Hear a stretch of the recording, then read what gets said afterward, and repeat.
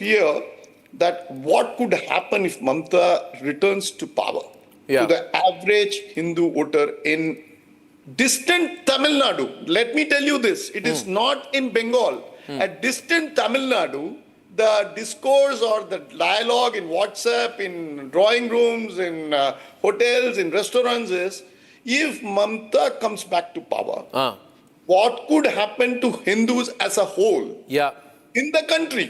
Now, please understand, Tamil Nadu is not a very polar, it's not Gujarat by any sense of the term. Hindutva elections dominate Tamil Nadu politics or Tamil Nadu drawing room. Yes. But this time, we are watching Mamata's election or the Bengal election, and we are keenly following it from here because that has come to symbolize what would it mean for an average Hindu voter.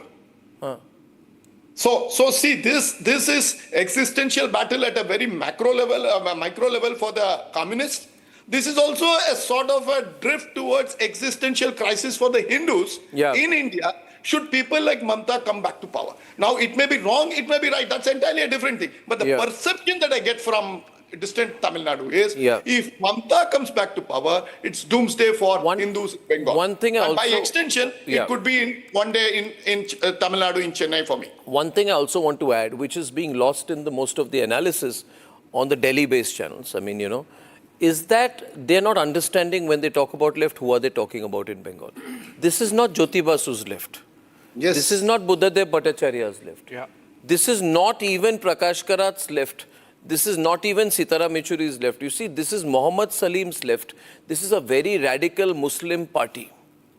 The CPM in Bengal has taken a radical Muslim turn, where even during Sandesh Khali and after, Muhammad Salim's response was based upon his understanding of whether the Muslims will vote for him.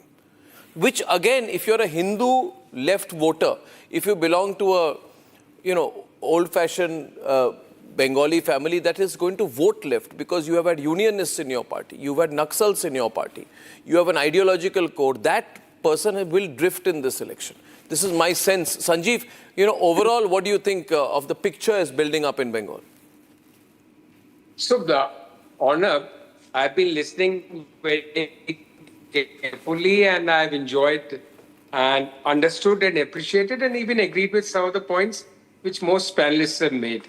And I'll go back to your 10 pointers which you mentioned, and they were very interesting. And I was traveling with a group of editors through Bengal for a week between 20th to 27th. And I do agree with one point that even I will admit that this Bangladeshi angle, I also missed out on.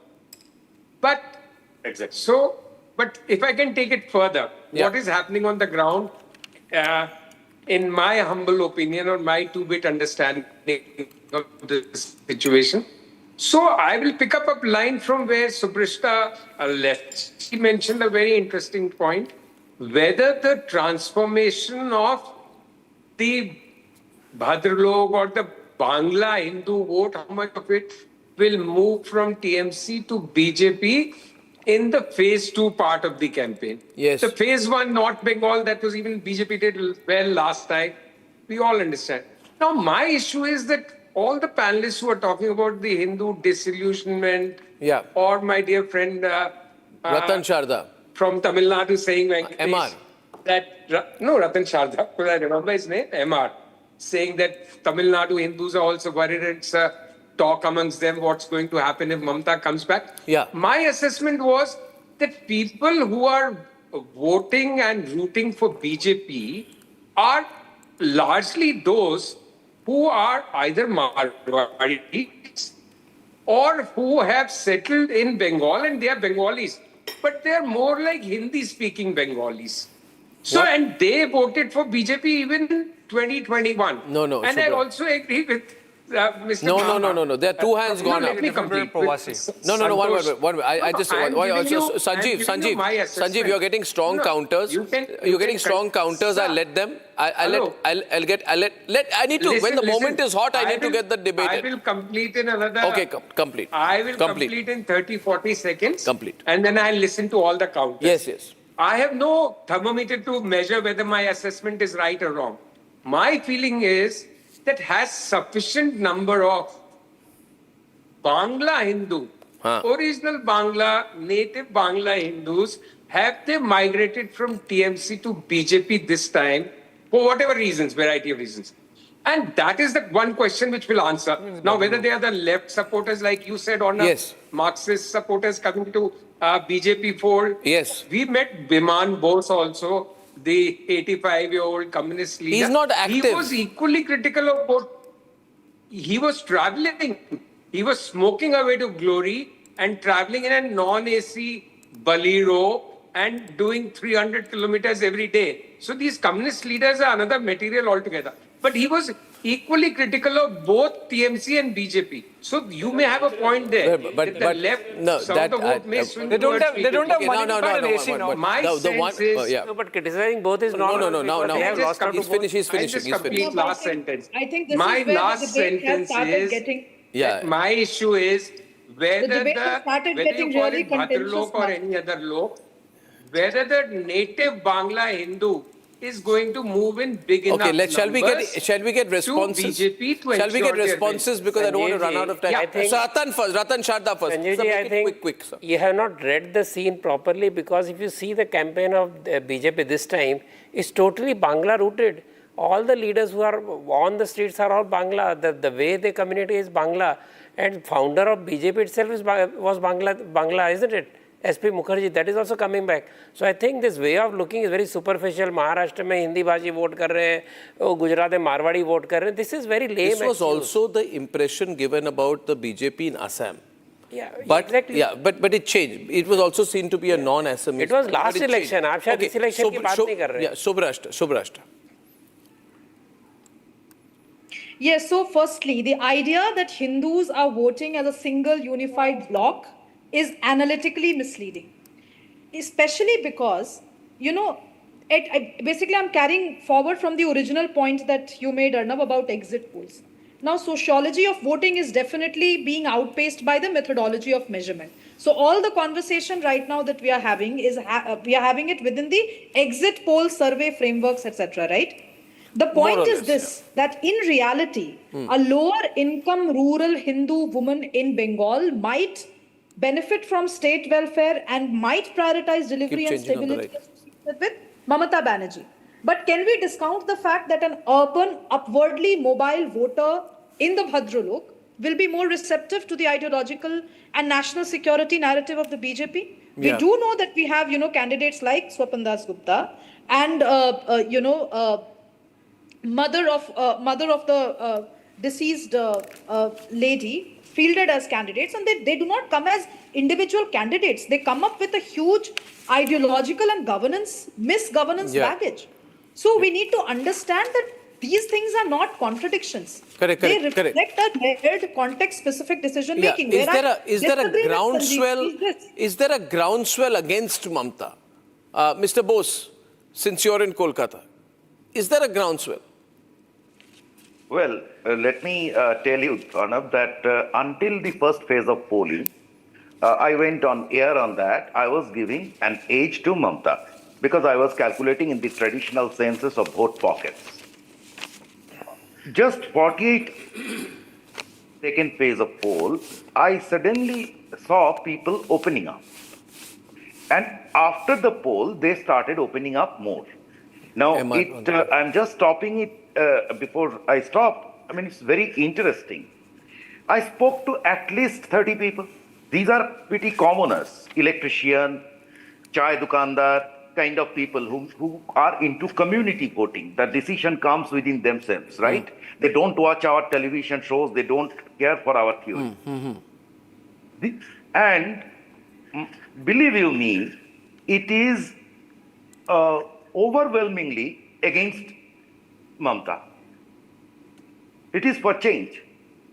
I don't know if I am getting wrong feedbacks, but I can tell you that I sense a groundswell, but I cannot really, put my money on that. I understand. I'll go to MR right now. Did the BJP's momentum eat into Mamata's home turf? Could she be vulnerable in her constituency? We'll debate all of this. Tomorrow is going to be a very exciting day. Your parting remark only for this evening. MR. Thanks, Arnab. Bhavanipur. The Bhavanipur. constituency where you said Suvendu Adhikari says that I will win by 20,000 votes. Yes. Now, nowhere has BJP put money where its mouth is by pitching Suvendu against Mamata. You don't see it anywhere else. You don't see Gogoi versus, say, the sitting chief minister of Assam, Sharma. this You don't very see confident anybody taking on Stalin in Tamil Nadu. It's a lightweight, political lightweight. But Bengal is very unique. I see a potential future chief minister from Bengal taking on the sitting chief minister in Bhavanipur.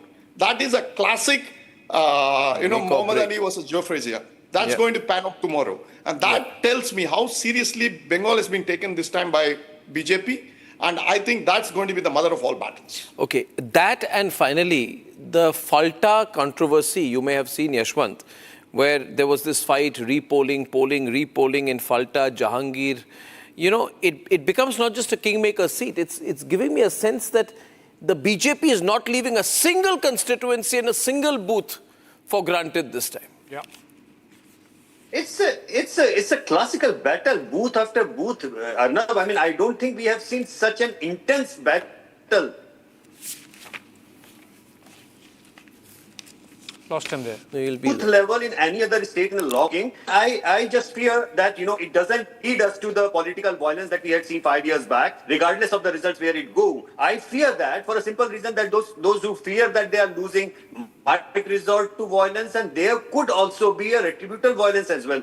Now, I mean, people who are just silent for way too long, who have been suffering for way too long, they might also go out in a violent line. So I just fear that, I hope it doesn't happen, that it goes off smoothly eventually. But yes, West Bengal is a state where it's like a 100-meter dash where Mamata Banerjee is standing at 30 meters. That's the crude fact. And you did not mention another party, Arnab, while we are talking about residual vote, not just left.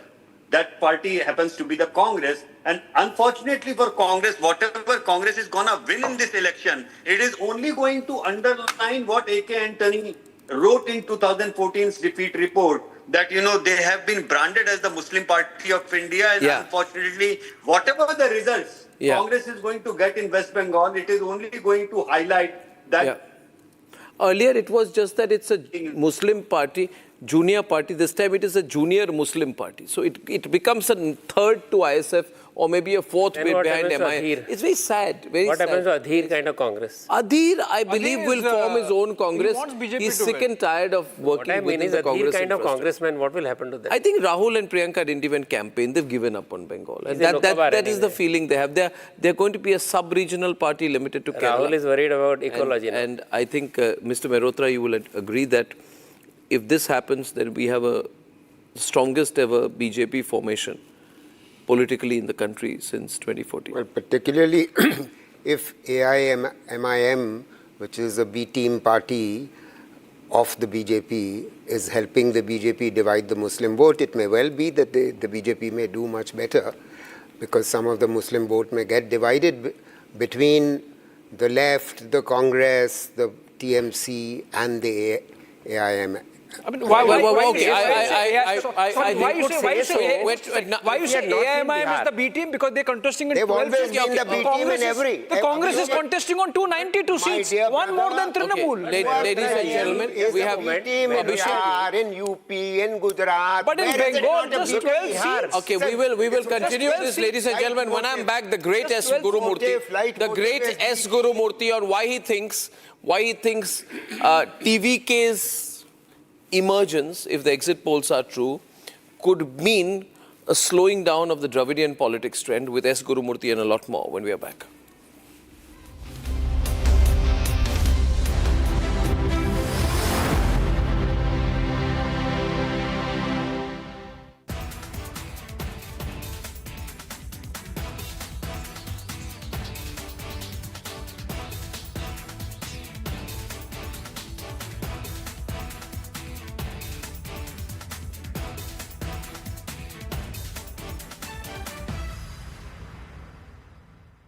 The Indian Air Force is giving its old MiG-29 fighter jets a powerful new weapon from Britain that turns them into modern fighters ready for today's battles. MiG-29s first came to India in the 1980s, have flown many. From Asia's largest news headquarters, setting the agenda for Bharat.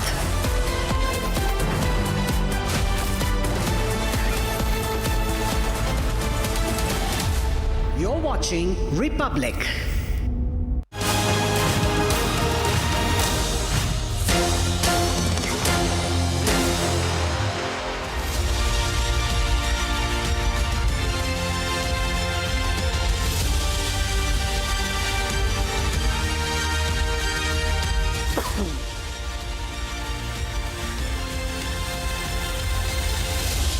All right, good morning. Welcome, friends. All those viewers watching, good morning. Vanakkam, namaskara. And Shawan, very good morning to you as well. It's a big day. Is it going to be a blockbuster Monday? Well, politics is something everyone would want to know. Whether Vijay would deliver a blockbuster, whether Mamata Banerjee would prove to be the stormy petrel of Bengal politics that she has been, whether Himanta would ace it third time, and whether for all the internecine conflict within the Congress party, is UDF to come to power as per exit polls in Kerala? Well, in fact, it's just not another counting day. I would say it's almost a judgment day for almost all the political leaders, starting from Mamata Banerjee, whether she manages to hold on to her fort, whether at all it's going to be Suvendu Adhikari, who has been the principal challenger for the longest time, Pinarayi Vijay in Kerala. What has really happened to the left? If they're out of Kerala today, they're literally finished. Then you certainly have Tamil Nadu, which has been the blockbuster entry of Vijay. What kind of a dent does he really make? These are key factors that we'll be looking forward to. In fact, over the next few hours, we'll be going breakless, non-stop, with the largest number of reporters on the ground. And the biggest advantage, let me tell you, Abhishek, this election, which is extremely exciting for the entire network, has been primarily we are there in every possible, outside every possible counting room in West Bengal. And that, remember, is what everyone is looking forward to, what really happens in West Bengal, because every twist, every turn will be monitored very closely, Abhishek. Yeah, because you mentioned West Bengal, let's tell our viewers what we are going to bring to them. Of course, all-day programming led by Editor-in-Chief Arnab Goswami is going to join us anytime soon. Niranjan is already with me. Shawan continues to be with us. And, of course, on the ground, we have a team of about 60 reporters spread across these states going to be bringing to you live minute-to-minute updates, and they have been deployed from 3 a.m. Okay, let's start that.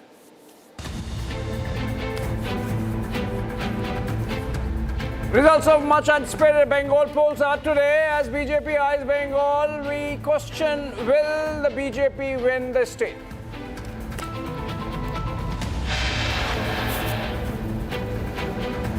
All eyes on Vijay. Will he be a kingmaker? Will he be a non-starter? Is it the Kejriwal moment for Tamil Nadu? All eyes on TVK, the newcomer and the buzzword in Tamil Nadu. Kerala results remain a thriller. We ask, will the left prove the polls wrong or the exit polls wrong, and how the factionalism within the Congress play out?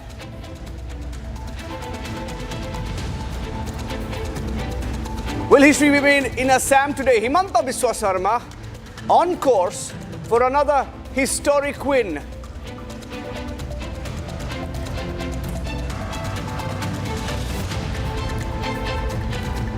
And the coverage that you've trusted, watched for 21 years, non-stop. Results with Arnab. Live on Republic all day long.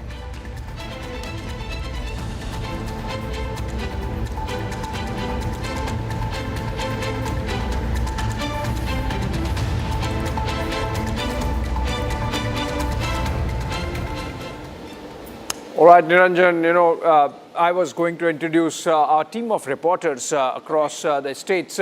But before that, I think which according to you is the most keenly watched state going to be? It's going to be Bengal, Abhishek. Why so? If you're going to be asking me viewership-wise, well, a lot of English viewership comes from Tamil Nadu. Yeah. But I think the entire country will be watching what happens in Bengal because this is going to be a historic voting. It is the closest the BJP can come to getting a mandate in Bengal. They're more convinced than the last election. I remember we watched Republic Bangla in 2021 before the elections, and that was the big year when we saw the BJP go all out, but they've gained ground in the last 5 years, and I think this is going to be the big year. So, Shravan, let's go straight to the reporters. We have breaking news coming in from all the 5 battleground states this morning.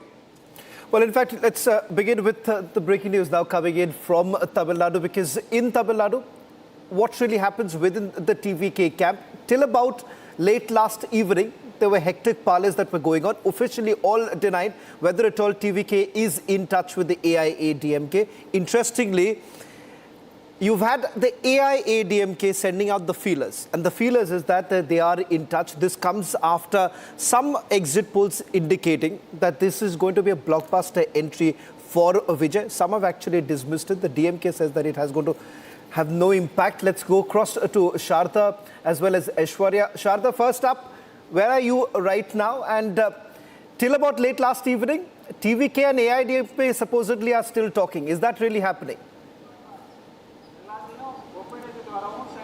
Good morning, Abhishek. Right now we are from the Loyola College where MK Stalin and Vijay's constituency, Perambur and Kolattur, will be counted from. As you can see, the buzzing crowd in the morning, all the arrangements, deployment has been happening.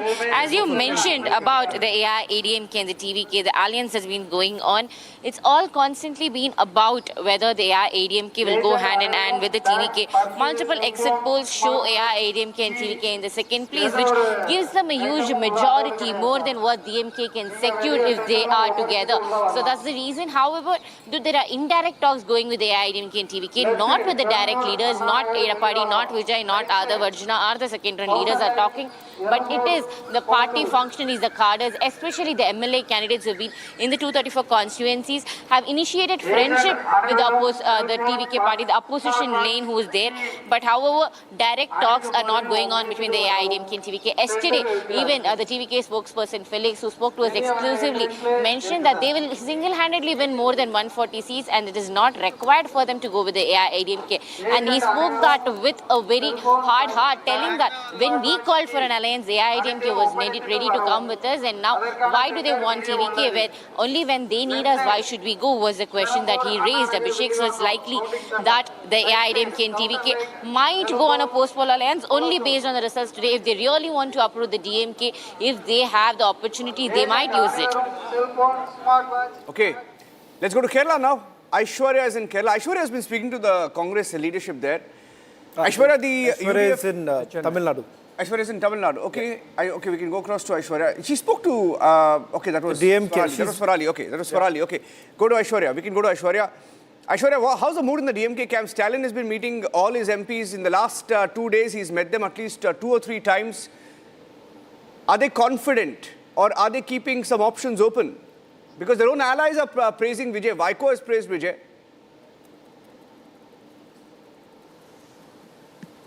Absolutely, when we spoke to the DMK alliance, DMK party in specific, they are very confident about winning almost 140 seats together, while the mandate is 118 here, but they're saying that they single-handedly could win the mandate and it's not very necessary for them for alliances. But we can see that some fraction in their alliance where the left parties as well as their smaller alliances are expressing some doubtfulness regarding the mandate as well as, and they are trying to look for post-poll alliances. But when we spoke about that to the DMK and the alliance, they are saying that they are very confident and they are in constant touch with their other alliances leaders as well, and there's nothing apart from speculation that is happening.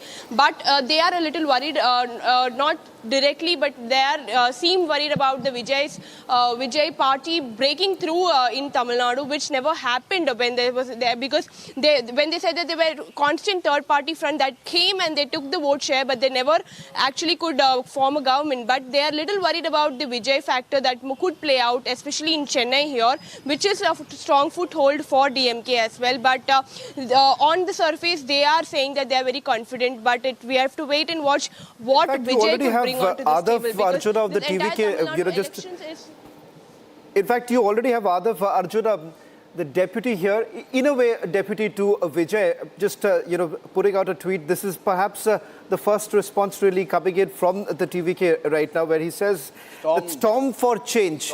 That's the indication that's been sent, because what you see right now, particularly for Vijay, effectively, if he comes out of Greater Chennai and gets the vote, it means it's going to have that some sort of a dent for the AIADMK. Greater Chennai is where the focus is right now for Vijay. Adhav, once again, making this point that women, youth are all backing Vijay. Well, he says there's going to be an election result landfall. So he's making the storm analogy. Vijay is saying there will be a landfall at 7 p.m. this evening. And it says all the old trees that have dominated will be swept away for 75 years, 50 years. They will be uprooted, flung away by the force of the power of the people. Tradition will come to an end. Henceforth, no one can become a chief minister by birth. He's talking about the dynasty. He's talking about Dravidian parties. He's talking about the DMK, the AIDMK. TVK asserting that a new history for Tamil Nadu's political transformation will begin from today. Should you want to take a small hit with Sharda on that? We can take go across to Sharda with that. Sharda, where is Vijay? Where is Vijay? Wherever he goes, I mean, there are a minimum by conservative estimates at least 5,000 fans waiting outside. Where is he this morning? And how's the security looking today? Because TVK has been the most nervous about security at the counting centers. They wanted more security, more police deployment. Their offices are being targeted. It's very unprecedented when it comes to Tamil Nadu politics, for an entrant that too. Well, for a political party that's making entry for the very first time, Vijay is making a huge noise, very, very huge noise. We can compare this to the time when NTR entered politics in Andhra Pradesh and Telangana, and MGR started his own party, the AIADMK, after splitting from the DMK. Today morning, Vijay is very peaceful at his residence in Panayur. He's making sure that all his party members reach Panayur. The headquarters and Vijay's house are just 3 streets away, so it's likely that after 11 a.m. when all party members get to know what their mandate is in their particular constituency, will be moving to Panayur. And this is what the important question comes in, whether moving to Panayur is all for resort politics, whether Vijay is going to make sure all his MLA candidates are kept inside the office just to make sure they're not poached by the DMK or the ADMK. There is a lingering fear among the TVK leadership whether the MLA candidates would be bought off by the DMK and the ADMK. As Adhav Arjuna mentioned today, these traditional parties have been running here for 50 years. 75 years, DMK has risen as an ideological party. So there's always this point TVK is worried about whether if their MLA candidates would be bought off. So Vijay is peacefully waiting at his Panayur residence. Around 10 a.m. is expected to go to the TVK headquarters, where we will be making sure that the party candidates are all arriving at the headquarters slowly after the mandate in the constituency is given. Even Adhav Arjuna mentioned that the technical meeting was held day before yesterday. Yesterday it was all about whether TVK is looking for resort politics, whether trying to hide their members in, especially in resorts which is located in Mahabalipuram, which is inaccessible for any other political parties. They try to buy off an entire resort is what the news comes out, whereas TVK officially denies this out. There are questions whether that part will happen today afternoon after Vijay makes that final decision, whether there'll be an alliance or whether he'll go alone, whether he'll just try to be silent for the next 2 days until he makes a decision. Okay, let's next go across to Kerala. Chennai Metro is where, those are shots, by the way, coming in. That's the Chennai Metro region where Sharda is joining us live from. That's where Vijay has a huge probability of making some breakthroughs. Kongu belt in Coimbatore, Erode, Salem, Tirupur, where he has a big chance. And let's now move to Kerala, where Shankar is joining us live. Swarali is joining us live. Abhishek, you want to go to Shankar? The Congress party has started, they don't really, laddus are not really famous in Kerala. What is it then? Halwa. Okay. Halwa. Whether Congress will eat the halwa. Well, in fact, this morning itself, you've had some of the Congress High Command sending their leaders to Thiruvananthapuram, where the discussions are already happening who's going to really take over. You know, and by the way, halwa in the north is it's got a different connotation. Yeah, different connotation. That's a different halwa. Exactly. It's a different halwa. But I don't. The irony is in Kerala, they've been celebrating. They're putting out these posters. There are 3 people fighting to be the chief minister, and Shawan has also been tracking the story closely. Ramesh Chenitala, Satisan, KC Venugopal. like somebody put it beautifully the other day, there are three Nayars. There are three Nayars in the running. One is a left-leaning Nayar, one is a midline Nayar, and one is a pro-Gandhi Parivar Nayar. All of them are Nayars in the running for the Chief Minister's post. Let's go across to Shankar. Shankar, does the left really feel that they have lost already, or is it going to be a closer battle than what the exit polls showed in Kerala? No, the left is still confident that they are going to form the government once the votes are counted.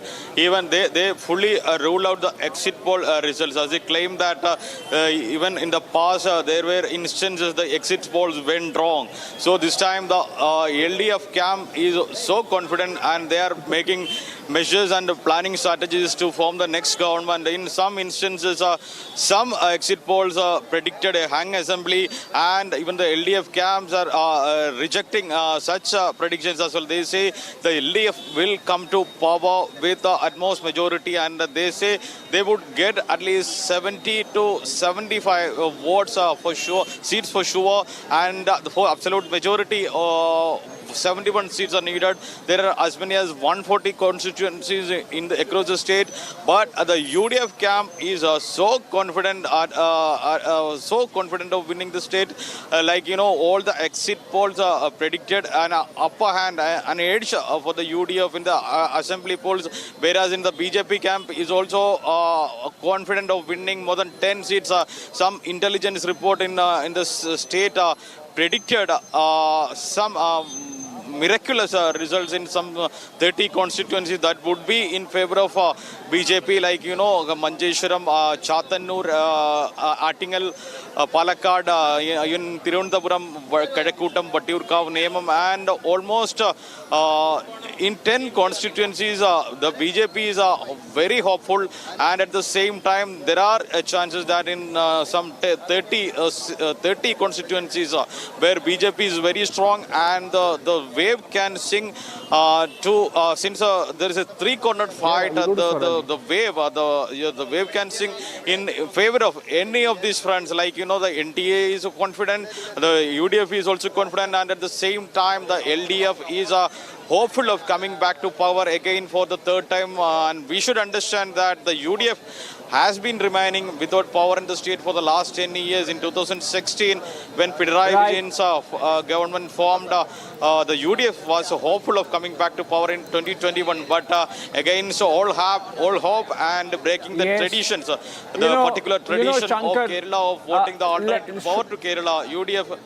Yes, Shankar. Yeah, there is another third party to this contest this time in Kerala. Perhaps for the first time a triangular contest, if not on all the seats, but many, given the fact that the BJP is contesting on 92 and in alliance all the 120. Swarali is with us live, I believe.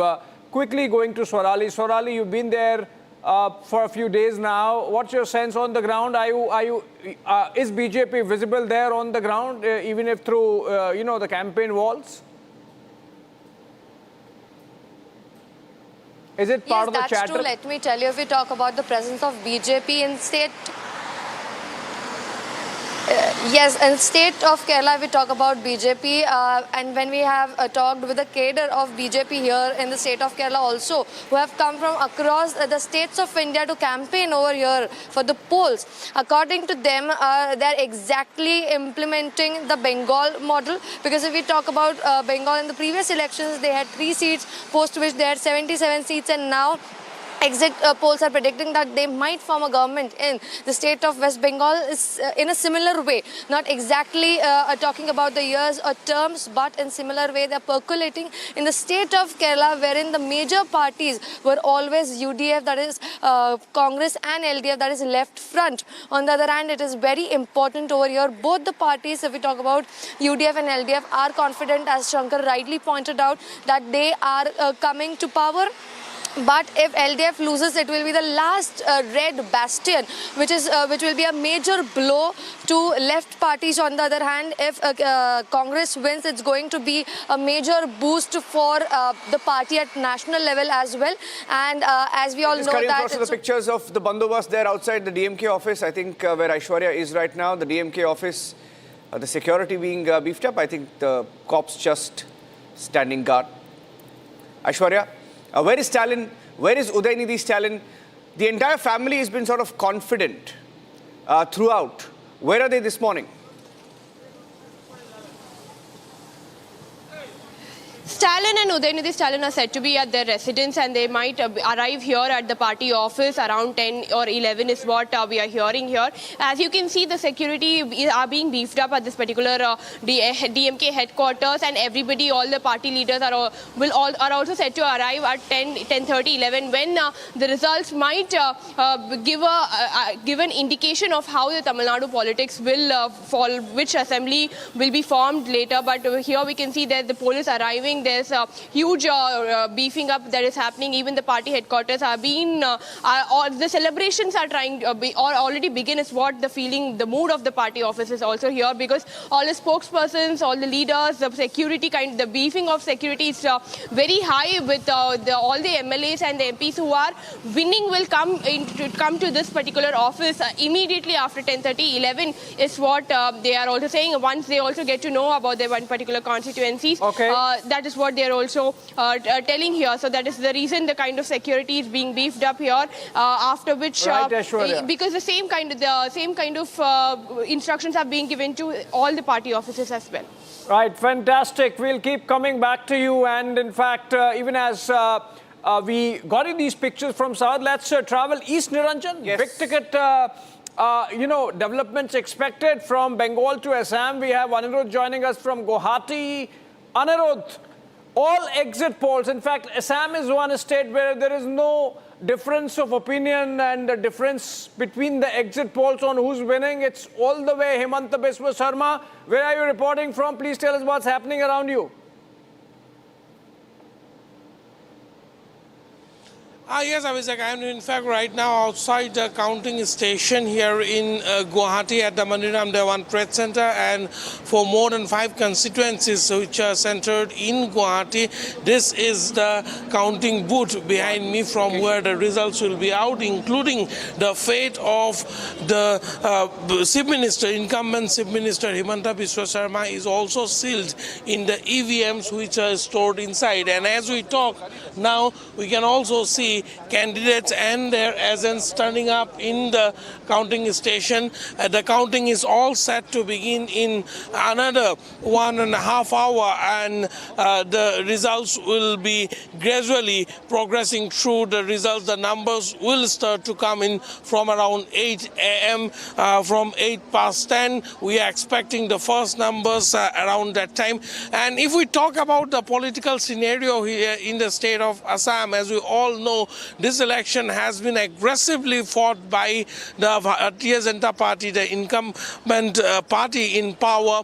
They have not only talked about infiltration, they have not only talked about the encroachment of government land and Hotra land by illegal settlers, but they have also talked aggressively about the massive infrastructure push and the development that the state has witnessed. They also talked about giving 1.55 lakh jobs to the unemployed youth in the state of Assam. In the last assembly election, that is in the run-up for the 2021 elections, the Bharatiya Janata Party had assured that in the next 5 years they will give around 1 lakh jobs. And crossing the number from 1 lakh, they are claiming that they have delivered 1.55 lakh jobs to the youths of the state. So these are the models that the Bharatiya Janata Party is particularly talking about aggressively in the state of Assam as far as deliverance is concerned. Abhishek.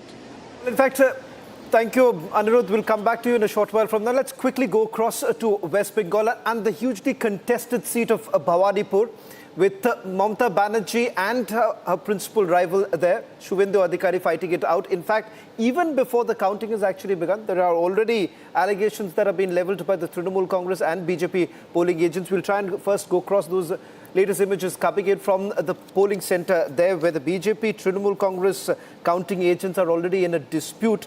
And the BJP has basically alleged that Trinamul Congress goons are not allowing BJP counting agents to enter Bhawanipur. Let me go across to Harsha, who's tracking this very closely.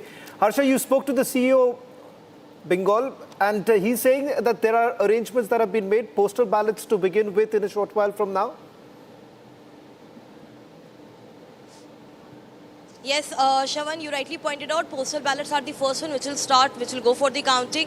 And the 294 assembly seats in West Bengal, everywhere there are the postal ballots, not even the one constituency where there is no postal ballot. So first at 7 o'clock, the postal ballot will be opened. And right now I am at the same polling station, Shravan, Sakhawat Girls Memorial High School, where exactly all the chaos happened, where Mamata Banerjee also turned up when she alleged that there's issues in the strong room. Right now showing the visuals that how the preparations at the counting center has been done, because it has already been notified to each and every administrative people and police personnel that there is a 3-layer security along with it.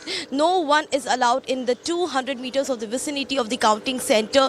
This is the counting center which was much talked about and was in news continuously since the time the EVM reached here. Now we see that how heavy tightened security has been deployed, and from the strong room till out, there are 3-layer security of the para personnel, of the state police officials, and also the last layer also of the para forces. Now we see here that at 7 o'clock the counting will begin. It will begin with the postal ballot. But right now what is very interesting is that this particular counting center is in Bhawanipur area. And in Bhawanipur is the election result we all are waiting. We are anticipating and waiting for this particular assembly constituency election result. It was a high octane election for the Bhawanipur. It is Suvendu Adhikari versus Mamata Banerjee, and it's being stated that it's a tough battle on this seat, Bhawanipur, and therefore all eyes are on Bhawanipur. Exactly who will win this seat, because in 2021 Suvendu Adhikari did defeat Mamata Banerjee from Nandikram. Mamata Banerjee that time won from Bhawanipur. This time Suvendu Adhikari is contesting from both Nandigram and Bhawanipur, and this seat, this battle specifically, where most of the high profile leaders have campaigned. Also Suvendu Adhikari himself campaigned as being the star face and also the main face of BJP from West Bengal, and that is the reason why this seat hold of lot of importance in right now, scenario Harsha, of the West Bengal election. Will wait when the... Harsha, can you hear us? I need to take a short break. Coming back to you, have to take a break. We'll come back to you. The CEO interview, in fact, he's spoken to the Chief Electoral Officer. He seems to be the man of the moment in Bengal. We'll take a break, come back and go across to him. And also, what Mamata Banerjee said early morning, she seems extremely nervous even on Result Day Live. Telling you more about that when we come back.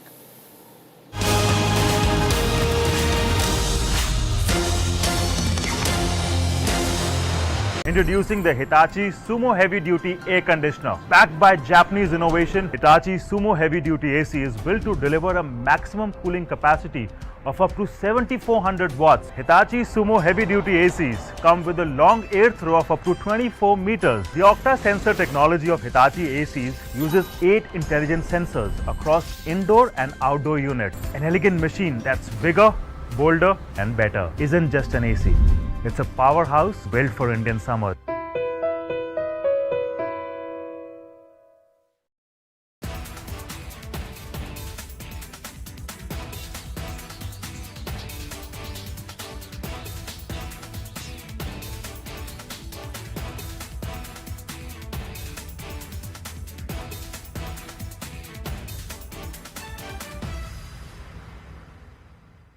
The Indian Air Force is giving its old MiG-29 fighter jets a powerful new weapon from Britain that turns them into modern fighters ready for today's battles. MiG-29s first came to India in the 1980s, have flown many missions along the tough borders with China and Pakistan. Now they are getting equipped with British ASRAAM missiles that make them as strong as NATO planes in close fights. the Ministry of Defense sent out a request for proposals to fit the Advanced Short-Range Air-to-Air Missile on the MiG-29 UPG version. This British missile from the company MBDA replaces the old Russian R-73 that pilots used for years. The R-73 could only reach targets 10 to 15 kilometers away, which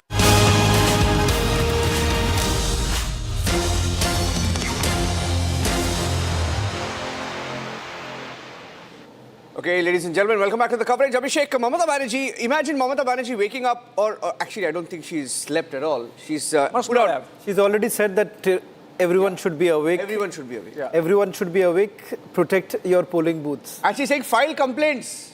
She's asking her cadre to file complaints. The first thing on Result Day Live, Mamata Banerjee wakes up and she says she's receiving reports from various places that load shedding is being deliberately imposed.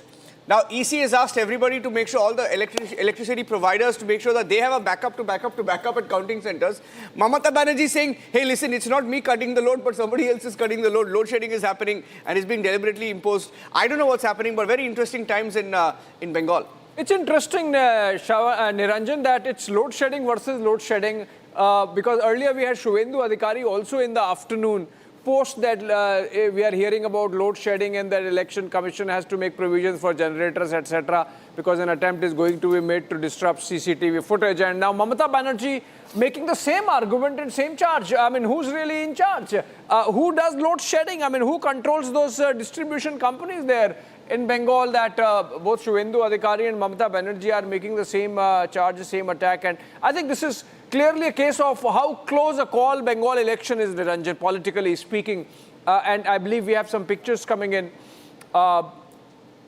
Pictures coming in from Bhawanipur, if you can go to them. This is actually from Bhawanipur, where outside the counting room, where we are given to understand some arrangements have been made.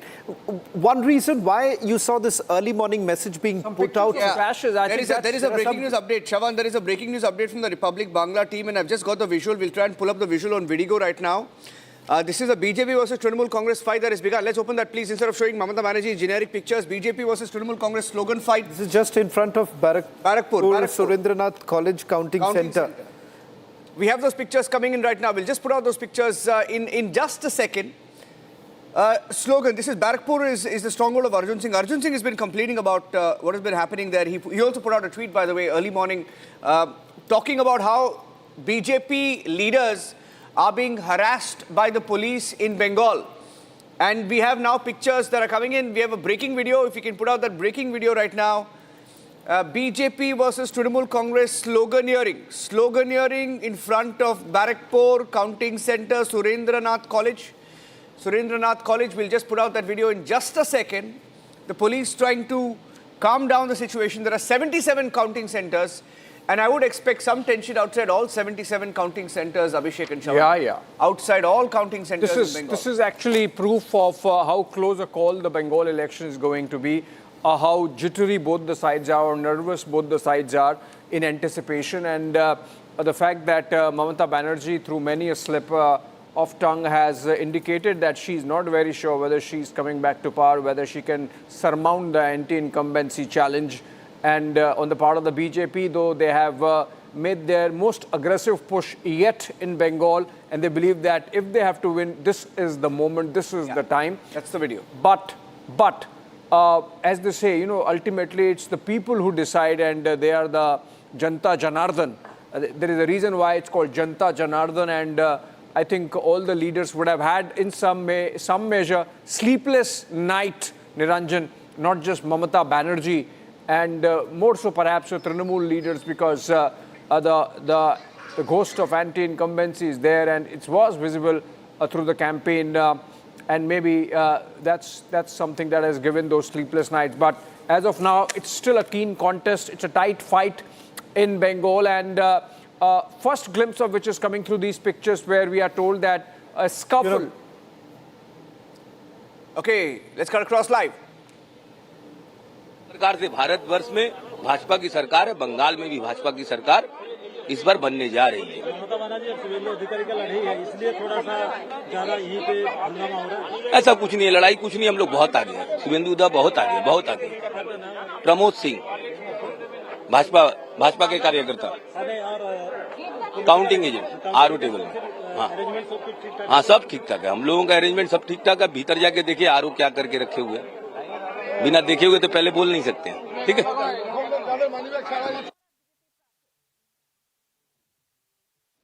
Okay, going back to the pictures coming in, those were pictures from Barakpur where the police is trying to calm down the situation. Early morning outside the counting center in Barakpur, one of the 77 counting centers, which by the way Republic Bangla has completely covered. Shawan, any other updates you're picking up from any other counting center in Bengal? Well, in fact, Bhawanipur is where we were told just about 45 minutes ago, where there was a bit of a clash with the Trinamul Congress. Clash, that's the clash. That's the clash now coming in between the BJP. Or like a brawl, agents, a verbal duel. A brawl, yes, Bhawanipur.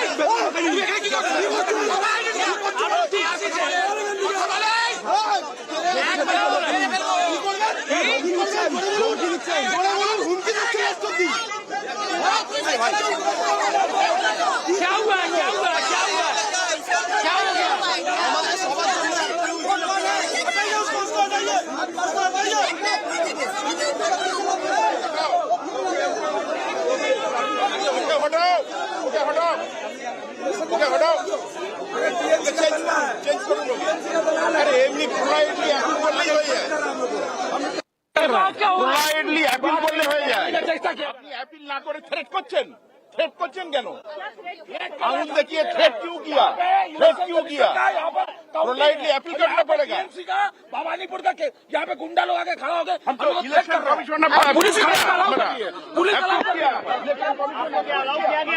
बिल्कुल हमारा I card है, देख लीजिए, उसके बाद I card है, देखिए उसको पूछिए, आपका कैमरा लेके जाइए, पूछिए, वो टीएमसी का गुंडा क्रिमिनल, हमारे पास आई कार्ड है।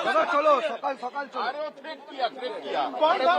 तो उन लोग को पूछिए ना क्यों अलाउ नहीं कर रहे, उन लोग को पूछिए क्यों अलाउ नहीं कर रहे। एक जगह तो दो नियम नहीं हो सकते।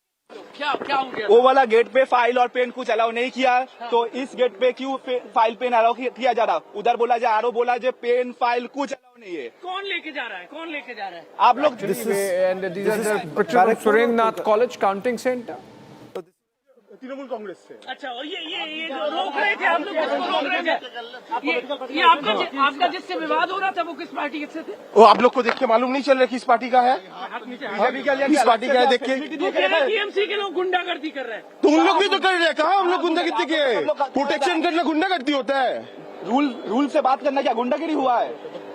आपके पास तो पासेस भी नहीं है, तो इधर से कौन पासेस से अंदर घुसा जाता है? तो अंदर नहीं जाएंगे, तो हम लोग बाहर से प्रोटेक्ट कर रहे हैं इसलिए। अच्छा, हाँ, मतलब रोक रहे हैं। हाँ, क्यों उन लोग रोक नहीं रहे? रूल्स बता रहे, सबके लिए अलग रूल्स नहीं होता है, सबके लिए रूल्स होगा तो एक ही रूल्स होगा। पास है आपके पास? पास का बात नहीं बोल रहा हूँ मैं, फाइल का बात हो रहा है। उनके पास तो पास है, आपके पास तो पास का बात नहीं बोल रहा हूँ मैं। उन लोग उधर से मना कर रहे हैं, फाइल और पेन अलाउ नहीं है, बट इधर से इन लोग को अलाउ हो रहा है, फाइल और पेन सब लेके घुस रहे हैं। क्यों? इलेक्शन कमीशन के लिए हम लोग के लिए एक ही रूल होना चाहिए, सबके लिए डिफरेंस रूल नहीं होना चाहिए। आपका एजेंट कहाँ है? कौन सा साइड से आ रहे हैं एजेंट जो जिसके पास पास है? आपका जो हम लोग ममता बनर्जी का थ्रू से आ रहे हैं, इससे बड़ा कुछ नहीं होता आइडेंटिटी। आरओ ने बताया है 2 जगह उधर फाइल लेट हो रहा है लेट हो रहा है सर। अभी क्या हुआ? टीएमसी के जो वापस आए थे उसके साथ आपने पूरा बातचीत हुआ था, हंगामा हुआ था, क्या हुआ? देखिए वो लोग बिना आई कार्ड, जैसे हम लोग बैच लगाकर आई कार्ड लेकर आए हैं, ये सिस्टम से आए नहीं है, कोई अपने तरीके से सिर्फ दिखा रहे हैं, विदाउट आई कार्ड आके हंगामा किए हैं। तो हंगामा करने से खिसियाई बिल्ली खंबा नोचे, हंगामा करने से कोई फायदा नहीं है।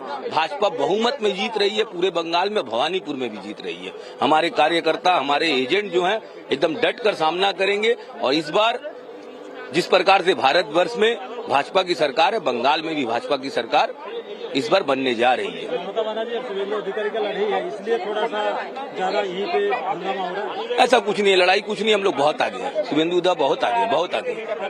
प्रमोद सिंह भाजपा के कार्यकर्ता, काउंटिंग एजेंट, आरओ टेबल में। हाँ सब ठीक ठाक है, हम लोगों का अरेंजमेंट सब ठीक ठाक है। भीतर जाके देखिए आरओ क्या करके रखे हुए हैं, बिना देखे हुए तो पहले बोल नहीं सकते हैं, ठीक है।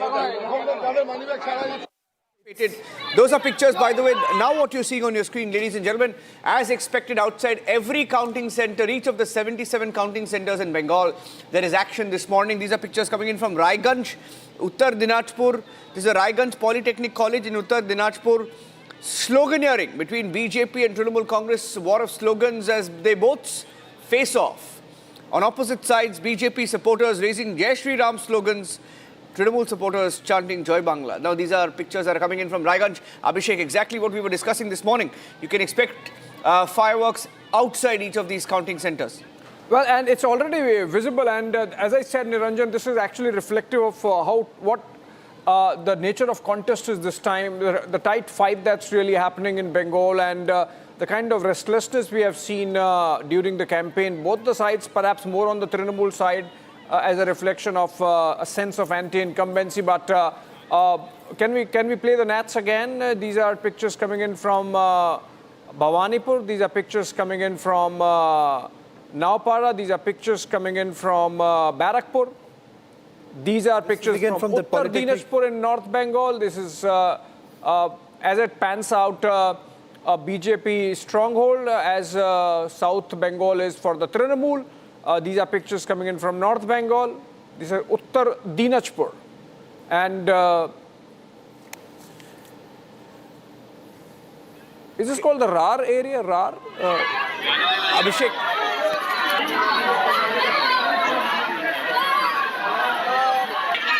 Finish.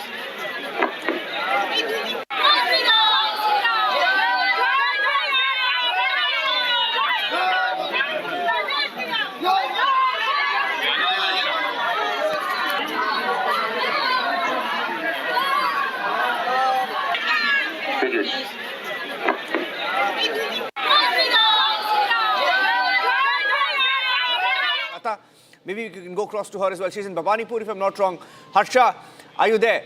Harsha, we just saw the clashes in Bhawanipur. What's the situation this morning?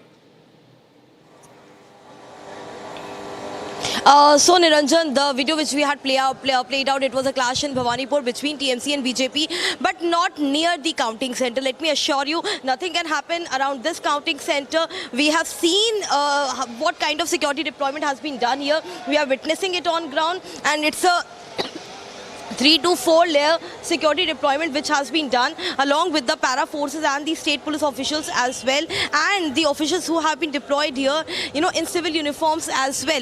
In past, Niranjan, we have seen elections in West Bengal, but of such intensity deployment we have seen never. This time 200 CAPF companies are stay put for the counting center only, 700 and 500 other CAPF companies to ensure law and order situation, not only around the premises or the vicinity where I'm reporting. You see everywhere. I'll give you a 360-degree view of exactly where I'm reporting from. It's a Bhawanipur. You see wherever you can see it's a 100 meter here and 100 meter on the right side and left side. Both the areas are completely barricaded. No, apart from those who have the authorized card from the Election Commission of India are allowed to come in this particular area. And it's a high-stake battle. In 2021, TMC won 213 out of 294 seats, and this time there are many segments. South 24 Pargana, North 24 Pargana, Kolkata South, Kolkata North, and the North Bengal region, where exactly it is being stated that the BJP's performance is going to rise as compared to 2021.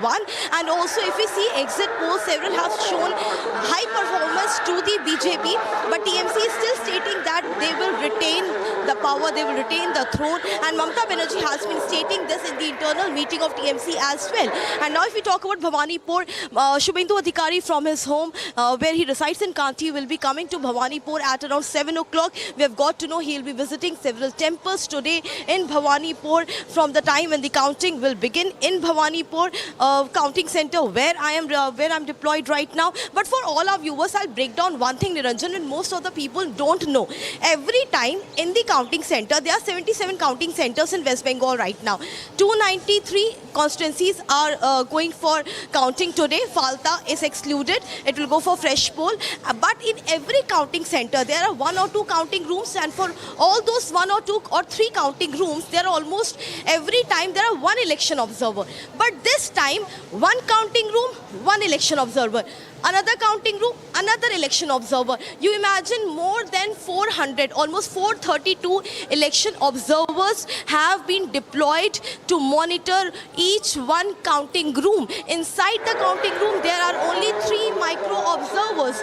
That was exclusive information which CEO West Bengal shared with us, stating that keeping in mind what is the intensity and gravity of this strong room and how the allegations were leveled in this entire we have a short excerpt of that interview that you did. In fact, Harsha, be with me. We have a very short excerpt of that interview that you did. This is the CEO of Bengal, Manoj Agarwal. He's been the newsmaker there, really. He says there is a 3-layer security. He also spoke about the firing that took place and how his agency, the Election Commission of India, was mocked. This interview coming in on Result Day Live. Let's play that out. Postal ballot सबसे पहले खुलते हैं. जहां भी postal ballot होते हैं वहां सुबह 8 बजे पहले पोस्टल बैलेट खुलेंगे और आधे घंटे बाद ईवीएम की काउंटिंग होगी. जहां पे पोस्टल बैलेट एक भी नहीं होता वहां ईवीएम काउंटिंग 8 बजे शुरू होती है. एंड ये एकदम क्लियर हो गया है कि जब तक पोस्टल बैलेट की काउंटिंग कंप्लीट नहीं होगी तब तक आपका जो है लास्ट 2 राउंड्स ईवीएम काउंटिंग नहीं होगी. जब पोस्टल बैलेट की काउंटिंग खत्म हो जाएगी उसके बाद ही लास्ट 2 राउंड्स की ईवीएम की काउंटिंग होगी. सर, तो कौन-कौन सी जगह है जहां पे पोस्टल बैलेट है ही नहीं, जहां पे खुलने ही नहीं है? नहीं, ऐसा हमारे वेस्ट बंगाल में नहीं है. हर एक सीट पे हमारा पोस्टल बैलेट है क्योंकि इतना बड़ा प्रदेश है, इतने ज़्यादा एम्प्लॉयज़ हैं, इतने ज़्यादा पोलिंग पर्सनल है यहाँ पे कि यहाँ पे हर एक सीट पे ही पोस्टल बैलेट है. तो ये आप अज्यूम कर सकती हैं विदाउट एनी हेजिटेशन कि यहाँ पे 8:30 बजे ईवीएम की काउंटिंग शुरू होगी. All right, we're continuing to get more pictures from across the counting centers in Bengal, in Assam, I believe there's some action. Well, in fact, there is the latest in Chennai. That's okay. Can I take a quick dip in with Sharda on what action? There seems to be some action. Sharda, some action behind you. You were there at the counting center. Please tell us what's happening. Well, Abhishek, we are at the Loyola University where the counting for the constituencies of Kolattur and Villivakkam and Perambur are to happen. All 3 important constituencies, Perambur, where Vijay is contesting from, Kolattur MK Stalin, and also Villivakkam, where Karthik Mohan, where Sabareesan, the MK Stalin son-in-law, played a main role in campaigning. We are right there. The action here is taking place where security checks are becoming strict and strict as the time passes. We just have 1 hour left for counting, and as you can see, there's 5 layers of checking that's going on. There was a slight commotion sometime back even where there multiple people were not allowed inside, though they were polling agents, political agents who have come as part of the counting. Multiple people were stopped just to make sure that the security checks are done in a very neat process. Security has been tightened up here. As we know, the TVK members, the AIADMK, mentioned that the tightened security should be to these 2 particular constituencies where Perambur and Kolattur are being counting at the same place. It's in worry that whether these 2 polling booths being together where both the CM candidates constituency are being counted, there's a lot of commotion with a lot of political party people trying to enter the venue as well. So there is high security as we can see from morning.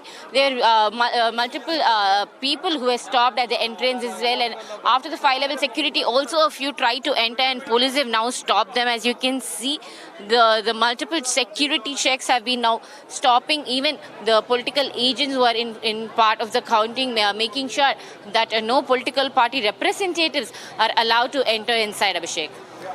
Those are pictures of inside the counting center where both Perambur and Kolattur constituencies votes are going to be counted. Remember, Colambur is the constituency from where Chief Minister MK Stalin is contesting, and Perambur is the constituency from which TVK Chief C. Joseph Vijay is contesting. On that note, some more visuals also coming in from Bengal right now, from Shekhawat Memorial, that's in Bhawanipur, where I believe there is yet another. Come back, Sean.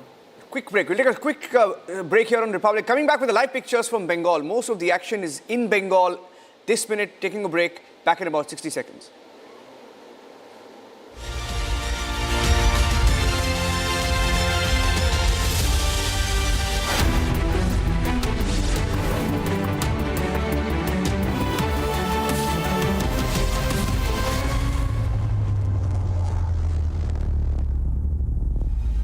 Introducing the Hitachi Sumo Heavy Duty Air Conditioner. Backed by Japanese innovation, Hitachi Sumo Heavy Duty AC is built to deliver a maximum cooling capacity of up to 7400 watts. Hitachi Sumo Heavy Duty ACs come with a long air throw of up to 24 meters. The Octa sensor technology of Hitachi ACs uses 8 intelligent sensors across indoor and outdoor units. An elegant machine that's bigger, bolder and better isn't just an AC.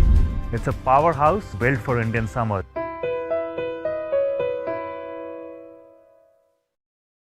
The Indian Air Force is giving its old MiG-29 fighter jets a powerful new weapon from Britain that turns them into modern fighters ready for today's battles. MiG-29s first came to India in the 1980s, have flown many missions along the tough borders with China and Pakistan. Now they are getting equipped with British ASRAAM missiles that make them as strong as NATO planes in close fights. The Ministry of Defense sent out a request for proposals to fit the Advanced Short-Range Air-to-Air Missile on the MiG-29 UPG version. This British missile from the company MBDA replaces the old Russian R-73 that pilots used for years. The R-73 could only reach targets 10 to 15 kilometers away.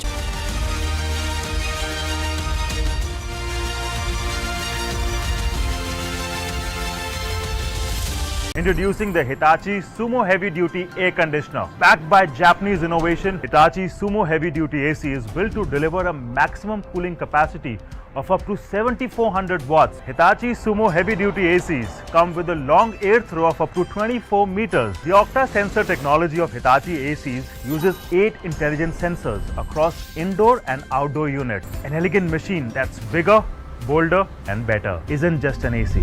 It's a powerhouse built for Indian summer.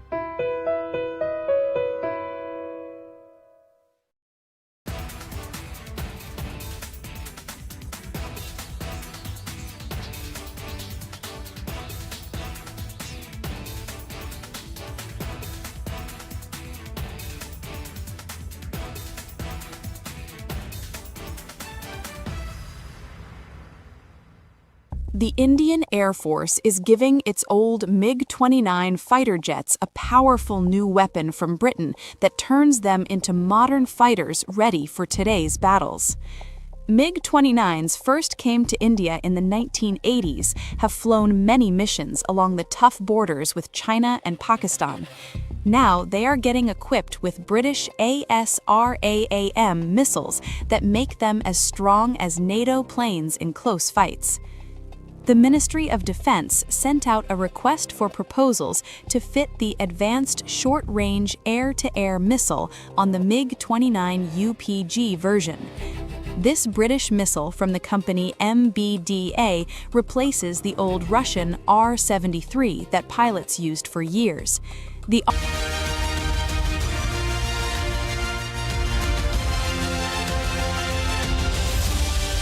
Introducing the Hitachi Sumo Heavy Duty Air Conditioner. Backed by Japanese innovation, Hitachi Sumo Heavy Duty AC is built to deliver a maximum cooling capacity of up to 7400 watts. Hitachi Sumo Heavy Duty ACs come with a long air throw of up to 24 meters. The Octa sensor technology of Hitachi ACs uses 8 intelligent sensors across indoor and outdoor units. An elegant machine that's bigger, bolder and better isn't just an AC. It's a powerhouse built for Indian summer.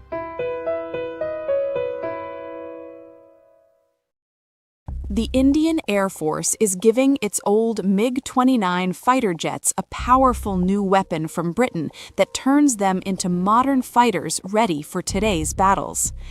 MiG-29s first came to India in the 1980s, have flown many missions along the tough borders with China and Pakistan. Now they are getting equipped with British ASRAAM missiles.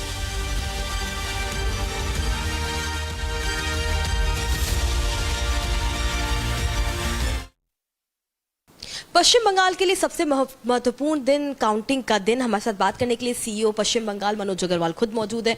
Manoj sir, सबसे पहले जो confusion है postal ballot को लेकर के, postal ballot पहले खुलेगा आखिरी में खुलेगा, कुछ जगह पोस्टल बैलेट पहले खुलेंगे या कुछ जगह आखिरी में खुलेंगे, ये कंफ्यूजन है, इसको दूर कर दीजिए। ये तो कोई भी कंफ्यूजन नहीं है, ये तो एकदम क्लियर है कि पोस्टल बैलेट सबसे पहले खुलते हैं। जहां भी पोस्टल बैलेट होते हैं वहां सुबह 8 बजे पहले पोस्टल बैलेट खुलेंगे और आधे घंटे बाद ईवीएम की काउंटिंग होगी। जहां पे पोस्टल बैलेट एक भी नहीं होता वहां ईवीएम काउंटिंग 8 बजे शुरू होती है। एंड ये एकदम क्लियर हो गया है कि जब तक पोस्टल बैलेट की काउंटिंग कंप्लीट नहीं होगी तब तक आपका जो है लास्ट 2 राउंड्स ईवीएम काउंटिंग नहीं होगी। जब पोस्टल बैलेट की काउंटिंग खत्म हो जाएगी उसके बाद ही लास्ट 2 राउंड्स की ईवीएम की काउंटिंग होगी। सर, तो कौन कौन सी जगह है जहाँ पे पोस्टल बैलेट है ही नहीं, जिनको जहाँ पे खुलने ही नहीं है? नहीं, ऐसा हमारे वेस्ट बंगाल में नहीं है। हर एक सीट पे हमारा पोस्टल बैलेट है क्योंकि इतना बड़ा प्रदेश है, इतने ज़्यादा एम्प्लॉयज़ हैं, इतने ज़्यादा पोलिंग पर्सनल है यहाँ पे कि यहाँ पे हर एक सीट पे ही पोस्टल बैलेट है। तो ये आप अज्यूम कर सकती हैं विदाउट एनी हेजिटेशन कि यहाँ पे 8:30 बजे ईवीएम की काउंटिंग शुरू होगी। एक और बात, यहाँ पे वोटिंग की प्रक्रिया कैसी रहेगी और साथ ही साथ कितने लोग हैं जो काउंटिंग के समय अंदर रहेंगे, कितनी टेबल्स खुलेगी, कब तक जो है रुझान सामने आना शुरू हो जाएंगे? देखिए, आपके यहाँ पे 294 सीट्स हैं, लेकिन फाल्टा का इलेक्शन तो काउंटामाउंट हो गया, 293 सीट्स हैं। 293 सीट्स में आपकी 165 सीट हैं जहाँ पे आपके 2 हॉल हैं और 128 सीटें जहाँ आपके सिंगल हॉल है। तो सब मिला के आपके 458 हॉल्स हैं। हर एक हॉल में मैक्सिमम 14 आपकी रह सकती हैं टेबल, लेकिन कुछ हॉल में 8 हैं, कुछ में 10 है, कुछ में 12 है, कुछ में 14 है। तो ये एग्जैक्टली जो टेबल है वो देख के ही ऐड होंगे। हर एक टेबल में आपका एक काउंटिंग सुपरवाइज़र होता है, एक काउंटिंग असिस्टेंट होता है, एक माइक्रो ऑब्जर्वर होता है आपका, 3 लोग। उसके अलावा आपका पीछे जो है वायर मैश होता है और वायर मैश के पीछे बेंच होती है जहाँ पे आपके काउंटिंग एजेंट्स बैठते हैं। वो काउंटिंग एजेंट्स का बैठने का भी जो नियम पद्धति होती है, सबसे पहले प्रेफरेंस मिलती है national level recognise political parties को, नेक्स्ट मिलती है state level recognise political parties को, नेक्स्ट मिलती है other state recognise political parties जिसका सिंबल अलाउ किया हो ECI ने उस कॉन्स्टिट्यूंसी में यूज़ करने के लिए। उसके बाद अनरिकग्नाइज पॉलिटिकल पार्टीज़ को मिलता है और लास्ट में इंडिपेंडेंट्स को मिलता है। तो हम लोगों ने बोल दिया है अपने सब ROs को, AROs को, DOs को कि बैठने में कोई दिक्कत नहीं होनी चाहिए। इससे पहले काफ़ी कंप्लेंट आती थी कि कई लोग एक साथ बैठ गए और जिनको जहाँ बैठने की जगह मिलनी चाहिए थी नहीं मिली। हम लोगों ने बोल दिया है कि जिसको जहाँ बैठने की जगह होनी चाहिए वहीं होनी चाहिए। इसमें कोई भी कंप्लेंट आए तो इमीडिएट इसका रिजॉल्व करना पड़ेगा। जो खबरें उड़ रही हैं लगातार TMC की तरफ से बात आई ट्रांसफार्मर की, लोड की, इस तरीके से भी कुछ धांधली हो सकती है, उसको कैसे जवाब देंगे? ट्रांसफार्मर लोड ये तो कोई ECI काम नहीं है। कहाँ पे क्या पावर लाइन है, ट्रांसफार्मर है, लोड है, कितना लोड ले सकता है नहीं ले सकता है, ये सब तो एक स्टेट का इलेक्ट्रिसिटी डिपार्टमेंट है, वो ये काम करता है।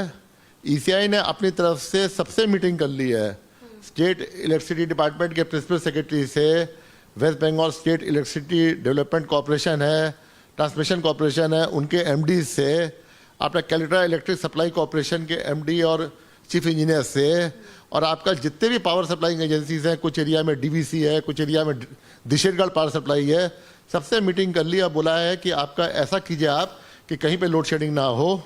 हर एक DO और हर एक RO को हमारे टोटल 77 सेंटर्स में बोला गया है कि इन सब डिपार्टमेंट्स के इंजीनियर्स को वहाँ बैठना चाहिए कंट्रोल रूम में, ताकि कोई भी अगर गलती होती है, कोई भी दिक्कत आती है तो वो जल्दी से सॉल्व कर पाएँ। इसके अलावा जनरेटर का अरेंजमेंट हमने किया है, 2 लेवल्स ऑफ जनरेटर का अरेंजमेंट किया है DOs ने हर एक हॉल के लिए। तो हम लोग पूरी तरीके से तैयार हैं, लेकिन अगर कोई गड़बड़ होती है इलेक्ट्रिसिटी बोर्ड से या कहीं से या 2-4 मिनट लाइट चली जाती है, उसके लिए हम लोग तत्पर हैं। हम लोग ने बैकअप अरेंजमेंट कर रखा है। सबसे बड़ा चैलेंज आपके लिए है कि काउंटिंग पीसफुली हो, स्ट्रांग रूम के बाहर चाहे स्ट्रांग रूम के अंदर कोई भी ऐसी अप्रत्याशित घटना ना हो जिसकी वजह से सवाल उठने लगे ECI पर ही, तो उसको लेके क्या व्यवस्था की गई है? देखिए, हम लोग ने इस बार एकदम हमने प्रोटोकॉल जो ECI का है जितने भी नोटिफिकेशंस हैं, जितने भी सर्कुलर्स हैं, representation of people act 1951, conduct of election rules 1961, सबके तहत हम लोग ने डीओ को बोल दिया है, जो डिस्ट्रिक्ट इलेक्शन ऑफिसर है, कि आपको पूरे अरेंजमेंट करने पड़ेंगे, स्ट्रिक्टली फॉलो करके, कोई डिविएशन नहीं होना चाहिए, कोई घाटती नहीं होना चाहिए.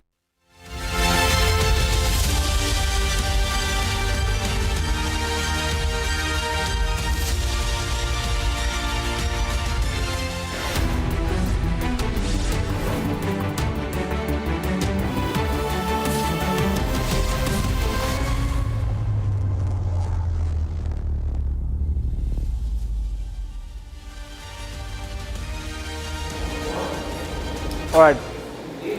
Shravan. Well, in fact, it's the judgment day here finally with the counting which is going to begin in a short while from now. On your screens right now, we have our reporters coming in from Assam, West Bengal, Kerala, as well as Tamil Nadu. Up first, let me just get a quick update from Bengal as already this morning, the following developments have already taken place. At least in two counting centres, outside two counting centres, there have been altercation between the Trinamul Congress and the BJP. You've had the incumbent Mamata Banerjee exhorting people to come out, party workers to come out, and I believe there's a response now coming in from Trinamul Congress. बारूद लेके आए हैं ना, pistol लेके आए हैं. कहाँ पे फेंका हुआ था मैम? तो बिना पूछे फिर नीचे फेंक दिया. Pancha there of the Trinamul Congress complaining about what they believe has been load shedding in various of the counting centres. Harsha, there is already an altercation between the Trinamul Congress and the BJP polling agents there. What's the situation like outside the Bhawanipur counting centre? So, Shravan, there was an altercation for a brief moment. Both the agents of the TMC and BJP, they arrived here and they created chaos and ruckus, alleging at each other regarding the entry at the counting center, without the presence of the election observer. And it was for a brief moment, we can say for 2 to 3 minutes. The forces just dispersed, both the TMC and BJP agents for now. There are no agents which could be seen right now. So there was an altercation where both were alleging on each other that the people who are not authorized or don't have the photo identity card, those were trying to go inside and the local police was not stopping them. This was the allegation by the TMC on the BJP agent, but there was an altercation, but now there's nothing. Everything is smooth right now because it's just 1 hour left to the counting when the counting will begin at this Bhawanipur counting center. This particular counting center, Shravan, doesn't have the EVM VVPAT machine where the votes are sealed only of the Bhawanipur Assembly constituency, but of the few other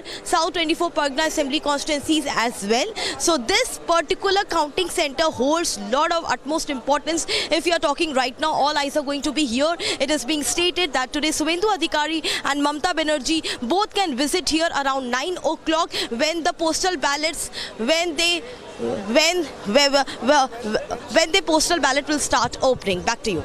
Where is Suvendu right now? Because I believe this morning he's also sent across a message to all the party workers there that you need to counter the Trinamul Congress agents who are standing at Bhawanipur polling station, the counting stations there.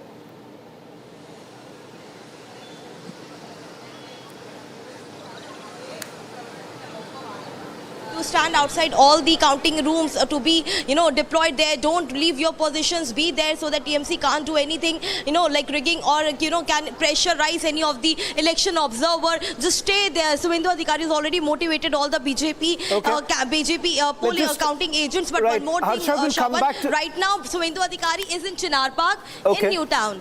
Okay, so we'll be tracking that very closely. Suvendu Adhikari in a short while from now when I believe he's stepping out of his residence. Let's quickly go across to Tamil Nadu where the latest images are also now coming in of the transfer of ballot boxes which has begun in Tamil Nadu. Ballot boxes that have been moved from the strong rooms to the counting centres. Sharda is joining us. Sharda, I believe Udayanidhi Stalin has just landed a short while back from Dubai. Well, yeah, right, Abhishek. Vijay has gone on a trip to Dubai after the polling day. He immediately left on 29th April. Now, last night he returned alone. He left his family in Dubai. Sources say from the party that Udayanidhi will stay if the DMK wins, and if not, he will return back to Dubai to continue his vacation. Multiple critics saying that Udayanidhi is only a play toy for the DMK to run the politics, and there's also voices right now. Sabaris and the son-in-law of the DMK will be taking over the DMK in the future, is what the critics are directly pointing out at, especially after he is directly run into constituencies doing campaigning for Karthik Mohan, who is also the favorite child of the DMK, as we know from the state of Tamil Nadu. So likely that Udayanidhi Stalin will stay only if DMK wins. If not, he will return to Dubai, is what most of them are right now saying, especially the opposition, calling Udayanidhi a person who does not involve too much into politics, but only holds the position of the Deputy Chief Minister. Okay. Let's move to Kerala, where I believe the strong rooms have begun to open in Kerala. Swarali, you're moving to the KPCC office because a lot of... Okay, I believe Shankar is with us right now. Shankar, the strong rooms have been opened in some parts. In fact, this is from the St. Mary's College. These are the latest images now coming in. Let's go across to Shankar. നല്ല ദിവസം confident ആണ് തീർച്ചയായിട്ടും yes tell me yeah go ahead. You spoke to Mr. Muralidharan. What did he say? Yes, the BJP former state president and former union minister V. Muralidharan has just come to the counting center in Thiruvananthapuram, where at Mar Ibanez College, where the counting of the 14 constituencies in Thiruvananthapuram district is taking place, and he said he is confident of winning a good number of seats. So he didn't say specifically the exact number of seats which the BJP is going to get, but he said he and the BJP-led NDA is much confident of winning a number of seats. And at the same time, sometime back we met LDF leader A. Rahim, who is a member of Rajya Sabha. He also expressed the same confidence. Like he said, LDF will come to power again for the third consecutive term. Like he said, Kerala, as all leaders say, Kerala had a tradition of voting the alternative power, alternative force, alternative front to power in every elections. By rewriting history in 2021, LDF came to power, and this time the history will be rewritten again by the LDF by coming to power again for the third term. But UDF says UDF is confident, as all exit polls are giving an upper edge for the UDF, and the UDF leaders are much hopeful of coming to power by winning over 85 seats. They say they're... Shankar, okay, let's go. Vote देकर tsunami बुलवाया है, और इसके सामने कुछ भी बड़ा नेता या नेत्री हो, तिनका के तरह हवा में उड़ जाएंगे.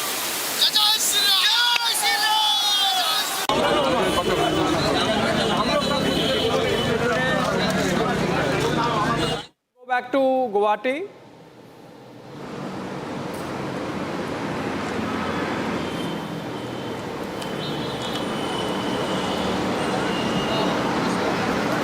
Okay, these are pictures coming in from Bengal. A lot of action there, but we go to Assam for a bit, even as Editor-in-Chief Arnab Goswami joins us any moment now. Assam, we have Linthoi joining us from Guwahati. Linthoi, please tell us if there is any action around you, counting to be started anytime now. Yeah, so absolutely the atmosphere here in Assam BJP office is changed, and charges counting days gets started, and it's underway. So the Election Commission of India has put in place a massive arrangement where 52 counting centers across the 35 districts in Assam. So that has already turned into a high security zone. So from that, the fate of 722 candidates across 126 constituencies will be decided today. So. Well, if we go by the exit polls, the BJP-led NDA seems to have a very clear edge in this election. Most projection giving the NDA anywhere is between 88 to 100 seats, comfortably above the majority of 64. So on the other hand, the Congress-led alliance is expected to be trailing with around 24 to 36 seats. So some projections are even hinting at a very possible landslide with the BJP potentially crossing the 100-seat mark. So here in Assam BJP office, they are in a full swing to celebrate the moment. They believe that they will come back with a very high high seat in the state again. Back to you.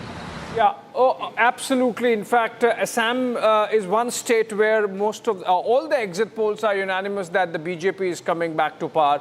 And Lintoy, they're reporting from outside the BJP headquarters. Not much action as of now. No, could not see a lot of people. I think they're just prepping up, maybe. Well, counting hasn't started yet, and that's not where the counting will happen. So everybody is going to be quite apprehensive. I think in Assam, the power center will be where Himanto is. Yes. So there will be more action around where Himanto is. And, Himanto has this sort of, it's a bad comparison, but he's got a Digvijay Singh approach. He does not comment till the result is over. Digvijay Singh, I was with him in one election, and he just refused to come out. And as a reporter, I stood outside his house next to the lake, and he said, see, I will talk to you, but I'll give the soundbite after the results. You're happy to watch the results with me. So I watched the result with him, but I haven't ever got him to speak. Similarly, I think for Himanto, just to comment on Assam, this is a very important election because this is his election. Himanto was made chief ministerial candidate. He took over from Sarbanand Sonowal, but there was a period of transition where it was always a 50-50 between the ex-chief minister Sarbanand Sonowal and Himanto. In this election, the party leadership has taken the decision to position him. Yes. There was a discussion, and Sarbanand Sonowal is ambitious in his own way, and like all prominent ex-chief ministers like Shivraj Singh Chauhan would never be able to get out of being chief minister. You can get any ministry in Delhi, but it doesn't, in terms of the power stakes, equal that. So I think for Himanto, this is his election. There's a realignment in Assam. There is a redrawing of political boundaries. In Assam, the state's political landscape has also changed in terms of political influence. You've had lots of breakups within the Congress party. You've had delimitation. You have a new map which reshapes the politics of Assam. The number of seats in tribal-dominated areas like Bodoland, Karbi Anglong actually go up. The number of Muslim-dominated seats actually goes down significantly by almost 40%. So I think Himanto has a really good chance. And those are my initial conversations on Assam. That in central Guwahati, you have a fantastic fight going on between a 28-year-old young lady, foreign educated. You have a lot of young faces coming in. Assam, in terms of politics, let me tell you, broad, if you look at the demographics, Assam is the youngest base of candidates and political leaders among all the 4 states going today. It's pushed up many young leaders. And then you have a new party called the Raijor Dal, which is coming up. It is like the quasi Aam Aadmi Party equivalent in Assam. So I would watch out for them very closely as well. So that's Assam. But as we begin this morning, Shawan, we must remind ourselves. And let's not try to be politically correct about it. The big election is Bengal. And we will have to keep our focus squarely on Bengal, a lot on Bengal, and not for any prejudice or bias, but because this is the election which is a make or break election for the BJP and a make or break election for Mamata as well. She has been in power, viewers, if you're watching this today, she's been in power for 15 years. She came into power in an extremely dramatic way, with the left vote share falling by 10-15% and total negative swing. And people couldn't believe that she'd done that. She'd been a giant killer in individual constituencies, but she was never a giant killer in an organizational way. But she grew, and she grew rapidly. I think, I don't know, remember the exact number, but the growth of the Trinamul Congress between the years 2006 and 2011, in terms of vote share, was 12.3%. And the vote against the left was almost equivalent to 13.8%. So plus 15%, no, plus 12.3%, minus 13.8%. 25%. Minus 13.8%. The reason I'm mentioning this again and again since yesterday is because we in journalism and in the media sometimes are, we are more status quoists than we think. And we are far, we are always careful. Even the pollsters, they hedge their bets. And I remember in 2011, before the elections were out, when I had said that Trinamul is coming to power, leaders from the left asked me how much money I had taken from the Trinamul Congress to say that. So, when you're in power for 30 years, long time, even 15 years, long time, you don't believe that this can change. Yeah. But the fact is, in Bengal, my quick observations are, it used to be a fragmented vote, viewers, in the sense that there was always a Congress party vote. And therefore, it was a 3- or 4-way election. And even if the Congress party got less and less vote over the years, it still kept, about 5% or, 8%. Or at one point of time, even in the year that the Trinamul won, it had 9%. In one of the penultimate elections of 2006, the Congress party had 14.7%. So it was always a fragmented vote. What that meant, viewers, is that you could win Bengal with about 35% of the vote. Yeah. But no longer. Increasingly, as the left has waned, as the left vote share goes down, and it still holds on to a residual 5.8% vote between RSP, All India Forward Bloc, CPI and CPM. The left still holds on to about 5.8% of the vote. Yesterday, someone was talking about where will this additional vote for BJP come from? And I said, do not discount the possibility that the Bengali Hindu who owed his or her allegiance to left for sentimental reasons or for reasons of gratitude, or who would say that many generations back the left had done, they have done land distribution. Yeah. So we owe it to them. 1969, 1971. 2 generations have come and gone, 3 generations have come and gone, 50 to 55 years, a long time in politics. So that residual vote share of the left may evaporate. It might, where is it likely to go? It's not going to go to Trinamul, let me tell you. Right. That is only going to go to the BJP. Yeah. So my point on Bengal is, keep in mind, viewers, it's a 2-way election. It is not a 3-way election. It is all these other parties are there, but there are other parties. They are in small pockets. ISF and others, GJM, BJP LI is again in a specific part of Bengal. And the reason you are seeing so much activity in Bengal, we saw some squabbles this morning, I think, between party workers, is because Mamata knows that if she goes, she's gone. And if she goes, a party shaman so acutely centralized. You understand Maharashtra politics. What was Sharad Pawar's model? What is Sharad Pawar's ideology? Sharad Pawar does not have an ideology. Sharad Pawar's ideology is power. Yeah. So as long as you are in power, you've got your regional satraps, you distribute Pune to Ajit Pawar, you distribute Baramati to someone else, you distribute some other to someone else, and you're the sum of all parts. But if the central pole gets destabilized, or if the central leader becomes weak, if Mamata loses Bhawanipur, even if the Trinamul wins, there'll be a cascading impact. So the risk factors for Bengal is simple for Trinamul. Trinamul loses this election, it is almost inevitable that the party will maybe not go down to 0, but it will go down to the same levels that the Congress did. Remember, the Congress party, and I'm taking a long time to describe all this, the Congress party till 1996 was the central pole of Bengal politics, still holding almost 39% of the vote. The fall is very sharp. You see, the people of Bengal are very emotional. The people of Bengal are capable of sharp turns. We in media are not capable of understanding that the people of Bengal are capable of sharp turns. They brought the Congress down straight in one election. They switched allegiances to Mamata, right? Yeah. They switched allegiances to Mamata. They made Mamata get 30% of the vote in 2001 and brought the Congress down to 8%. Of course, it had the factor of Mamata breaking it. But when you fall in Bengal, you can't rise. Right. If you see, the rise is very gradual. Very gradual. Like the rise of the left, the rise of the BJP has been very gradual in Bengal. Yes. But unfortunately, the voters in Bengal are such, they stay with you for a long time, but when they make up their mind, then they have the capacity to give you a 10-15% negative swing and throw you out of power.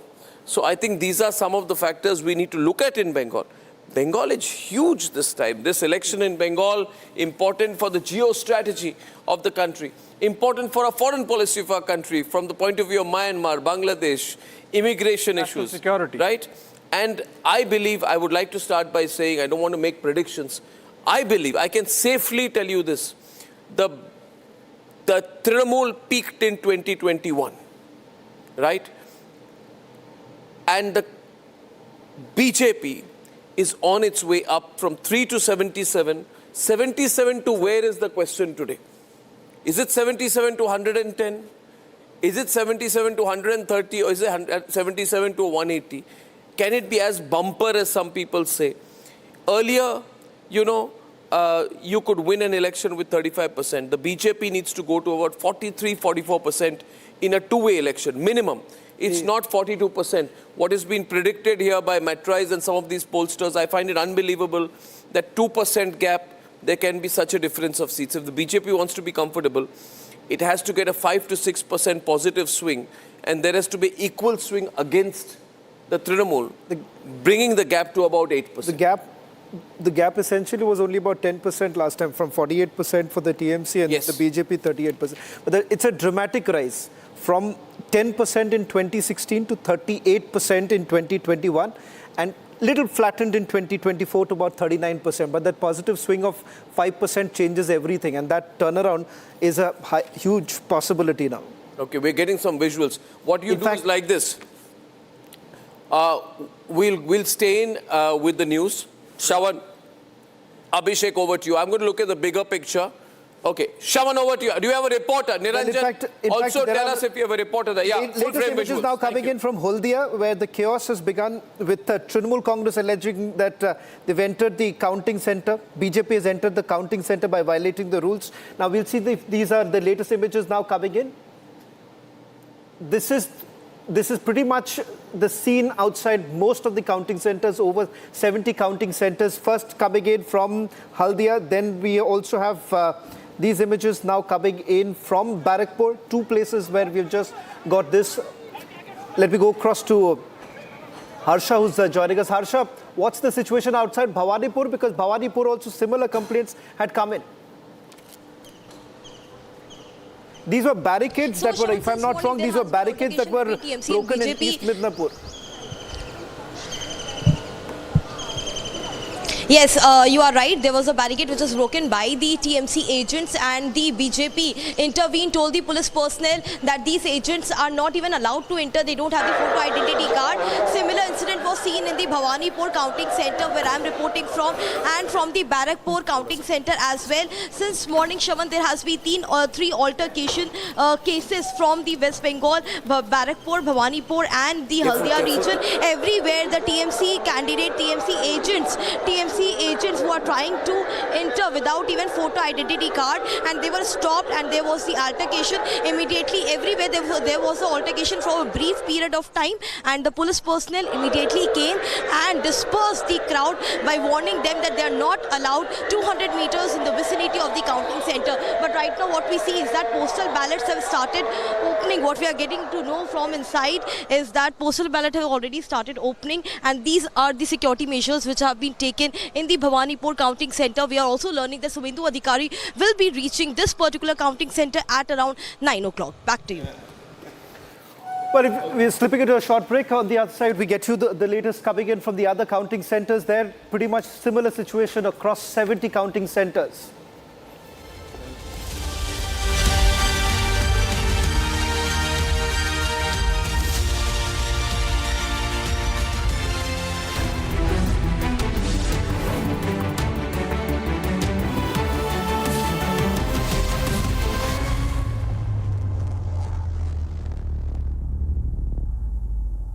In the global employability rankings by Times Higher Education UK, only the following 6 institutions from India are ranked amongst the top 230 in the world for having the most employable graduates. IIT Delhi, IISc Bangalore, IIT Bombay, IIM Ahmedabad, IIT Kharagpur and Amity University.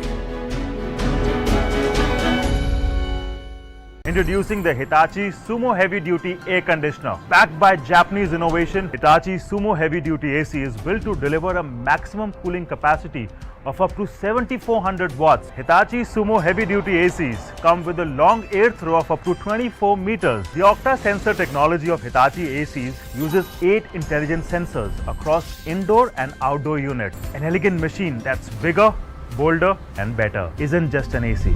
It's a powerhouse built for Indian summer.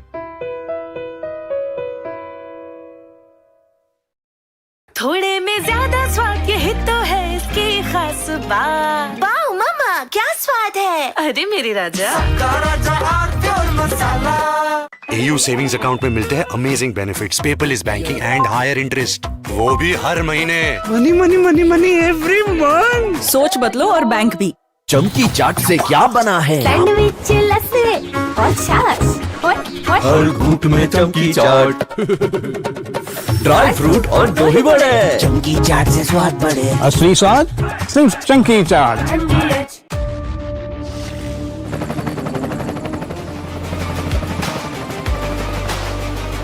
Character, the taste of success.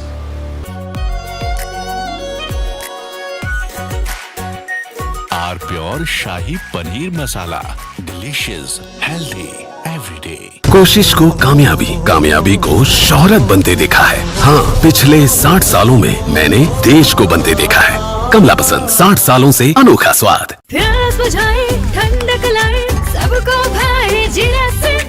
MTH का जलजीरा जीरा से। जीरा से असली refreshing, असली स्वाद, असली मजा। आर प्योर सूजी पास्ता, उबालो मिलाओ और खाओ, 8 मिनट में तैयार। क्या टेस्ट है सबका राजा, R pure masala.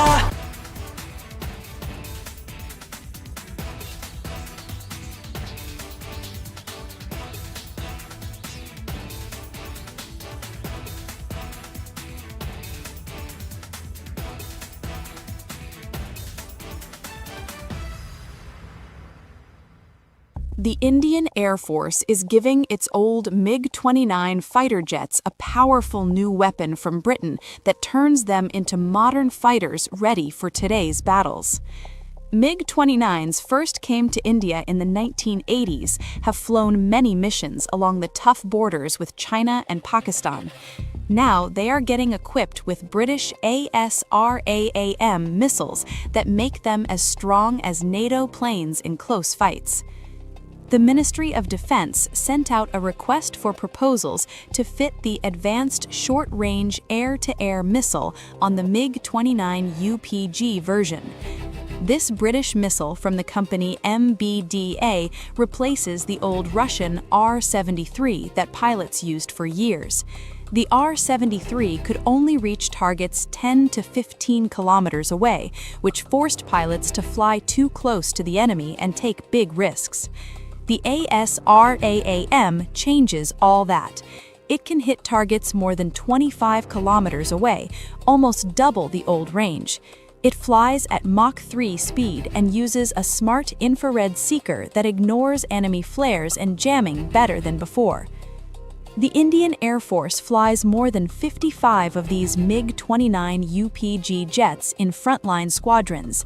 These planes guard the northern and western borders day and night. Earlier upgrades added new radars, engines, and digital cockpits, but the short-range missiles stayed old. Now the ASRAAM brings fire-and-forget technology. Once the pilot locks on and fires, the missile finds the target on its own, even if the jet turns away to dodge enemy fire. It also works with helmet-mounted displays, so the pilot can just look at the enemy plane through the visor and the missile follows the eyes. This high off-bore sight ability lets the jet attack from strange angles without turning the whole plane first. This upgrade matters a lot because the regions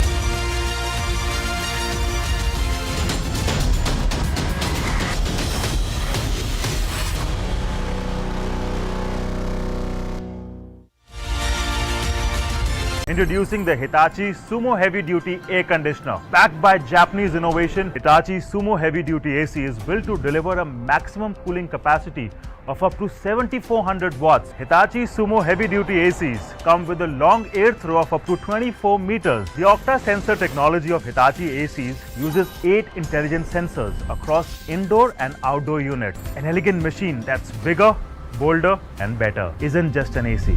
It's a powerhouse built for Indian summer. थोड़े में ज्यादा स्वाद यही तो है इसकी खास बात। वाओ मामा क्या स्वाद है? अरे मेरे राजा ये जश्न है, जश्न का ये जश्न है। राष्ट्रीय इलायची जश्न का जश्न। प्यास बुझाए ठंडक लाए सबको भाई जीरा से MTH का जलजीरा जीरा से। जीरा से असली रिफ्रेशिंग, असली स्वाद, असली मजा। AU करंट अकाउंट के साथ मिलता है free UPI QR overdraft facility और एक ही ऐप से बैंक के सारे काम। AU सोच बदलो और बैंक भी।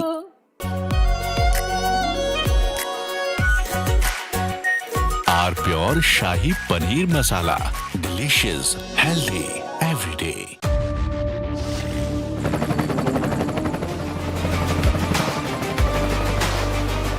Character, the taste of success. चमकी चाट से क्या बना है? सैंडविच लस्सी और छाछ। हर घूंट में चमकी चाट। अब बताओ स्वाद आया? असली स्वाद सिर्फ चंकी चाट। आर प्योर सूजी पास्ता उबालो मिलाओ और खाओ 8 मिनट में तैयार। क्या टेस्ट है सबका राजा R pure masala. The Indian Air Force is giving its old MiG-29 fighter jets a powerful new weapon from Britain that turns them into modern fighters ready for today's battles. MiG-29s first came to India in the 1980s, have flown many missions along the tough borders with China and Pakistan.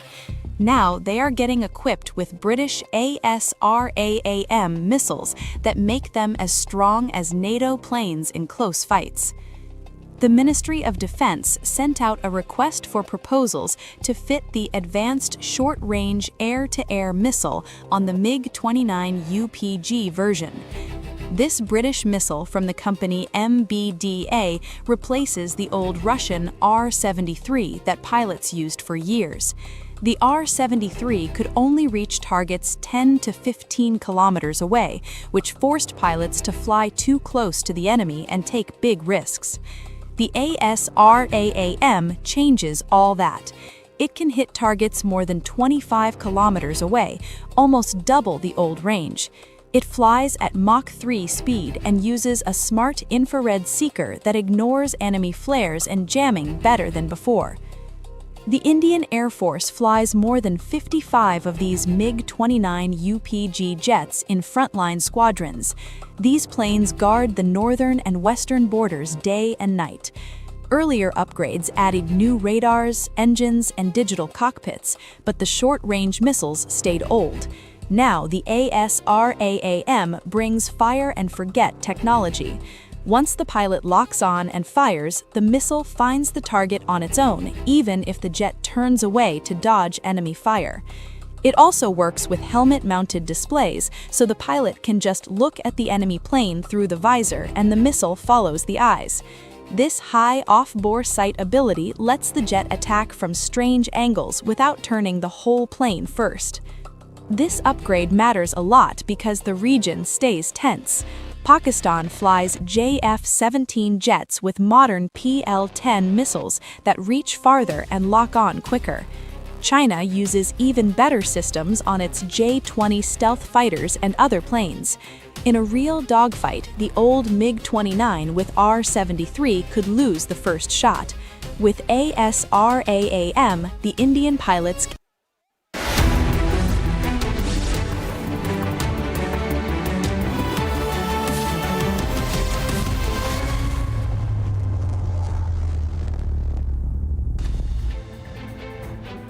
See, we were in the beginning, all the political parties, they have underestimated us and they have underestimated our leader.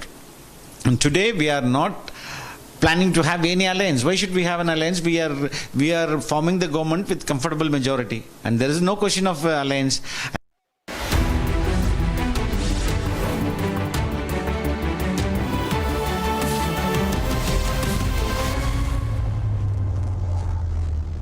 QS and THE, the world's foremost university rankings organizations, have ranked Amity amongst the top 3% universities globally, making it among the very few Indian universities to be included in both rankings.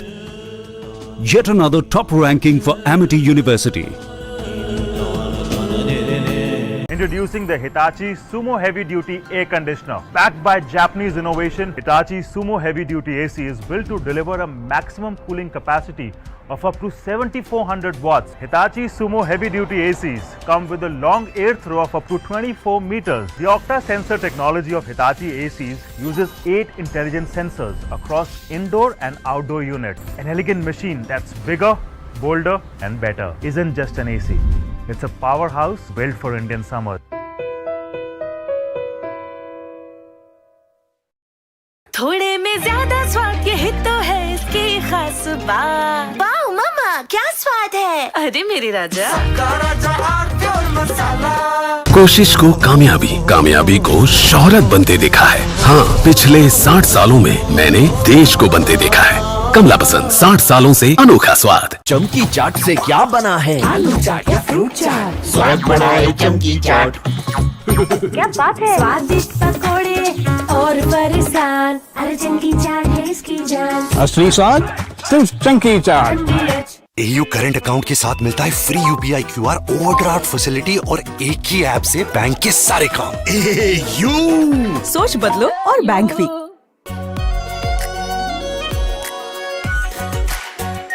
Are pure shahi paneer masala, delicious, healthy everyday.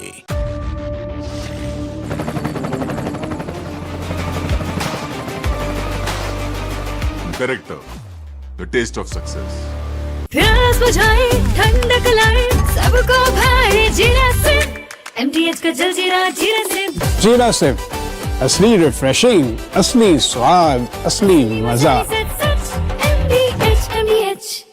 Are pure suji pasta उबालो मिलाओ और खाओ 8 minute में तैयार। क्या taste है सबका राजा R pure masala.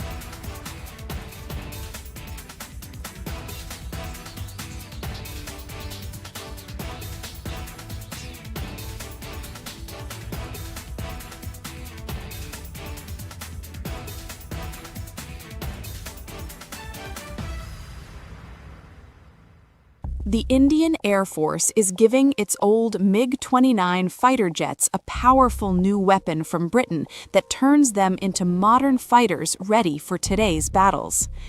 MiG-29s first came to India in the 1980s, have flown many missions along the tough borders with China and Pakistan. Now they are getting equipped with British ASRAAM missiles that make them as strong as NATO planes in close fights. the Ministry of Defense sent out a request for proposals to fit the Advanced Short-Range Air-to-Air Missile on the MiG-29 UPG version. This British missile from the company MBDA replaces the old Russian R-73 that pilots used for years. The R-73 could only reach targets 10 to 15 kilometers away, which forced pilots to fly too close to the enemy and take big risks. The ASRAAM changes all that. It can hit targets more.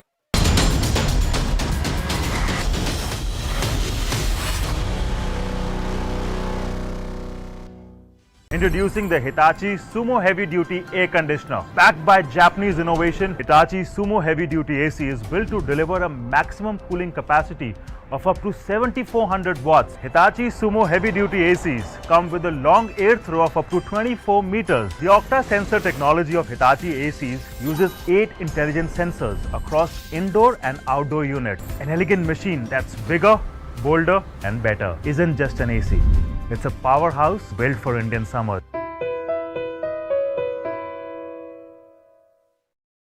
थोड़े में ज्यादा स्वाद ये तो है इसकी खास बात। वाओ मामा क्या स्वाद है? अरे मेरे राजा सबका राजा आरती और मसाला। आई का ये जश्न है, जश्न का ये जश्न है। अरे राष्ट्रीय इलायची जश्न का जश्न। प्यास बुझाए ठंडक लाए सबको भाए जीरा से। MTH का जलजीरा जीरा से। जीरा से असली रिफ्रेशिंग, असली स्वाद, असली मजा। MTH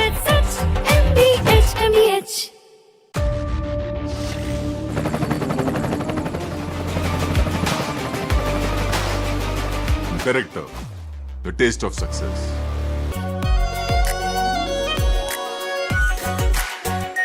are pure shahi paneer masala, delicious, healthy everyday. AU savings account में मिलते हैं amazing benefits, paperless banking and higher interest, वो भी हर महीने। Money money money money every month. सोच बदलो और बैंक भी। चमकी चाट से क्या बना है? सैंडविच लस्सी और छाछ हर घूंट में चमकी चाट। अब बताओ स्वाद आया? असली स्वाद सिर्फ चंकी चाट। आर प्योर सूजी पास्ता उबालो मिलाओ और खाओ 8 मिनट में तैयार। क्या टेस्ट है सबका राजा R pure masala. The Indian Air Force is giving its old MiG-29 fighter jets a powerful new weapon from Britain that turns them into modern fighters ready for today's battles. MiG-29s first came to India in the 1980s, have flown many missions along the tough borders with China and Pakistan.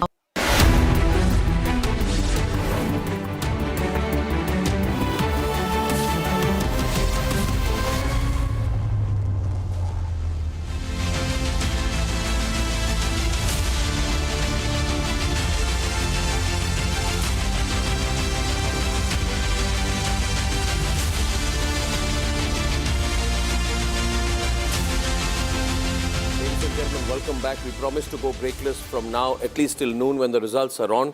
And we're delighted to introduce our guests with us today. We have Shawan. Maybe you can do the introductions for our guests. Well, in fact, we have Apsara Reddy with us, Ratan Sharda, YG Madhuvanti, Karan Rajitharan, Dr. Pulara would be also joining us, Sudipta Sarkar on the other side, Neil Basu, and of course Ratnakar Tripathi joining us on this broadcast. In fact, we have a full panel in-house panel, all covered all through. Yeah, absolutely. All sides of the political spectrum taken care of. And we also have Shishir Bajoria with us from Kolkata. So let's go straight across to him. Shishir da, the whole story is Bengal, Bengal, Bengal, right? We saw some squabbles this morning. Mamata has not slept tonight. Mamata says to her workers, don't sleep. Don't let anyone sleep either. I don't know why she's doing this. If she's having sleepless nights before the result, why is she making all the party workers also not sleep? She's very stressed. All the counting centers, 70 counting centers in the last 45 minutes. We've already had reports coming in from Republic Bangla that there have been scuffle that has been reported between the polling agents. Absolutely. Shishir Bajoria, please. Good morning. Shishir da, expectations Any factors we should look out for? Something you've held back all this while? Can you unmute yourself, sir? I don't get the audio. I'm unmute. Yeah, that's good, sir. Thank you. Suprabhat, everyone. Well, Louder, it's please. 4th May and Fold back. West Bengal is awaiting Fold back. a new history to be made. A few points, 6.3 crore voters have voted. This is the highest voting ever in West Bengal, despite 91 lakh names being struck off the voters list. Highest ever. The last election saw 5 crores, 80 lakh votes. Yep. Now, this is the enthusiasm of the voters. Obviously, the enthusiasm is for a change for the future of West Bengal. What you have said, in our control room, the whole night, we have been getting complaints right till the wee hours of the morning. And now when people are entering our counting agents are entering, there are scuffles, there are problems. And Trinamul have tried every trick of the trade. Some of the ROs even tried not to issue identity cards. I mean, if somebody needs to learn how to do crookery, you'll have the outgoing party, the outgoing government party to learn from. But you say this is the freest, fairest election that has happened in Bengal in recent memory, despite all these Yes, sir. and hitches? Yes, sir. Yes, sir. No bombs, no gunshots, no dead bodies. People have gone out to vote fearlessly and without any. The 2 days of polling was the most peaceful West Bengal has seen, definitely in the last 50 years. I don't know before that. I was a kid, but I don't know before that. But last 50 years, the most peaceful election. As I said, no bombs, no dead bodies, not even a gunshot. Now, let's remember, viewers, always remember the gap between the BJP and the Trinamul Congress. The gap is phenomenal, 215 to 77 last time. That means the BJP to move ahead has to get about 65 seats more than last time. I think that is a very big gap. And I think it will require a fair amount of negative swing. I'd like our TMC panelists to respond to that. You know, there are many factors that are going for the BJP this time, Sudipto and Neil. Not least of all is not the situation as far as, your anti-incumbency is concerned. You had 15 years of anti-incumbency that has piled up. Is it inevitable that the party's core strengths have turned into its weaknesses this time? Is there too much to defend? Is the Trinamul looking a bit lost? Sudipto and Neil, you can look here and respond. Not to the cameras, please. Thank you. I will like to tell Arnab, good morning to everyone. Good morning. And good morning to the viewers. Today we have a very important day for Bengal because people want to see that after 27 voters has been under the adjudication or under the trial or under the appeal before the tribunal, an election is being held boycotting those 27 lakhs voters who are eligible. Maybe tomorrow they will be eligible. There will be 50% of them may be eligible for tomorrow, but they have been rejected or they have not been able to vote in this vote. And this is what we have to see. But nobody's complained. No, nobody's complained. See, so the bottom line is also to be kept that did the Trinamul win the last election with fake voters? No, with dead voters. That is 27 lakhs. So if the voters don't exist, if I had somebody taken my vote away from me, I would have been able to fight that case in court. If you are saying that 90 lakh voters have been taken out, but has anyone complained? See, about the 27 lakh voters. Don't speak over each other this morning, please. Thank you. Did you believe that election commission had list of TMC voters and they deleted one by one? That is your conclusion. Sir, I am telling you are conceding defeat by saying 27% removed. Are you sure they were TMC voters? You cannot say that they have been deleted. No, but you are saying understand the thing between what you are saying, a person under appeal and a person has your statement says that because they were targeted people, TMC will lose. That's your implication. That is not the thing. The thing is that their voter right has been taken away. Their legal right has been taken away. That's your contention. That is a legal right. Do you think so? Supreme Court is wrong in saying SIR is correct? Are you saying that Supreme Court is wrong? That before you don't believe in Supreme Court. You have to understand this is in the history of this country. The problem with TMC is you don't believe in Supreme Court. Right has been you don't believe in Supreme Court. You don't believe in Election Commission. You believe in your street power. That's what you're saying. You are saying Supreme Court contention is wrong. I am saying the entire argument smells of your conceding defeat. Neil, you are saying that the Election Commission list that kept on. Let me 1 minute, guys. Wait, we will keep it rolling. We'll keep it rolling. Today we won't speak over each other because at this point, what happens is the viewers are listening very intently, and 2 audio tracks sometimes can be disturbing. SIR deletions are a big issue. I think one of the reasons for SIR deletions being a big issue is because in Bengal, there are several places where the SIR deletions exceed the 2021 victory margin. Yeah. Right? But it must be mentioned here that while there is a Bhawanipur, there is also a Nandigram. Right?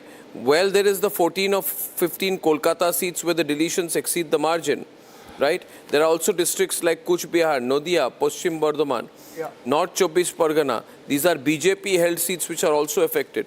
20 BJP held seats are affected.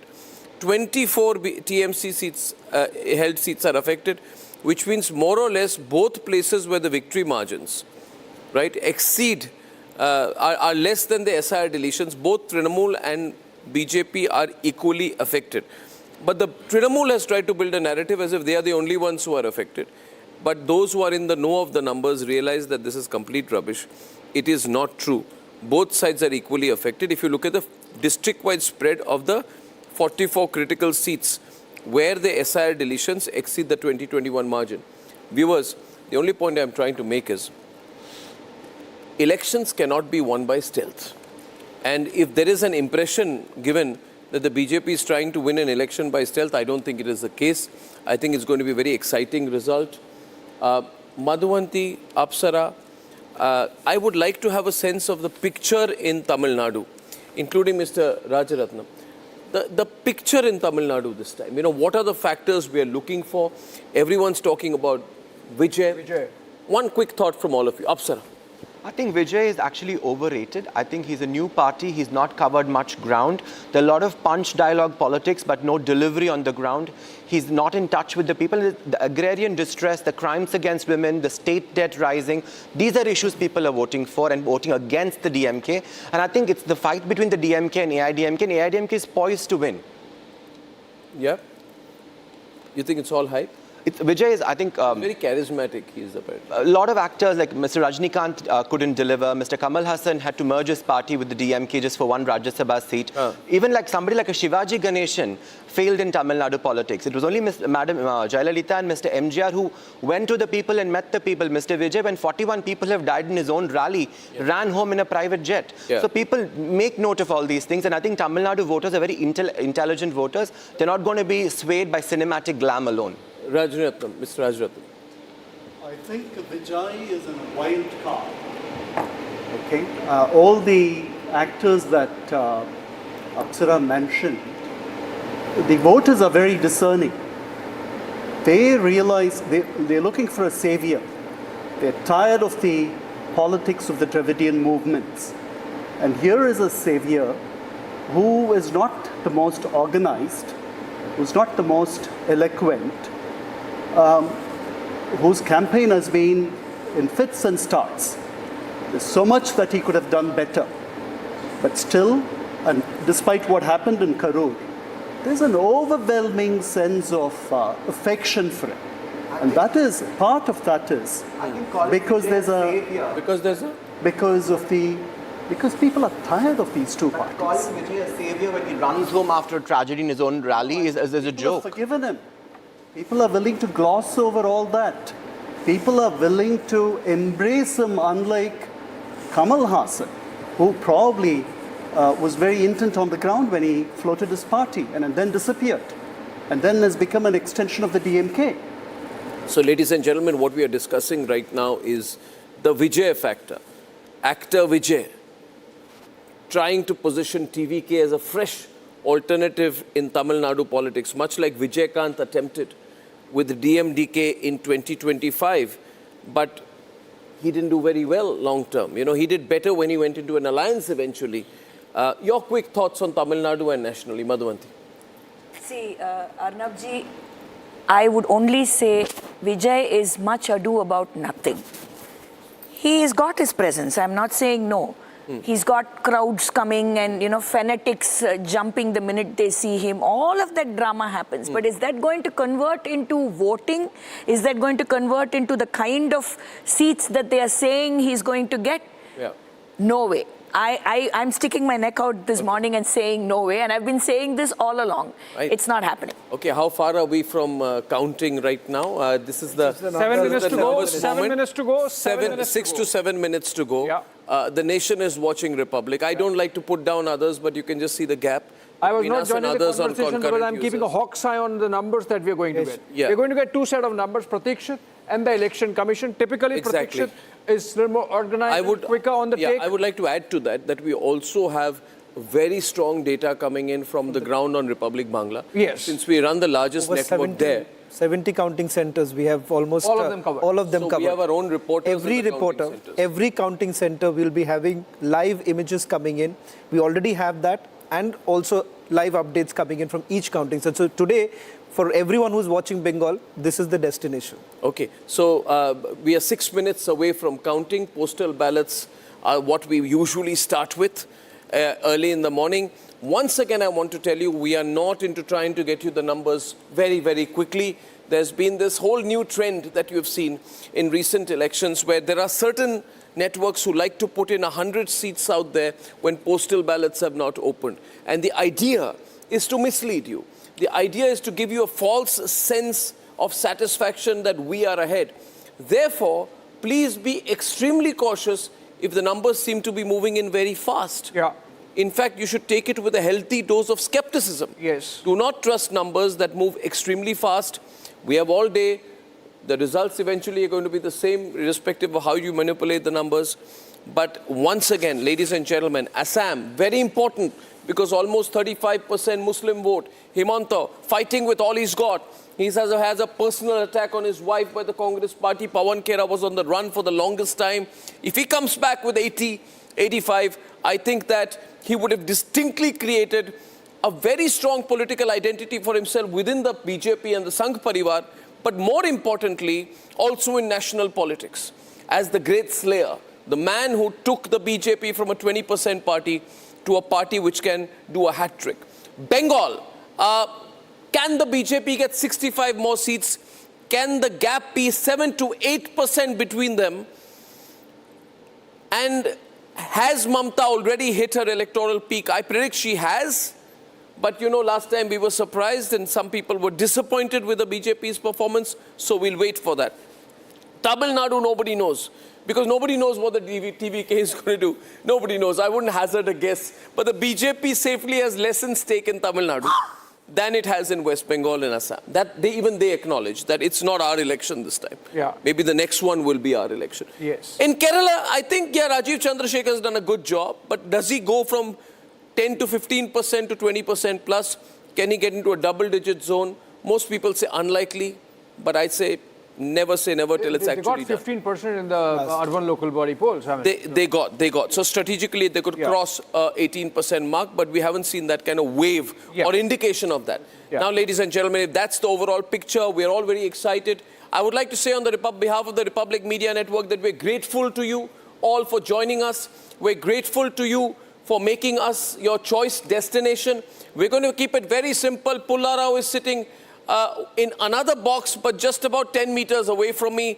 Mr. Pullarao, good morning. Your quick thoughts, because you haven't said anything yet.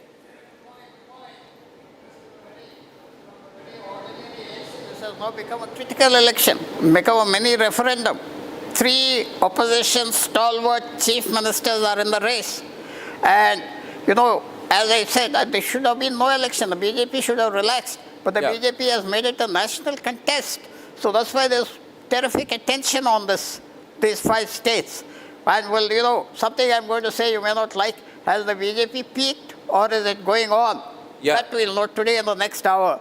So that's why everybody in the country is excited. Everybody is watching everything. And in particular in Tamil Nadu, Will it be the rising sun again? Remember, the rising sun is a sign of the DMK, and my friends are the two leaves, and are, of course, other parties. Very exciting situation. Yes, sir.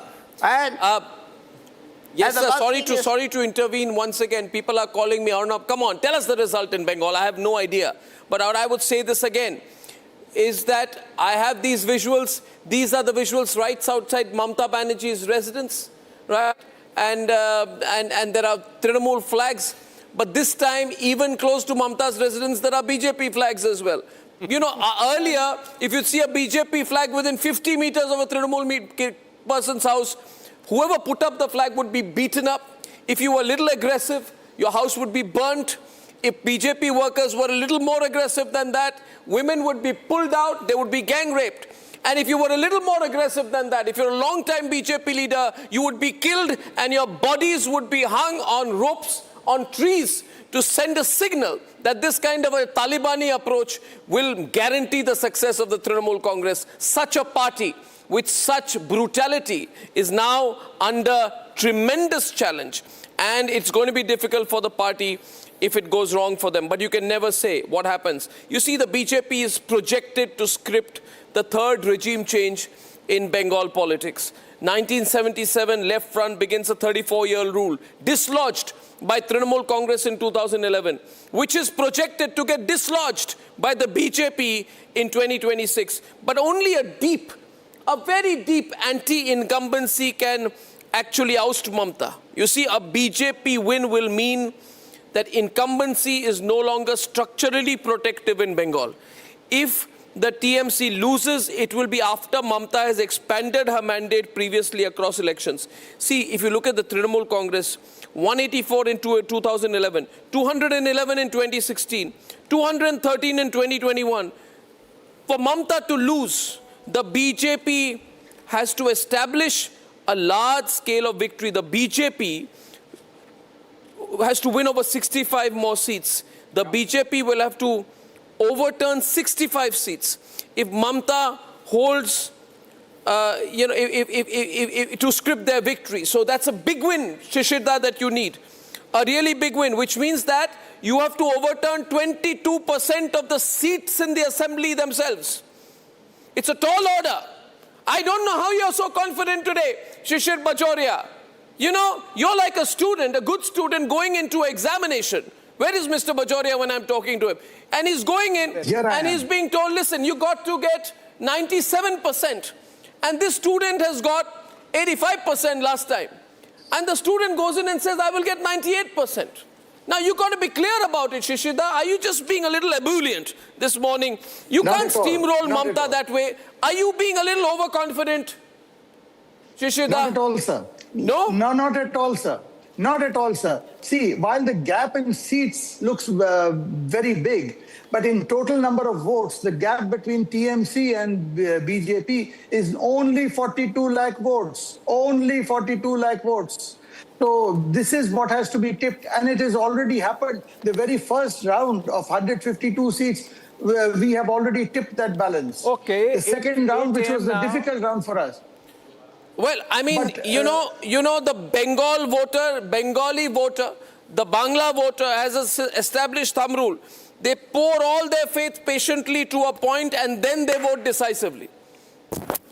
And let's be clear, Sudipta, Neil, they've given Mamata love. They've given Mamata affection. Yes, can we what? Can we announce the counting? We are announcing that the counting process should have begun. The process. No, don't say it has begun. No, because don't say it has begun. We are getting reports from No, we are not like the other channels, Abhishek. We're getting reports from our we are not like the other channels. It is beginning. Yes. The process could have begun. Yes. Let's put the right prefixes and suffixes to it.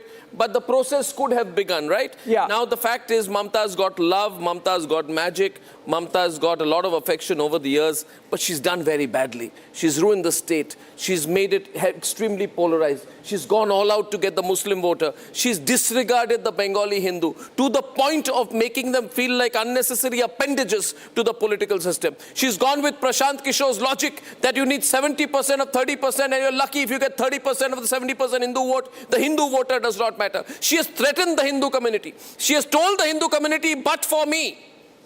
But for me. She's used bad language. And she said, but for me. But for me, Mamata Banerjee, you would be run over by the Muslim community. She uses bad words like ghiye filbe and all that, which basically means you'll be run over, you'll be eaten up by others. She has tried to intimidate. And her nephew, he's horrible. He just goes out and says things like, I will sort you out after the 4th when I'm in power. You know, and this has gone down very badly because it's being contrasted with the BJP, which this time has not mentioned her even once. Yes. If you notice that. Yes. Amit Shah doesn't mention Mamata. He mentions Bhaipo. Yeah. Modi doesn't mention Mamata. They've ignored her. She's wanted the attack. You see, she's wanted to play victim. She's not got an opportunity this time. So she's not on her home turf, is my thought. Right. Abhishek. Yeah, Right? but I'm focusing on numbers. Focusing on the numbers. Niranjan, Yes. look at the numbers. And Now Niranjan let's keep also. our focus entirely on the Niranjan, numbers. counting would have started, right? We're getting reports from the bureaus where they're saying that the strong rooms are open, the EVMs are taken out, the agents are being allowed to check the EVMs. Abhishek, I have breaking news that even before the counting has begun, some channels have given the leads. And it's really shameful that even before 8 o'clock, the numbers have started to come. I wanted to flag that off. Very unfortunate that you've started giving leads before the counting has begun. I know one channel that is doing it right now. It's a really bad thing to try and say that we've got leads. We can actually get the people do that? soundbite of former CEC Rajiv Kumar in a press conference that you cannot get anything before 8:30 There is a.m. one channel, I'm not mentioning the number because the channel has a number ascribed to it in its name, but it's doing a bad thing. It's putting out numbers before the polling has started. Okay, great. Counting has started. Let's stay with the numbers. Niranjan, yes. Abhishek, let's put our focus intensely. Okay, entirely intensely. Niranjan, look very keenly whether you're getting any leads from anywhere. I've got West Bengal opened up in front of me, right? I will try and see if I'm getting any leads, but I'm getting absolutely none. I've got Tamil Nadu in front of me. I'm getting absolutely none. Are you getting any? There are no leads available. None as of now. All on my entire sheet out here. It takes time. Remember, the EVMs are not even opening. It's just postal ballots. Yes. And even that process takes at least half an hour. Yeah. And then you go on to the EVMs. Yeah. And then the EVMs have a certain process of first certifying the numbers, opening the locks, pressing the button, getting the number, putting it on a paper, there is one getting it certified channel, in front of... One channel which claims to have given 20 leads already. How the hell is it doing that? This is all fake news. It's a fake news. It's a fake news. This is fake Should we call it the fake news network? It is fake news. The fake news network. Don't watch the fake news network, ladies and gentlemen, because there are no leads. Even if your reporters are there on the ground, and we have the most reporters on the ground, we do not have the leads. Our Bangla channel is not putting out leads in Bengal. We have the deepest set of numbers out there. We have 60 reporters across these states, 50 of them in Bengal, and we have every of the counting booths covered. And the Bangla channel is holding the numbers, which means the numbers are not in yet. And if anybody is showing it, it's all fake news. Yeah, absolutely. Ladies and gentlemen, the BJP's Bengal mathematics begins with its 59-seat stronghold. Now, let us look at all the hard political arithmetic of Bengal while we wait for the numbers out there. And I'll tell you about the political arithmetic of Bengal in the 2021. And the moment you get a number, interrupt me, all right? Interrupt me. In the 2021 assembly elections, the BJP's strength was concentrated in North Bengal. That's what we are going to be looking at today. West Bengal's western belt, parts of East Bengal. The TMC stronghold is traditionally Central Bengal and South Bengal. There are 294 seats in the elections. 293 will be declared today because I don't know what happened to Falta. What happened to Falta? Did Falta? 21st of May. 21st of May. So Falta will not be announced today. No. We're seeing 294, but actually 293 will be announced today. Like the first phase of polling held on April 23rd. Voting took place in 152 constituencies spread across, at that point of time, 16 districts. Out of all of these, the BJP last time had managed to win 59. Exit pollsters are saying the BJP could have won between 80 to 90. In phase 1. If they win between 80 to 90 phase 1, the numbers have started coming. I'm told the numbers have started coming. Yes, one TVK, we got a lead Tamil Nadu, one TVK lead. We got a first lead, and the first lead is to the TVK in Tamil Nadu. Let's go quickly across. What you do is working. Yeah, what you do is look at the constituency. Yes. Look at the constituency. Kerala one lead, INC, Indian National Congress getting one lead. That's coming in from I'm getting in the lead. Vijay is leading in Perambur. We have the first lead on our dashboard. Vijay is leading from Perambur. That's the debutant there. Vijay, code 22012, candidate C, Joseph Vijay, TVK, DMK is trailing. DMK is trailing in Perambur. Yeah. So, yeah, please don't disturb me now. Okay, in Perambur, I want to tell you, Arnab, I want to tell you, DMK in Perambur, the last time in 2021, DMK had won with a margin of 54,000. Yeah. But the number of voters removed was 97,000 in Perambur. So the first trend that we have in Perambur, where TVK is contesting and Vijay is leading, and if you just look at the victory margin last time, look vis-a-vis the voter deletions, there was a 40,000 margin there, and Vijay has the lead as of this minute. That's the first trend that I have. Okay, Kerala also there is a Congress lead coming in. We are yet to find out the constituency, but this is state-wise data that we are having as of now. I'm getting you the lead from Kerala. The first lead coming in from Kottayam. In Kottayam, the Congress party is leading. Congress party is leading in Kottayam. They were the winners in 2021 as well. This is Tiruvanchur Radhakrishnan is leading in Kottayam. That's the first lead coming in. Let me see if I have a lead for Bengal. No lead for Bengal as of this minute. No lead from Bengal as of this minute. Yep. Okay, Assam, let's say Assam, no leads. Puducherry, no leads. Can the research team give me the master sheet? We have one lead, which is Vijay leading from Perambur. And West Bengal still no leads. So obviously the election commission is going to be prim and proper. I expect Bengal to come slower than usual. Right. I expect Bengal to come slower than I have two leads, Arnab. Two leads for Kerala right now. Tritala VT Balram of the Congress party leading. 2021 CPM was the winning party there in Tritala in Kerala. We've got two more leads coming in from Kerala. One more. Dharmadam, Pinarayi Vijayan, Niranjan leading. Candidate Pinarayi Vijayan, the sitting chief minister of Kerala. He's leading from Dharmadam. So Kerala accounting seems to be fast. 3 leads already. The postal ballots. 2 Congress. Obviously, we have to qualify. These are postal ballots. And EVMs. 2 Congress, 1 CPM. Okay, we have 3 leads. CPM leading. Pinarayi Vijayan in 1. This is Dharmadam, Tritala and Kottayam Congress party. So the UDF taking the lead in Kerala in postal ballots. Of course, the EVMs will be open only at 8:30, Abhishek. Yeah, just keep in mind here that what had the exit polls predicted in Kerala. As you're looking at the numbers, you see an initial lead for the UDF out there. And the exit polls also said very clearly UDF is set to win. So Axis My India, I think, predicted between 78 to 90 seats for the Congress-led UDF. LDF had been reduced to about 49 to 62. BJP was given 0 to 3 seats. The initial trends say that despite all the reports of a fractured Congress party, they're moving in that direction. But don't predict anything. These are all. Arnab, we have 4 leads from Kerala right now. 4 leads from Kerala. From Chavara, Shibu Baby John of the RSP is leading. So we have 4 leads from Kerala. The Congress party leading in 2, CPM in 1, and RSP in 1. These are early leads coming in. I'm still checking for Bengal. No leads for Bengal as of this minute.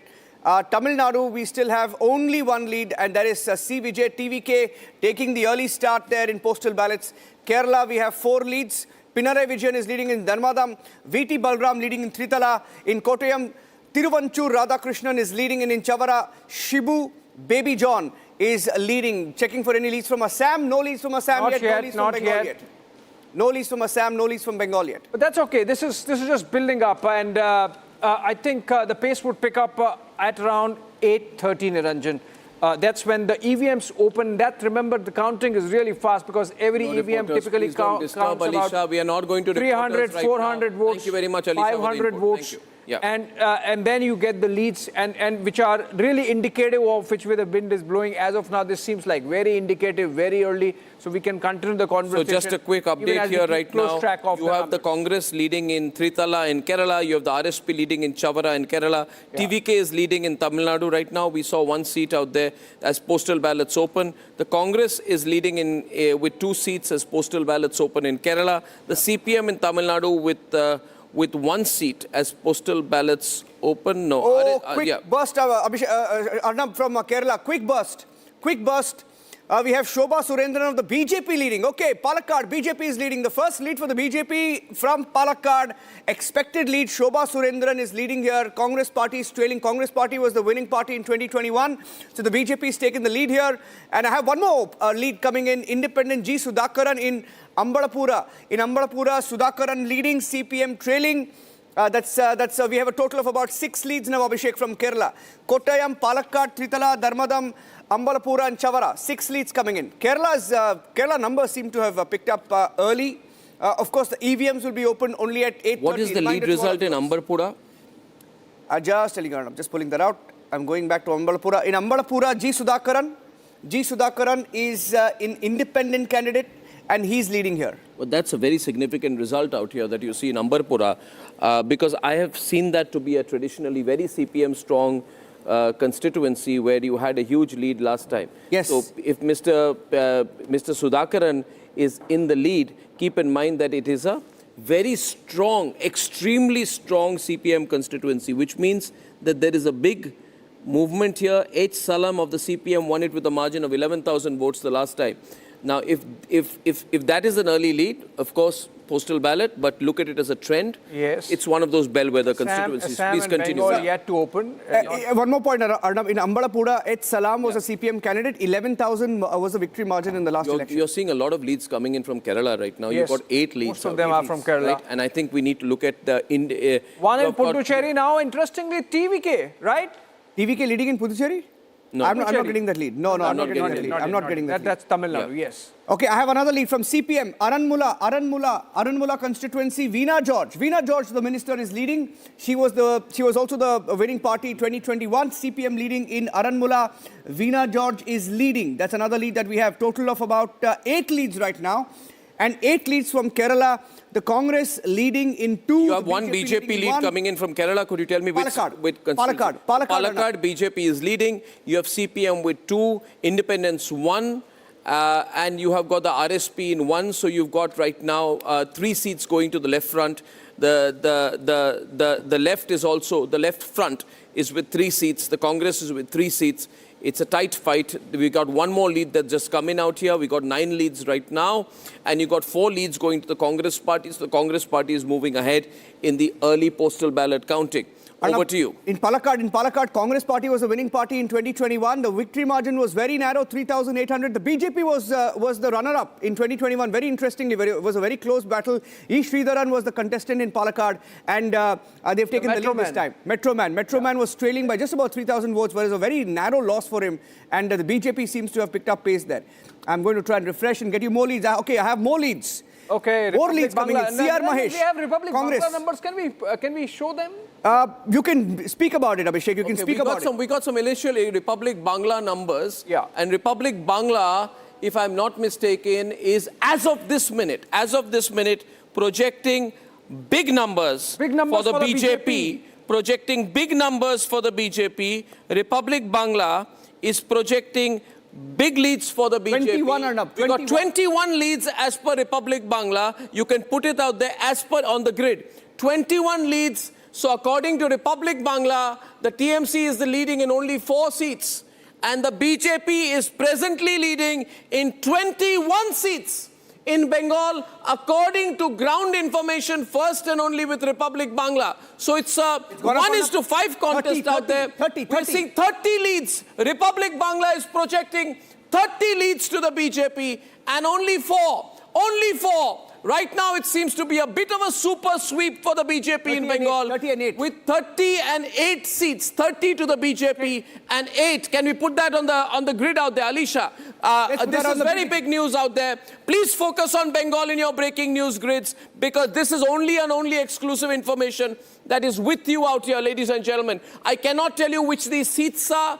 I do not have that information with me in the Delhi newsroom, but trust me, the latest information, we can update it. Republic Bangla is saying that the BJP is leading in 30 seats. TMC in 8. Put both on one number, so there's no confusion about it.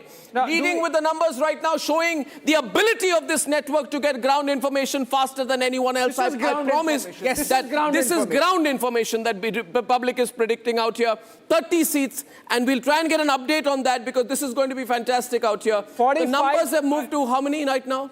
What are the present numbers? 30. The numbers are stuck at 30 and 8. 30 and 8. BJP 30 and 8. That is the latest number in Bengal. Yes. 30 and 8. That's the big story right now, isn't it? This is the biggest story coming out as of now. This is exciting, right?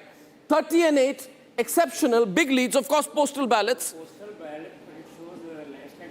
Well, I mean, it shows an overall trend. I must qualify. So the numbers that we are giving from Bengal are from our Bangla. Okay, I got 3 leads from Assam, and the BJP is in a big lead in Assam. All 3 are going to the BJP in Assam. So BJP in big leads in Assam and Bengal right now. Niranjan. Rangya, Lakhimpur. Yes. Rangya, Babesh Kalita, Jagi Road, Piyush Hazarika is leading, and in Lakhimpur, Manab Deka is leading. Let me tell you, Piyush Hazarika is a big guy. He's right-hand man to Himanta, right? He's absolutely right-hand man to Himanta. He's the information minister out there. Jagi Road is a big constituency, not far from Guwahati. So this is showing certain parts of Assam which are going strongly with the BJP out here. So if you look at the overall indicative numbers out here, the Republic Bangla, the #1 network in Bengal, by far, is showing 30 to 8, ladies and gentlemen. And that is, I think, the big story out here. I don't know what the other networks in Bengal are projecting. 31-12, Arnab. 31-12. Doesn't quite matter. It's gone up to 31-12. Ladies and gentlemen. As I said, Niranjan, this is our reporters at the counting centers, directly 77 talking to polling agents and getting these numbers. These are tentative leads. Don't worry. When the numbers come in from Pratikshit, they're going to come in. When we get the live numbers as well, they're going to pour in. Okay, I have another lead from Tamil Nadu. We got 31 seats right now. And 12. We got 31 and 12 is the latest number in Bengal. If you're watching right now and you're saying, how come your grid is not showing 31? Then that is because that's a live information coming in. We have information coming in from our sources, from our reporters on the ground in multiple constituencies. And they are getting us information from the polling booths, and they are showing a big lead for the BJP in Bengal as of this Monday morning, ladies and gentlemen. So, the story is moving on expected lines so far, right? We have a big lead for BJP in Bengal, right? We've got even Stevens situation out here between the Congress and the left. 5-4 and 1 is the spread between the Congress, the left, and the BJP. But 5 leads have come in. 5 leads have come in Assam. All 5 are there. I have the first to the BJP, Arnab, and we have one lead coming in from Bengal. Where is that from? Purulia. Sudeep Kumar Mukherjee of the BJP is leading in Purulia as per the dashboard. I'm getting the official number. Sudeep Kumar Mukherjee, BJP, West Bengal, Purulia. I'm just pulling up Purulia right now. Carry on, Abhishek. Niranjan, Assam more leads, and in fact, all of them going to the BJP. Total 5 leads now, apart from Rangya. We have Jagi Road and Lakhimpur. Now 2 more leads getting added. One more point on Purulia. One more point on Purulia. Sudeep Kumar Mukherjee of the BJP was the winning candidate. The victory margin was 7,000 in the last election. It was a very close fight because Trinamul Congress lost by a very narrow margin, and 1,621 votes were cut after the SR deletion. So it was a very close fight. So the BJP is leading. Is that a BJP lead? It is the BJP lead in Purulia is in an area which has traditionally been, which is a swing constituency. It went with Trinamul Congress last time, and it's moved to the BJP in terms of the early leads. Ladies and gentlemen, things are moving fast. Republic Bangla projecting 31 to 12. Is the number right now, and 1 is going, if I'm not mistaken, to the Congress party. So 31-12 is the number. Ladies and gentlemen, remember this, 31-12 Republic Bangla number in Bengal, and we have only 1 lead that is coming in through the live sources of Pratikshit. So multiple sources both are telling us a story that it's a BJP which is taking in the early postal ballot trend. This is going to be very exciting, though I won't say anything yet. Breaking news coming in from Kerala. Rajiv Chandrasekhar is trailing. Abhishek, you can pull that in. Yes. And in Tamil Nadu, I'll quickly get in the numbers. 1 more seat, Niranjan. 2 more actually. Harbour and Salem North. 2 for DMK, 1 for TVK. Harbour, PK Shekhar Babu is leading of the DMK. In Perambur, Vijay is still in the lead. In Salem North, Rajendran of the DMK is in the lead. So we have 3 leads, 2 for the DMK, 1 going for the TVK. That's quick update coming in from the state of Tamil Nadu. Kerala, we have rapid numbers coming in. Balram of the Congress party leading in Tritala. In Paravur, Advocate Satishan, VD Satishan, one of the Congress chief ministerial aspirants, the faces Abhishek. VD Satishan is in the lead in Paravur. The Congress CM hopeful, Shobha Surendran is in the lead of the BJP in Palakkad. That's the one lead that the BJP has in Kerala right now. In Nemom, Rajiv Chandrasekhar, he's contesting the Shivan Kutty of the CPM. Okay, we got 3 leads here from West Bengal. Keep your focus on Bengal and tell me which are the constituencies where the 3 leads have come in from Bengal. Ladies and gentlemen, Man Bazar. BJP in a big lead in Bengal. Also on Pratikshit right now. BJP in a big lead in Bengal on the Republic Bangla ground numbers. The BJP is moving far ahead of Bengal in the early trend so far. Thank you. And numbers. Balrampur constituency of West Bengal, Jaladhar Mahto of the BJP is in the lead. Purulia constituency, Sudip Kumar Mukherjee of the BJP is in the lead. And Manbazar constituency, it's a reserved constituency for the scheduled tribes. Yeah. I just want to tell you that all the leads that you're seeing in Bengal right now, and the number is 36 to 12. 36 to 12. I would like to clarify, for abundant clarity, that these are all postal ballots. So keep it easy. Take it easy. BJP guys, don't have to pop the champagne bottles just yet. Take it easy. These are postal ballots. Don't get overexcited. And Trinamul supporters, don't get depressed. You're still in the game. You're still in the game. The EVMs are going to open up soon and maybe there'll be a tsunami for you. I don't think so. On Balrampur, I don't think so though. Okay, let's move on fast. Okay. We got 10 leads. We got 10 leads and in Assam. And 10 out of 10 leads in Assam, as per Pratikshit, are with the BJP alliance. No, there are 12 now. More. 11. 10 to BJP. 1 minute. Assam numbers. 10 to BJP, 1 to AGP, 1 to Congress. Himanta strikes a tremendous lead in Assam this morning. What a performance. Where AIUDF was had the sitting MLA Rakibuddin Ahmad of the Congress leading there from Chamaria. Rakibuddin Ahmad, not Rakibul. Rakibuddin Ahmad of the Congress leading from Chamaria. Okay, Mamata Banerjee is apparently leading from Bhawanipur. Mamata Banerjee, is she leading from Bhawanipur? No, okay, that is a ground information that we have. Yeah, ground Mamata is leading from Bhawanipur, ground information, but we'll take it. But Arnab, there's a breakthrough BJP has made. BJP has made a breakthrough in a scheduled tribe seat called Manbazar. In Manbazar, Maina Murmu of the BJP. Siliguri Shankar Ghosh is leading. This is the information I've just got. Siliguri Shankar Ghosh is leading. And ladies and gentlemen, if I'm looking at the overall number right now, please keep in mind out here, I'm going to tell you about all the constituencies and the leads out here. In Assam, in Bokaghat, you have Atul Bora of the BJP, right?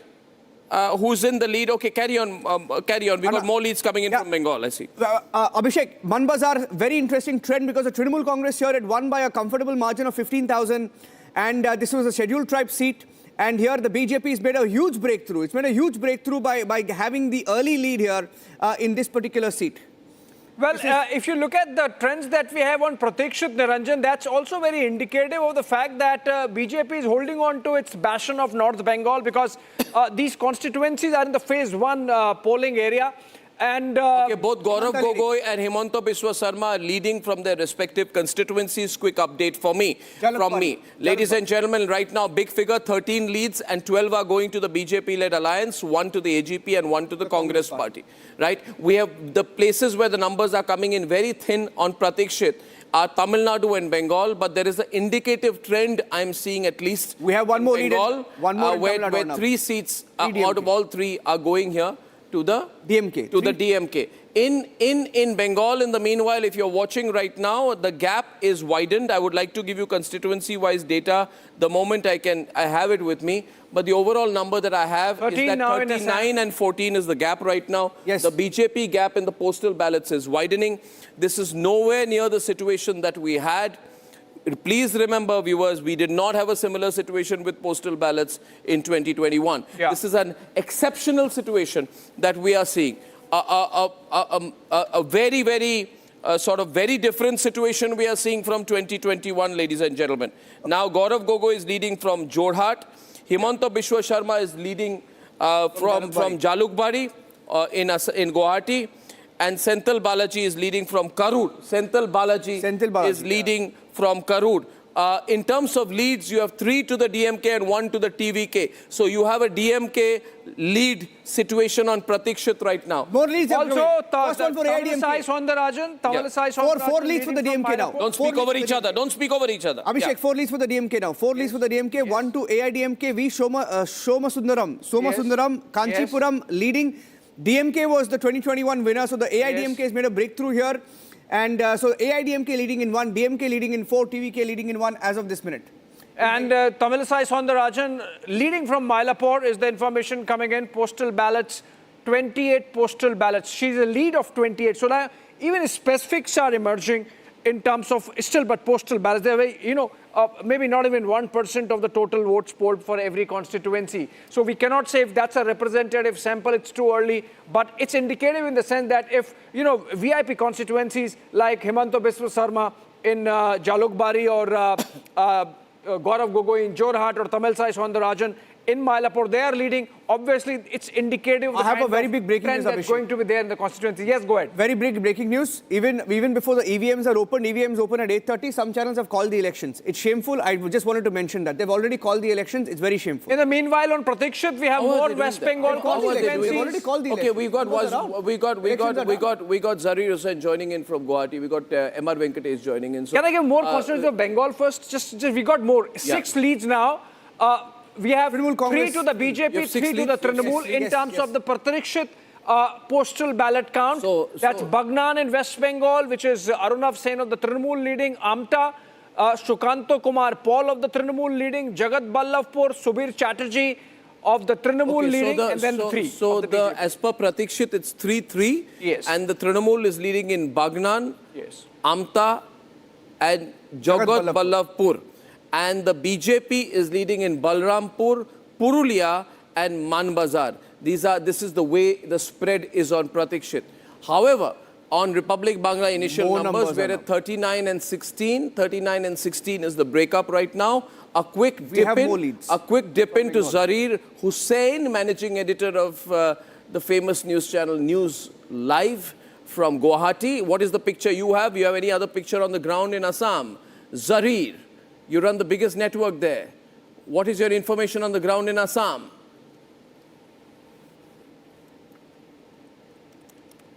Can I hear you? Can you hear me? I'm speaking to Zarir. You will have to keep your monitoring up. Yeah, thank you. Yes, yeah. Arnab, right now, BJP about 25 seats.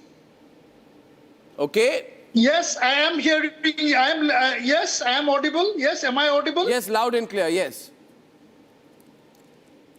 Yes, continue. He's got a poor network, Arnab. Yes, at the moment, 25 leads, of which the BJP alliance is surging ahead with 23 and 2 to the Congress. So early trends, very early trends, postal ballots. It's indicative of a hat-trick for the BJP, Himanta Biswa Sarma. These are very early trends, but yes, we believe that these trends will continue as the day progresses. By midday, we'll get a clear picture, but yes, somewhere around 85 to 95 will be the mark for the BJP or not.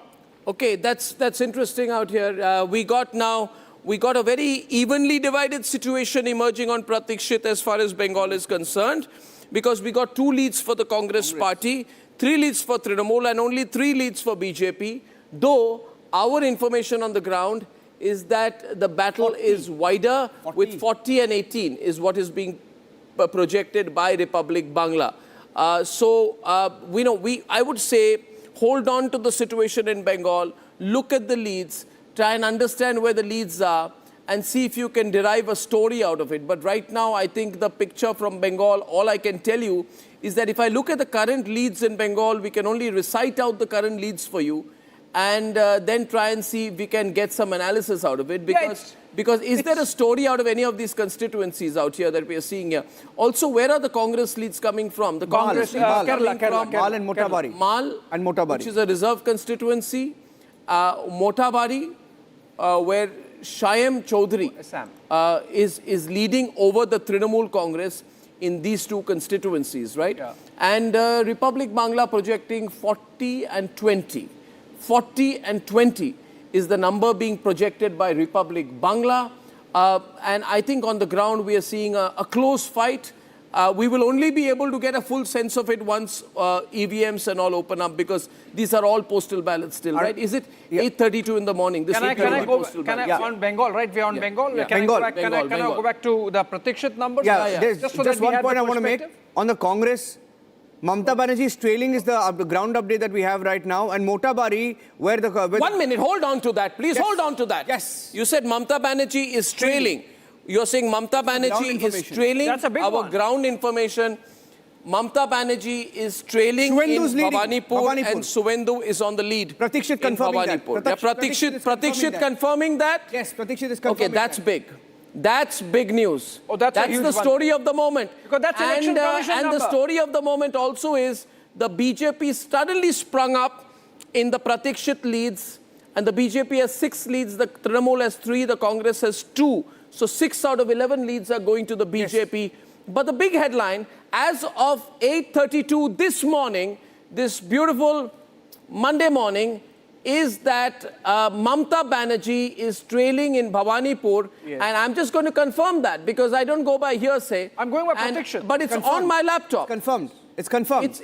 It's on my laptop that Suvendu Adhikari, the BJP candidate and the BJP leader of the opposition, is leading over Mamata Banerjee in Bhawanipur. Now that's very dramatic stuff. Very, very, very dramatic stuff indeed. Yeah, Postal so we will ballot have to numbers watch out what happens here. Postal ballot numbers yet, but these are election commission numbers. Yeah. Now we have 2 sets of numbers coming in. One is through our network there on the ground, and then the election commission numbers streaming in through Pratikshit portal. And there they are saying that in Bhawanipur or Bhawanipur, we got one more lead. Mamata We got Banerjee one is more trailing. lead, and that lead is also to the BJP in Bengal. And I'll just tell you which one that is. 13 now. More seats. 13. Okay, we got Tufanganj, where Malati Rava Roy of the BJP is in the lead. Malati Rava Roy of the BJP is in the lead in Tufanganj in Bengal, right? And as of now, the BJP is leading in Tufanganj, in Bhawanipur, where Suvendu Adhikari is on the lead. In Haldia, where Pradeep Kumar Bijali is on the lead. in 2 constituencies. Nandigram also is leading, Arnab. Okay, we got Nandigram also. Suvendu Adhikari is also leading in Nandigram. So Suvendu is storming on both the constituencies out there. I think our numbers can have a quick update on the left-hand side because I got more leads than you have on your graphics out there. Can you just update that? See why that's trailing out there. Okay, can you figure that out? You got 13 seats, not 8. Okay, we'll just Production update team, that. can you figure that out, please? Thank you very much. Okay, we stay with the dashboard, and I'm keeping a complete watch only on Bengal right now. Ladies and gentlemen, in the meantime, the DMK is very comfortable with 9 seats, the TVK with 1, and AIDMK with 2. Any surprises here? No, Apsara. seems to be Apsara. Very early, Madhuvanti. Yeah? You think it's early still, right? Okay. But one thing is absolutely clear out here is Assam. The big story is Assam right now. Clean sweep. Assam is a clean sweep. 26 out of 28 leads. Yeah. No, 27 out of 30 leads so far are with BJP. BJP is actually winning 90% of the leads. Yeah. BJP is in 90% leads. And right now we have some updates in Bengal from Pratikshit where we have the BJP at 10, the Trinamul only at 3, and the Congress at 2. Any reactions from the TMC side? What do you feel about this, right? Now you got this. Yeah. Yes. That what you are showing here, Yeah. most probably the result from the northern side of the Bengal. Okay, I'm not getting Republic Bangla screen here in the PCR. Someone move on that, please. Okay, we're back. And when you see that the northern side of the Bengal, then yeah, if you just see okay, the 1 minute. I just want to tell you out here. According to our data, the BJP is at 60 and TMC is at 40 leads so far. I am telling you that according to Prashant Bajaria ji, there is 42 lakhs deficiency between the difference between the BJP and the Trinamul. And if you can see that only 27 lakhs names are being deleted under appeal, and you haven't allowed them to vote. And see, let's see. It's a very close election. It's a very close election. So as you have appreciated, you have cut down. Sure. So as of, you're repeating the same thing again. I'm saying as of now, Prafulla Ketkar, look at this closely. As of now, the BJP is in the lead, but the TMC is also catching up a little bit. Yes, catching up a little bit on the Republic Bangla numbers. They're leading in 40 and 60. But the big story also is that in Bhawanipur, Mamata is behind A quick word, 10-second word from you, Prafulla Ketkar, please. It's only the postal Prafulla ballot at the Ketkar. stage, and we are Louder, please, sir. very happy at this moment. BJP should not be happy. It's an indicator, but I tell you, Arnab, these elections will be very, very closely because I feel around 65 to 70 seats there, the lead margin. Last time it was around for 40-45 seats. This time it will be for 65 to 70 seats. The margin will be very, very less. So I don't think we should, make any huge sense. But Bhawanipur, if Mamata is trailing even in initial trends, then it is an indicator where the election is going. Okay, now on the dashboard Arnab, right now, 19 leads from Bengal. I'm looking at 19 leads. And as far Pratikshit, which is giving us live data, we have two sources of data right now. Republic Bangla original numbers from the ground. Republic Bangla is already giving 60 seats to the BJP and 41 to the Trinamul Congress. It's a close fight. Can I connect the dots? So, Republic Bangla showing 60-40, even Pratikshit, which is election commission data, Niranjan, out of 19 leads in Bengal, 13 are to the BJP, 6 to the Trinamul. With the qualifier, as Sudipto said, most of them could be phase 1, which is BJP stronghold. Abhishek, if you look at where the BJP has made a breakthrough, they've broken into the Trinamul Congress in 2 seats, and Bhawanipur, Trinamul Congress had won with a margin of 28,700. Yeah. And with Mamata Banerjee contesting, Suvendu Adhikari is in the lead as of this minute. So, the BJP is making breakthrough. Congress is leading in Murshidabad in Bengal. Yes. As of now with 19 leads. We have 2 for Congress, 13 for BJP, and 4 for the Trinamool Congress right now. Yeah, and I also would like to mention the ADMK is making an entry with 3 seats out of 13 right now. In Tamil Nadu, the DMK is at 8, the TVK is at 1. Yes, please, over to you. We're looking at the leads. Why don't you, let me look at the current leads in different parts of Bengal and try and derive a story out of it. I'll quickly go through. These are essentially phase 1 areas. If you look at Alipur Duar, the Duars and the BJP's Paritosh Das leading from there, English Bazaar, Amlan Bhaduri of the BJP leading. But the big story is that Suvendu Adhikari continues to lead in Bhawanipur constituency in Kolkata and also in Nandigram at the same time. And yes, Agnimitra Paul of the BJP is leading in Asansol Dakhin. So that she's a very high profile BJP leader and candidate, and she's in a strong lead established right now. That's the latest. I have a big breaking news update. Udayanidhi Stalin is trailing in Cheppok, Tiruvallikeni. He's trailing. And that's a big one. DMK is facing a little bit of difficulty. Some of their traditional seats, the AIDMK is leading in these seats. So I just wanted to bring that update. Okay. So it's an evenly fought election. Let's put it this way. Even if you look at Republic Bangla numbers, now BJP is leading in 60, but you have Trinamool Congress, which is leading in 46. So the Trinamool Congress is catching up very quickly. And remember, the Trinamool Congress in a desperate situation has the support of other parties like the Congress. You know, so if you add those numbers, you add a couple of them more. Pardon me? Yeah, they've opened the EVMs. They opened up the EVMs. And as the EVMs are opening up, I'm getting a flush of seats coming in from Pratikshit, which is now putting the BJP at 18 out of 24. Yes. Republic Bangla is putting the BJP at 60 out of 100 and... 60 and 46. Yeah, 60 out of 104, right? And so, you know, the numbers, the gap is getting wider with the Pratikshit numbers coming in, and the flush of numbers is very quick right now, I must say. The flush of numbers that is coming in. More trends.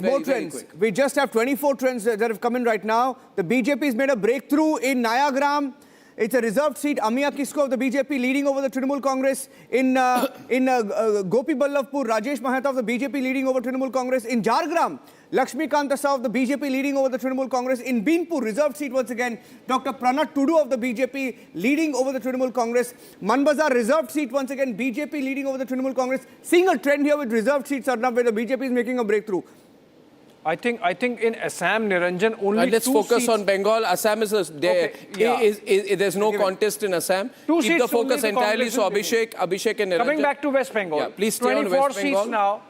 24 seats now, and the BJP continues to lead on. Can I show the key constituency graphics, the key fight graphics, the other graphics, the constituency graphics production team? Time to start firing those to give a clearer sense. I am not going to give instructions from the studio. I expect that to happen automatically. And one headline, if anybody said BJP is leading because of SIR, I have a story here in Nayagram.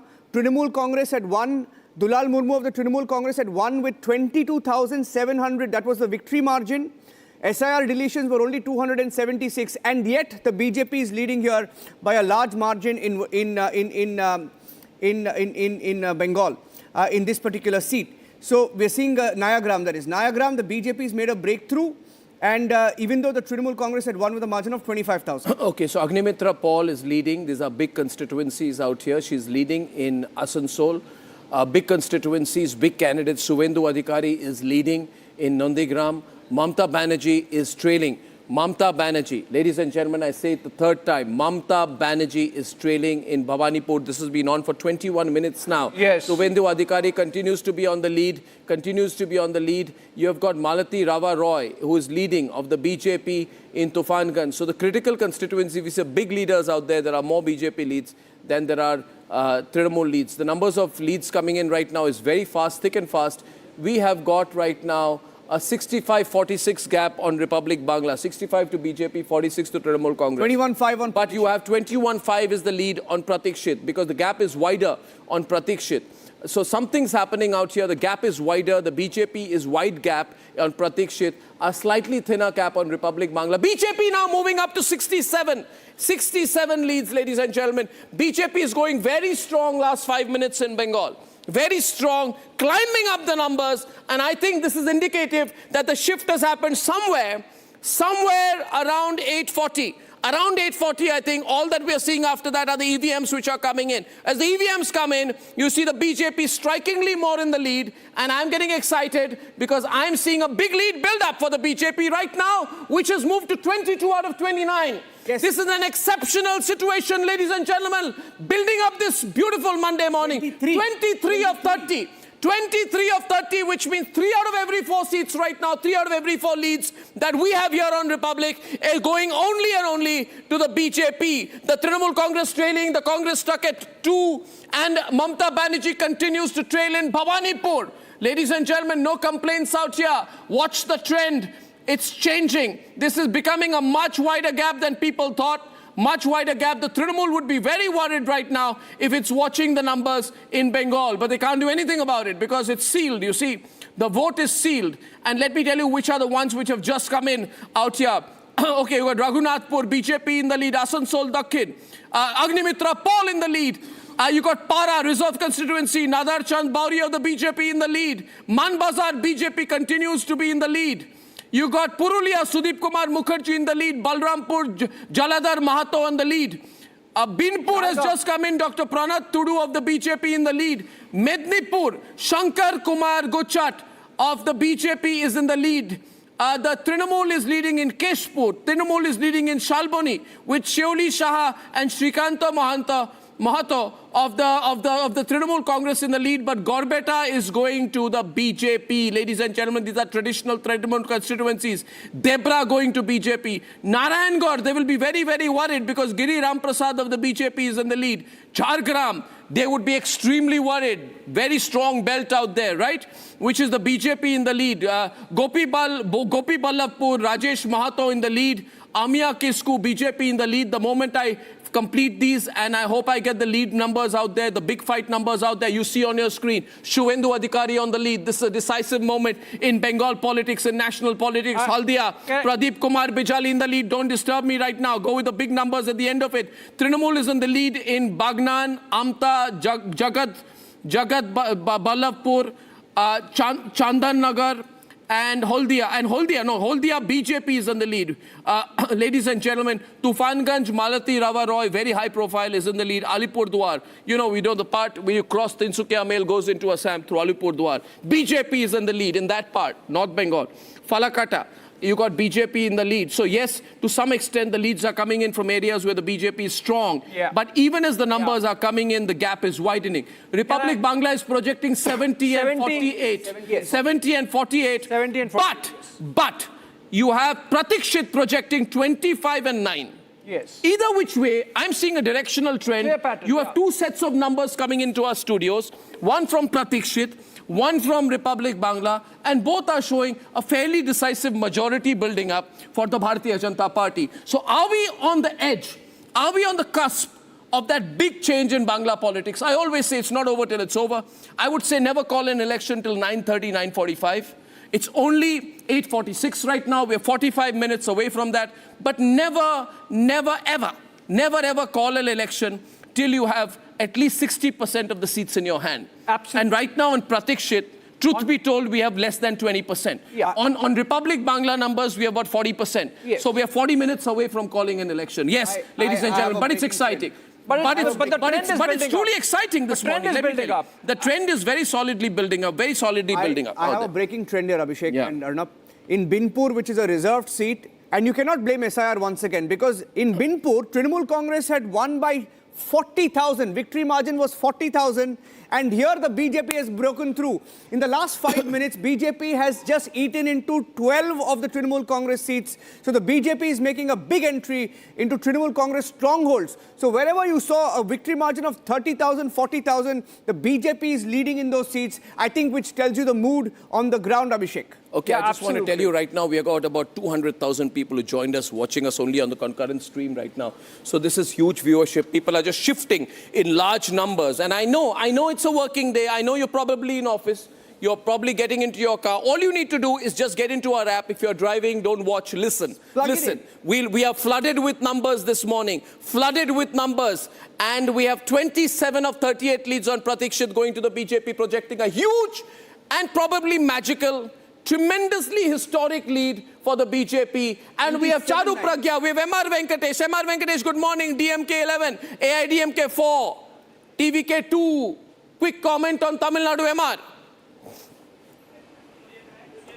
MR, louder. Can't see him, yeah. DMK on MR. Tamil Nadu, DMK 11. Quick comment from Bengal. I'm talking to MR. Be with me. Yeah, MR. Yeah. Udaynidhi is training. Yeah, Udaynidhi is training. Can't hear you. Unmute. Production, tell him to unmute.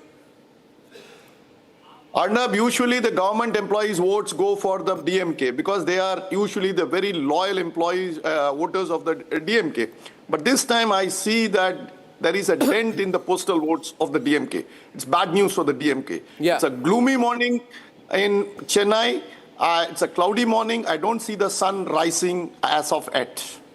Ah, okay. I just want to tell you the sun is rising very much for us. I'm happy to share between Connected TV, one minute, can I say, between Connected TV, people say people watch IPL, right? And they put those numbers out. Happy to share, we're closing in on 1 million concurrent live viewers on Republic watching us in our election coverage. So 1 million people tuning into you right now. Well done, digital team, okay? Now, Charu Pragya, the unthinkable people think seems to be happening. Mamata Banerjee trailing in Bhabanipur, Suvendu Adhikari leading in Nandigram, the giant slayer strikes, and I don't know what Himanta has done in Bengal, in Assam, but he's like this 90% a candidate. He's got 31 out of 39 seats. Something great happening in Assam as well. Your initial reaction. Charu Pragya. Good morning, Arnab. Good morning to all the millions of people listening to all of us right now. And what a joy it is to hear your optimistic voice. And I wouldn't say this is surprising. We've been discussing this every single day leading up to this very special day. I have claimed that like last time Mamata Banerjee lost Nandigram, she is going to lose Bhabanipur. And that seems to be coming true. I'm sitting here with my fingers crossed. It's still early hours yet. But I just hope this positivity continues throughout the day. The citadel of fear has fallen. I'm going to keep repeating this. It is the win of the people of West Bengal. There's going to be no more tyranny. There's going to be no more intimidation. This is so needed, not just for the people of West Bengal, but for the rest of the country. And I'm keeping a close eye on the results along with you. Thank you for bringing us. Thank you very much. I want to give you the leads out there. Okay, we've got Rajiv Handik out there. Rajiv Handik, ladies and gentlemen, joining us from Assam. Yeah, good morning. Good morning, Rajiv Da. What do you think about the numbers so far this morning? What do you think? The trend is interesting. Himanta is leading Jalukbari, BJP sweeping the Upper Assam strongholds. Dibrugarh, Tingkong, Dhemaji, Rongia, Dekiajuli, Dispur, all BJP leads. This is Brahmaputra Valley, Hindu Consolidation, Brahmaputra Valley, Ahomia, Ahomya Hindu consolidation happening right before your eyes. And this is the area which had been taken over by the Bangladeshi vote at this point. How are you doing?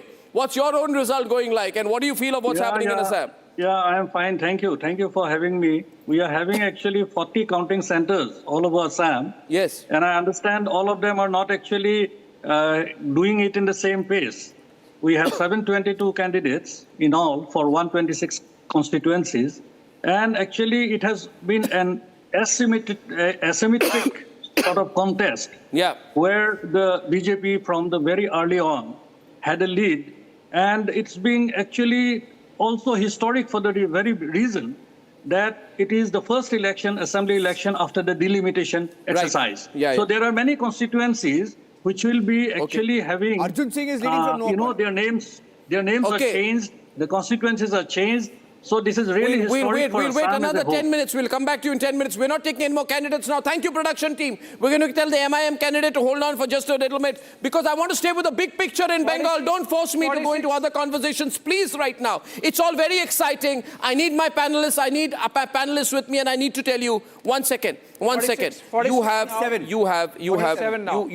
to look at Nandigram, where it all began. Yeah. Suvendu Adhikari defeated Mamata Banerjee by 1,956 votes in the most controversial result of that election. He's leading again in 2026. If this holds alongside Mamata Banerjee, trailing in Bhawanipur, then Suvendu Adhikari becomes the giant architect of the Trinamul Congress's downfall. Suvendu Adhikari, and somewhere Amit Shah put his complete and absolute trust in Suvendu Adhikari. He did. And we must credit Amit Shah as well, because he has in a situation where you said, who's going to be the leader, who's got the ability, he made Suvendu Adhikari the leader.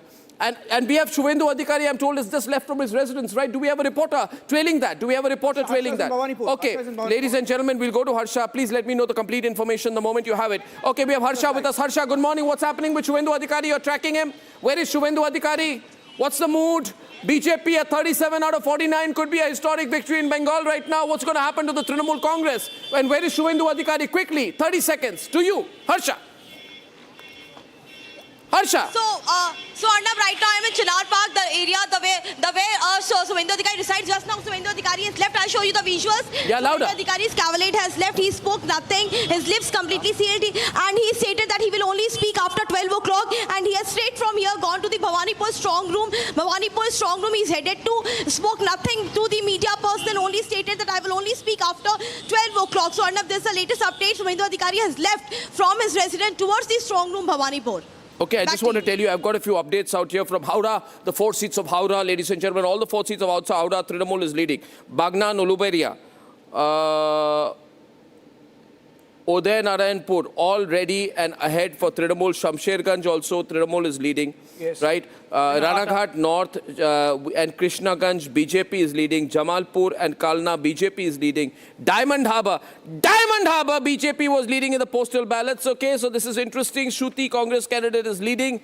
The latest information is 53 leads are now coming in. And we have what appears to be an unassailable lead building up for the BJP with about 40 leads coming in for the BJP. This is a very, very difficult situation to climb back from. For the Trinamul Congress to climb back from this kind of a situation is going to be nigh impossible, right? I think this sort of solidifying. Becoming a solid lead, right? Come on, quickly from you, sir.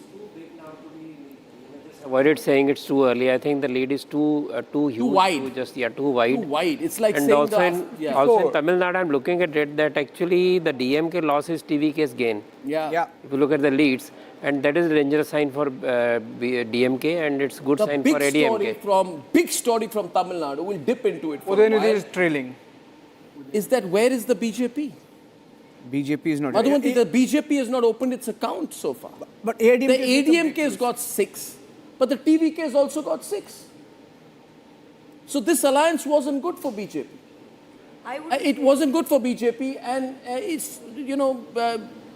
TVK has done some great stuff. Whatever the TVK has done is going to go against the DMK. So I'm not going to look at it. But I'm only so it's a fractured result. I'm seeing a picture of a fractured alliance where I actually want to tell you guys that if you want to put Stalin out, that ADMK and TVK, if they come together, they can possibly have more than the DMK as per present trends. And so it's very early, very early. We'll see. Of course, MK Stalin is trailing in Kolattur. Breaking news coming in. MK Stalin is trailing. Breaking news, MK Stalin trailing in Kolattur, ladies and gentlemen. Udaynidhi Stalin also trailing. Father MK Stalin trailing. Udaynidhi Stalin also trailing. Chepak. AIDMK is Gokula Indira is also trailing in Annanagar. By the way, DMK, Subramaniam, Ma Subramaniam also trailing. So big names trailing. Sendil Balaji now trailing from Coimbatore South of the DMK. So the DMK facing some setbacks on election morning. Okay, DMK facing setbacks, ladies and gentlemen. Right now, keep a watch only and only on Bengal. As for the numbers of Republic Bangla, 53 and 70. 53 and 70. Republic Bangla is saying 56, is it? No, 53. The protection is showing 70 and 53. 70 and 53. Yeah. Congress in 5. BJP in a strong lead in Bengal, according to both the sets of numbers which is coming in. But the Pratikshit live streaming data shows a far more distinct advantage to the BJP. Yes. BJP is leading strongly with 31 seats in Assam, 31 seats, ladies and gentlemen, of 43. Very, very strong. Very, very strong out there in Assam. You have the DMK, which is only at 11 out of 26, not at the halfway mark, a fractured out situation that is developing. If you add the DVK and the AIDMK, then you possibly have a situation where, I mean, it's not going to happen, but ADMK, okay, those visuals out there, that is Suvendu's cavalcade. Right, the most watched man as of this moment in this election, Suvendu Adhikari in his black Scorpio, run around out here. He's got about 12 guards behind him, all armed, and the media behind him, armed with their cameras, and they're trailing him, they're tracking him, and he's going to Bhawanipur. You can expect firecrackers right now. You see, he's this kind of a volatile personality out there. The moment he reaches there, there's going to be drama, there's going to be action, and that's what makes an election so exciting. That's why 1 million people plus people are watching Republic right now on concurrent streams, He's been which called is to fantastic. Delhi also, by the way. By evening, he could be in Delhi if the numbers are going. I don't know. I think he'll do a press conference there. He has to hold the ground. I don't see him coming to Delhi. I don't see him coming to Delhi because he's got to make the situation faster. Ladies and gentlemen, let me tell you the bogus numbers of the other channels. Now, there is one channel particularly which has a channel in Bengal also. Right? Do they have a number in their name? No, they have no numbers. They have something called landing pages. Okay. They pay money to get landing pages. That channel, unfortunately, made Mamata win this morning. Wow. So they are the pumpkin of the election, which proves you can have all the money in the world, but you're a corporate channel. You can have all the money, but you don't have respect. You're just a corporate channel, and you made Mamata win because you wanted her to win this morning, and now they don't know what to do because BJP's come in a strong lead. I condemn these tactics of the corporate channels, ladies and gentlemen. West Bengal's early tally shows a changing political sentiment of the ground. Out of the total number of seats, which is 60, 43 are going to the BJP. 43 and only 15 are going to the Trinamul Congress. Remember, if this is the trend, the BJP is only 33 seats away from the mark it had. If this is the number, the BJP, as per Republic Bangla numbers, is 7 seats away from the numbers it got last time, with half the assembly still to be counted. And the BJP, if these are the numbers, is 33 seats away from the numbers it got last time, which means that in the next 20 minutes, we could have the BJP shattering their 2021 ceiling. In 20 minutes from now, ladies and gentlemen, if you're watching the program tonight, which I'm sure you are, remember, and that point of time, post-COVID sympathy for Mamata, Didi versus Modi narrative, Didi oh Didi comment, massive Trinamul ground machine. At that point of time, there was a ground machine of the Trinamul Congress. If I'm seeing this trend, what it's telling me, possibly, the BJP is on a trajectory this morning that in next 20 minutes, they could shatter their 2021 ceiling. Ladies and gentlemen, we have 2 more leads. Protection. Out of 61, only 16 given to the Trinamul, 2 to the Congress, and the rest to the BJP. Yeah. And which means the trend sort of is solidifying now. Very strongly. By the time it touches 100, it's 61 now, Niranjan. Yeah. By the time it touches 100, perhaps we would be in a position to say that this is a trend which is not going to reverse. Quick word. I'm saying keep the numbers of Republic Bangla non-stop on your grid out there, ladies and gentlemen. Keep the numbers out there. Numbers are moving fast. The BJP at 43, Trinamul at 18. The Congress at 2. 2:1 is the breakup right now. 2:1 is the breakup right now. And the big story, now I will go through all the constituencies one by one as we seat all the other panelists in our studio. So ladies and gentlemen, right now, big story, BJP, put the constituency graphics up, put the versus graphics up, put the candidate graphics up, put the VIP tallies up, put those graphics up. Production team, come on, get your act together. Move faster than you are right now. Too many people are watching Republic, right? Okay, we have got a what bite on ANI? Shamik Bhattacharya bite, BJP president. Okay, let's play his sound bite. Let's play it. Play it. We were told we have it, then play it. If the input team is telling me you have a sound bite, production team plays it, coordinate before informing me, or play it. Thank you. Louder. Fallback has to be louder. Alisha. सपना आज पूरा होने जा रहा है. सरकार बंद कर देगा. आपने एक वो दिया था, स्लोगन दिया था, 4 मई दीदी गई, आप ही ने बोला था इस तरीके से. आप मान रहे ऐसा होगा? देखिए, दीदी का विश्राम लेना निश्चित है. ऐसा होके रहेगा. दीदी ने एक बात ये भी कही है, बाकायदा ट्वीट आया है कि जागते रहिए, लगातार देखते रहिए. मैं भी जगी हुई हूँ, अपने कार्यकर्ताओं को लगातार दीदी बूस्ट कर रही है. पूरे सभी जगे हुए हैं, सभी जगे हुए हैं. हाँ. सभी तरफ के कार्यकर्ता जगे हुए हैं. हम तो चाहते हैं दीदी थोड़ा थकान कम करे, रेस्ट ले. यही चाहते हैं. अभी चुनाव हो गया, नतीजा आने वाला है. Shamik Bhattacharya taking a dig, saying Didi is tired. Didi should take some rest. She's had some sleepless nights. And anyway, she would be tired because she's not been sleeping for the last 4 days. And she's not slept, and she's not allowed anyone to sleep either. Raring to go. BJP is raring to go. The BJP is raring to show me all the guests on the right-hand side monitor, please. I'm not seeing that. Camera persons, look there. The right-hand side monitor is not reflecting the numbers to me. Can we have that, please? Can we have that, please? Okay, Chandrachud Ghosh is with us, right? How are things, Chandrachud? You're anti-TMC. You must be delighted at what's going on. It's a free and fair election after God knows how many decades, and people have been able to vote freely without fear. Yeah. Without fear. That's the biggest contribution to BJP's success. But Neil and Sudipta have been saying something else. You know, they've been complaining about SIR. You want to say something there to the gentleman to your left out here? You have to concede the election at this point. You concede now? Say that 27 lakh people are under appeal who haven't been allowed to vote in this particular election, and this will be history. That's like this will be history that people who have the legal right cannot able to vote. Well, I mean, how long will you keep complaining? Whatever the result may be. Stop complaining. This will be the history. Stop complaining now. Be a good loser. See, be a good loser. I have seen that Suvendu Adhikari, this is the first time in Nandigram in 2021, Suvendu Adhikari haven't came to the polling in the counting. That shows how confident he is. Throughout the day, yeah, at the night he came. He won last night. And today itself he has went to the Bhabanipur polling counting station. Why? Because he also doesn't believe that he may be leading or not.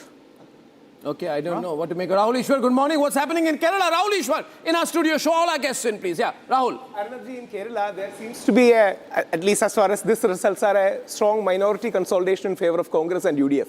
If Congress is going to win, that will be riding on a minority Camera persons are not behind the cameras. Put Leslie behind the cameras. Put someone else behind the other camera as well, so they don't move when the person is speaking. Rahul Ishwar, please continue. So everyone behind all cameras, please. If Congress and UDF is winning, it will be based on a minority consolidation where nearly 60 to 65% of Muslim community and 60% of Christian community are strongly behind it. If the results hold true, if they have to touch, say, 80 or 85, 75 to 85, there would be a minority consolidation. Otherwise, this results won't hold. That's what we have to. But, Kerala, usually, as you said, around 9:40, 9:45, you can call the election. But Kerala, you may have to wait, say, at least till 10:30 or 11, because it's going to be a neck-to-neck fight. And whosoever wins, at least as per the exit polls, it's going to be 75-80. By Pratiksha, it does not look like a neck-and-neck fight. It's UDF straight up. Okay, can we stay completely on Bengal? Can I have the heat map in Bengal, please, up? We're going back to Bengal. We're going back to Bengal. I'm having to lead on to too many graphics. 74 seats by Pratikshit. Can I give the Pratikshit numbers? Can you show the other graphic numbers also? Yeah. Can we start firing all the graphics, please, so the numbers are clear? Yeah, please. I'm not going to tell the production team. 74 by Pratikshit. Leads available so far as Bengal is concerned. and the BJP leads in 46. The rest to Trinamul and Congress. I can tell you, the Congress is leading in Motabari and... Faster, Abhishek, faster. The only two seats where they're leading, Abhishek. Yeah, the only 2 seats. Okay, ladies and gentlemen, we got 76 leads right now in Bengal and 47 have come up. That's the map of Bengal that we have right now, the heat map, what we call it, the heat map, the color map is on your screen out there, and you're seeing patches of saffron everywhere, patches of saffron everywhere. It's a bit of a saffron morning today in Bengal with 47 leads, ladies and gentlemen. You look at the map of 2026 and this is where you compare. You compare the heat map, the color map of 2021 and you see... But majorly phase 1. Majorly phase 1. The leads are majorly phase 1. The leads are majorly phase 1. Yes, to some extent you're right. Are you saying the Trinamul could play catch up in just some time? Yeah, I'm just sort of qualifying because the map says so. Okay. But the numbers as of now, both Pratikshit and the Bangla numbers coming in from the ground, confirming a trend, which is, as of now, at 9:06 a.m., the BJP has a very clear edge and lead in Bengal, and it's a kind of lead which is almost double of the Trinamul, and this trend has been so for the last about 30 minutes, Niranjan, right? For 30 minutes, this trend has continued and solidified. We are still in the very early first round of EVM counting. Ballots are coming in, and Dinahata, the BJP is leading. I want to add one point here in terms of analysis while you continue. Yes. You see, you have to look at Bengal a little differently also. There are places like Murshidabad and Malda. Yeah. If the Congress is picking up any leads in Muslim-dominated constituencies... For Malda, BJP... At the Trinamul's expense. Yes. Murshidabad, Malda belt. Yes. Then it proves the Muslim fragmentation theory. What the Trinamul analysts were afraid about in the morning might be happening. Yes. It is possible that the Muslims are fed up a little bit in pockets with the Trinamul Congress. So they did over-appeasement. And then they had to pull back to not lose the Hindu vote. As they say in Hindi, na ghar ka na ghat ka, neither here nor there. The Trinamul could be losing minority votes to Congress while losing Hindu votes to BJP. It's a pincer movement that no party survives. West Bengal, If this happens, no party can survive a counter-reverse consolidation. So my theory right now is that there is a counter-reverse consolidation. The Trinamul is in such a bad situation that it could not make the Muslims happy. And when they ran to the BJP, they could not make, they'd been already rejected by the BJP. They're in a pincer move right now. But of course, this is phase 1 territory. Early trends are traditionally from phase 1 seats, which is North Bengal and Jungle Mahal, which are the BJP's strongest zones. Yeah. So I'm going to wait for a little while. I'm going to take Abhishek's advice and say, let's take a look at that. Let's wait a little bit. You see? Call it at 9:30. I'm not going to call it by time. I'm going to call it by numbers. Yes. And I'm saying that let the phase 2 numbers come. But if the BJP is at these numbers, even before phase 2, then there is a mountain that the Trinamul Congress needs to climb. Yes. And that mountain is it's already somewhere between Nanda Devi and K2. If this continues anymore, it's going to be Mount Everest. And after that, they'll need a parachute to jump off from. Where is Mamata Banerjee, by the way? The nation wants to know where is Mamata Banerjee this morning. We don't know where she is. Where is she this morning? PK Basu, I saw him walk in right now. Does PK Basu walk in right now? PK, are you there? Yeah, PK, come on now. What's going on in Bengal? Give me your estimate of the numbers. Well, I think most of the results that you're showing are from the first phase, which is of course the BJP stronghold. But I think there's already been a very large shift within that area from previous Trinamul strongholds to BJP. So I think the trends are pretty clear. BJP is well in the lead in Bengal, and I think that's a great result. Shyama Prasad Mukherjee must be up in heaven, feeling very happy. He founded this party 75 years ago.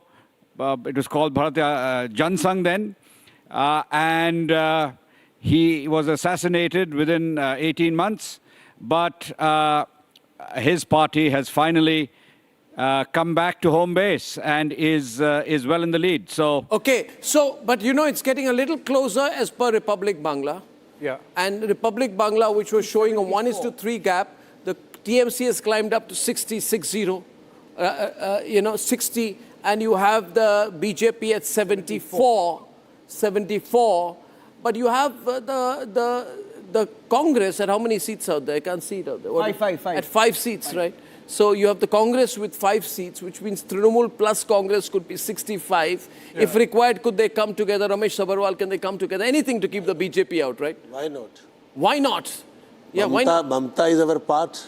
Or Niranjan would resign. She is a Congress leader. Yeah.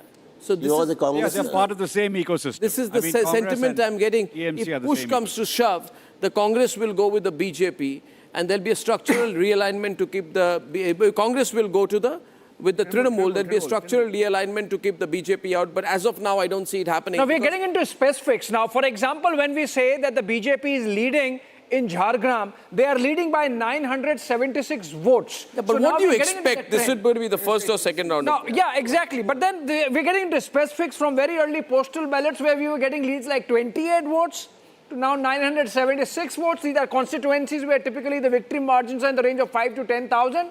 So which means we are building up on the trend. But yes, catching up for a lot of catching up to do for Trinamul from phase 2. But also remember the caveat is the phase 2 has lesser number of seats than phase 1. Abhishek, one trend I'm picking up for West Bengal presidency, where the Trinamul Congress has a stronghold, where they won 92 seats in 2021. Yeah. And the BJP won just about 14. The ratio was 1:9. Yes. The BJP has already caught up. BJP is at 9, Trinamul Congress is at 12. So it's the BJP is making big gains in the presidency. They're making inroads into Mamata bastion of South Bengal. Yes. I think the important result is in Murshidabad. You have total seats 22. You have BJP 7, TMC 4, left 3, Congress 6. Congress is breaking. The Congress is breaking in a big way into the Trinamul Congress Muslim-dominated areas. Is this going to be an overall trend? Does this also apply to ISF? Does this apply elsewhere? Is there Muslim disenchantment? We'll get to know it within 15 to 20 minutes, ladies and gentlemen. But Murshidabad is where I would look very closely, because I see that there is distinctly a possibility of a fragmentation of the Muslim vote in Bengal. But the early tally right now is still, I call it an early tally, because we're only at 80 out of 294. Yes. Only at 80 out of 294, which means we got 70% of the lead still to come on Pratikshit. And on our own numbers, we're at 74 and 63. So the Trinamul is slowly climbing up, closing the gap a wee bit out there. It's much closer on the Republic Bangla numbers. So soon we'll have to take a call on the way things are going out here. But 81 leads 48 to the BJP. 30-48 on Pratikshit. It's interesting. The Election Commission, they have released one lead in Bengal, even that's BJP, right? Okay. So, of course, there is a lot of gaps still because the numbers... Are you ascribing motive to that? No, I'm not ascribing motives. I'm saying it confirms the trend. Yeah. It confirms the 3-level trend that we have now, one from the ground through the Pratikshit, okay, and the final Election Commission data very early. Speaking about Election Commission, can I make one point? Tamil Nadu Election Commission giving 2 leads to the TVK. Kerala Election Commission giving 10 leads to the UDF, CPM 5, CPI 2. Okay, so the trends are on track. In Assam, similarly, Election Commission giving 7 leads to the BJP, 2 to the Congress party. Yeah. Okay, Assam, so it's we'll keep the focus on Bengal. I'll go through all the constituencies to allow Abhishek and Niranjan a breather while I do that, and all the graphics play out, the leads, the graphics, the full focus on Bengal. I will give 5 minutes as I do that. I go through 81 constituencies out here, and Abhishek and Niranjan can in the meantime look at the trends, the latest numbers, and come back with more. Dinhata, Ajay Rai of the BJP leading. Tufanganj, Malati Rava Roy of the BJP leading. Alipurdwar, Paritosh Das of the BJP leading. Deepak Barman in Falakata. Dalim Chandra Roy in Moinagiri, also of the BJP. The Congress party is leading in Mal. The BJP is leading in Kaliaganj. Habibpur, it is the Trinamul leading, that's a reserve constituency. Chanchal is Prasoon Banerjee. Harishchandrapur, Muhammad Matibur Rahman, and Rotua Samar Mukherjee, all Trinamul candidates, 3 of them. Manik Chak, we have Gaur Chandra Mandal of the BJP continuing his lead. Maldaha is Gopal Chandra Saha of the BJP. English Bazaar is Amlan Bhaduri of the BJP. Motabari is Sayam Chaudhary of the Trinamul Congress. That was a Trinamul, of the Congress. That was a Trinamul seat earlier. So interesting shift out there. Jangipur is Zakir Hussain. I do not have, by the way, the controversial candidate in Kaustuv is leading. Kaustuv is trailing in BJP, right? Swapan Das Gupta is presently leading. Zakir Hussain of the Trinamul is leading. Nabodweep Shruti Shekhar Goswami of the BJP is leading. Krishnaganj Shukanta Biswas of the BJP is leading. Bagda Madhuparna Thakur of the Trinamul is leading. Shudipta Das of the BJP is leading in Bijpur. Gaurav Gogoi of the Congress is giving a reaction. Let's cut to him because he's doing very badly in Assam. नजर रखेंगे हर round पे हम नजर रखेंगे पूरे प्रदेश भर में हमने विभिन्न प्रकार के ऑब्जर्वर्स हमने भेजे हैं ताकि कहीं भी अगर किसी भी राउंड में किसी भी क्षेत्र में कोई भी अगर कमजोरी दिखती है प्रशासन की तरफ से तो तुरंत हमको वो इंफॉर्मेशन वो जानकारी हमें मिलेगी। सर अब तक के रुझानों में पूरे असम से क्या अपडेट आपके पास है? देखिए अभी पहला राउंड ही हुआ है इसलिए जहां तक सुबह की बात करें कि स्ट्रांग रूम से जाते काउंटिंग सेंटर तक ले जाते वक्त हमने सारे जो हमारे पार्टी के लोग हैं उनसे हमने जानकारी ली कि क्या ट्रांसपोर्टेशन में कोई कमी तो नहीं रही। हमारे मॉनिटरिंग सेंटर्स हमने हर विधानसभा में हर जिला में हर प्रदेश में भी हमारे प्रदेश के सेंट्रल में भी हमने मॉनिटरिंग सेंटर्स बनाए हैं। क्या मॉनिटरिंग सेंटर्स हमारे अप एंड रनिंग हैं, क्या वहाँ पे लोग हैं, वो भी हम जानकारी ले रहे हैं। तो हमारी पार्टी की तरफ से जो तैयारी है स्ट्रांग रूम से काउंटिंग सेंटर तक और मॉनिटरिंग सेंटर के संपर्क में वहां तक हमारी पार्टी की तैयारी संतोषजनक है। अगले कुछ घंटों तक सर आपका अब क्या फॉलोअप रहने वाला है, क्या रूटीन? देखिए हम तो अभी पूरे प्रदेश से भी हम जानकारी लेंगे, खुद का भी विधानसभा है वहां से भी हम जानकारी लेंगे। कहीं अगर कोई कंप्लेंट आई है किसी कैंडिडेट के द्वारा या किसी विधानसभा में तो उस पर भी। Okay, Abhishek, quickly let's switch our focus to Tamil Nadu because can I just give the broad numbers, then you go into the details along with Apsara and Madhuvanti and Rahul Ishwa and Niranjan. Yeah. 39 leads we have on Pratikshit. Yeah. 40 now actually. And if you look at it, C. Joseph Vijay, which is TVK's chief, he's leading from Perambur, but he's trailing from Trichy East. We still have Udayanidhi trailing from Chepauk. We still have AIADMK leading there, and we still have, of the 40 seats, the DMK is still leading about 26 seats, which means if you look at overall tally, the DMK and its allied parties still seem to be having an edge insofar as Tamil Nadu is concerned. Niranjan, over to you. Abhishek, but TVK has taken the lead here with 14 seats right now. So it's looking interesting with the DMK. As a DMK and allies. Yeah. DMK, yeah. The AIDMK leading in 9, TVK leading in 14. So, all the speculation about hotlines opening up between AIDMK and the TVK could, after all, be valid. Vaiko for sure has we have a AIDMK spokesperson with us in our studio. Very interesting trends, Apsara. Did you get the call? Very interesting trends. I don't know, but it's very hypothetical at the moment. It's very early, but I'm very, very confident that people want the DMK out. Now, what alignment happens post the counting? We have to wait and watch, but I don't think people of Tamil Nadu are voting for the DMK. That's the big story here. People of Tamil Nadu are sick of the dynastic rule. If Udayanidhi Stalin, who's their prized candidate, who's been projected as the next chief minister, is trailing, that says a lot about how the people of Tamil Nadu are voting. Can I put it a little differently and ask you the same question? TVK contests, Vijay contests from 2 seats, both are DMK bastions, right? Morning, Adhav Arjun tweets, posts and says that this is going to be a vote against the dynasty, against monarchy. Absolutely. So I think the way he's projecting, an alliance with AIADMK would be natural, right?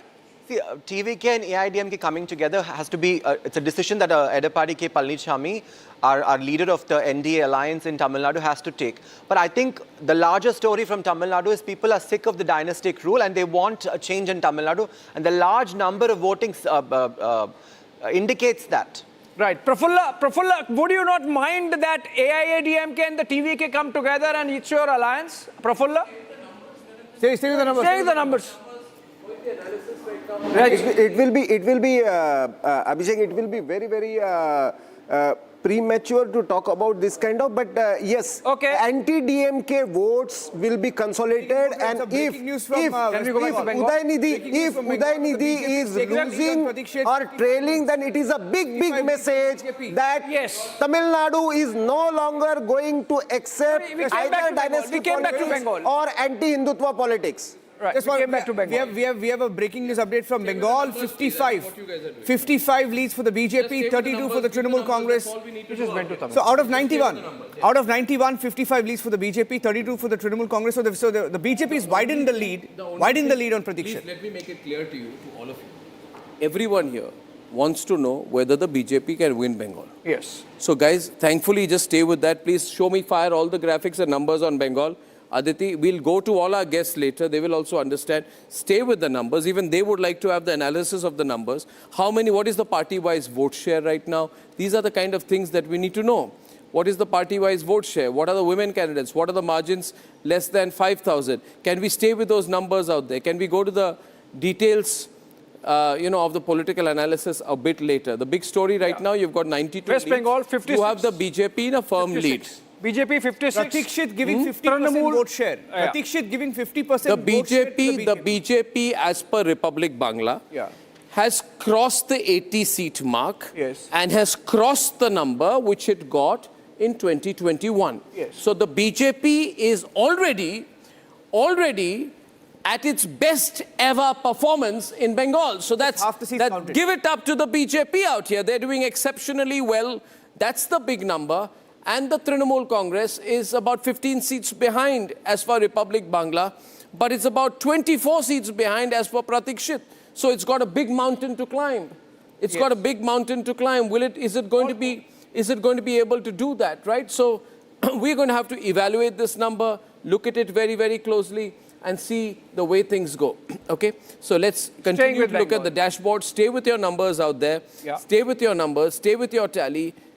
Let's look at the big leads out there, and I'm presently beginning to look. I'm picking up a trend from Burdwan region. From Burdwan region, in 2021, the Trinamul Congress had swept this region, winning 46. The BJP had won only 8. In 2026, the BJP has already overtaken the Trinamul Congress. They're at 6 each. So the BJP is making a huge entry into Burdwan. Even in Malda, I'm picking up a trend from Malda. In Malda, the Trinamul Congress had won 38. BJP had won 11 seats in this particular region. The BJP has already overtaken the Trinamul Congress here. The BJP is at 5. The Trinamul Congress is at 4. The Congress is at 1. So in Malda, the BJP is leading. Yeah, but in the middle, Rudranil Ghosh, very popular guy of the BJP, is in the lead in Shibpur. Swapan Dasgupta, big candidate from Rashbihari, is in the lead. Suvendu Adhikari continues to lead over Mamata Banerjee in Bhawanipur. I don't know about Dilip Ghosh yet from Kharagpur Sadar, but I can tell you that Suvendu Adhikari is also leading in Nandigram. Dibyendu Adhikari is leading in Egra, and you have Agnimitra Paul, who's leading in Asansol. So if the question... Suvendu speaking. Let's cut to that, हुआ है इसमें 14 जो booth है 6 मुस्लिम prawn booth है उसमें भी वो लोग जो 90-95% मुस्लिम वोट को पिछले बार मिलता था इस बार नहीं मिला क्रैक है और जो 8 हिंदू बूथ है उसमें मेरा लीड है ये भवानीपुर का मैं 9-10 राउंड से आप देख लेना मैं पूरा संभाल के आगे चला जाऊंगा ये 77 वार्ड आ जाएगा उसमें ममता बनर्जी का काफी लीड होगा 3, 4, 5 राउंड 6 राउंड तक उसको मैं मेकअप कर दूंगा वो उसको 10 राउंड का बाद उनका बहुत खड़ा होना मुश्किल हो जाएगा मिलके देखिए पूरा जो ट्रेंड है एंटी इनकम्बेंसी साथ साथ हिंदू पोलराइजेशन इनिशियली हम लोग देख लिया Hindus are consolidated in favour of lotus It's a very good signal for us. In Nandigram, I had in first round more than 3,000 votes. Only 14 booth counted. And मेरा जो internal calculation था 1,000-1,100 vote में lead होना था उसमें मैं 3 गुना lead में चल रहा हूँ मुर्शिदाबाद मालदा में भी देख रहे हैं दादा, बीजेपी को बढ़त मिल रही है कई सीटों पे, टीएमसी पीछे चल रही है उन इलाकों में भी जहाँ पे मुस्लिम बहुल क्षेत्र ज्यादा है। मुस्लिम वोट बाइफरकेशन हुआ है, बाइफरकेशन हुआ है, खास करके मालदा मुर्शिदाबाद उत्तर दिनाजपुर में बाइफरकेशन हुआ है। और जो साउथ बंगाल और कोच बिहार जो मुस्लिम ज्यादा टीएमसी को दे रहा है इनिशियली, लेकिन जिस तरीके से 90-95% हुआ था उनका 21 में 24 में, उस तरीके से कंसोलिडेशन नहीं है, क्रैक है। ईवीएम पे आरोप लगाना शुरू हो गया है टीएमसी की तरफ से कई लोग। वो झूठा बात छोड़िए, I will speak after 11 AM, it's good. Counting agents, yes, counting agents को क्या मैसेज देना चाहेंगे अभी की? धैर्य रखना चाहिए, ये कुछ नहीं है, ये सभी इनिशियल ट्रेंड है, बहुत आगे जाना है, पूरा इतना सब माने कूल एंड काम। In Nandigram, you're leading by 3,000 votes in the first round. Yes. 3,500 दादा क्लीन स्वीप नंदीग्राम। ये मेरा आंकड़ा है ना, वहाँ 5 मुसलमान बूथ था आउट ऑफ 14 जो काउंट हुआ। मुसलमान बूथ में भी टीएमसी को हालत खराब कर दिया नंदीग्राम। शुभेंदु अधिकारी मुसलमान बुद्ध में भी खराब कर दिया। ये मेरा थोड़ा सिग्नल था, ज्यादा दिन तक लोग को गुमराह करने नहीं हो सकता। প্রথম দিকে যা ট্রেন তাতে করে মধ্য কলকাতার বেশ কিছু তৃণমূল অফিস সেগুলো ফাঁকা হচ্ছে দিকে। না, I am not passing any comment. কেন বহুদলীয় গণতন্ত্রে কেন থাকবে না party office? No, it's not good. ওরা যে কালচার করেছে, দেখুন কুকুর মানুষের পায়ে কামড়ায়, মানুষ কখনো কুকুরের পায়ে কামড়ায়। ভারতীয় জনতা পার্টি এসবে বিশ্বাস করে না। বিরোধী পক্ষের যারা আছেন তারাও করুন, একসঙ্গে কোনোভাবে হিংসা, কোনো উত্তেজনার মধ্যে যাবেন না, কোনো কিছু করবেন না। আমাদের স্টেট প্রেসিডেন্টও কাল বলেছে, আমিও আজকে বলছি, এগুলোর মধ্যে যাবেন না। বাংলার শান্তি চাই। তবে initial trend I will speak after 11 AM। Now I am monitoring everything. Postal ব্যালটের রেজাল্ট ডিক্লেয়ার হয়নি। আপনারা ফার্স্ট রাউন্ডে BJP had in more than 135 seat.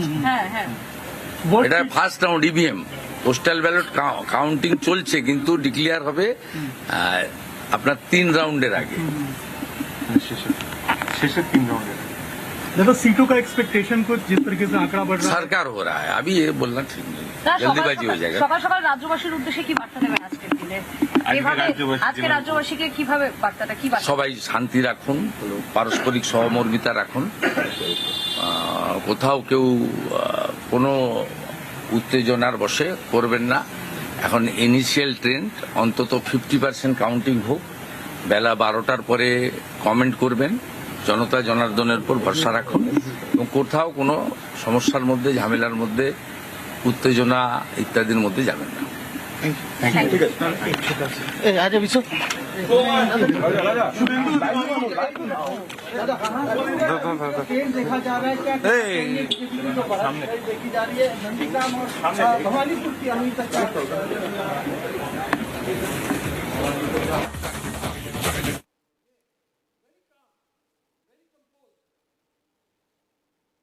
Suvendu. Chandrachud, very non-Suvendu. Has he? He has been. Throughout the election, other than making speeches where he has to motivate the workers. People, yeah. But other than that, whenever dealing with election management, he has been extremely cool, calm-headed and very focused. Yeah. And it has been exceptional. GVL Narasimha Rao of the BJP with us, national spokesperson. GVL, it's tight, but you have a lead. It's tight according to some, not according to our Pratikshit leads. According to Republic Bangla, 81 and 69. And the BJP, when the overall tally has crossed, leads are over the 100 mark at 105 right now. The BJP is at 63. So this is a very strong performance by the BJP so far. How do you see this trend, given that a lot of it has come from phase 1?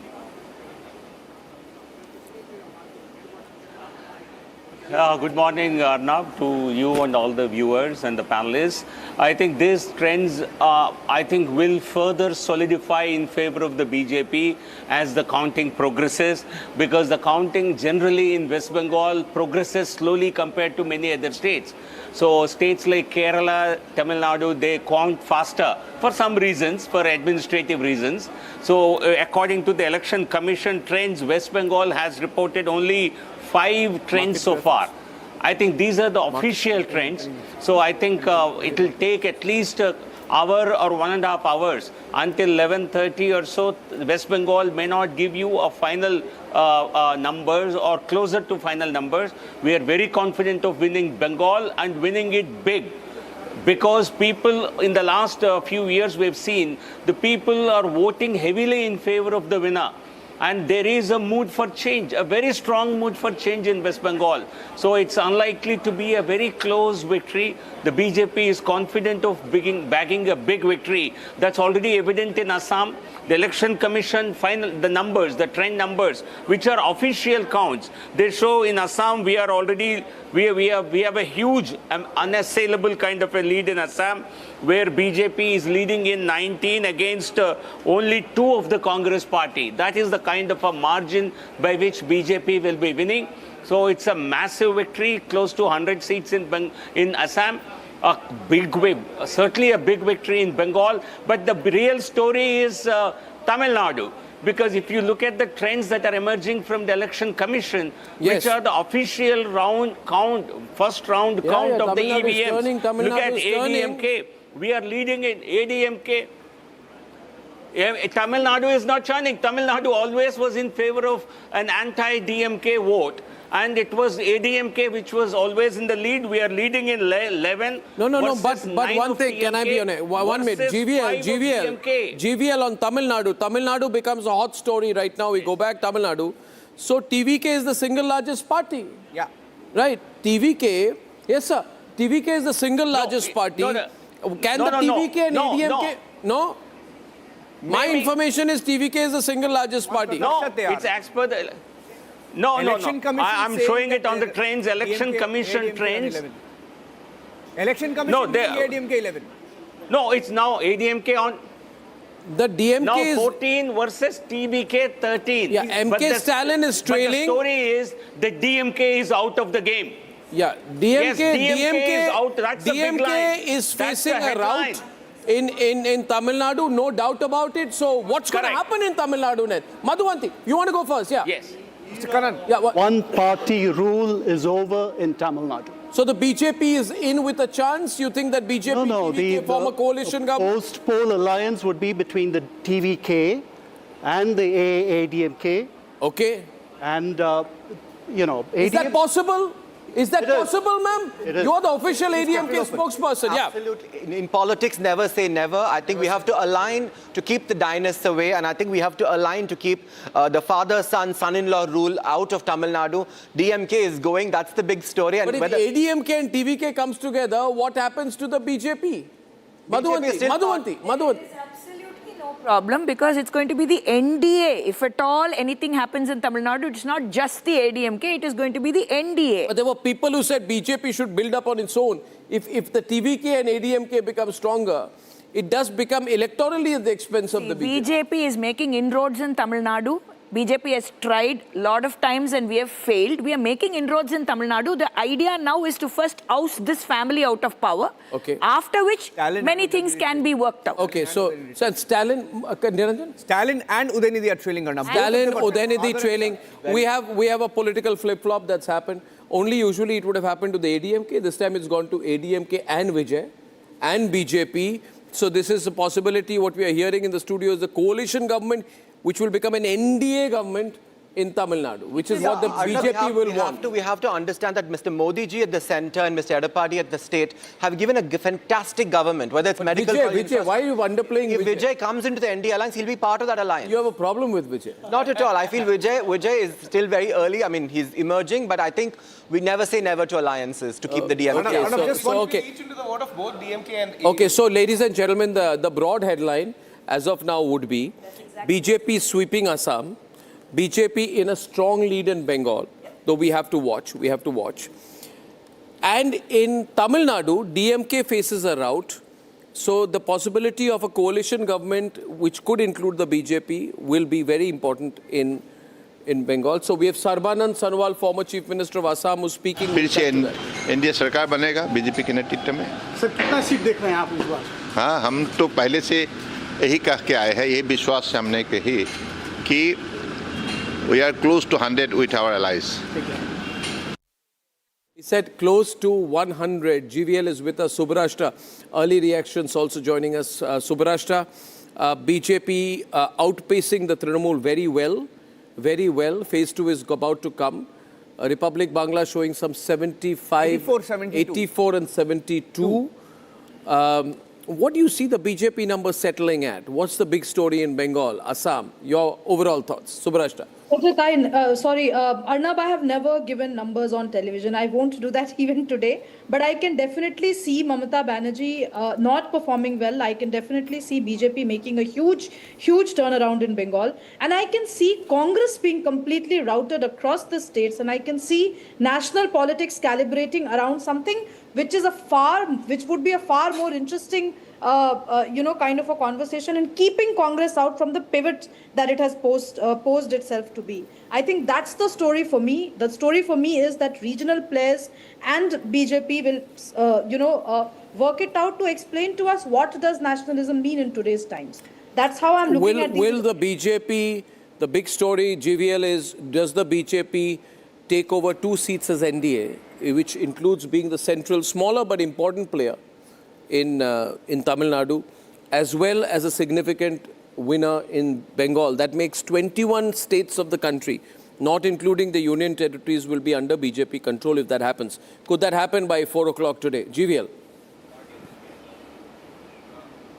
Yes, absolutely. I think that is the mood of the people. That is the verdict of the people, as it seems. We'll still anyway wait for a couple of hours. But the real the story that by the evening is that the knives will be out in the India alliance, because out of these 5 states together accounted for 116 Lok Sabha seats, in which we won only 25 in 2024 elections.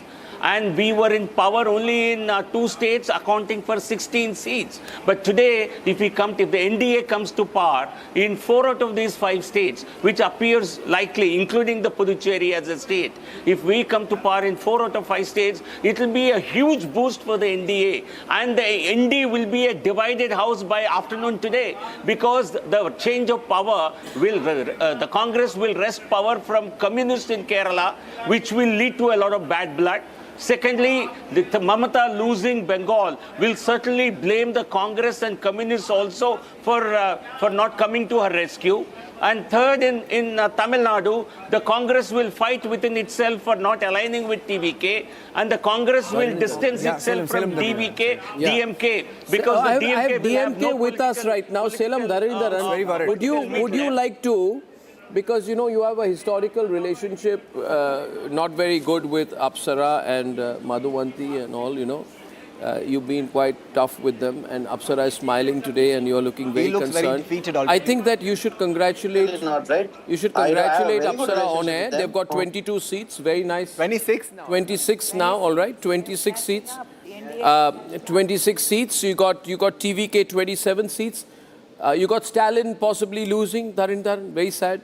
Udaynidhi also. Very bad. Udaynidhi also losing, very sad. Maybe it's the anti-Hindu sentiment. You can't go against religion of people. Listen. Arnab. Yes. Listen. I have election commission trends. It's DMK 82, ADMK 72, TVK 72. It's just 930. The multiple rounds that will be counted is only just the first round that is being counted. And as you said, I do not. But the DMK fanboys since morning have been declaring the election from 8 o'clock. Maybe on screen we may argue, but off the screen there is no any issue whatsoever. So we will. Madhuvanti, give him a sense of your reality, please. Madhuvanti, strip it. Madhuvanti is saying something to you, Salam. Yeah, Madhuvanti. Dharindaran, I just want to ask you, why are you so upset? You're looking so down and out. You were so bright 3 days ago when the exit poll said that you are coming back to power. I saw you tweeting saying you're going to sweep the election, but you're getting swept out. Yeah. So let me know what the problem is. You're a good friend of mine. Let me know. Because I can see the DMK getting swept off their feet out of Tamil Nadu. One good big long sweep. Nice big broom. Looks like BJP has got only 4 seats. Why are you not able to? We are talking about the DMK getting swept out. We are part of an alliance. Where is your alliance, the Congress? I'm searching. I'm searching. Listen, where is the Congress? I'm looking in a spyglass. Where is the Congress? At least I have something called an alliance in Okay, in the NDA. Bhabanipur, we have a reporter. Wait, 1 minute, I'm going to peek. Okay, now, anyway, listen. We must be gracious. We must be gracious in victory, in defeat, in all circumstances right now. But I must say this. That what happens to the DMK is that it becomes very arrogant. It becomes very anti-Hindu. Yes, Right? and See, that is a big factor. I don't think, has Vijay been anti-Hindu at any point? No, he has Vijay been anti-Hindu? No. What would you say? What do you think the eventual number would step in at? What's your estimation? DMK? Yeah, overall, what will be the result? I think the single largest party would be TVK. Yeah. Followed by AAADMK. Yeah. And then the DMK. Yeah, please. And the post-poll alliance is the prerogative of actor Vijay, not the BJP in Tamil Nadu. Oh, so Vijay will hold the cards. Absolutely. Could Vijay be chief minister? He will. He will be chief minister, He will be says. chief minister. Okay, that's going to be the issue, but will Edapadi be happy with that? Will the BJP be happy with that? I don't think but they may not have a choice. Okay, we got a live coming in. We got Komal from Bhabanipur, where there's a tremendous sense of excitement as Mamata flows into choppy, and boiling water. Choppy, hot water. Mamata Banerjee in big trouble. Komal हमारे साथ हैं इस वक्त भवानीपुर से. कोमल, बताइए क्या हो रहा है वहां पे, माहौल क्या है? मैंने सुना कि सेलिब्रेशन शुरू हो चुकी है. बिल्कुल, देखिए भवानीपुर में सेलिब्रेशन शुरू हो चुका है और यहाँ पे दिखाए तो देखिए लोग जय श्री राम के नारे से गूंज रहा है. ये पूरा इलाका जय श्री राम के नारे भी लगा रहे हैं. क्या कहेंगे? अभी से सेलिब्रेशन शुरू हो गया है. ऑलरेडी शुरू हो गया है. हम लोग आ गए हैं. ये रोहिंग्या और उसकी माँ को लेके बांग्लादेश का टिकट हमारे तरफ से. बांग्लादेश का टिकट कटवा देंगे आप? हाँ, बिल्कुल. तो देखिए यहाँ पे जय श्री राम के नारे से ये गूंज रहे हैं और क्या कहेंगे, पूरा यहाँ पे देखिए उत्साह जो है काफी ज्यादा देखने को मिल रहा है. हाँ, उत्साह तो होना ही है.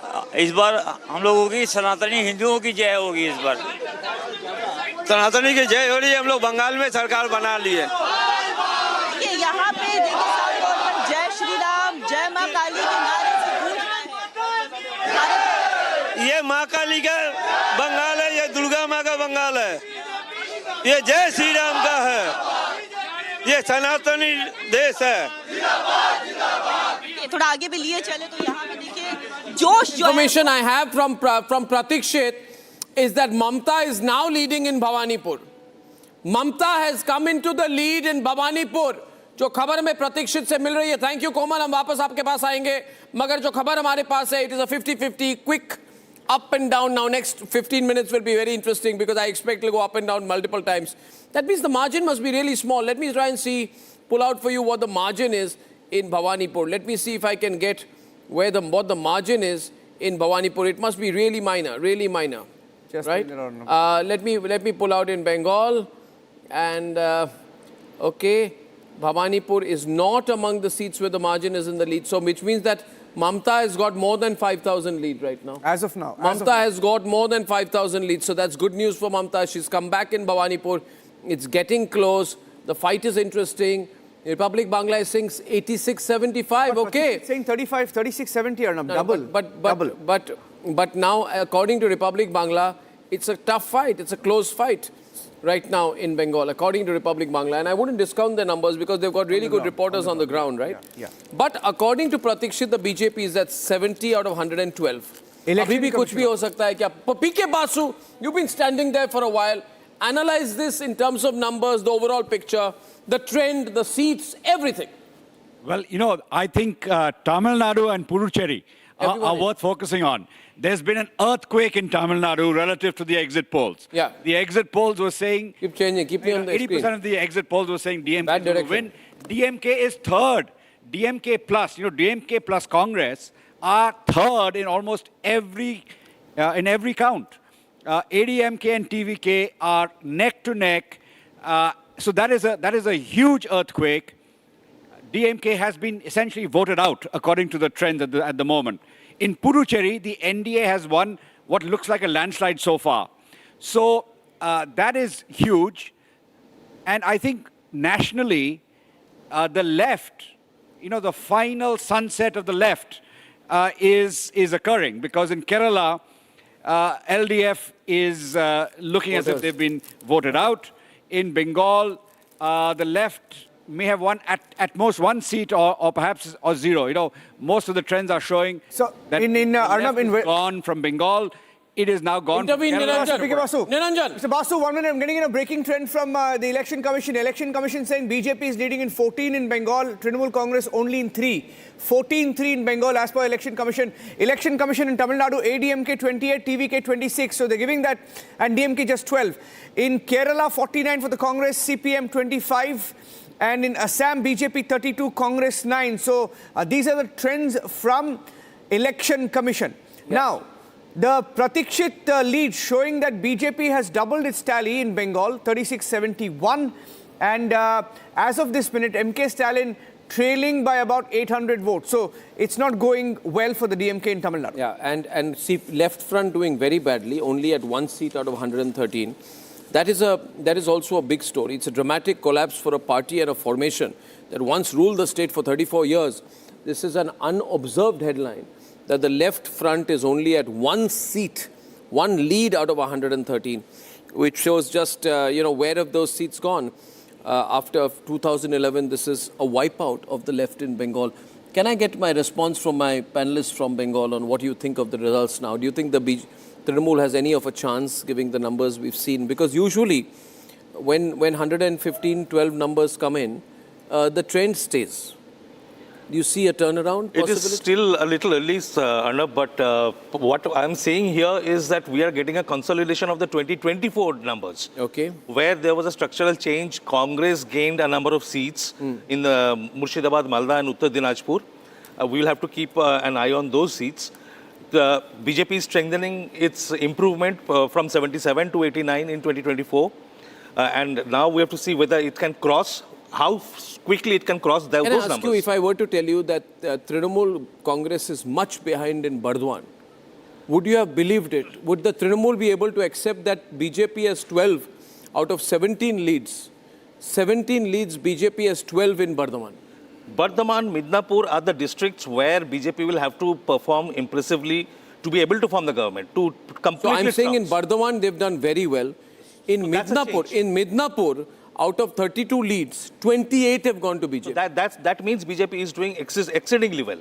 That means BJP, these are the areas, that's why I said, what about Jalpaiguri? Jalpaiguri has been a traditional BJP area. It's a stronghold. 5 out of 8 are going. So the BJP is doing well in areas which are not its original stronghold, but there is a 50-50 fight in presidency. With out of 35 leads, 17 TMC, 18 BJP. Again an improvement, because North 24 Parganas is an area where BJP is not expected to do well.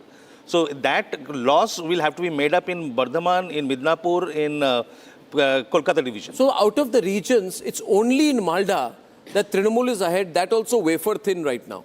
And in all the other regions, which is Presidency, Jalpaiguri, Bardwan and Mednipur, you see the BJP far ahead of the Trinamul Congress. If that were to show me a trend, it would indicate to me, PK, that this is not a phase 1 election for BJP. The overall lead for BJP, I see the numbers, the gap actually widen. Yes, PK. I think across the board, the BJP is doing much better than expected in most areas.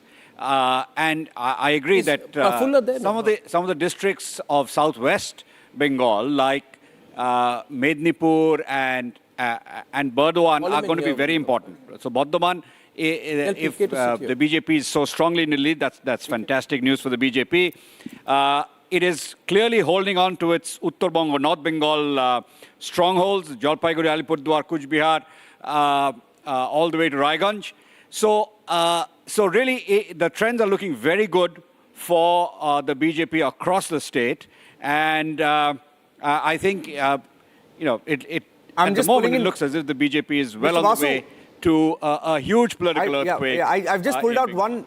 Mr. Basu, I've pulled out one seat because seeing some seats where the SIR factor kick in, for example, in Karandigi in West Bengal, Biraj Biswas of the BJP. The BJP is leading in a seat that was won by the Trinamul Congress. When you look at the 2021 victory margin for the Trinamul, they won it comfortably with a 36,000 victory margin in 2021, and the SR deletions there were roughly about 32,000. And despite that, the BJP has won. The BJP is ahead in this particular seat. So just seeing a trend there in some of the seats where the voter deletions were close to or more than the victory margin the last time. Abhishek. Well, yeah, and no, I just want to analyze this data a little bit, okay? So we have the latest news out here that there is a reversal in Bhawanipur where Mamata is now leading and Suvendu is trailing, right? This is a critical correction from early trends. Mamata's home turf, she's fighting back. In 2021, she almost got 58.5% vote share. Yes. The fact that she's fighting shows how weak she has become. Second point, Dinhata. TMC's Udayan Guha is trailing. Yeah. Right? This is in Cooch Behar. In 2021, BJP won 71 seats with 38.1% vote share. Cooch Behar was a BJP stronghold then. The margin suggests that the BJP's North Bengal fortress, right, is not just holding, it is expanding. So North Bengal, Cooch Behar, BJP is becoming stronger. Then you have two seats which are interesting. Rudronil Ghosh from Shibpur. He's a great, satirist. And Shopan Das Gupta, leading journalist and former member of parliament leading in Rajbihari, Rudronil Ghosh in Shibpur. Now this is Kolkata urban. This is as city Kolkata as can be. If Rudronil Ghosh and Shopan Das Gupta are leading, these are part of 11 constituencies which are the traditional fortress of Mamata Banerjee. Am I right here, sir? Chandrachud? Absolutely. It's difficult. Nobody could believe Rudronil could win. You people didn't take Rudronil seriously. You said he's a satirist. He only comes on Republic Bangla. But look at him, he's leading. I will tell that, in Bhawanipur constituency, there is a ward 82, It is under Chetla. Unless that that EBM is completed, you cannot get a decisive result in Why is that particular constituency? Because like it is Firaz Hakim's own Muslim vote. He is the councillor of that, and he has nudged that ward. So, okay, so you expect to come back on that. Very efficient soldier of Trinamul Congress. Yeah, sure, I get that point. I'm just saying that so far, Trinamul, like one time left had controlled Kolkata. Now, if there is a structural breach of the Mamata's urban citadel, I'm telling you, whatever Trinamul says, it's going to be so shaky. They are going to be so worried. What is happening? We are behind in Kolkata. How is it possible that we'll be behind in Kolkata? Because in 2021, BJP won 0. Big fat 0 Kolkata seats. See, Bhawanipur has 0 Kolkata seats. 50,000 voters has so please note, viewers, urban Kolkata out of breaking. Kolkata is breaking. Look at the numbers in Kolkata. There is a breach in Kolkata. 2 versus 2 in Kolkata. You're in trouble, sir. You're in big trouble in Kolkata. You have to accept that. What do I have to accept? Rudronil Ghosh is leading. This guy is a satirist. In fact, can I add to it? Can I add to it? In what is called the presidency area, which is essentially urban Kolkata agglomeration, BJP is leading in 19. BJP is leading in 19, Trinamul in 18. So BJP is actually now having an edge in presidency area, essentially suggesting that the BJP might have really broken into the fortress. I'm not going to predict, but I feel that the chances of the BJP winning are very high now. Yes. Because I'm looking at Mednipur, BJP. Yes. I'm looking at Malda, big fight, BJP. Yes. I'm looking at presidency, 50-50 fight. Yes. Even there's an edge to BJP. Yes. In Bardhaman, in BJP. Kolkata, there is a structural breach that I'm seeing out there. Look at that. You would never have imagined saffron in Kolkata. Yeah. One day, I'll tell you a story. Listen to this story. I went to meet Mamata Banerjee and I went and met her in a chief minister's office. And she called me and she said, look outside the window. And I said, okay. She said, what do you think? I said, from such a height, everything looks nice. And she said, no, don't you notice something? I said, what do I notice? Blue. Then she said to me, Kichu jano na, you don't notice anything. I said, what? She said, chop, sharadik, blue. Blue. Where is the red? I said, Didi, is this... So she painted the city blue. To see, she can tolerate red. but she cannot tolerate saffron. To Rudronil winning, which means there's a popular surge. Who is Rudronil? Let me tell you. Interesting guy. There's this Bengali thing called Dada Ami Shate Pache Thakina, which is the story of a Bengali man who says, I don't want to get into anyone's trouble. I want to be at home and I want to be happy. And he's a satirist. He's a funny guy. It's like a stand-up comedian, satirist, poet. For him to be breaching, which means young voter, popular voter, is leaving Mamata. This is a breach. Kolkata is the story, ladies and gentlemen. Kolkata has been breached by the BJP with standing at 75 and 40. Okay. 75 and 40. And right now, hundreds of thousands of people are watching Republic. I'm happy to say there that, you know... We're trending on Google, Arnab. We're trending everywhere. Google. Hundreds of thousands of people are watching. About 1 million people watching concurrently right now. Well done to the Republic team. Now, Matabanga, Bagda, BJP's Motua Rajbongshi belt is delivering. Nishit Pramanik is leading in Matabanga. Shoma Thakur is leading in Bagda. Both are seats with heavy Motua, refugee and SC community presence. That is where the BJP's CAA promise is driving massive consolidation on the ground. Okay? What does this suggest? Not Chobbish Porgana 50-50. Could you imagine it? Can anyone from Trinamul imagine 50-50, not Chobbish Pargana? This is the place where Trinamul sweeps. This is the stronghold.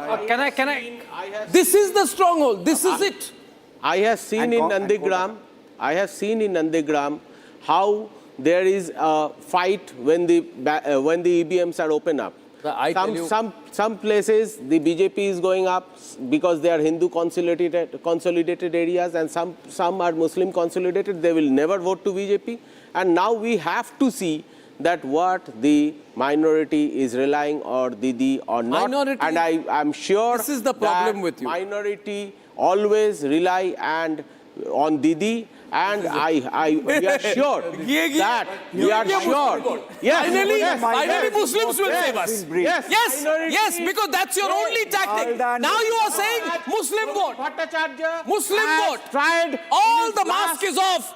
Mask is off right now. Bhattacharya has tried. Mask is off, Rahul. It is all Muslims must save us. Very politically honest. To adjust and make them minorities understand they are also in favor. But the narrative has been created by the BJP leaders. Sir, that they are anti-minorities. They are anti-minorities. Let me tell you. That is the effect which BJP will get in this. Okay, now they are not anti-minority.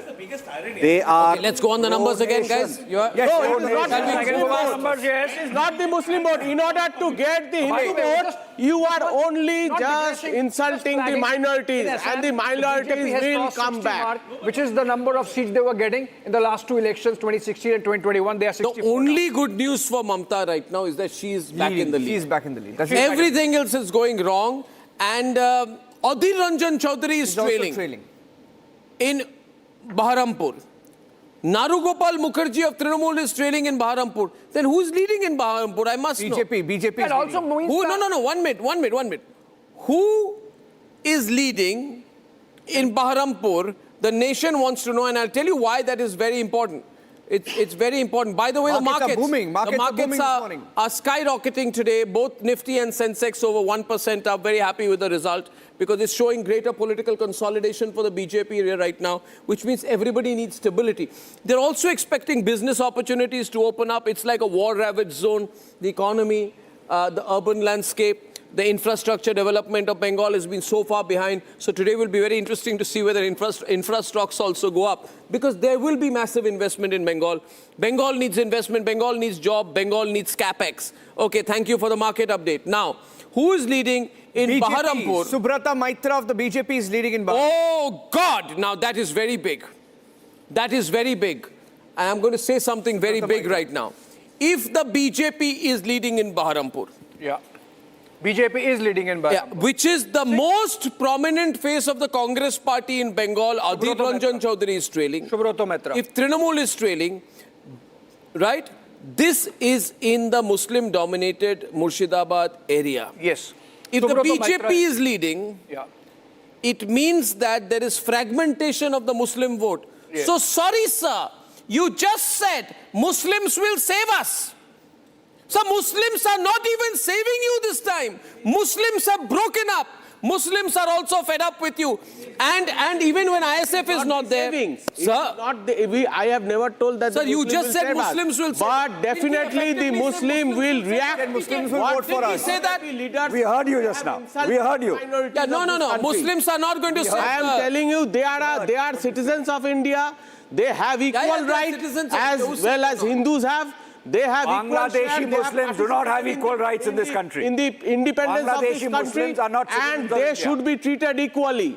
They should be treated equally. What the BJP is not doing. Go back to what the BJP is not Pact of doing. 1990. I think Modi ji's BJP is not treating the Indian Muslims equally. That is the main reason why the Muslims will be voting against BJP. That is the main reason. While I'm showing you these maps, I have breaking news. Mamata is leading in Bhabanipur and our Hindu, because Bengali Hindus are very much educated people. They know what you are ladies doing. and gentlemen, Suvendu has 1,670 votes. BJP. Mamata has 3,660 votes. Mamata is leading over Suvendu by 1,600 votes. This is the first round, First round, Sheshe. 1,670, that's about 2,000 seat vote lead. Yeah, but you know, this is very early, Baba. Very early. Just wait. Mamata's two ministers, Udayan Guha and Shashi Panja, are trailing. So right. And that really, I think, continues to be in sync with the trend that is now very secular. But did you hear my analysis here that Baharampur reflects that BJP Muslim vote has broken in? Yeah, it's fractured, yeah. But who won in Baharampur in 2021? BJP. By the way, BJP is retaining. By the way, BJP is also leading in a constituency called Shibpur, which I believe is the seat of the seat of the government. Yeah, Rudranil, yes. So now Gaurav Gogoi, unfortunately for him, is trailing from Jorhat. And I'll tell you one thing, it became a very personal battle between Gaurav Gogoi and Himanta. Right? And this is bad news. I mean, if Tarun Gogoi's son can't even win from Jorhat. Yeah. Ramesh Sabarwal, you have long attachment to Assam. Why are you looking so sad? You have nothing to lose. See, why you want to look sad? You should be happy. You are like an athlete who's not even participating in the contest. You have retired hurt before the contest has started. You're not even a non-playing captain. You are not even a 12th man. You're maybe the guy who comes with the drinks. Mamata. You're the giving drinks party. We are winning in Kerala. There is no doubt about that. We are losing in Tamil Nadu. There is no doubt. Tamil Nadu? We are losing. Losing. You got 3 seats out of 130 and you say you're winning in Tamil Nadu. No. 3 out of 130. That's less than 2%. I'm losing. You're losing everywhere. So, in Bengal also, India Alliance was, Mamata was a part of India Alliance. Ladies and gentlemen, going live to Siddharth Yadav of the BJP. Now, Siddharth's a young, dynamic spokesperson. He comes from a political family. Many people feel he's a guy to watch out for. Right? And I would like to know from you, Siddharth, what do you think of the results so far? Do you think that Mamata is out, game is up for her? Because there are some assessments like Republic Bangla showing 93-81. Republic English showing 82-45. 83-45. 83-45. So Bengal, any comments? That's my first question. Good morning, Arnab, and good morning to all your viewers. I have been in Bengal for the last 2 months. I have seen the election very closely on the ground. I have heard the pulse. I have felt that pulse. I have seen what people were saying. These are just early trends. I am very sure, and I can say this with utmost confidence, when the final number is going to come out, the number is going to be very high. Bharatiya Janata Party is forming the government in West Bengal with an absolute majority, a Prachand Bahumat ki sarkar. There is no doubt in that. The people had a very strong sentiment to go with the vision of Honorable Prime Minister Narendra Modi and to show the doors to Mamata Banerjee. There is no doubt in that. West Bengal is going to show that. And this is going to be the first time in history that Ang, Bang and Kaling are going to be ruled by one party, Bharatiya Janata Party, and I think this is going to be unprecedented. But when I heard one of your panelists speaking about India Alliance, how much of an India Alliance is going to be left after the results are going to come out? I have serious doubts about that. The opposition will have to seriously introspect and reimagine themselves, and that reimagination would have no space for Rahul Gandhi. This is one thing that I'm very sure about. The results which are coming in all 5 states is going to establish that by the evening when this comes out. The opposition will also have to come up in a new manner, but Bharatiya Janata Party is going to lead the way in Assam, in Bengal, in Puducherry, and very soon I'm very sure that the alliance, the NDA alliance, is also going to make its way through in Tamil Nadu. When it comes down to Kerala, it was a very tough battle for us, a tough ground for us, but the kind of vote share that Bharatiya Janata Party is going to get, that is also going to be unprecedented, and we have worked very hard on the ground in all 5 states. We are hoping for a very good result. West Bengal, the numbers are, Arnab, BJP is racing to 87, Trinamul Congress at 46. It's 87-46 in Bengal, right? Yeah, and a quick comment from on Tamil Nadu. Could you see an alliance with both parties with you? It's going to be a fractured result, I think, in Tamil Nadu. Siddharth. Arnab, I think it's going to be a little early to comment on that. We are still hopeful that AIDMK and BJP alliance is going to cross that magic number. But the kind of trends that are coming in, I think it is surprising. It is surprising for all of us, the kind of performance that TVK is giving.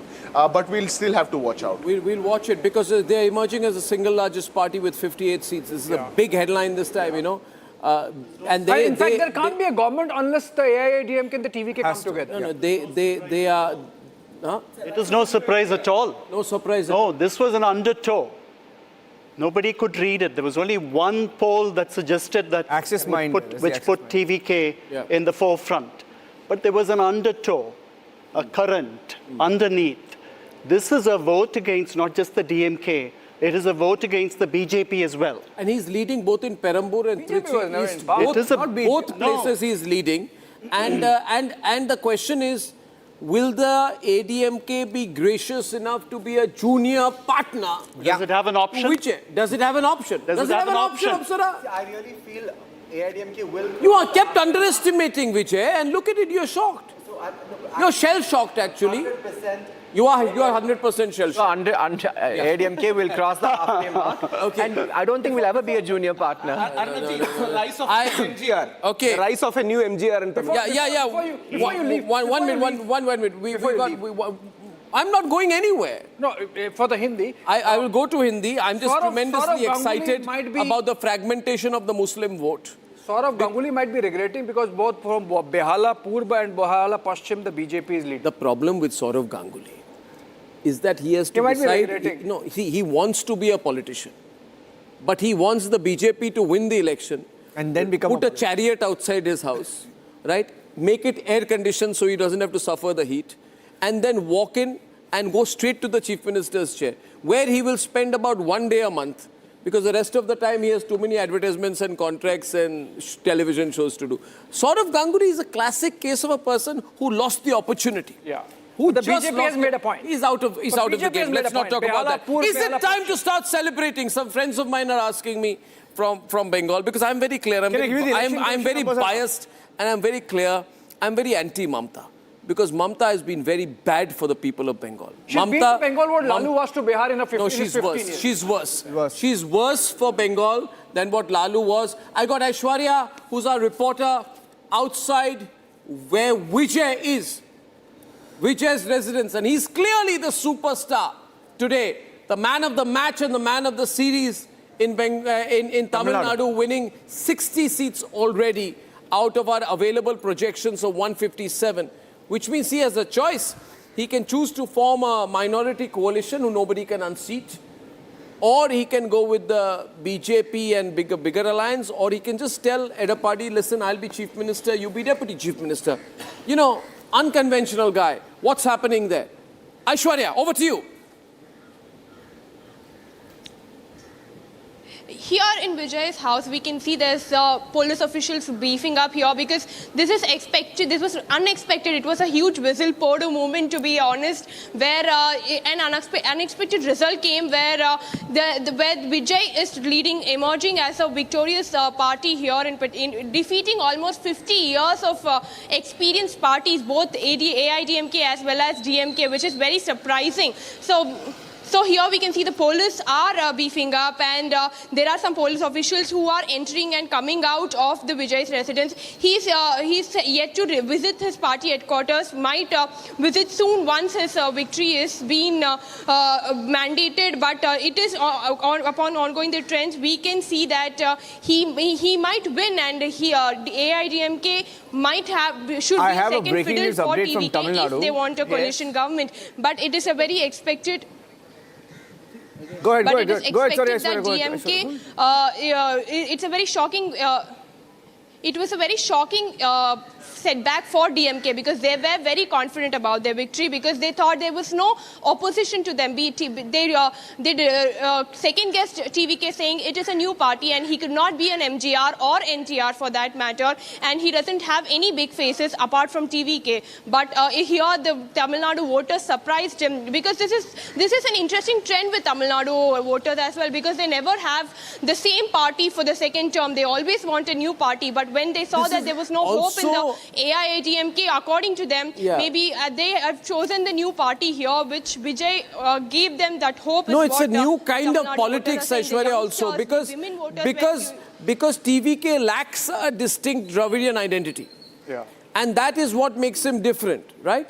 He is not fitting into the long-established Dravidian political tradition, which is anti-Hindi, anti-Hindu, anti-center. He's a composite party that embraces everything. Yeah, it's a composite party. Ladies and gentlemen, 2 headlines right now. Can I leave for Hindi with 3 headlines? Yes. Headline number 1, TVK. Vijay could be next Chief Minister of Tamil Nadu, right? His gamble has paid off. And he's cut into the Christian support, cut into the Dalit vote of the DMK. His, he's targeted the anti-incumbency strongly. He's got a huge youth connect.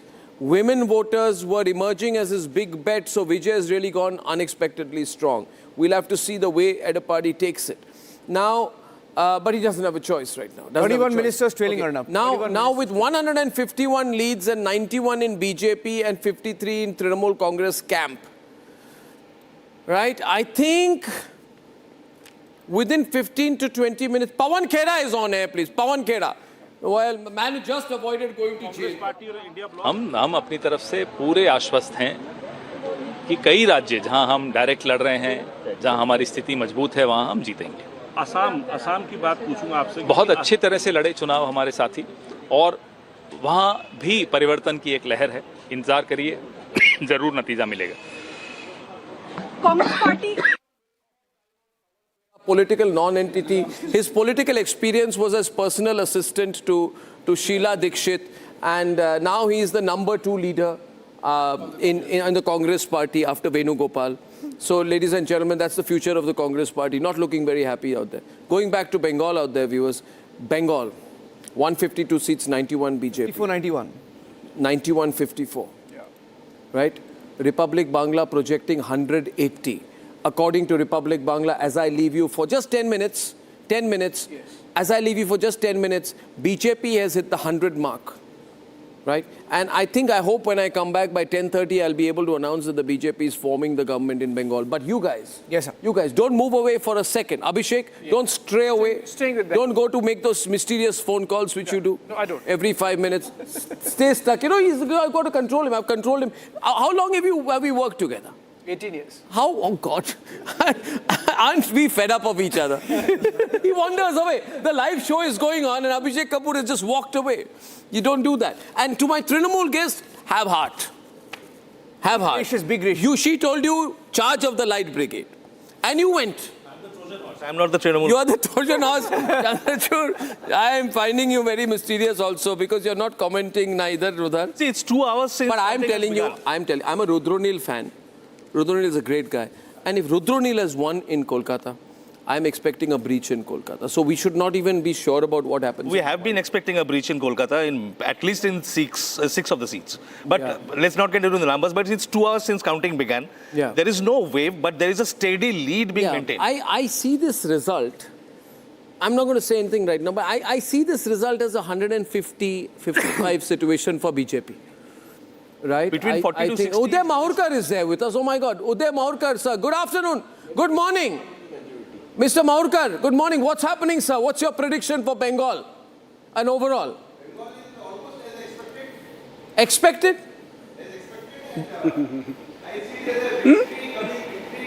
For nationalist forces, more than BJP. Yes. It is a victory for nation's national security, more than BJP. Yeah. And the developments in Bangladesh have also played a big role in this victory, in this upcoming victory. No doubt, sir. Yeah. No doubt, sir. Sir, do you think this party will survive if they lose today, Trinamul? Mr. Mahurkar? No, it's a one-woman party. It might collapse in future. One leader party. The entire, the fulcrum is Mamata Banerjee. You know, we just heard out here Prafulla Ketkar. She also looks very tired now, you know. She looks tired, and something very interesting happened. I got a feel of her. I got a feel of her. I've got 3 reports. Mind. Yeah. When Hindus were targeted in Bangladesh for the first time. Yeah. She was extremely scared.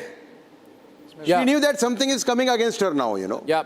This was about almost 2 years ago. Okay, Prafulla Ketkar, you walked around, you've traveled all over Bengal this time. You spent a lot of time. You see any trend here, sir? Places you've traveled, Kolkata in particular, Mednipur, Malda, you traveled to these regions. Your views on what you've seen so far, the numbers? One thing is for sure that people this time, this was a very, very relatively in Bengal, terms, it was a very, very peaceful election.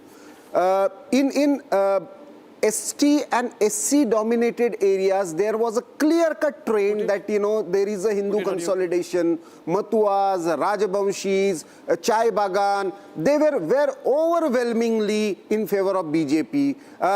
In southern part of Bengal, people were not openly ready to speak against TMC because they were afraid what will be the backlash if TMC wins, because they were not sure what will happen in the north. Central Bengal also the same trend, but that silence was more powerful Arnab in Bengal than actually voters speaking.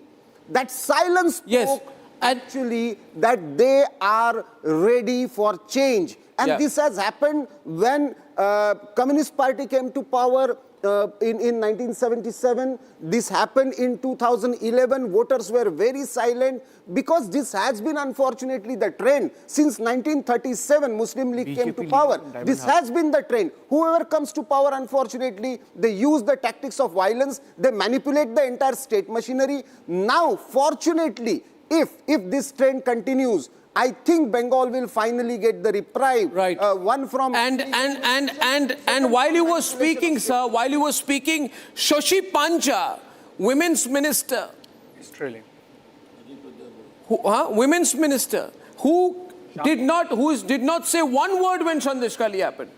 Who used Adhikari to prove her loyalty to Mamata Banerjee by saying, Didi, let women get raped in this state, but I will not speak a word. Murders and rapes were defended in the... She was the biggest defender of gang rapes in Bengal, and she is today trailing. So Shashi Panja, who was being rewarded by Mamata every time she would defend the rapists, is being taught a lesson. Ladies and gentlemen, she's trailing. Arnab, in Diamond... My other prediction is that I safely see BJP going over the 150 mark. BJP should go over 150 mark as per current trends. Yes. So I would very much say that. Pardon me? lot of credit should go to the Election Commission too for conducting fair elections, 1000% to vote, allowing people to vote. Definitely. Non-violent election. One death. For fearless election. 60 years. Yes, yes, No death. It was a fearless election. For free and fair election, it has to be fearless. But everybody should be given that 27 lakh voters has versus able to vote their legal right. Illegal migrants to vote for. You want people to vote 27 lakhs appeals are pending. 27 appeals are pending. That discredit, that is a history. That is a history in democracy. That is a black day in democracy. 27 voters who are under appeal, they have been they didn't able to cast their vote. This is a black day in democracy. This is a black day in democracy. This is a failure for election. BJP should easily cross 150. We is have my other prediction. BJP should easily cross 150 is my other prediction. And I also want to state here tonight. That has not able to vote and the big story is that the left is almost down to zero. Almost down to zero, right? Would be, yeah. The lead in Domkal, CPM and competitive margins in other politics pockets show that the zero of 2021 was not a permanent erasure. A section of the rural poor, small section of rural poor is returning to left. Small section because they've got one seat. There was zero last time. The Adhikari consolidation, Dibbendu Adhikari, Suvendu Adhikari leading in their multiple seats. Mednipur, Kontai, Egra belt has become a personal fiefdom of Adhikaris that the BJP is successfully leveraging. We got MR with us, we got Subrashta with us. Several seats are also showing less than 500 fort leads. Please mention here. Durgapur, Purb, Kalimpong, the margins are less than 500. So don't jump the gun.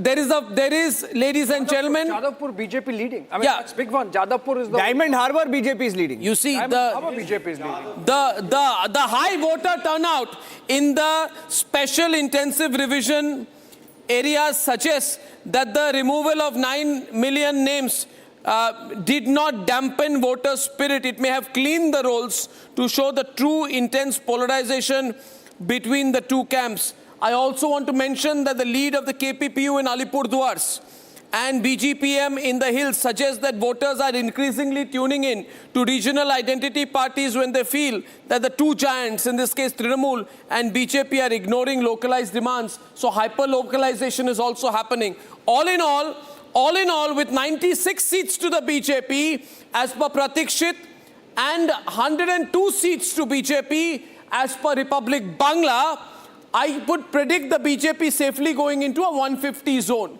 But it's going to be a good fight. It's going to be a good fight. Ladies and gentlemen, I predict a 150 to 170 zone for BJP. And it always happens, always, as you know, MR, that after 11 o'clock, the leading party suddenly begins to get 10% extra.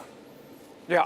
So if that happens, BJP will go from 150 to 170. MR, current trends analysis, Bengal, Tamil Nadu, Assam. Okay. Your thoughts? Was Stalin and Udayanidhi trailing by the way? Bengal is more or less on expected lines. The exit polls suggested this.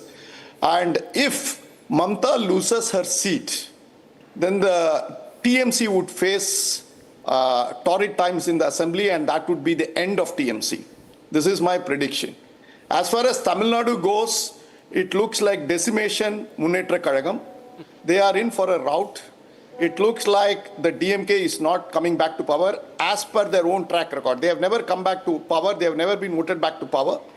And they thought that the best way to rule this state was 4 years and 9 months of loot, and then distribute some largesse in terms of a 5,000 rupee dole here and 5,000 rupee dole there. Come in some very, very costly vehicles, the father and the son, and who are incidentally trailing. It has never happened. Arnab, you see that Chennai area is a fort of the DMK. And on the first day of the election, I said, there is a station called Chennai Fort. I said the DMK is going to rename it something else. Because the Chennai Fort area, it was a fortress of the DMK. It's actually crumbling. It's actually crumbling. And I said this, why I said Pratik Gupta's prediction will hold true, because one of my other good friend, Arun, did a poll in Chennai, Tamil Nadu. And he said, sir, I have done roughly around 8 seats in Chennai, and I find TVK leading. I said, if TVK is leading in all 8 seats, it cannot be that the DMK is winning elsewhere. And that's what it is. Today, that whole thing is coming, and it's most likely, the way it looks like either TVK... I want to add one more point which has come to us from our Bangla team. And this is a very interesting analysis sent by the Republic Bangla team. And I said today, Subrashta, Siddharth, please hear me on this. Right. I said today that the Bengali Hindu is not anti-Durga Puja. Even the Bengali Hindu who is a communist celebrates Durga Puja. Absolutely, never. But the Bengali Hindu who has been a communist saw Durga Puja being banned by Mamata and only Muharram allowed. So Mamata became anti-Hindu, and today there is a trend I want to share with you. Can I have Siddharth also on the screen? You see, our Republic Bangladesh team has said that Jadavpur and North Dum-Dum. Jadavpur and North Dum-Dum has the maximum number of Bengali Hindu refugees who came from Bangladesh, who 46, 47, 48 and after 71 were forced to leave Bangladesh. So persecuted Bengali Hindus, but they have been total left voters. Subrashta and this. These are left bastions. The entire vote of left, the entire Bengali Hindu communist left voter is voting for BJP this time. Jitne the, all the Bengali Hindus who were with left are fed up with both left, which has become a radicalized Muslim party under Muhammad Salim. I would presume a part of the TMC Hindus would also be voting. I'm saying this is Hindu consolidation, boss. This is it. Bengal people has understand that communism does not mean CPM. They have shifted their vote. Siddharth, I see Hindu CPM telling that they are communism, they are communists. Is evident in Bengal. The Bengali Hindu has consolidated himself and herself. The Bengali Hindu has emerged as a strong voter bloc, like the Ahomia Hindu emerged as a voter bloc in Assam. Siddharth. Arnab, absolutely. TMC had a very strong arithmetic of taking 85 to 90% of the 32% population in Bengal, and then add it with some Hindus and then cross that magic number. Now Hindus are consolidating and consolidating for the good of Bengal. Hindus are definitely not getting into the trap of TMC, where appeasement is the first policy. Appeasement is the policy which is only followed by Mamata Banerjee, and the kind of decisions that were taken by Mamata Banerjee's government in the past 15 years is what has led to this consolidation. When Mamata Banerjee, the chief minister, can afford to come out and say that Ram Navami is communal and Muharram is secular, and when you have to go to the courts to take permissions for Ram Navami, when she would invite the immigrants and settle them, give the lands from North Bengal to South Bengal to immigrants and take away the rights of Hindus there, when she would have 75 of Muslim communities out of 77 in OBC. This is what the Hindus of Bengal were looking out for, and now they have responded to this in 2026, and Hindus have consolidated, not gotten into the trap of Mamata Banerjee, and that's why this result has come out. And Congress veteran Adhir Ranjan Chaudhary is trailing in Bahrampur, Murshidabad. Adhir Ranjan Chaudhary is currently trailing in Bahrampur Assembly constituency in Murshidabad. Big lead out there. Ladies and gentlemen, as I have been talking here, the BJP has zoomed up to 108 seats out of 187, moving safely to the predicted zone of around 150. And if past trails are there, I see the BJP settling between 150 to 165. Let's see what happens out there. But this is the way things are right now, and we are in a safe zone of looking at possibly predicting the way things go. And I predict that the BJP will settle a little over 150, giving it enough of a lead over the halfway mark, which is 148, right? Now, in that comfortably at multiple levels, the trend is sort of solidifying. And the Election Commission is also predicting similarly, isn't it, Abhishek? Yes. What is the Election Commission predicting? Number that BJP 63, AITC, which is Trinamul 37, and the AJUP, BJPM 1 each. So but the magical story of the moment is the TVK, which is at 86 seats out of 195. 90 and DMK only at 33, the worst ever performance with both father and son losing in their respective constituencies. A rejection of the DMK in Tamil Nadu. Yes, please. Tamil channels in Tamil Nadu are announcing that the Election Commission has formally announced that TVK has crossed the 35% polling mark. Vote share or seat? Vote share. 35% vote share would, that's exactly and by the way, as exactly we what was predicted. Okay, now let's put the focus on Bengal. Bengal is 188 or 190, 188 or 109. Don't move because I'm zooming in and out of the Bharat studios. Yeah, okay, we're staying with Bengal. Yes, all of you stay stuck, stay with the numbers, and I'll see you in just another 7 to 8 minutes, please. Thank you. Okay, 111 leads. Bengal, can we give a tally? I mean, Pratikshit, Election Commission, and our data coming in from the Bengal channel. I'll take you through the Election Commission and then you can take us through the Pratikshit data. Okay, so the Election Commission, as of this minute for West Bengal, saying that BJP is leading in 63, Trinamul Congress leading in 37 seats. So that the margin, like the trend showed in Pratikshit as well. But looking at the gains of the BJP as per Pratikshit. Abhishek, you want to take us through the Pratikshit numbers? Yes, before Niranjan, I take you through the Pratikshit numbers and the viewers. I just want to tell you that the Election Commission is also showing what's called the green map or the hot map, heat map, so to say. Yes. The heat map is showing an interesting picture because the early morning leads were essentially of BJP consolidating its hold in the phase 1. This time, we are seeing a lot of saffron coming in the phase 2 areas, also including the Kolkata urban agglomeration. Now, that's the heat map of Bengal as per Election Commission. Coming to Pratikshit numbers, I'm going party-wise. West Bengal, 112 to the BJP, 71 to Trinamul, 1 each to the BGPM, AJUP, CPM, independent. But remember, these are all leads, not a single result as yet. But essentially a trend consolidating and moving unidirectionally, so to say, between the Pratikshit numbers, between the Election Commission numbers and the Bengal channel. Niranjan, maybe you can show. I have some interesting numbers from the Election Commission website. Abhishek, Election Commission saying that the BJP has almost about, so far, 44.8% of the vote share. Yeah. 44.8% of the vote share for the BJP. That's almost a 6% upswing from the last election. If that be the case, Niranjan, then are we looking at BJP not just touching 150, but perhaps crossing 180, Absolutely. 190? And Trinamul Congress right now just about 40.8. So their vote share down by almost 4%, 4 to 5%. 7%. Yeah, so essentially, if the BJP had to cross Trinamul, they had to just get 5-6%, and the Trinamul would be back, down by that much. Yeah. PK Basu, you think that it's not 150, perhaps 180 we are looking at for the BJP? I would say it looks as if we are on track to get to about 170 for the BJP maybe in Bengal now. Maybe 170 is about the right number given current trends. But Niranjan, 45%, 44%. Yeah. Yeah, go ahead. Yeah, so in terms of vote share, early trends were showing around 48 to 50% for the BJP. Even if it's 45, 46%, that is a substantial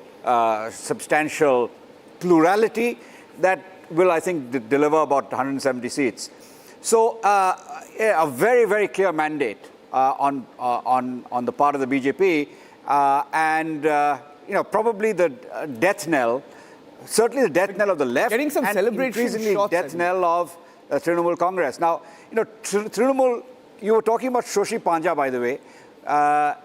And Jadavpur. In the last election, and Behala, they were talking about Bohiragato. Bohiragato means outsider. Yeah. Shoshi Panja, by the way, is an outsider. Yeah. She's a daughter-in-law of Ajit Panja, but she's Telugu herself. Yeah, Telugu, okay. So celebrations in Bengal, by the way. Those are pictures of celebrations in Bengal. The lead, she was the Minister for Women's Affairs. She's the greatest disgrace in Bengal. I mean, she has, RG Kaur happened on her watch. Sandesh Khali happened on her watch. And she did all she could to protect the perpetrators of those atrocities. We're getting pictures. And and not the women who We're suffered. getting the pictures. So, we're getting pictures. Who is not a disgrace? Okay, we're getting pictures.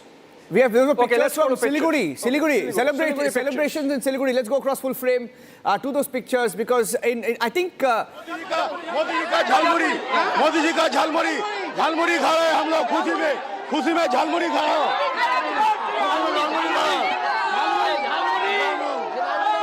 दीदी को मीठी लगे झालमुड़ी आप खा रहे हैं, झालमुड़ी क्यों खा रहे हैं? क्योंकि हम लोग का जो महान नेता है उन्होंने आके कोलकाता में झालमुड़ी खा के जो बोला हम भी वही दिखा रहे, हम लोग का महान नेता जो करेंगे हम लोग उनके साथ ही करेंगे। अभी तक तो फाइनल रिजल्ट नहीं आया है मगर फिर भी आप लोग घूम रहे हैं, क्या कारण है? क्या चीज? अभी तक तो फाइनल रिजल्ट नहीं आया है। अरे हो गया, आ चुकेंगे भरोसा। इलेक्शन का पहले हम लोग जो डोर टू डोर किए थे तब भी हम लोग को पता चल गया कि आदमी लोग इस बार चुपचाप है, कोई नहीं है, वोट के दिन सब जाएगा चुपचाप पदोचाप। क्या हो गया? हो गया दुर्नीति का विसर्जन हो गया। दुर्नीति का जो सरकार था उसको आज गंगा जल में विसर्जन हो जाएगा। ठीक है, नंदा, आप क्या कहेंगे? पहला तो निर्वाचन कमिश्नर को धन्यवाद देंगे जो अच्छा चुनाव हुआ इस बार, आदमी खुला वोट दिया। पहले पश्चिम बंगाल में वोट नहीं होता था, गुंडागर्दी होता था, जो आदमी मर गया उसका वोट दिया जाता था और चुनाव में ब्लैक टिप लगा देता था वोट नहीं देने के। एक फौलता में ऐसा हुआ देखा, चुनाव नहीं हुआ, बाकी सब जगह अच्छा वोट हुआ, सब जगह हम लोग जीतेंगे।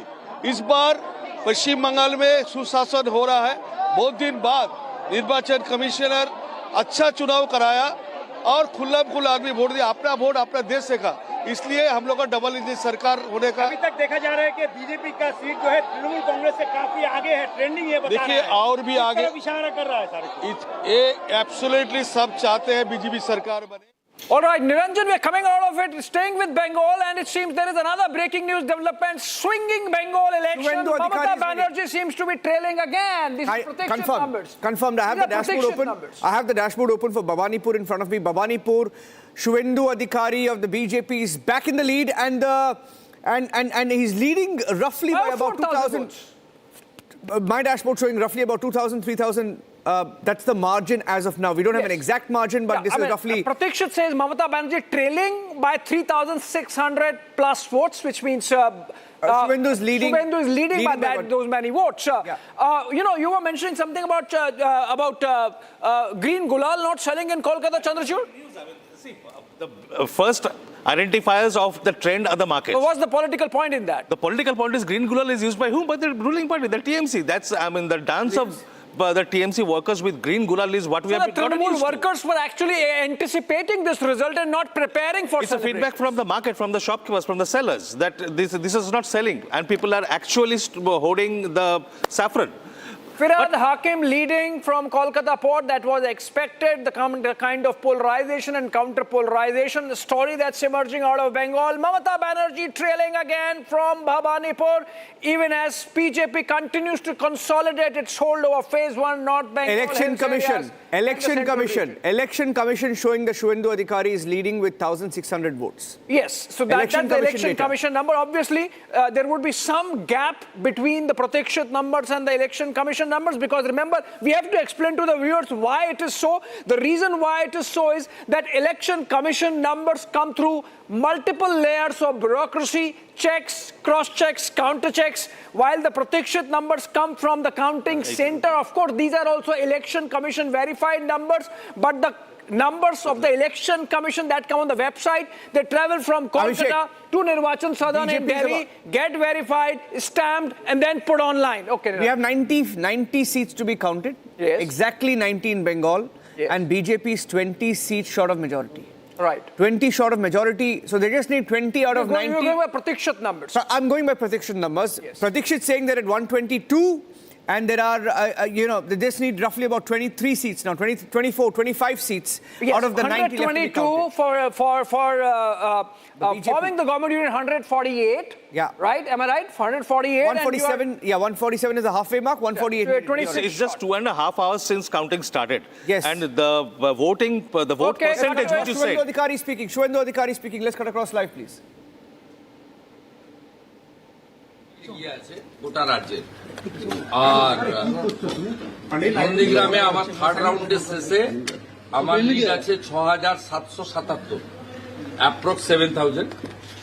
আর ভবানীপুরে আমার পোস্টাল ব্যালটে নন অফিসিয়াল লিড হয়েছে, আমি বলছি না, ফার্স্ট রাউন্ড ছিল মুসলিম এলাকা 63 নম্বর ওয়ার্ডে, আমার ডেফিসিট হয়েছিল অ্যাপ্রক্স 2,000। সেকেন্ড রাউন্ড ছিল হিন্দু এলাকা, আমি 2,000 leading in Bhawanipur. In the first round I was leading, in the second round Mamata Banerjee was leading, and now I am leading again.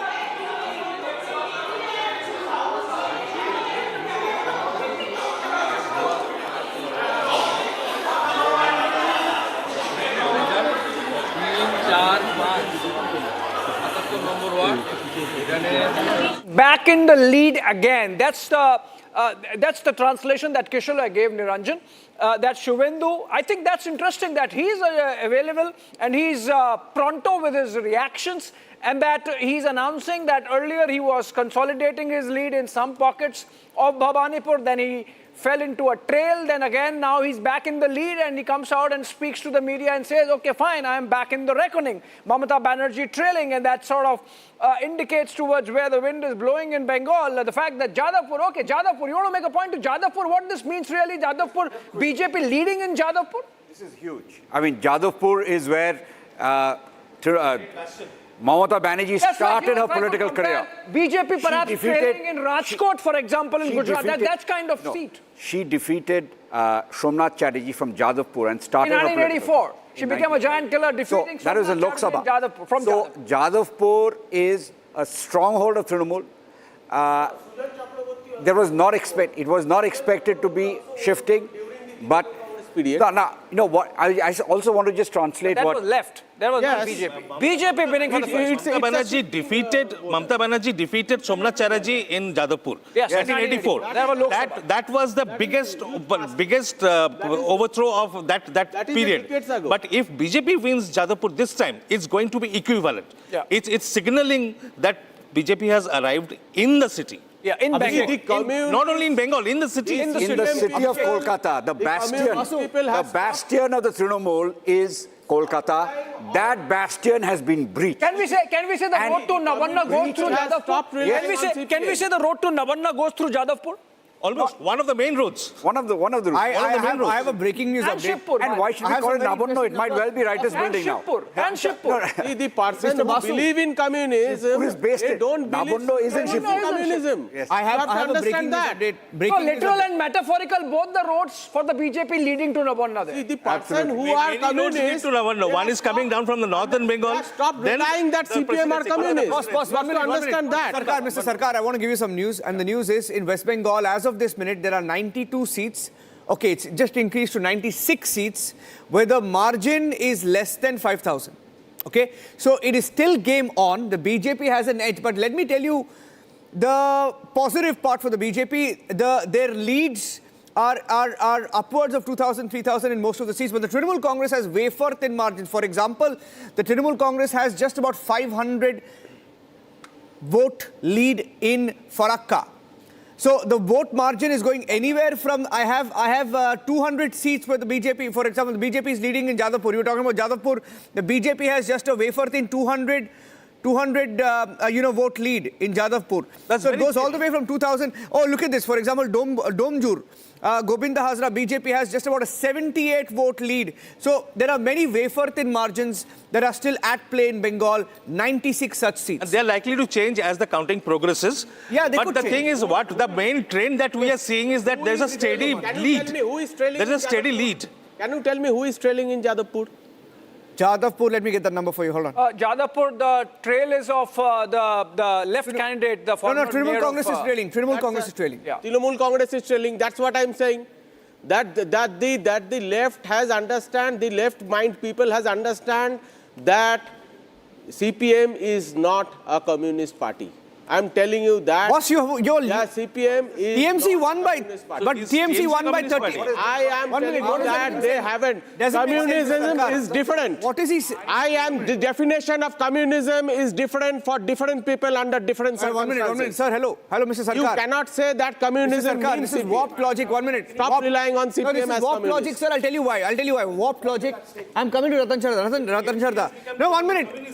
No, you are telling about Jadhav. I am telling you that communism is different for different people under different circumstances. You cannot say Marx communist is different, Lenin communist is different. This is a totally different concept. First you have to study what is communism. Understand communism. The joke is on. When different people has different circumstances, that is communism. Sir, Jadavpur, let me give you some numbers because I will say every people has a communism. No, I don't know why you're talking about. Hello, sir, Mr. Sarkar, I don't know why you're talking about left and communism. Trinamool leading guy is defending communism. It's very interesting. No, it is not communism itself. Communism is different. It's a vast ideology. But CPM has just said that it is only their property. That's what I am. That's why I am opposing. That's why I am opposing. Yes, everyone in some way or the other, he is 1% of his lifestyle is communist. 1% lifestyle is on relying on the communists. No, sir, I think we're sort of going off track. Why you are telling these Mr. Sarkar, I think we're getting into unnecessary. People are not even race in Bengal. No, Mr. Sarkar. Sir, 1 minute. TV, we're getting some breaking news from Tamil Nadu, but I just want to tell one point to Mr. Sarkar here. Jadavpur Trinamul Congress had won by a margin of 39,000 votes the last time. So I think you should be a little humble and not talk about communists. 39,000, you can't even blame SR. I'll tell you why. Because SR deletions were only 2,000 in Jadavpur. 38,000 was the victory margin. So I mean, they've lost by a huge margin. You should admit that your party is not popular. No, votes can shift. Votes have shifted already. But you are admitting. Okay, fine. You are admitting that not only vote is you are admitting. It's okay, no, it's too early to decide. Okay, it's too early. Listen, you are admitting that the vote is shifting. In an hour from now, Sudipto. Abhishek, let's do one thing. Let's shift to Tamil Nadu. Listen. In an hour from now, you would also admit that not only vote is shifting, but even the ground is shifting beneath the feet of Shifted. So I will tell that some vote obviously will go in favor of anti-incumbency of Trinamul. Definitely, it cannot be. I cannot rely. Where is Abhishek Banerjee? I cannot say a dead lie that after 15 years of in power, they don't have any anti-incumbency. He's in favor of it's a natural process in democracy. It's not in favor of BJP, but it's in favor of anti-incumbency. But staying with the numbers, Diamond Harbour, Trinamul trailing, Bhabanipur, Mamata trailing, Jadavpur, Trinamul trailing, and I think that's really kind of giving a very secular pattern now of the Trinamul losing in most of its bastions also this election. I think we're getting... Abhishek. Getting in some numbers have updated for West Bengal for Pratakshat. 132, BJP 15 short. It keeps increasing. BJP 15 short of the majority. Even Election Commission Niranjan 92 now for the BJP, 52 for the Trinamul. Okay, the Bengal heat map, please, on the wall, Bengal heat map. Let's put the Bengal heat map as...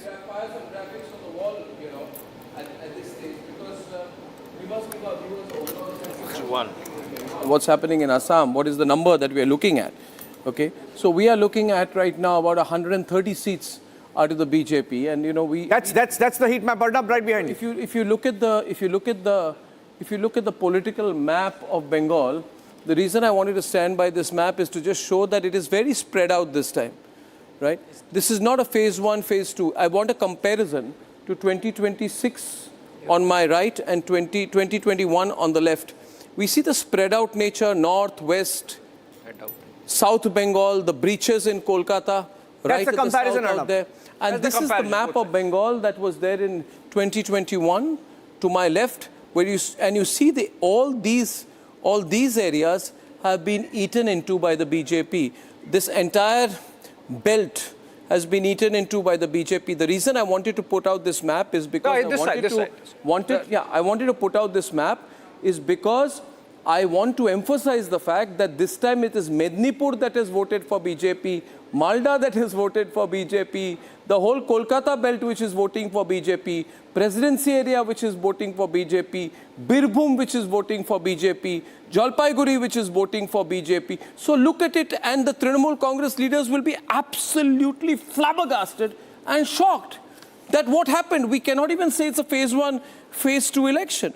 Nandegram, the symbolic seat, you know, where Suvendu Adhikari leads, where the whole story of the political turn in Bengal happened, has already shifted to the BJP. And I am told in the 5 minutes that I've been away, maybe I should go out again, Suvendu's back in the lead. Is it Suvendu's back in the lead in Bhawanipur?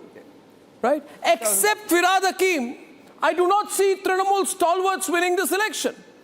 Firad Hakim is the only one, and let me make a prediction. Don't be worried, concerned or flabbergasted if he switches loyalties. This man is so much in touch with everyone else and is so ambitious that both Abhishek and Trinamul at different times have thought that he's their man. Don't be surprised if there is a different call for a new Trinamul restructuring, which the BJP will be very happy with, because then Mamata goes to the very unpopular Abhishek comes in and things go topsy-turvy. So ladies and gentlemen, I came here to show this map with 136 139 now, Arnab, 139. 139. So our prediction here is 150 to 170, and in about 10 minutes we'll be in a position to call the election and say that Mamata Banerjee would have possibly lost the election. This is going to be a big moment for the Trinamul Congress. It's their eventual fall moment. It's a complete fall for grace moment. It's a structural collapse moment. It's for initial response will be of being in denial. How could this happen? Let's find an excuse. And then they'll reason. Then they'll realize that making excuses is not going to make a difference. Breaking news right now, Shawan just told me that Suvendu has reached the stronghold in Bhawanipur. So we should be getting some interesting visuals there. Ladies and gentlemen, BJP is close to winning Bengal. This is going to be huge. I also want to say this, that one more thing I want to say. Actually, I'll say it later. Yeah, please go on. If this trend holds, it proves a very important point, because one of the campaign points of Trinamul against BJP had been that BJP is promoting North Bengal and wants to dissect the state. That can't happen. So that theory now stands demolished completely. Yeah, completely and totally demolished, ladies and gentlemen. And in some time, we'll be able to call this election. I can just tell you that most Trinamul people, loyalists, have built their careers so much around the Trinamul that they will have to completely realign themselves to get existence beyond today, which is the 4th of May 2026. And while this happens, the other shock is of TVK. I at this point of time want to pause and say something. That not only has the Trinamul lost, but there is a terrible channel that has been their greatest loyalist. Min. A channel I call the Min channel, a channel that apparently gets a lot of funding from Trinamul. A channel which went to Mamata Banerjee and did PR for her and said, Didi, oh Didi, oh Didi. You know, you are so poor, and Republic Bangla says you're so rich. And don't worry, we are with you. Effectively, that was the messaging. Today is also a day when Republic Bangla proudly says that we have faced dozens of FIRs. Our reporters have been arrested by the despotic, corrupt government of Mamata Banerjee. We're proud to have led this fight. And that channel and Mamata Banerjee have both been rejected by the people. Let's go back to the analysis. Ladies and gentlemen, it is a very polarized situation across the country. Let's go quickly across the overall numbers. Election Commission numbers inching to 100 for the BJP in Bengal. 97 to Trinamul's 57. And by the way, the BJP is getting ready for the celebration. Just getting in breaking news. Graphics, please. Prime Minister Modi will be at the BJP headquarters. Yeah. BJP, the Prime Minister will be at the headquarters this evening. Get Gesu, Rakshita and all the other celebrations have begun at the BJP headquarters. And we are hearing that there was some news that Suvendu Adhikari will also be flying into Delhi. We are still waiting for that confirmation. But right now he's at the strong room. Abhishek. Well, yeah. So let's, can I give the Pratikshit numbers? 134 135. for the BJP, 135 now, and 87. Trinamul at 87. They are just about 13 short of halfway mark. insofar as BJP is concerned for Bengal. Halfway mark graphics, please, yeah. The election commission showing 97 to the BJP and 57 to the Trinamul. And that's I think, we are pretty close to getting the clearest possible direction so far as Bengal is concerned. Assam is done. Kerala is done. Niranjan, I believe Tamil Nadu almost is done. Yeah. It's only in Bengal. Story also in the vote share, Abhishek. Election Commission showing 44.9. So it's sort of, the vote share numbers are also too early. 44.9. 44.9. And what is the vote share for Trinamul? Trinamool Congress is 41.7 as So this is a breaking news point. The Trinamool Congress has a 7% negative swing. Right. And the BJP has a 6% positive swing. Okay, so this is a big breaking news point. 6% positive swing for BJP, 7%, 6.9% positive swing for BJP, 7+% negative swing. It's a really anti-vote. People are beginning to hate Mamata Banerjee and the Trinamul. They're just deserting the party, right? And that's a big loss. This kind of rejection is a once-in-a-lifetime rejection that Mamata Banerjee will not survive from. It's terrible for her. It's a bad situation for her, but this is what she's done, you see. She's made herself into this kind of person and this kind of leader, leading this kind of government, you know, and that's why she's in hot, choppy waters today. She's done as badly as the DMK. DMK has rejected 35 seats out of 226. I mean, Stalin should quit politics. Udaynidhi Stalin has no future. He should go back to direction. No future. He should go back to acting. He should go back to acting. The most outstanding, observation of the election is you cannot win if you are anti-Hindu. Yeah. You cannot be anti-Hindu, you cannot insult Hindus and still hope to win. That is the lesson. Tamil Nadu, whether it's Bengal, Assam, everywhere, same lesson. It's better that secular parties learn this. Yeah. That you get Muslim votes, you cannot keep on hitting Hindus and abusing them.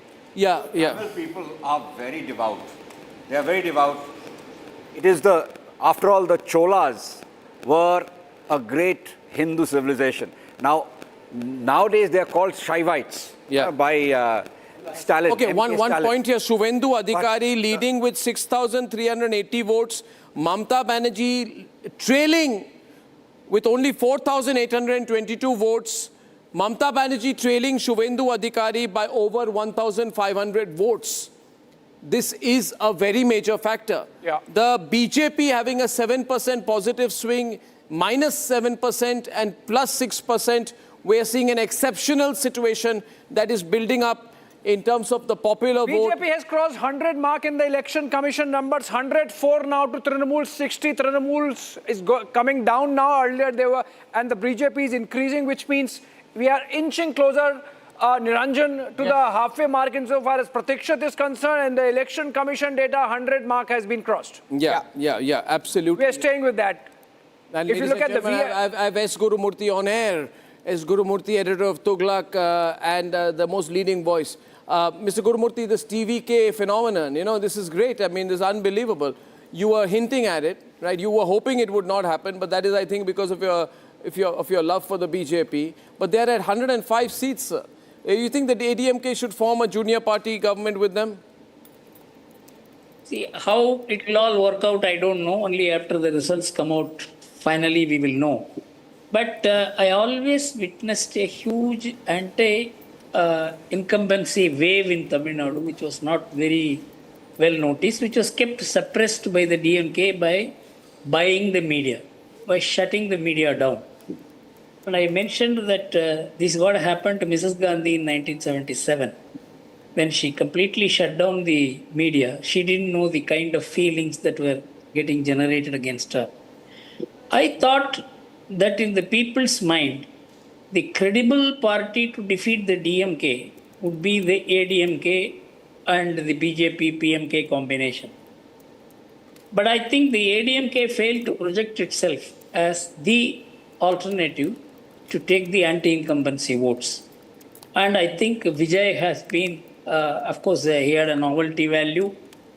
But as I said, this election is not merely an election of numbers. This is a paradigm shift.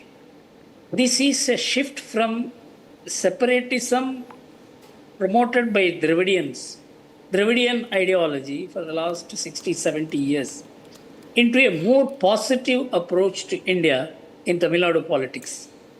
It is not a very small shift. It is a paradigm shift. So the DMK's decline, having become a family party, its decline is the ideological decline of the Dravidian forces. How it will work out, the ADMK and TVK will have to come together. But whether the ADMK would like to be a junior partner or not is a matter which Edapadi has to decide, because he himself is a very strong man, and maybe 2.5 years kind of model they can think of. But they are now put together by the electorate. Yeah. They have no alternative but to form the government, because DMK and TVK can never go together. Yeah. DMK and ADMK can never go together. Yeah. Yeah, this is, but you know, it could also be a situation where TVK decides to go on his own, leading a minority government, because it is also impossible for ADMK and DMK to come together and unseat him. So if he were to play a smart game, unless, you know, the DMK and ADMK coming together to unseat him at any point of time in the future will only make him a winner. So if he is going to be smart about it and a bit of a risk taker, he could also form the government on his own with other parties maybe who are more amenable to go along. Maybe even the BJP. But I don't think... or the PMK, which has 7 seats. Yeah, and some DMK allies have indicated they are willing to switch. Let's hear Mr. Gurumurthy's view. Yeah. No, it can be. But my own feeling is, if the government has to be a stable government and a government which works, ADMK, TVK alliance is the only model. I don't know, it may or may not happen. But merely TVK going along with a few others supporting them will be a very unsettled arrangement. It will not, may at any point of time it may collapse, and that is not going to help TVK in future. Okay, I think, and your quick thoughts on Bengal. Is it a done deal in your view, Mr. Gurumurthy, now? We have leads of 233. The trends are clear. I am looking at the Election Commission data and the percentages of votes. Yeah. That seems to be the main indicator. The percentage of votes which a party gets as the election progresses is probably the most stable way of looking at how things are moving. I think the BJP has a settled lead in terms of votes. That I think is a very positive and a definite indicator that the BJP is winning West Bengal. As I said yesterday, Bengal and Assam victory are more important from the perspective of the nation. And I am very happy that the electorates have done their duty. Yeah. So, you know, I think that BJP winning the election, and we'll get the exact numbers out here. The point you are making is right. I think we'll let Republic Bangla do this first about calling the elections, but we are seeing a big swing against. Mr. Gurumurthy, if we can have you on air for just a while longer, while I go to Mr. Gaurav Bhatia out here, is the BJP ready to call it a win in Bengal yet, Mr. Bhatia?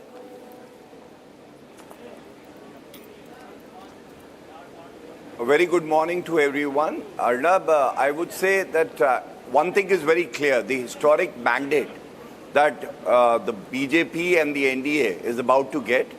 I would still like to exercise some patience and wait for the exact results to come out. But there are some strong messages, and I would like to at least voice my opinion on that. Number one, the entire country has faith in the vision and leadership of Shri Narendra Modi ji, and this is a very befitting reply to the opposition, which only believes in setting a negative agenda. Number two, if we talk about Assam, there is a hat-trick in place and we are about to complete a century there. Imagine, a century. So Himant Biswa Sarma ji has worked hard, and which is the main issue which has resonated with the people?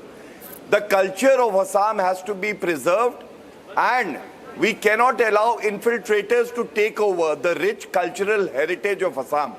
When we come to West Bengal is a state that we are about to fulfill the dream of Shyama Prasad Mukherjee ji, the dream of having a BJP government there. And why is it possible? On one side was the vision of the BJP of women empowerment.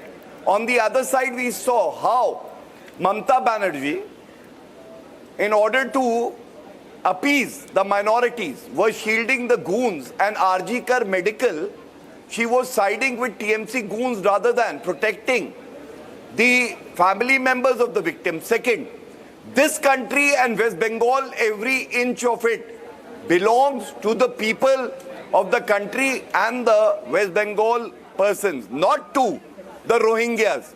Rohingyas, being non-citizens, were given preferential treatment, whereas when it came to Indian citizens, especially Hindus, Mamata Banerjee uttered the infamous words, "Teri chamdi udhed dungi agar Jai Shri Ram ka nara bola." I think the message is loud and clear that if you ill-treat the majority of the country, then you will get a befitting response. And I must also add to this, Arnab, in the morning itself at 9 a.m. they started blaming. When I say they, the TMC, the Congress, they started blaming the EVMs and the Election Commission of India. They are doing great disservice to the country because you have to accept the verdict with grace. Whether you win or you lose, the country has won. Our democracy has won. And that message has to go forward. And in the end, I would say the dream of Ang Bang Kaling keep your vote share analysis is ready. about to be fulfilled, and we are waiting for that historic moment. Ladies and gentlemen, if I'm looking at the numbers moving right now, the BJP is tantalizingly close, Mr. Gurumurthy, to the halfway mark in Bengal. We are reaching a very historic moment in national politics, which Omar Abdullah has put out a tweet which describes his mood. He has only used two words, Mr. Gurumurthy, with an emoji of a shocked expression. He says, "Bloody hell!" Exclamation mark. He has said, "Bloody hell." So, you know, Omar Abdullah is in that, because we cannot believe what has happened in Bengal, because it is like the left losing power in 2011. It is a very big moment. Mr. Gurumurthy, I asked him yesterday, which is the most important election. He says Bengal. He didn't even say Tamil Nadu. He said Bengal, Assam, and then Tamil Nadu. Ladies and gentlemen, if I look at the vote share, this is not the vote share, no? This is That's not the vote share. That's not the vote share. turnout No, number. that's Can a you take turnout. this off, please? Thank you very much. Sorry. Can you please quickly take this off? Take it off. Thank Take you. it off. That's not the vote share. That's a turnout. That's a mistake. Can you take out the vote? Thank you very much. You know, so the vote share is with us, and if I look at the vote share, we are close to making some kind of a prediction. What happened in Falta? I want to know. Where Abhishek Banerjee said all of India can come, but your godfathers can come, you can't defeat me. 10 lifetimes. Today, Abhishek Banerjee has a lot of explaining to do. The overall vote share number right now, what is the gap, Abhishek? Okay, 2%. So BJP says, the election commission numbers say 44.49, 44.5%. For the Trinamul, it says 42.2%. So 2.5%. 2.5%. Give me again. Yeah, so BJP is 44.49, 44.5, and the Trinamul is 42.2. So 2.25%, 2.3%. BJP is 44.2. 44.5. It was 38% plus 6%. Yes. And Trinamul is 42.2, which is 42.2 6% down. Which is 6% down. 5.5% down. So 6% up and 6% down. Yes, that's the game. The gap last time was 10%, remember, and more. Yeah. It was 38 and 48.7. Yes. So it was almost a 10.5% lead. Yes. And now it's a 2% less. Less. Correct. Which means overall in impact terms, the margin has moved by 12 points. And I must say the election commission is still saying that they have been able to count less than 200 seats. So the leads are of about 180 seats, of which BJP is leading 111, which means about 100 seats still to be counted or leads still to come in, which means the vote share would change just as the seat share would change. So if you look at this in terms of where this vote share is going to impact in terms of the overall result, you will see that if this is the trend now at 11 o'clock, 11:10, by 12:30, you will see the BJP vote share move to about 45+%, 46%. Can I just give you one number? And you will see the Trinamul resting at about 40 to 41%. Can I give you just one number? And therefore, I just have one bigger number to share with you, because as per Pratikshit, and as per Pratikshit, 148. the BJP has crossed the halfway mark 149. in Bengal. So all congratulations. I don't know if Gaurav is there, but all congratulations to the BJP. And we are safely projecting. I was waiting for this moment. Halfway mark has been reached by BJP. You see a substantial transition of votes between the Trinamul and BJP. And Republic is projecting absolutely without any doubt, with 149 leads so far for them out of 244, that the BJP would have won Bengal. There is no way this trend can be reversed right now. Cannot be. The BJP is storming towards a fairly sensational victory in Bengal. I would correct my numbers and say the BJP is most certainly likely to cross 160, 165 today, making it a huge win for the BJP in Bengal. So for the BJP and the BJP supporters, I don't know if the visuals out there, I expect this is the moment to start celebrating. The win has absolutely happened. The gap is too wide. Put the vote share numbers out on the screen. Put it on the big screen if possible. Get the visuals out. Get the leading graphics in. Pull the graphics down again. Increase the audio in the PCR and start firing the results right now, because we are calling the election. You can't just call the election with a standard 3-window with a text below and graphics on the side. You know, I hope that all the graphics we have are going to be fired. And I think if they don't do it now, we'll never do it. Can I add just we one are number? saying here right now that the BJP has crossed the halfway mark and is substantially towards winning in Bengal. Can I just add one number? Yeah. Of the 7 exit polls that we had done poll of polls, Arnab, the one outlier poll was that of today's. Run the visuals. No, see, my team is telling me we got Suvendu Adhikari visuals. If you've got them, is there anything stopping you from running them? Aditi and this, run them. These are pictures of Suvendu Adhikari from Bhawanipur, ladies and gentlemen. The BJP has hit the halfway mark, is confidently moving towards forming the government, and this is a very, very big moment in Indian politics. Suvendu Adhikari is believed to be flying down to Delhi today, where he might be with Prime Minister Narendra Modi and Amit Shah at the BJP headquarters when that victory is declared to the people of the country. That would be the anointment. If he gets that picture with the Prime Minister there at BJP headquarters in the evening, that perhaps would be the... Well, I mean, this is really the moment out there, right? This is really the moment out there. 2014 of Bengal. Well, this is the collapse of the left. This is a bipolar contest. This is a movement of the Hindu voter. This is a Hindu vote consolidation. This is a reminder to Mamata Banerjee and the Trinamul goons that you cannot be an anti-Hindu party and hope to be in power anywhere in India. If you take an anti-Hindu position, eventually you will be thrown out and you'll be put in your place. This is an answer by the people of India to the religious blackmail by Mamata Banerjee of the Hindu community, where she said, only I stand between you and the radicalized Muslims, and should I almost give an instructions, they will run you over. This is an antidote to the politics of rape, gang rape, extortion, violence, Muslim appeasement, and outstanding corruption, for which she should be #1 on the Olympics table. The kind of open mafiagiri that she ran, the way in which Hypo smuggled coal, smuggled cattle, and you know, they became so arrogant, they thought this will never happen. Now you see what happens to the Trinamul in Bengal. I can think, I'll tell you today, many of them will run out of the state. They will want to flee the country because they'll say, now what will happen? Who's going to protect us? The agencies will not spare us. The investigations will start. Mamata Banerjee is weak. And the first person to fly out will be Abhishek Banerjee.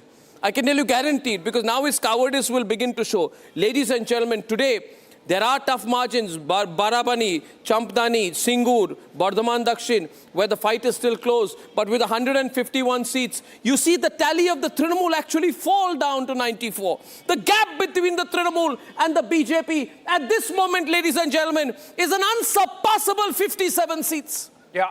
The margin is a massive 7% swing against the Trinamul. Some core pockets they are holding, but they are a party under incredible pressure. And Abhishek Banerjee, who said to the people, if you vote for BJP, you think I will leave you this time? What will the people say to him? Abhishek Banerjee says, no, that I'll be out there. He was talking this dirty, cheap, villainous street language. You know? Slogan was Joy Bangla, but what they actually meant was Bhoy Bangla. Yeah. But who's scared of Abhishek Banerjee? He's a paper tiger. Paper tiger. He's achieved nothing on his own. He is his aunt's nephew. But he is eventual political tag. He will forever be known by one name, not Abhishek Banerjee. Bhaipo. And that's all. This is the end of Abhishek Banerjee's political career as well. But he will break the party. He will take revenge against Mamata now. That leads to a question. What happens. That leads to a question. That's a very pertinent point, Arnab, because in other states we have long established political parties who have been in opposition. Now, who will be in the opposition if Trinamul breaks? Yeah. Congress is decimated. Communist is decimated. Yeah. Now there is... Congress has 0 seats in West Bengal. So has left. So has left. Congress is 0. So there is no Congress, there is no left. Who is the opposition? BJP candidates are winning all over, and all over. You know, it is incredible that BJP leaders are winning in every single area. We have Yashwant Deshmukh with us. Yashwant, this is getting big and big and bigger. You know, BJP is at 154 now, but there are 44 seats still to be called. Even if they take half of them, they're at 174. And if the leader takes all formula applies, which it usually does, then BJP could get closer to 180. Because the vote share of the BJP presently is at 44-45, which is already a 7% positive swing. Yes, please, Yashwant. You're muted, Yashwant. You're mute. Can you unmute yourself? I'm so sorry. Are you getting my voice now? Yeah. Are you getting my voice? Yes. All right. Arnab, it's a historic day in every possible way that you can count on. There are 3 major points actually. But I would like to make my second point first because I know with this showing in West Bengal, almost certainly there would be a certain class of analysts and the journalists and the part of the entire ecosystem which will start calling that this is death of democracy because of SIR, BJP has won. I want to tell one very clear factor. If you run into the analysis of SIR, Arnab, just like in Bihar, BJP's victory is not coming big way from the places where maximum deletions have happened. Yes. No, it is not happening. I want to cut down on that narrative right here, right now, because the places where maximum deletions have happened have actually gone very competitive. Trinamul is scoring okay there. It's the places where less deletions have happened, which tells you there is a bigger overarching story of anti-incumbency about the anger against the rank and file of the government and the Trinamul party's infrastructure, and that is where the real story is. And now I will come down to the point number 1, Arnab, which you said in a line, and we have been discussing very often. You see, this is a different India, number 1. That you can very well win an election, run a politics being pro-minorities, pro-Muslim, no problem in that. But the moment you are branded, you cross the line of getting into the territory of being anti-Hindu, branded as anti-Hindu. Yeah. That is where this changes everything. Congress was suffering from this. A.K. Antony report said this after 2014 debacle. And if BJP manages this historic mandate in Bengal today, then Trinamul Congress will learn that lesson that probably at some point of time where their pro-minority outlook got changed into an anti-Hindu outlook. And the point number 5 in the 10 pointers that we were discussing yesterday on your show, that the happenings in Bangladesh, Mr. Mohammad Yunus, if BJP wins, BJP should say a big thank you to Mohammad Yunus. Yeah. You know, it's a big, huge thank you note to Mohammad Yunus because his entire his entire game in 1 year. I have Mr. Gurumurthy still with us, Yashwant Deshmukh, and you know, this is the point. You know, I want to put this point for national security reasons. This victory, what does it change for India? This victory for the BJP, what does it change for the country? This leeway that the central government will have now in Bengal and not face the kind of blockade situation which was there so far. What does it mean for border fencing, infiltration? geopolitics, Myanmar, China, North Bengal, chicken snake, everything. Gaurav, I'll be coming to you. I can't see him on air, so I don't know if he's there. Production team should put Gaurav Bhatia on air because I can't see him anyway. He messaged me, he's leaving in 5 minutes. Yeah, please. Production team, please do your job. Gurumurthy, sir, please. Yeah. Gurumurthy, sir, I can't hear you, sir. This is the election I was looking to, not from the perspective of winning or losing a state. It is a necessary win for India's national security. Yeah. Look at how Bangladesh has turned in the last 2 years. It is now half Pakistan psychologically. Of course, the state is becoming a bit different.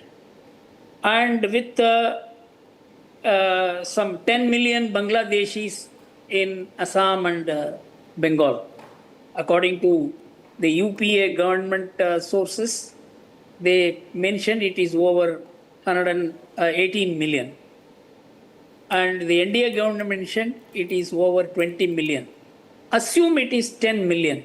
Yeah. With the 10 million Bangladeshis illegally into Bengal and in Assam, and with an anti-Indian, anti-Hindu government and pro-extremist Islamic government, what kind of national security threat it would have been if the BJP is not winning Bengal and it is not winning Assam. So these are not elections.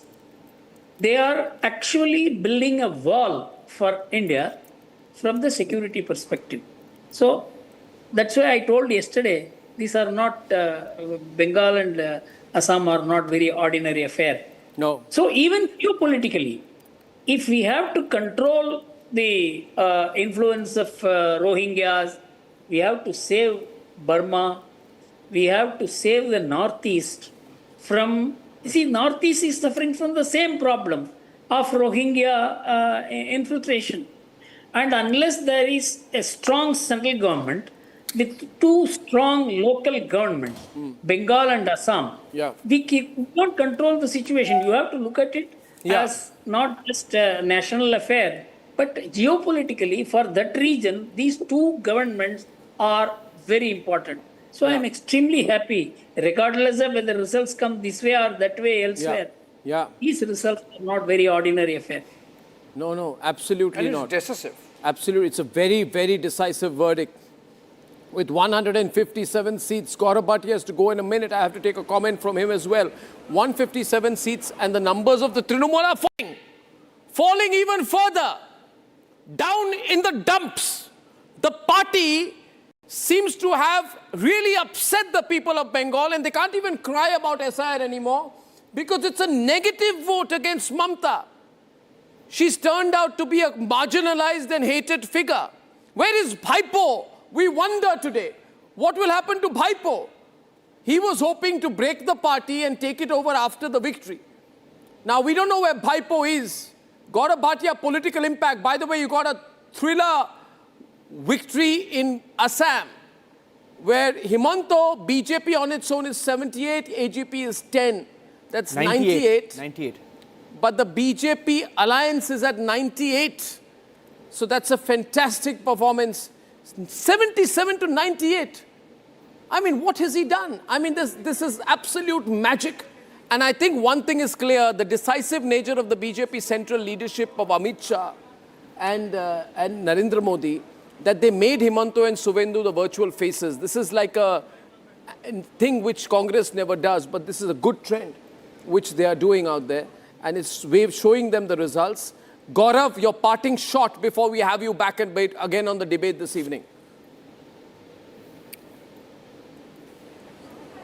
So Arnab, very succinctly mentioned by Gurumurthy ji, for whom we have immense respect. But your question, I'll take forward. It's a very relevant question. Everybody is asking, how would Bengal change?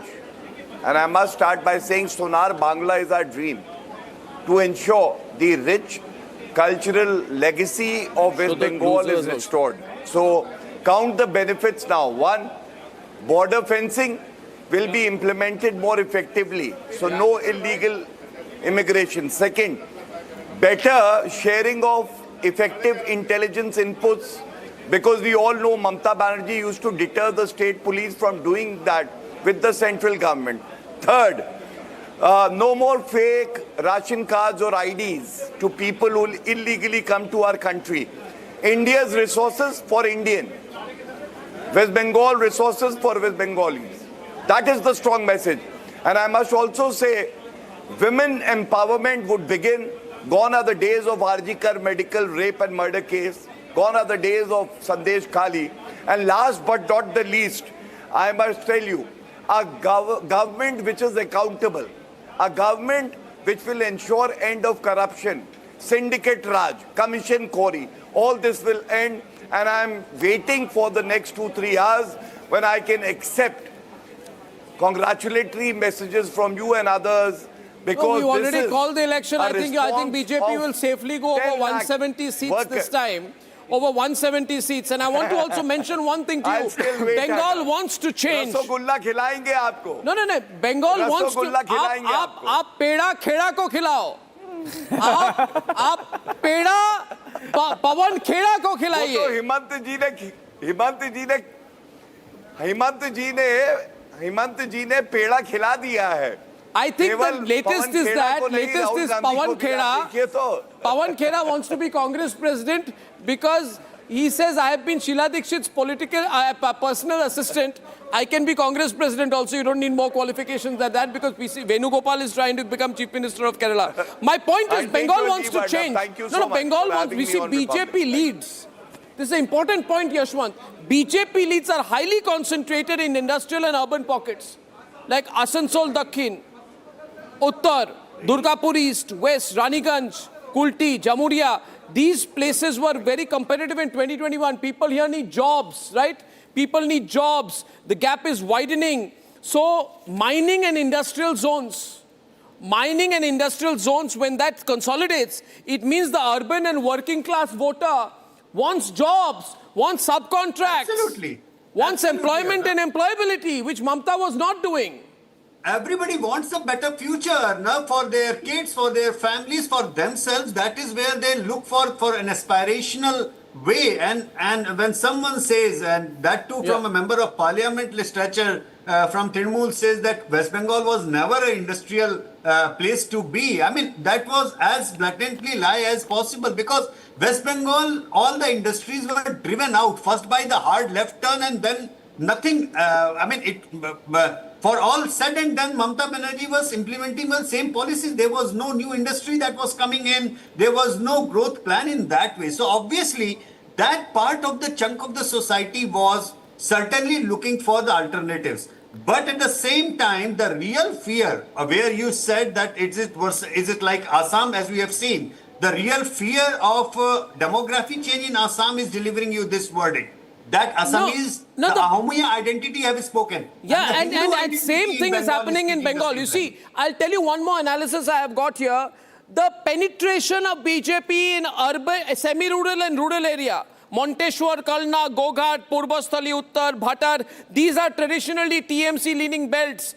BJP has totally smashed it, Mr. Gurumurthy, Yashwant, which proves that there is the organizational advantage, the organization of Trinamul Congress has broken, especially in agrarian regions. Now let me welcome a very, very good friend of mine, a fantastic and intelligent and sharp, and sometimes I think she's too aggressive.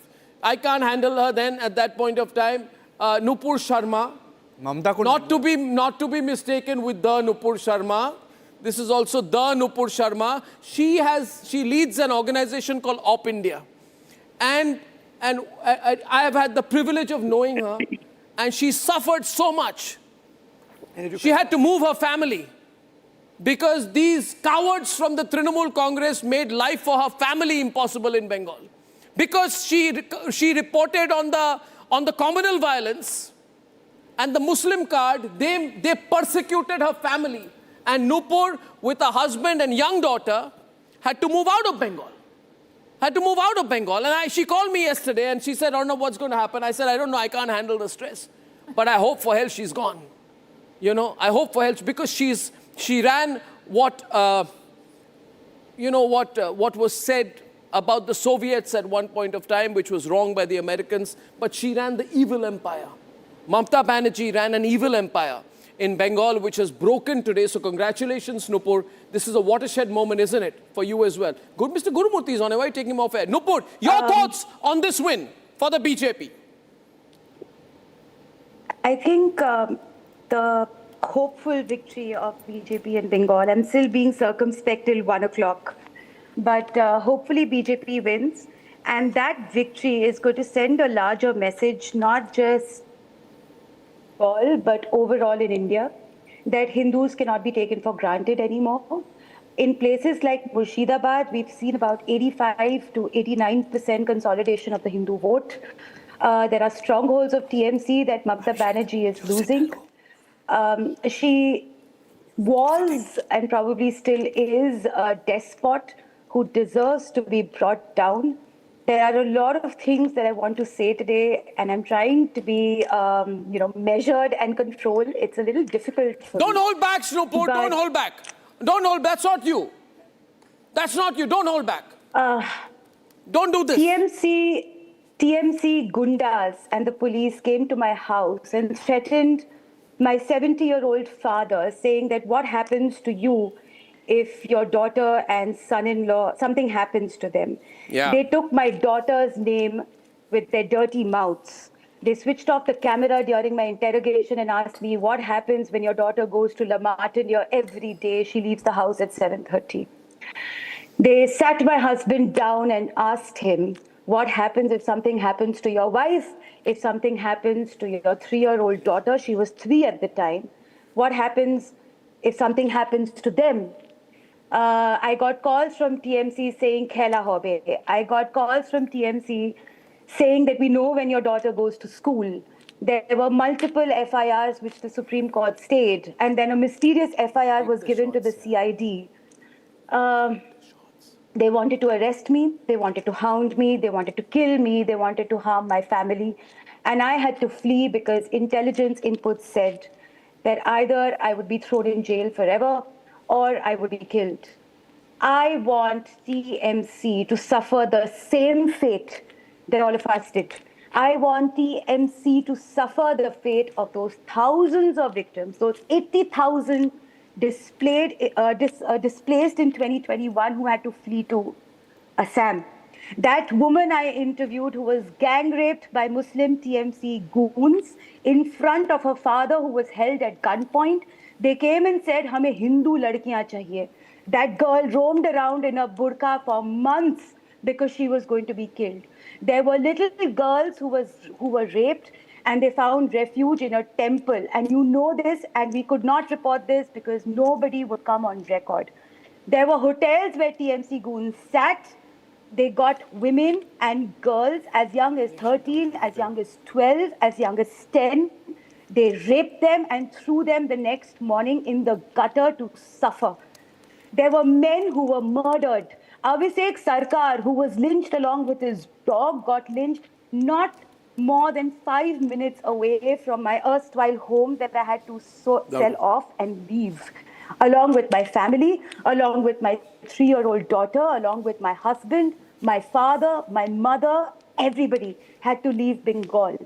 They tried to take everything from me, and today they are going to be stripped of the very power that they danced on. They are going to be stripped of their power. They are going to be stripped of their dignity, and I hope they are run out of that state like mad dogs who deserve that fate. TMC leaders, including Mamata Banerjee, including her dirty nephew Abhishek Banerjee, don't deserve refuge in Bengal. They should be run away. They should be absolutely hounded out of the state, like all of us were hounded out of the state. They should be terrorized like we were terrorized. They should be terrorized like my 70-year-old father was terrorized. They should be terrorized like my 3-year-old child was terrorized. They should be terrorized like my husband was terrorized. And they should be forced to leave their home like my family and so many others were forced to flee Bengal. That's their fate, and that should be their fate. If justice exists, That should be. This is not just about justice, this is about vengeance. Yeah. Vengeance against those blood-soaked barbarians who deserve the guillotine. They deserve nothing less. And I'm trying to be still extremely measured in my anger. I see this out here. And, you know, Mr. Gurumurthy is listening in, but this is the real anger that people experience, Mr. Gurumurthy. The way the Hindus have been treated in Bengal as second-class citizens by Mamata Banerjee, deliberately, and knowingly, because Prashant Kishore told her that you don't need Hindu votes. What is the larger message for Hindu vote consolidation, Mr. Gurumurthy? See, I will make 3 points. One, see, we were speaking about the vote share difference. Now it has gone up to 3.3%.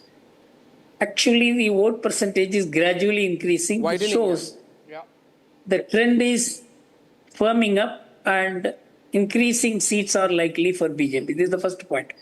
Second point is that on the 7th of August 1993, Mamata emerged as the tallest leader of Bengal, Youth Congress leader, by taking a girl who was deaf and dumb, who was raped by the CPM goons. She went to the writer building to meet Jyoti Basu.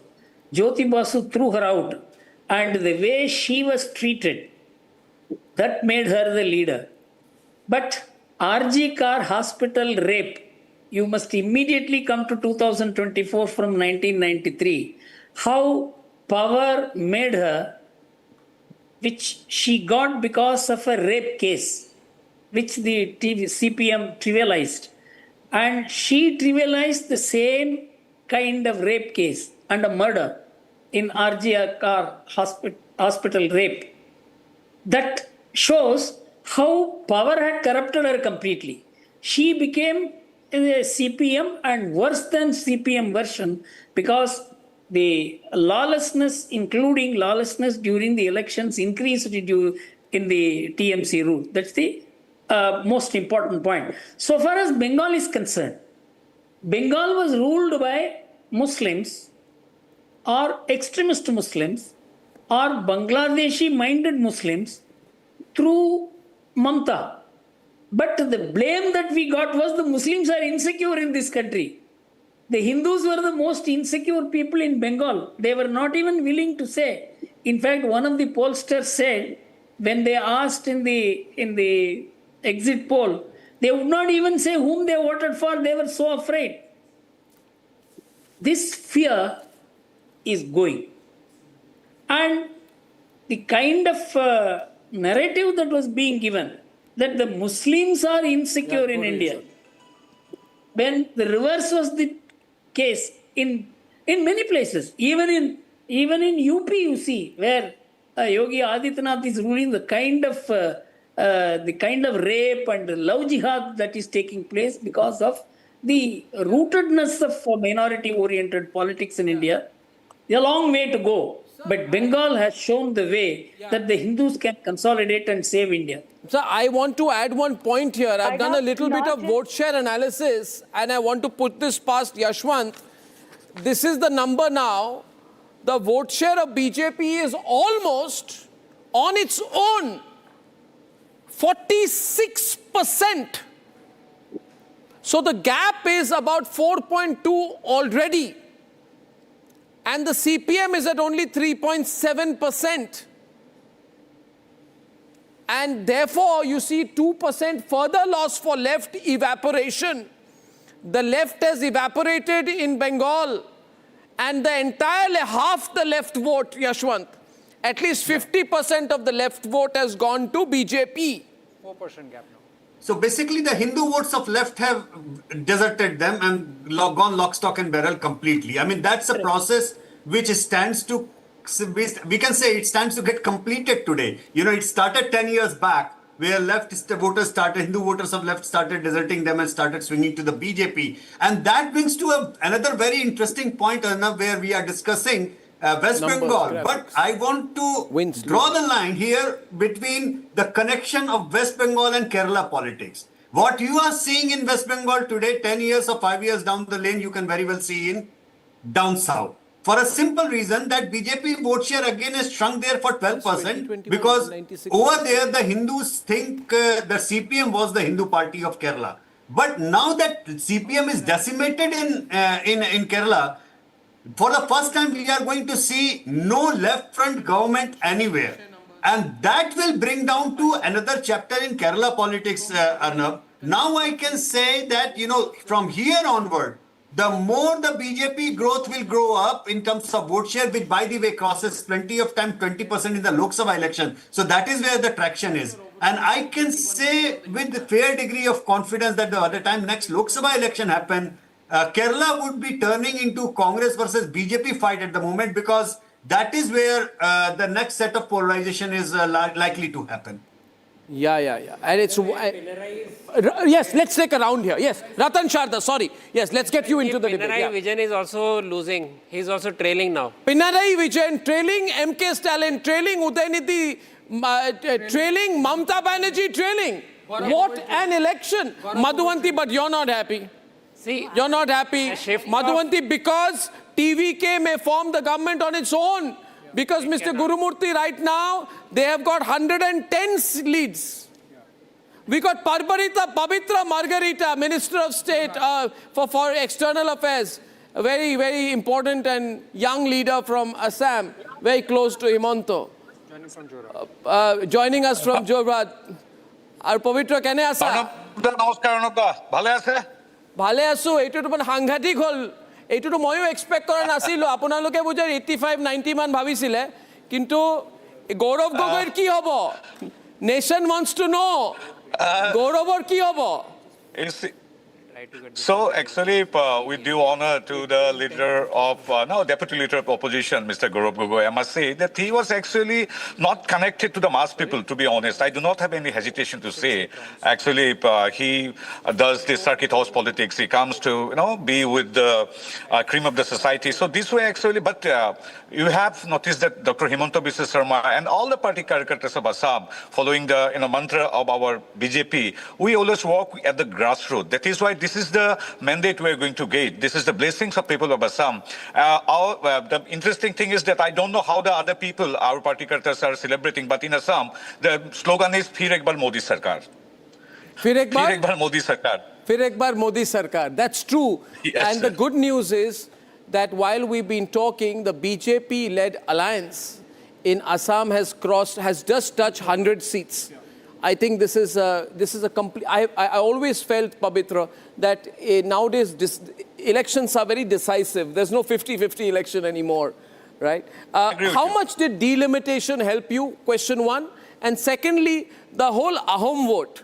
Gaurav Gogoi felt that because he's from a Ahom background and because Himanto is from Lower Assam, he will take the Ahom vote. But this time, the whole Ahom vote, Ahom, a very traditional, dominant group in Assam. Ahom vote has gone with BJP, I think. What is your reading?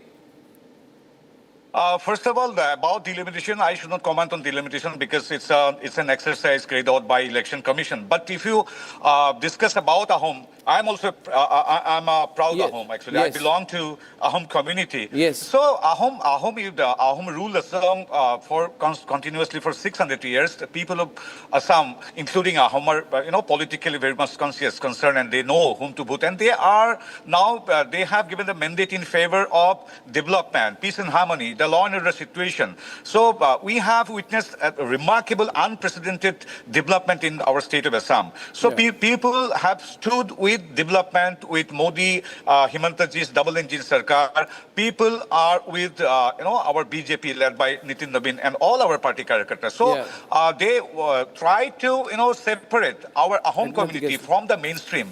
Yes. Actually, politically to gain some brownie points, politically to get some advantage, Lurin Jyoti Gogoi, Akhil Gogoi, and Gaurav Gogoi, all the three Ahom leaders from three parties, they tried to, separate Ahom community from the mainstream Assamese or Indian mainstream.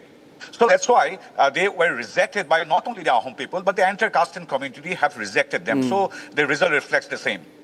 Last point, as I say thank you to Pavitra, I said this earlier today, that Assam is very interesting because Himanta is young himself. He's quite young. I mean, he's a baby compared to Rahul Gandhi. He's younger to Rahul. But what Himanta has done is, he's got a lot of leaders in their 40s. Pabitra is one among them. Then there's Piyush Hazarika, you know, and even Pradyut is older. But the average age group, ठीक कोई सुना है? Average age group age group of the Assamese leaders is from late 30s to early 50s. So it's a really Gen X leadership. And for that, we must credit the BJP for allowing them to go to the highest level at a time when they have 30 years of politics minimum ahead of them. So, well done, Pabitra. Halke celebrate Korok. It's a victory of people of Assam, victory of, Modi ji, Amit Shah ji and Nitin Nabin ji, all our leaders, leadership, and of course, our Himanta. Pawan Kherar ki hobo? Adada? Pawan Kherar ki hobo? Pawan Kherar is celebrating. I do not understand. Getting a bail, just after getting a bail, he's coming out full of garlands. I don't know whether to celebrate getting a bail. Aji, napatu. Iman patta nidiu. Thank you. Thank you very much. Thank you very much, Pabitra. Thank you very much. We'll see you in Delhi. Thank you. Ladies and gentlemen, while we've been talking, the BJP has gone to 182 seats. Trinamul is over. More than double now. Trinamul is over in Bengal. Madhuvanti, we called the election. 182 seats. Now the question is whether Trinamul can cross 100. 50% vote count. No, sir, I have enough experience to tell you there's no hope for you. There is a hope that you may fall further. I can tell you it doesn't happen. I've got no problem here. Nothing against you. It's the overall trend. Whether Trinamul can cross 100, can remain over 100, that's the question now. No, Trinamul cannot cross 100. Trinamul likely to go to about 85, and 85 to 90 zone is my expectation. And Mamata Banerjee is back in the win in Bhawanipur. That's the only saving grace for her. Suvendu was very clear in the morning. Which parts? You see, that may be the ward where there's a Muslim majority. Let me get our panelists who are sitting on the table away from me. Pulla is there. I got Nikhil there. Nikhil. Yes. Pulla and Nikhil are upset. They're over. What happened to both of you in Tamil Nadu? Put them on a two-shot. No, I'll tell you. Put these two gentlemen on a two-shot, please. Leslie, take them on a two-shot. Let me see their despondent and sad faces on a close-up. Why, Arnab? Both of them together. Because these two parties, put them on a... These two parties are over in Tamil Nadu. Congratulations. Because... Arnab, when the state election started, the Congress party was not in power in any of the states. Yeah, that's what you Now, as the trends we are seeing, the Congress party would be in power in Kerala. See, the BJP has no foothold in Kerala. The BJP has no foothold in Tamil Nadu. Likewise, the Congress party did not have a strong foot in West Bengal. But the Congress party is coming Congress power was in power in Tamil Nadu. How is that not a win? I really don't understand. They were in power in Tamil Nadu. What are you talking about? DMK paid money. DMK allegedly paid money to get DMDK in the alliance. Allegedly, I don't know. But even then, third at number 3. Pulla, number 3. Routed out. I can tell you. You see, all that has happened in Tamil Nadu is one anti-BJP party has replaced another one. There's no great change. You can enjoy you can enjoy. Okay, forget all this. Do you think DMK, to keep ADMK out of power, will be willing to be junior partner or stay out of any voting situation, a vote of confidence? If you decide to stay out, there are two ways in which TVK can be in power: on its own, with a few parties for it, and with like an ADMK staying out, giving outside support, but not being part of the government. Even that is not necessary. All the allies of the DMK will walk over. They'll already announced they'll give unconditional support. There are 11 MLAs. No change has taken place in Tamil Nadu. No change of any kind. One has replaced the other. Where is the BJP or the Congress for that matter? There's no change. It is just a name. The first initials are different. Madhuvanti. The same philosophy. Madhuvanti. Talking about anti-Congress and anti-BJP. Madhuvanti, go. I thought you were a hardcore DMK supporter. He's a DMK supporter. Now he's suddenly talking about BJP not being seen and Congress not being seen. The DMK and Congress were in the alliance. Talk about DMK today. You're just going on a tangent. Why? At least there are 73 seats that the NDA seems to be leading in Tamil Nadu. Worst case scenario, we'll form the opposition. Yes. Where are you guys? You don't seem to have answers for that. You're suddenly coming into BJP. What is this aversion towards BJP for all of you? Harassed Vijay. We rule the country. Please understand. You sent him to Delhi. You put him. You didn't give us film release. For the last 6 months, you have harassed Vijay. Okay, oh my God, there he starts. Harassed New Delhi, harassed Uttar Pradesh. Pullarao ji, please, I'm tired, I'm bored of these narratives. Please come up with something new, for heaven's sake. On the ground. Let's get some action. Are you regretting that Congress didn't go with TVK? Exactly. Nobody wants to talk about that, do they? Vijay is very bitter against Okay, the powers let's go for the that be. ground in Bengal. Ladies and gentlemen, let's go for the ground in Bengal.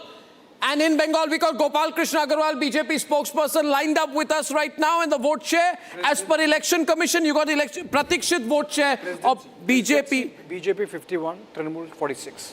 Where? Presidency areas, the stronghold of Trinamul. Okay, so the presidency areas which include Kolkata, yes. And the Kolkata fortress. Yes. I'd like to show the map of Kolkata, Mr. Agarwal. Yes. Right? Kolkata has been breached. Presidency has been breached. What used to be with left went to Trinamul, has now moved in a strong way into the BJP hands. So overall 45.5% vote share. Gopal Krishna Agarwal, Bengal must be the sweetest victory for you, no doubt. Right? What is happening in the party? I mean, when will we hear from the Prime Minister, from the BJP leadership? Are you going to bring Suvendu here as part of an overall celebration? Mr. Agarwal. I think the Prime Minister will surely be coming to the party headquarters. It's a very West Bengal was never a political battle for us. It was always an ideological battle that we were fighting, is West Bengal. Whether it was on the nationalism, infiltration, appeasement politics, the violence that was being unleashed by Trinamul Congress people on BJP, it was always an ideological battle, and we are happy that this ideological battle has been accepted by the people of West Bengal and they are supporting BJP. And Arnab, we also have to analyze all the other states also. This election is very important where we see that DMK has been completely disseminated in Tamil Nadu. Why? Yes. They were anti-Sanatani. Yes. They were talking about the Sanatan Dharma should go away. They have been completely disseminated. Kerala, we see rise of BJP. Assam, a strong vote for our BJP. West Bengal has also seen that appeasement politics, minority vote bank have gone up. So if you analyze all the 5 state elections, you will find that there is a strong positive sentiment for PM Modi's development politics, anti-appeasement politics, politics of welfare for the people, economic growth of the country. There is a national integration of states to the center. All these have got big resonance. These 5 states show that. That's very important narrative that we have to analyze. Yeah, absolutely. Adding to that, if you look at Kolkata's 11 seats, Kolkata urban seats like Chaurangi only saw 53% turnout in 2021 because Mamata ran a despotic, corrupt rule. She would try to make sure that the police stopped people from voting. Yeah. You know, she had this Idi Amin approach to politics, scare people, wave the danda. In 2026, even the lowest Kolkata seat saw 85% polling. Nobody is scared of Mamata Banerjee's evil empire anymore. Belegata went from 62 to 90.42. Jorashanko went from 49.79 to 86.49. The Bhadralok, who did not, I would say, could not vote in Bengal. Right? PK? Yeah. The Bhadralok, who Mamata Banerjee through her Gundaraj, scared. If you went to vote, she would say, I will teach you a lesson. I will leave Bhaipo after you. Bhaipo will teach you a lesson. The Bengali Bhadralok voted in 2026, and the new urban voter is completely skewing anti-Trinamul Congress. You see the numbers out there. You see the results. Surprise victories out there happening there. So the structural alarm for the Trinamul PK. This is vote suppression. Vote suppression. Votes. There would be Trinamul goons outside all multi-story buildings, preventing people from going out to vote. It is well known. If we see you, going to vote, we will not let you vote. That's her biggest grudge against the Election Commission of India, that they stopped her despotism. The despotic control over voting machinery, that was stopped by the Election Commission, and that's her biggest grudge. So all the excuses that deletions and this and that, they are just mere excuses. Also, last time, your party sent the party workers, Trinamul workers, with swords and sickles. Yeah. And they did this mad dance with swords and sickles, saying Khala hobe, which was an open way of saying, we will kill you if you vote against us. This is what Mamata Banerjee had become. But she was leading the most bloody, corrupt government in the history of India. And you see what her downfall is like right now. But more than that, Arnab, there has been and the curse of RG Kaur. No. The curse of RG Kaur today. Yeah, that. I need to make this point that the victim of RG Kaur, her mother, is likely to win. This is the curse of RG Kaur. The curse of the women of Bengal against Mamata Banerjee, who celebrated acts of rape, who supported the rapist Sheikh Shah Jahan, who supported the rapists in Park Street, who was always a rapist supporter government. Absolutely. Totodin Cholbe, it's over. Khatam. And that is... Khala is over now for Trinamul. And I'm telling you, Trinamul is never coming back. That has deeply impacted the women of the state. Yeah, they will all leave. Whoever is there was there because they're getting and people have been wondering why what impact would the increased women voting this year mean. Yeah. But now it's clear what it means. Yeah, it's clear what they have taken up Adhikari. By the way, where is Mamata? Can I have some ground reporting on where Mamata is? Can I have some ground reporting on where Abhishek is? What's happening on the ground? We need that. We need to know where these corrupt leaders of the evil empire are hiding today. They were saying 1,500 rupees a woman will make women all fan of TMC. Did not happen because atrocities are much more worse than those 1,500 rupees they try to buy their honor. Yeah. That is a lesson. Yeah. That's what the psychology is, that you can. And that is what and this was the narrative being said on the TV continuously. And Omar Abdullah has said the right thing. He has said the aftershocks of these results will be felt far and wide for a long time, probably all the way to 2029. So Omar Abdullah is saying that the BJP is going to gain up to the next general election. The road to Uttar Pradesh is open. 21 or 22 seats, if I'm not mistaken, of the country are ruled by BJP now. There is the saffron, the political map of India has never been as saffron as it is today, right? And we'll have to, except for, 22 seats, 22 states, if I'm not mistaken, along with West Bengal out here. And ladies and gentlemen, as I'm saying this, 188 seats is gone to the BJP in Bengal. Where is Bhaipo?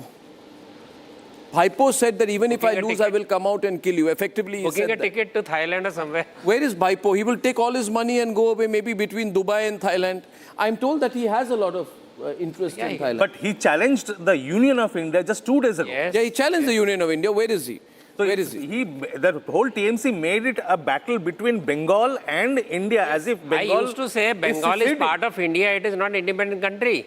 Yeah. They try to make it look like that. Yeah. That's the whole campaign. All my guests from outside now. I'm joined. The interesting thing is that we have heard this Ma, Mati, Manush slogan.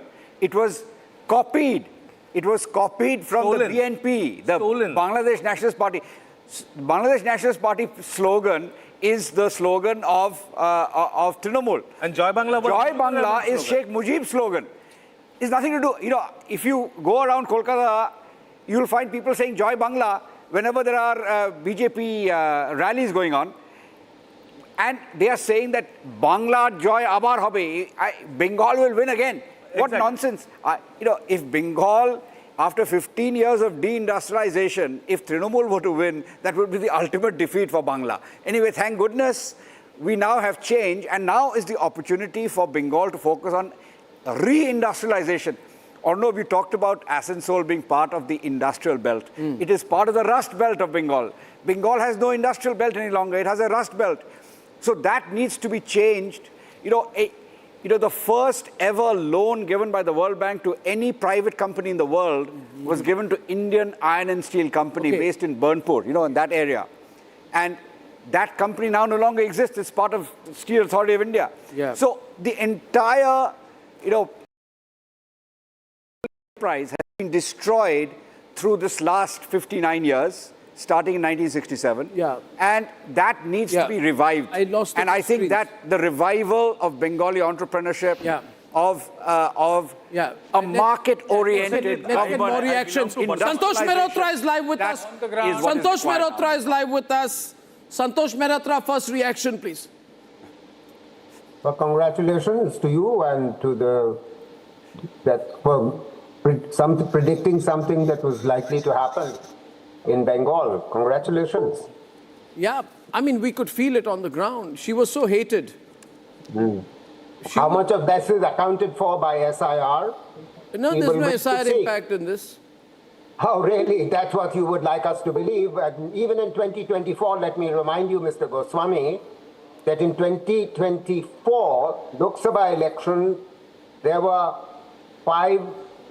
55 million votes which were added by the ECI 11 days after the votes had been announced, 11 days after the voting had taken place, as a result of which about 79 seats were won by the BJP, which were thanks to the ECI rather than its own efforts. Mr. Mehrotra lives in an alternative universe. No, of course. His alternative universe has re-emerged again. Yeah, you think? No. Yes. Mr. Basu, of course, may want to live in his own cloud cuckoo land. I'm delighted for him that his party that's George Bush's language. That's George H.W. Bush's language. No, cloud cuckoo land is where the BJP won. I'd like to see how wonderfully the BJP delivers the jobs that it has been saying that it is going to deliver. And the deindustrialization. I can assure you they will deliver jobs. I'm sure Mr. The labour market reforms will be implemented in full, and you'll see Bengal is going to be thrive. a leading light. You've been speaking probably for an hour, and I've just come in.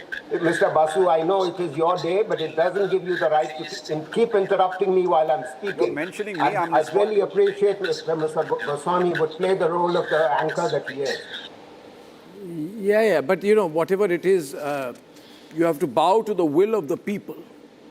And the people hate Mamata and hate her ill-qualified, badly behaved, super arrogant, incompetent, but allegedly very rich nephew called Bhaipo. Now, Mayur Bora is joining us from Assam. He's an analyst. And Mayur, just to get your thoughts, big win for Himanto, right? Huge win for Himanto. Presently, alliance is at 98, Mayur. Can you hear me?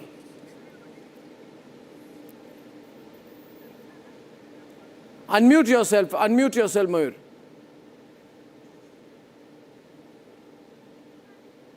I'm not getting your audio. We're going to come back. Okay, ladies and gentlemen, this is a counting day situation where we were probably absolutely clear. We just passed noon. Can I take a round from all of you on where you see things going? Starting with you, sir. Do you believe that given the present situation that we are in, TVK can form the government without ADMK because they are at 109 of 234 seats already, almost around the halfway mark? I think there are several ways to skin the cat.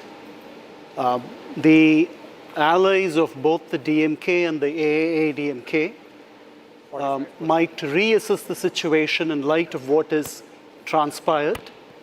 And some of them, especially the Congress I, might feel tempted to desert the DMK ship. So, and I know that you're focused on West Bengal, and West Bengal has created history, but it has also overshadowed a historic, a seismic event in Tamil Nadu. This is a one-man army which has accomplished so much. He has broken all the records. And this is not a vote against people who have, who are anti-Sanadanis, or I don't read it that way. Because in that case, the vote should have shifted to the NDA-BJP alliance. That didn't happen. In fact, this is the first non-Hindu to be in power in Tamil Nadu. So the Tamils are very secular. As much as they don't like the anti-Hindu rhetoric to some extent of the DMK, they're also very embracing. They're sick and tired of the DMK, as these results reveal. This was the most disorganized campaign. There was no party. There was no infrastructure. None of the candidates except the party's leader were well known. My personal view here is that if Vijay is going to be smart, he will go neither with ADMK nor BJP. He will rather have the smaller parties with him. It could be PMK, IUML, INC, because he will want to position himself as a secular, quote-unquote, secular alternative. He'll take CPM, CPI, Congress. He'll put together some 8, 9, 10 parties. Get another 10 seats and be a chief minister with much more say. Because if he were to go with the BJP, he'll have to cede a lot of ground. He will become a junior partner in a national alliance. So, and if he goes with ADMK, then he'd have to cede even more ground. Why should he give that? He'd rather keep them out and emerge as a third pole. Absolutely. And then consolidate over with his welfare schemes and all. This has changed the dynamics of Tamil politics. He has no experience. He ran away from the crisis situations. No, but you just said all that. But he's proven himself. Some experience with him. Experience is not needed. 1967, when the DMK came to power, they had no experience. When Assam Gana Parishad, whole history of Justice Party. Not at all. You can't deny that. When Assam Gana Parishad came to power in Assam, these students had no experience. It was disaster. When Aam Aadmi came to power, they had no experience. The BJP had no experience before it came to power. So this experience, this experience was very much. All these parties had some kind of experience.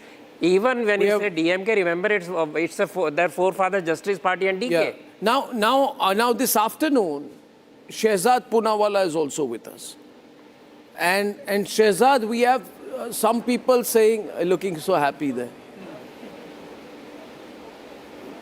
Great to see you, Shehzad.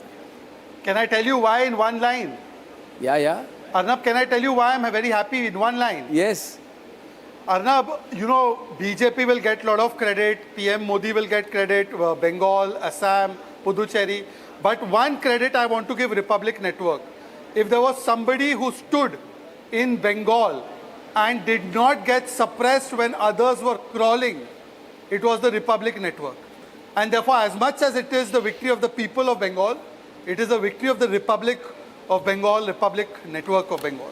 Thank you very much. I must thank you, Arnab, for your courage, for your determination, and to the network and to your countless journalists who get abused, trolled, TMC leaders attack them and make all kinds of things against them, but you all stood like a rock. And I want to bow and give you a salute, sir. Well, thank you very much for that. Not to me, but to the Republic Bangla team. Are we ideologically affiliated? Did we do this to make the BJP win? No. We did this because it was right. Because RG Kaur, Sandesh Khali were exposes done by us, coal scam, cattle scam were exposes done by us. And to stop us from reporting, she filed about 20 cases against us, many against me personally and against our reporters. You see, she was bad and she was evil in the way that she was running the state. But it proves, everything has an end. Right now with 191 seats, this is the greatest anti-incumbency wave that she faces. May I ask you, what do you see as the future there right now? You've consolidated yourself to a point where you're as strong as the TMC was in 21. The BJP has to dig in for the long haul, right? You have, however, people like Santosh Mehrotra, who have been sitting here, and some Trinamul supporters in my studio have been ideology saying, remains same. this is Muslim appeal. only because of SIR. This is the first time since independence. Right? Santosh Mehra says that Mehrotra says this is because Bengal of SIR. has a saffron. So what is your answer to land them? Of Vande Mataram, Arnab. the land which gave Vande Mataram, the land which gave Shyama Prasad. Is that my, am I supposed to respond? Yeah, your turn. Yeah. The land which gave Jai Hind with it slogan. if you get 66 because I can hear For the first time has a very nationalist. disturbance, therefore. One minute. Santosh Mehrotra, can you repeat that, please, so Shehzad can hear it? SIR has a lot to do with it. It's not the only thing that accounts for this victory. Clearly, there is a lot of anti-incumbency, 15 years of, a lot of violence, a lot of action not taken against women, a lot of money being spent with deindustrialization continuing. All of this obviously has gone Let me against... just answer that TMC. question quickly. I wouldn't deny that for a minute, but SIR is the tipping factor. Yes, Shehzad.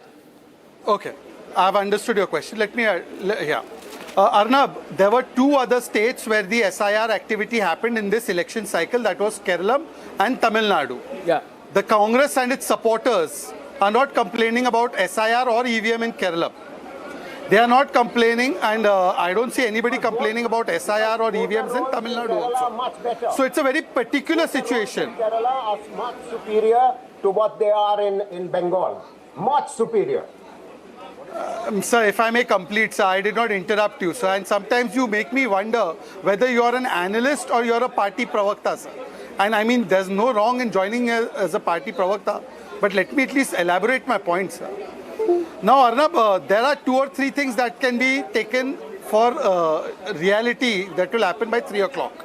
Arnab, imagine the situation where it will be a DMK Mukt Bharat, a TMC Mukt Bharat, a left Mukt Bharat, and perhaps an Indie Alliance Mukt Bharat also. That is going to happen by 3 p.m. Point number 1. Point number 2, for the first time in the history of BJP and history of Bharat, BJP, which is born out of the efforts of Shyama Prasad Mukherjee, will have a government in Ang, Bang and Kaling. That means the entire eastern part of the country, which was kept away from development compared to the western part, will now have a double engine effect, which will propel the eastern part's development. Thirdly, Arnab, just a 10-second more analysis, because you come from the great state of Assam, and my friend, your friend, Himanta Biswa Sarma has come back to power for the 3rd time there. Yes. The BJP has come back to power 3rd time, he's come back 2nd time. In Assam, we are getting a pro-incumbency vote.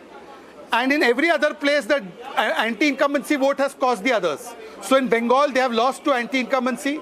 In Tamil Nadu, DMK is losing to anti-incumbency. In Kerala, you are losing to anti-incumbency.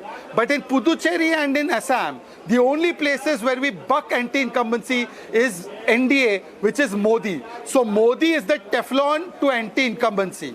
Modi means pro-incumbency. Modi magic of development, Bharosa, Vishwas, and pro-incumbency is what is working for us across the country. Millions of jobs.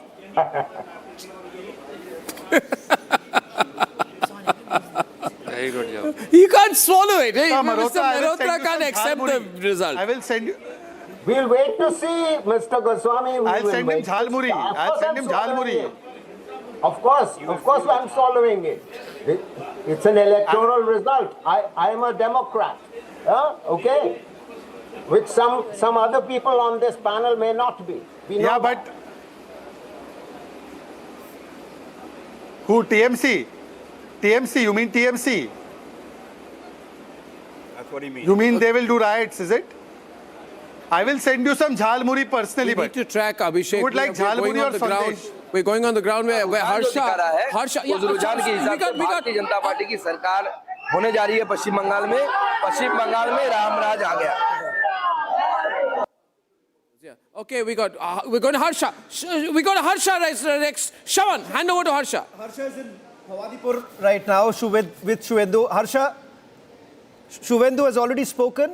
He says that in the next few hours, as far as Bhawadipur is concerned, he's crossing it. Yes, you are right, Shravan, you are right, Arnab, because he's waiting for the, final round of the Bhawanipur. He is waiting for that final round only, and he has told all of us that he will speak individually to all of us, and we are waiting right now here because he is at right now Nizam Place, which is the guest house where Suvendu Adhikari is right now at, and he's waiting for the final round of the Bhawanipur. But when he spoke to us, to all the media persons, they clearly stated that Mamata is going to cry, and this is a win. This is a win of all Hindu voters. This is a win of the all Sanatani voters who have voted for the BJP and have not voted. What's the gap right now? I can clearly say what's that the everyone gap? is so joyous here. All the what's the gap? So Arnab, the gap is not much. The gap is only 1,200. The gap is only 1,200. Almost round 5 is underway. Round 5 is underway. No. I have information that Mamata Banerjee has got 17,244 votes. And Suvendu has got 8,700. So my information is 9,000 votes trailing in Bhawanipur. So Arnab, we spoke to the agent. They say that the gap is not much. Round 5 is already underway. Now the gap has reduced between Mamata Banerjee and Suvendu Adhikari. The gap is reduced. The gap is not more than 2,000. The gap is not more than 2,000. Okay. This is because what Election Commission is saying 16,000 and Pratikshit is saying 11,000. My information is the gap is wider than what you are saying. My information is that the gap is wider than you are predicting. But we'll keep a close watch. Arnab, so yes. Yeah. So is he going to come out? Where is Abhishek Banerjee, by the way? Who's our reporter tracking Abhishek? It's from Bangla. We're just getting... Pinky was there. And Pinky was there. Can we try and line up with Pinky or with any of our reporters outside Abhishek Banerjee? What is Shehzad Poonawalla BJP's message to Abhishek Banerjee, who said ki Amit Shah is Jallad, who said that after the 4th he will take over and he will see who has the guts to face him.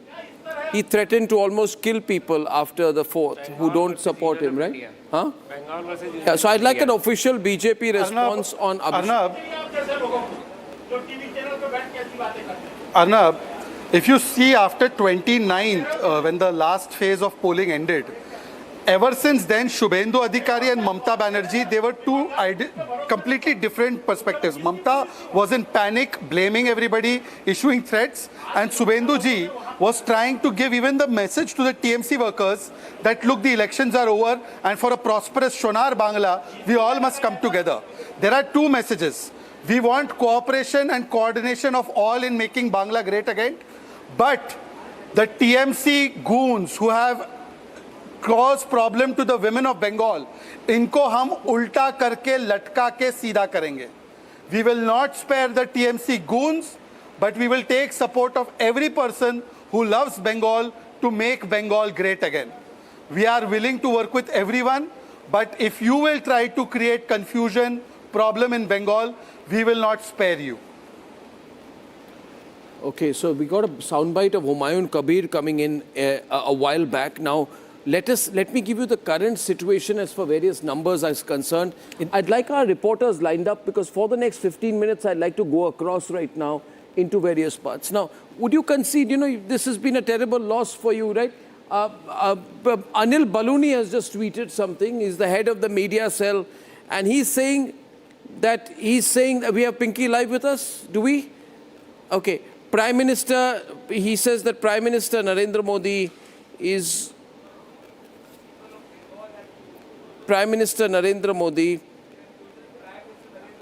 going to be at the BJP headquarters at 6 p.m. That will be big. That will be big. In fact, all preparations are already underway. And in fact, this celebrations are going to take place in Kolkata in a short while from now. There's one interesting data point that I just wanted to share, Arnab, is right now. They say that to get into Navarno, you have to cross South Bengal. Look at the numbers right now that's coming in. From Hooghly, these are places where Trinamul Congress was seen as the stronghold. Uluberia, it's the BJP ahead. Domjur in Howrah, they are ahead. Shridampur in Hooghly, you have BJP ahead. So clearly, as far as Hooghly seats are concerned, almost in all seats, you have the BJP coming ahead. Kolkata, about 7 seats you're already looking at the BJP ahead. So all the seats of South Bengal, there is a clear breach that you're looking at. Okay, Kovai Satyan of the IDMK is also with us. I'm going to move to Tamil Nadu for just a bit, right? Kovai Satyan, AIDMK is down to 64 seats. TVK is at 105. They can form the government without you. Yeah, good afternoon, Nadu. But I'm happy that the dynasty rule has come to an end. We've been saying even DMK will lose the title as the leader of opposition. That is certain to happen. The history repeats. Why did you fail to take the anti-DMK, vote with you? No, there are still many constituencies where it is on the margins of, No, but largely you are the number 3 party. So can you explain to me why you lost out to Vijay?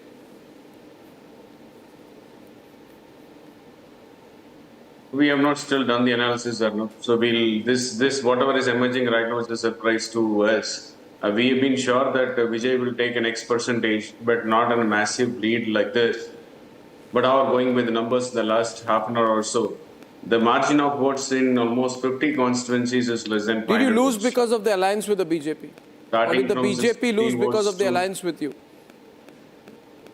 Oh, that's a decision my General Secretary will take. That is not within my purview. It is not within my limits. But we've been confident that we'll form the government of our own majority. But looking at the trend, it will be like going to be an hung assembly.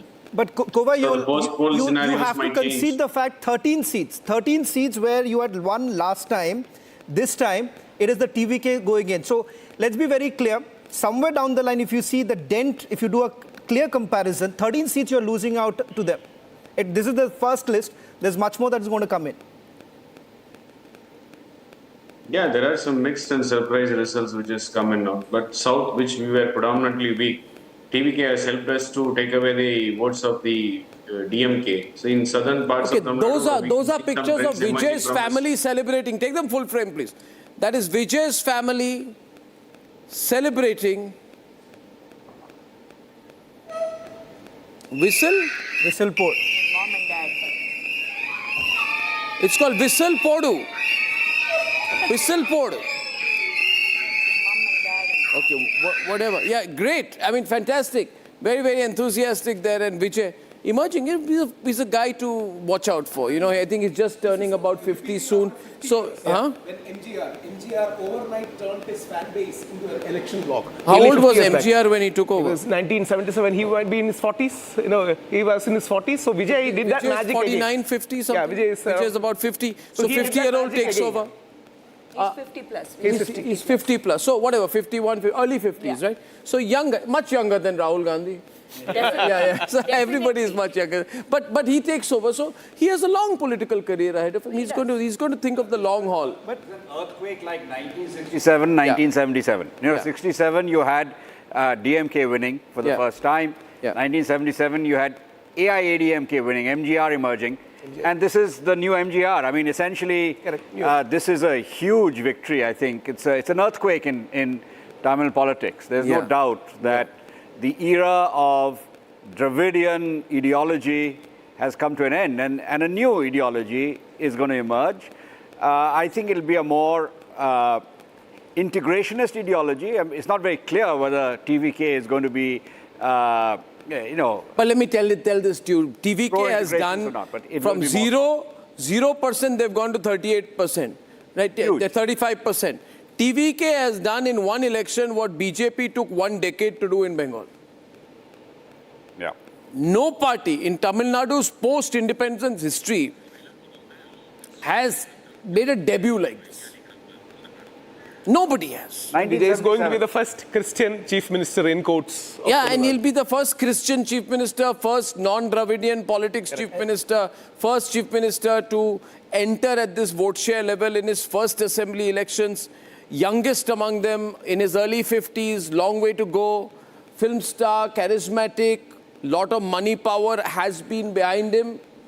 And so these are pictures from the TVK headquarters. We're seeing the birth of a gigantic political party all of a sudden, and he will build an organizational strength. For those people who say he doesn't have the ability, let's be clear, without the ability, he would have not reached this far. He had built a party organization. That is, he's not a Kamal Hassan. He's not a lightweight like Kamal Hassan. You know, no, he's a serious politician. He stuck it in. See, the fact is that this is a person who has taken the plunge. Now, Rajnikant did not take the plunge. He was ready to. Rajnikant did not take the plunge. See, Rajnikant could have come in completely. Exactly. But Rajnikant did not take the total plunge. He was about to come, then he backed out, then he did films, then he backed out. You know, so this shows that in politics it's a complete move, only then this happens. So it's a big See, the fan clubs, the movie fan clubs, the movie star fan clubs are a huge factor in Tamil Nadu politics. Our guest from outside right now, Mayur Bora is with us. Mayur Bora, can you hear me now finally? Now you're loud and clear. Arnab, loud and clear, and good to see you occasionally breaking into smattering of Assamese these days with Kirip Chaliha and Povitra today. Good to see you, friend. What do I do? I feel so comfortable. I've been so angry about this, you know, this Muslim appeasement politics in Assam. And in Assam, I think Bengal BJP is 1 decade behind Assam in terms of BJP. But this victory is bigger. So what caused the shift? This is bigger. What explains pro-incumbency in Assam?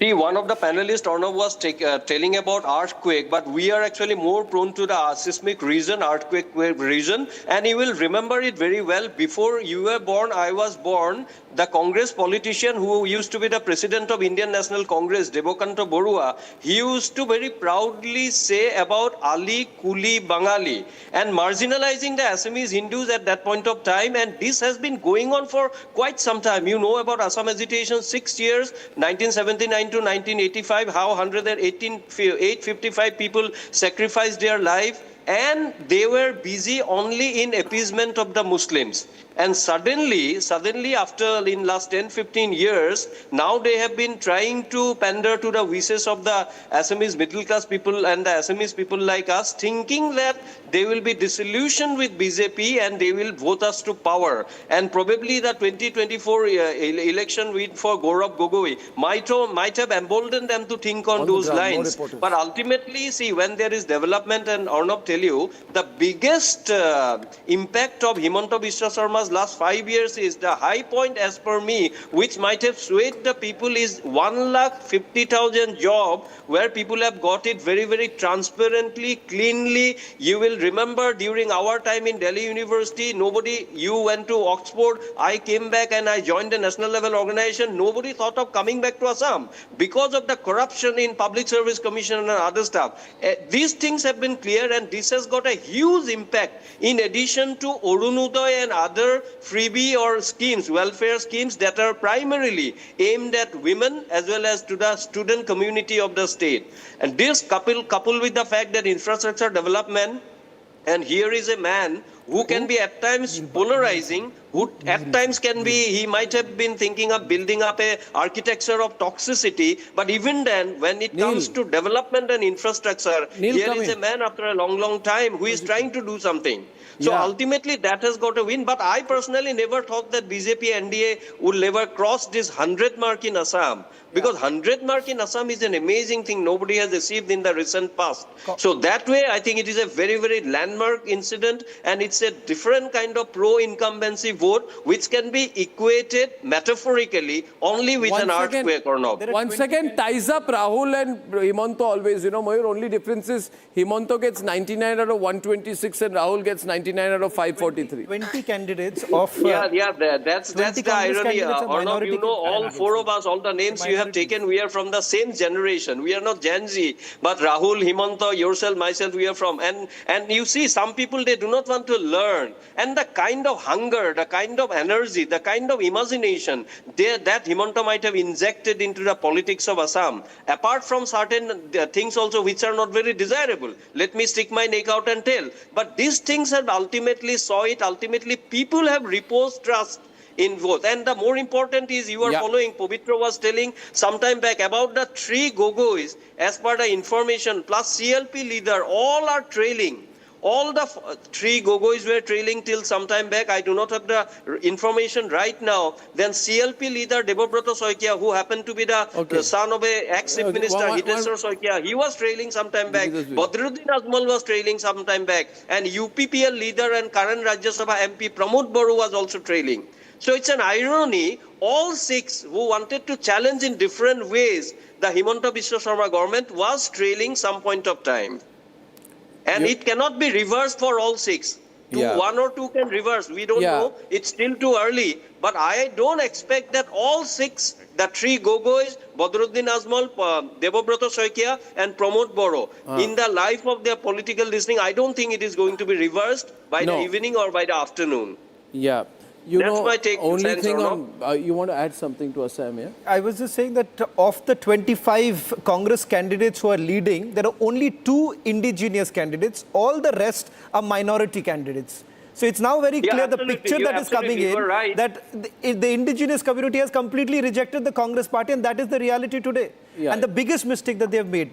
Today 20 of them are minorities who are leading now. Yeah, 100%. You know, especially where I am from, Lower Assam, Kamrup, Barpeta, the Assamese had been marginalized by the Bangladeshis. And Upper Assam, they were completely lost out. Completely. Now, we saw this interesting visual. I don't know this lady there who acts like Mamata Banerjee.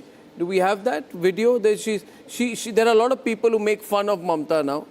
But one thing will be there, you know. No, you think, Gaurav Gogoi, the poisonous hand of Rahul Gandhi. Anybody who Rahul Gandhi touches and anoints as leader falls by the wayside. There's somebody there you go. I have to go to the satirist. Ladies watch out. Acting like Mamata Banerjee. Watch this whole place. अभी मोदी जी हमारा कुर्सी वापस करो हम देगा नहीं कुर्सी हम हार गया है लेकिन कुर्सी तुमको करेगा नहीं देगा नहीं कुर्सी तुम क्या करेगा जीत के हम कुर्सी वापस नहीं करेगा हम कुर्सी लेके भाग जाएगा हाँ अभी Modi ji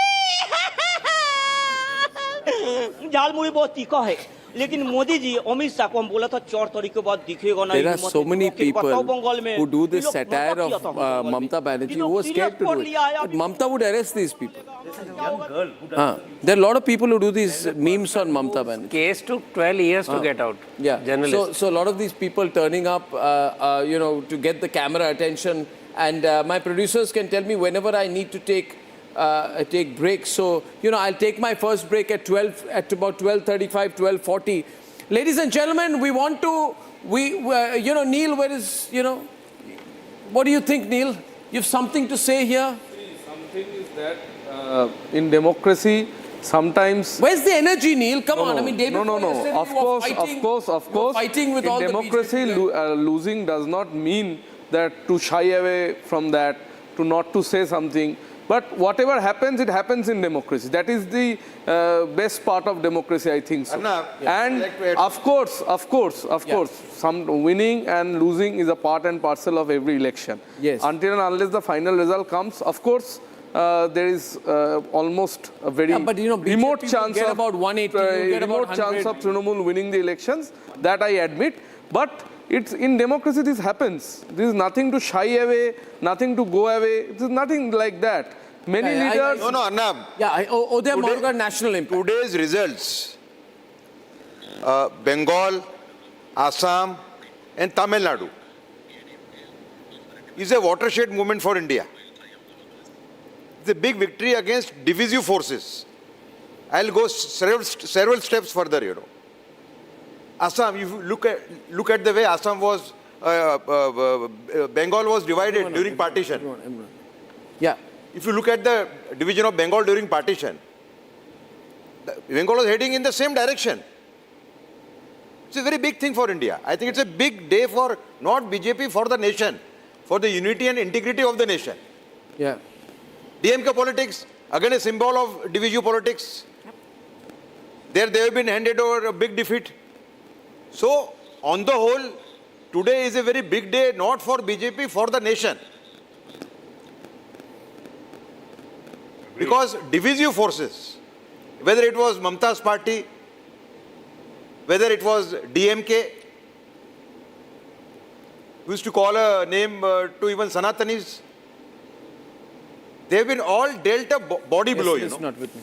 So I think it's a very great day for India. Yeah. And should not be seen as a victory for BJP or NDA alone. No. No. Correct? Assam is secured for the third time. That is also a very big thing, you know. For the first time, India is winning over a very large section of people who played divisive politics. Yeah. In one stroke. Yeah. So in one stroke, you know, you've come back in Assam, you've taken over Bengal, and it is the end of this DMK rule. Even Vijay's defeat has to be seen in this context. Vijay's victory, you mean? It not be a win for NDA, you know. Yeah. It should be seen in this context. Yeah. So you want to own up Vijay's victory? Was it always a BJP plan? Was it always a BJP plan to project BJP Vijay? wanted Vijay in. BJP wanted Vijay in. 100%. But AIDMK opposed. BJP wanted Vijay to join. Vijay was willing to join. BJP had gone with the alliance. Vijay. He was willing to join NDA. Okay. So that was I think a strategical error on the part of AIDMK and BJP also. Yeah. BJP should have forced AIDMK to accept Vijay. Yeah. We have Sudhanshu Trivedi also with us this afternoon. Sudhanshu Trivedi, good afternoon. Good afternoon, Sudhanshu Trivedi. जी नमस्कार नमस्कार नमस्कार ये जो बंगाल में है ये 5-6% positive negative vote share है तो पहले आपकी ब्रॉड सेंस बंगाल के रिजल्ट्स के अभी 190 पे है BJP what do you think the eventual number will be at what is your immediate plan BJP party headquarters में क्या हो रहा है इस वक्त मैंने सुना कि मोदी जी 6 बजे आने वाले हैं क्या शुवेंदु भी होंगे वहां पे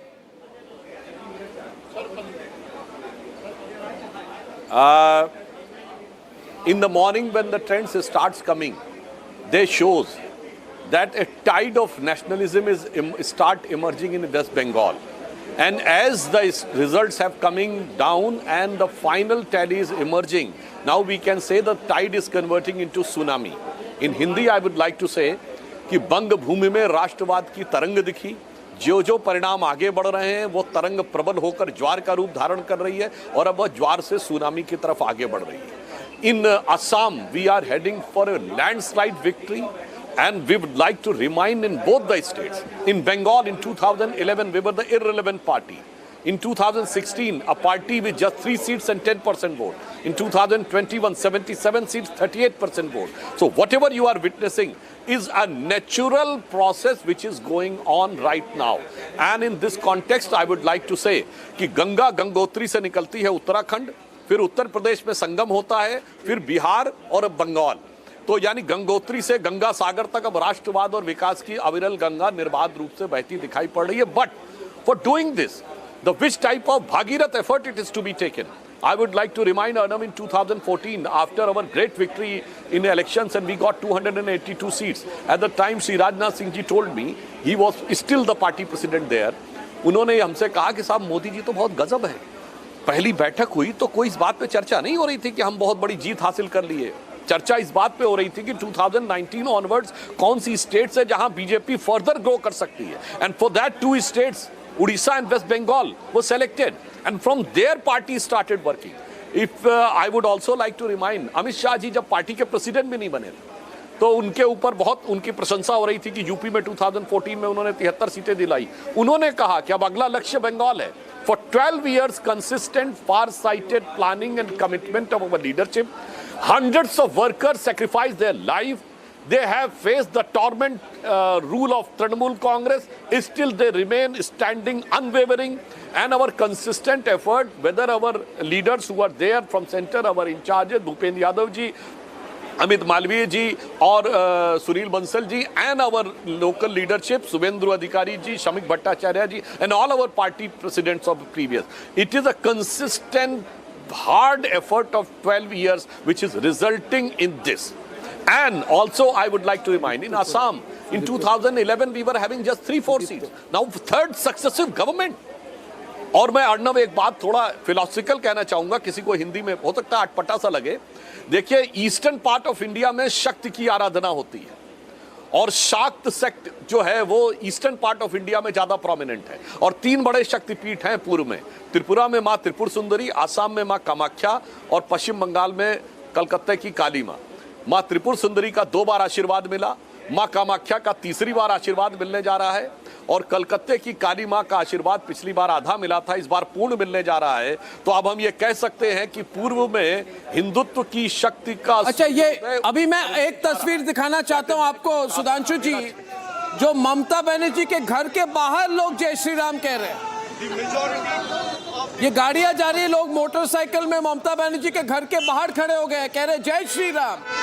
सुदीप्तो जी देखिए इसको, Sudipto of Trinamool, please see this. Sudipto ji को मैं दिखा रहा हूं, उनको ऑनर कीजिए।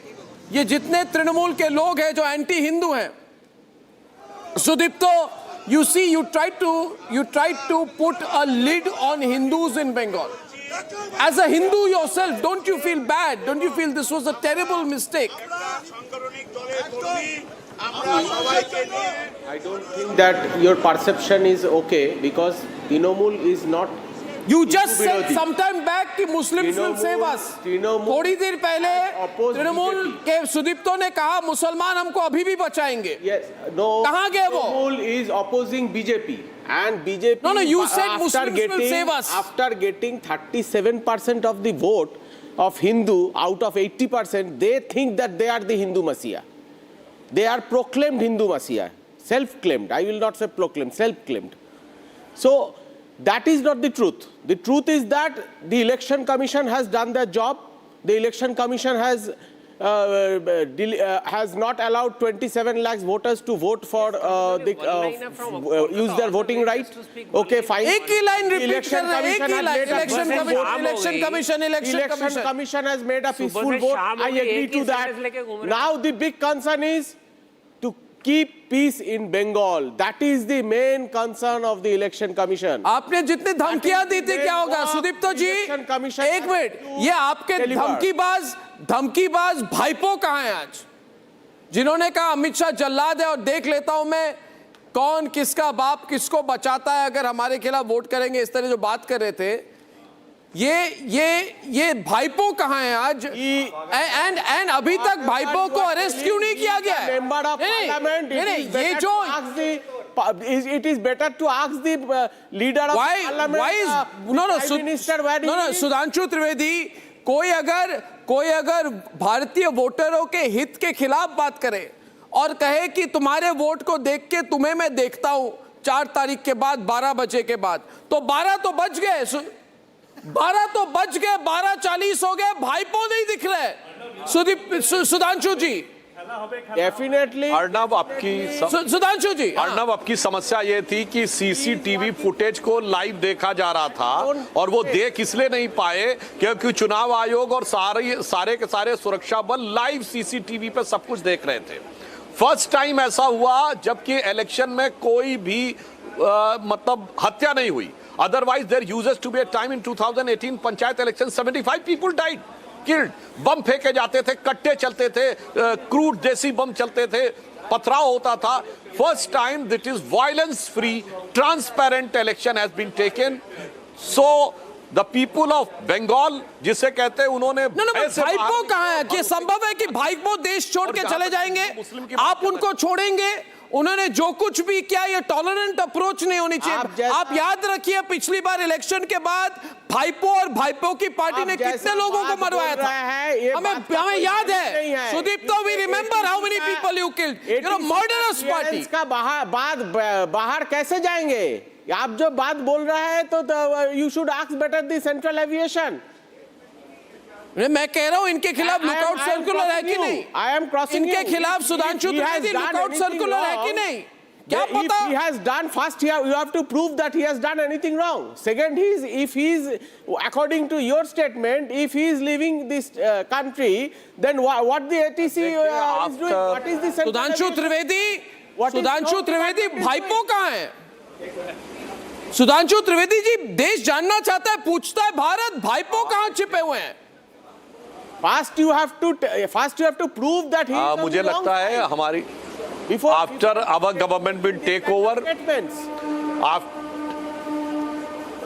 after our government will take over, वो जहां भी छुपे होंगे सरकार उनको निकाल कर whatever the legal procedure is, ना सरकार तो विजय माल्या को अभी तक निकाल रहा है, whatever the action is required will be undertaken. Vijay Mallya को अभी तक ढूंढ रहा है, सरकार तो नीरव मोदी को अभी तक ढूंढ रहा है। तो ये कह रहे हैं आज सुधांशु त्रिवेदी की भाईपो नीरव मोदी और विजय माल्या के ग्रुप में, बिल्कुल सही कह रहे हैं, बिल्कुल सही कह रहे हैं। विजय माल्या, नीरव मोदी और ऐसे जितने जितने खुखार अपराधी है इस देश में, उनके लिस्ट में भाईपो भी आते हैं।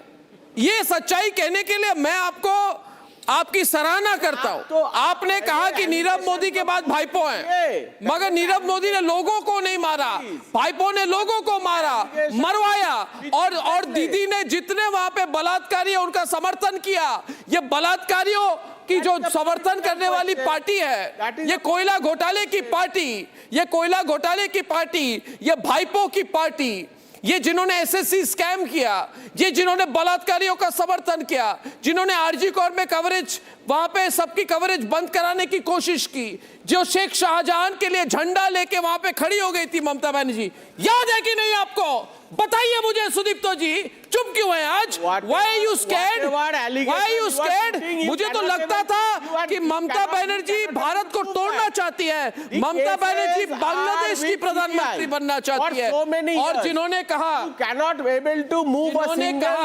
जिस ममता बनर्जी ने कहा, सुधांशु त्रिवेदी जी, मैं नहीं चाहता सुधांशु त्रिवेदी जी किसी की प्रताड़ना हो, किसी को टॉर्चर किया जाए, किसी पे कुछ गलत हो, हम नहीं चाहते। बड़ा मैं पूछ रहा हूं आपको आज, याद करिए कि पिछले बार कितने बीजेपी के लोगों को लटकाया गया था, कितने वहां पे एक बूढ़ी मां थी 85 साल की, क्योंकि उनके बेटे का नाम गोपाल था, तो मां को भी मार डाला गया। पूरी फैमिली बाइट आ रही है हमारे पास, बाइट। काउंटिंग एजेंटरा এবং প্রার্থী ক্যান্ডিডেটরা তারা ভোটিং এলাকা ছেড়ে আসবেন না। স্ট্রং রুমে যেখানে কাউন্টিং হচ্ছে, মানে সেন্টারে, সেখান ছেড়ে কেউ আসবেন না। এটা বিজেপির প্ল্যান। প্রথম 2-3 রাউন্ডে আমি কালকে থেকেই বলছি যে ওদেরগুলো আগে দেখাবে, আমাদেরগুলো পরে দেখাবে, এবং অনেক জায়গায় 2-3 রাউন্ড কাউন্টিং করার পরে প্রায় 100টা জায়গায় কাউন্টিং বন্ধ করে রেখে দিয়েছে, এবং কল্যাণীতে ধরা পড়েছে 7টা মেশিন যেখানে কোনো মিল নেই। এটা টোটাল ফোর্সফুলি সেন্ট্রাল ফোর্সকে দিয়ে চারিদিকে তৃণমূল কংগ্রেসের উপর অত্যাচার করছে, অফিস ভাঙছে, জোর করে দখল করছে। এসআইআর নামে আপনারা দেখেছেন ভোট লুট করেছে যাতে যে সিটগুলো জিততে পারে, কিন্তু এখনও এমন 70টা সিট আছে, 100টা সিট আছে যেগুলো আমরা এগিয়ে আছি, সেগুলো বলছে না। টোটালটাই মিথ্যে নিউজ খাওয়াচ্ছে। আগে ডিআইসিও এই খবরগুলো দিত, কিন্তু তাকে কালকে চেঞ্জ করে দেওয়া হয়েছে। টোটালটাই ইলেকশন কমিশন নিজের ইচ্ছে মতো খেলছে, এবং সাথে কেন্দ্রীয় বাহিনীকে নিয়ে, এবং আমাদের পুলিশরা টোটাল মাথা নত করে কেন্দ্রীয় বাহিনীর আন্ডারে কাজ করছে। সুতরাং আমি আমাদের কাউন্টিং এজেন্টদের, আমাদের সমস্ত পার্টির কর্মীদের বলবো, অত মন খারাপ করার কারণ নেই। আমি বলেছিলাম সূর্যাস্তের পরে আপনারা জিতবেন। 3 রাউন্ড 4 রাউন্ড কাউন্ট হলেও এটা 14 রাউন্ড থেকে 18 রাউন্ড কাউন্ট হয়, তখন আপনারা জিতবেন। ওয়েট অ্যান্ড সি, ওয়াচ, আমরা সবাই আপনাদের সাথে আছি, আপনারা কেউ ভয় পাবেন না, নিশ্চিন্তে থাকুন, আবার বাঘের বাচ্চার মতো লড়াই করে যাব। She's saying Mamata Banerjee's come out and said, I'll do the translation. She's saying out there, just a quick translation for people who may have missed it. वो कह रही है सुधांशु त्रिवेदी जी की आप लड़ाई करो, अभी कोई बात नहीं है, 14 राउंड के बाद हम जीतेंगे। Sudipto, yes, you heard her? She said, don't be afraid. Definitely, the margins are not too huge. Why you are so over expected? No, because भाईपो said मैं 12 बजे के बाद सबको सिखाऊंगा। See the margins. भाईपो कहाँ है? See the margins. Where is भाईपो? Only one. अरे दीदी has come out, भाईपो कोথায়? Turn over the result. दीदी तो এসে গেছে, ভাইপো কোথায় লুকাচ্ছে? ভাইপো कहाँ छुपे हुए हैं? You better whatever allegations you are putting in front. नहीं, मैं allegation नहीं दे रहा. I'm saying that there is an allegation आपकी leader Sudhanshu Trivedi she is saying कि स्ट्रॉन्ग रूम मत छोड़ो, अभी भी मौका है, वो कह रही हैं क्योंकि खबर आ रही है कि टीएमसी के लोग जितने हैं वो छोड़ के निकल आए क्योंकि उनको लग गया है कि हम हार रहे हैं। ममता बनर्जी अपने लीडर्स, अपने नेताओं को कह रही है भागो मत। Is she instigating? चंद्रचूड़ जी क्यों कह रहे हैं इंस्टिगेटिंग है? manner in which Mamata Banerjee tried to एक मिनट, सुधांशु त्रिवेदी क्या ये भड़काने की कोशिश कर रही है? बिल्कुल tried to take up Sudhanshu the louder issue of full frame. हाँ मैं बता रहा हूँ आपको। Actually, the manner in which Mamata Banerjee ji tried to take up the issue of strong rooms 2 days back, that showed that she is on a weak wicket. Now it is very clear, writing on the wall, that she is losing categorically, and now it is difficult for her to control the cadre. Now it is her statement is having nothing to do with the election result. That shows the desperation that how she will be able to hold their flock together, means hold her cadre together. This is the biggest challenge. And I would like to say that the Mamata ji has lost confidence on the government itself. When in IPAC raid, she has not sent just the Bengal police, she herself came. And even herself, she was not having confidence on her personal staff. So he herself went inside the room. And whenever anybody goes inside, the file is not being taken personally by the Prime Minister or the Chief Minister. Some of these personal assistant users to pick up the file, but she was picking the file herself. That shows she has lost faith in his own government, in his own force, in his own personal staff. And lastly, we can say that she lost the faith of the government and she lost the faith of the people of West Bengal. So whatever she is saying, I think this is nothing but a mark of desperation. और मैं एक और angle इसमें कहना चाहूँगा, TMC के भी बहुत से लोग नहीं चाहते होंगे कि इस बार टीएमसी की सत्ता आए. Because Abhishek Banerjee has openly said that I will take up the matter personally. Means he has announced that the next time he is going others to on take the right keep command, changing, not Mamata keep Banerjee changing ji. another screen. Yeah. So this would have been the factor, and No, that's she why is coming out because ये सही बात है. She is trying to put them back on the position. She is coming out, Subhranshu, because she thinks that Bhaipo is going to take over the party. वो बाहर आ रही है क्योंकि अभिषेक अपने लोगों को कह रहे हैं छोड़ दो strong room. She's scared, she's losing control. She's scared. That is the reading that I have out here, that she doesn't know what to do. She knows the party is about to break up क्योंकि ये mafia party है. This is the mafia party. Is that a reading or a conspiracy? It is an absolute and straightforward analysis, because she's going and holding her hands and saying, don't leave the strong room, don't leave the strong room, don't leave the strong room. Does any leader talk like this, Uday Mahurkar? Please don't leave the strong room. She's actually saying, please don't leave Trinamul Congress. These are she's saying, don't leave me, don't leave me, don't leave me, don't leave me. I am desperate. Don't leave me. Am I right? Yeah, please. Give me one example where Narendra Modi talks like this. Narendra Modi holds his hands and says, don't leave the strong room. Yeah. Don't you dare say that. No. This is a totally different narrative. Do not try to compare. Folding hands is an Indian sanskar, but this is a different context altogether. Do not try to compare Narendra Modi folding hands with Mamata Banerjee folding hands and saying, don't leave the strong room. She is scared.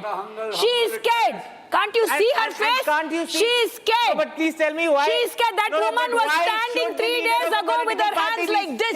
Come on, I'm an actor. I know body language. Do not try to teach me body language. She was standing like this 3 days ago. Today she's gone like this. Narendra Modi always does this to the people of India. Do not compare Narendra Modi with Mamata Banerjee, for heaven's sake. Don't you dare try to compare Narendra Modi with Mamata Banerjee. उनकी तुलना नहीं हो सकती, उनकी आलोचना नहीं हो सकती. What non-biological? Madhuvanti, at the end of the day, Narendra Modi is as much a politician as Mamata Banerjee is. What non-biological? What nonsense is he talking? What non-biological? I don't understand what. That is what Modi ji said for himself. What's the connection? You people twisted the narrative. That is not what he said. I'll take a break. You don't understand what the man wants to say. As I go to the break, I'll be back in 8 minutes.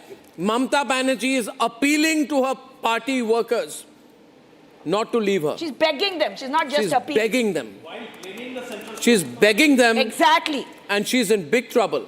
We're going to be back. This is live coverage, more from the ground, in a few minutes. Arnab. After the break.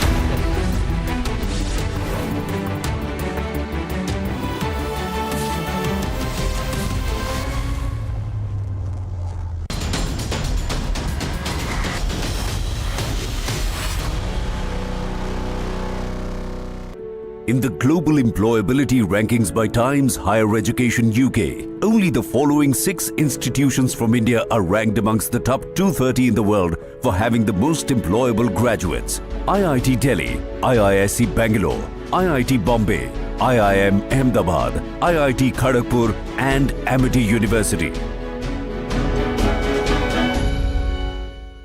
Jindal Saathi seal है तो असली stainless steel है। तो जब भी आप stainless steel pipes and tubes खरीदें, Jindal Saathi seal जरूर चेक करें। Jindal stainless, India's leading producer of stainless steel.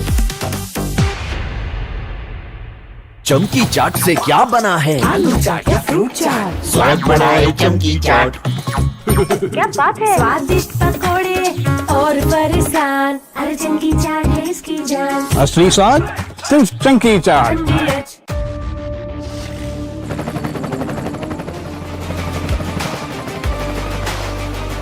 Character, the taste of success. थोड़े में ज्यादा स्वाद यही तो है इसकी खास बात। वाओ मामा, क्या स्वाद है? अरे मेरी राजा, राजा और मसाला।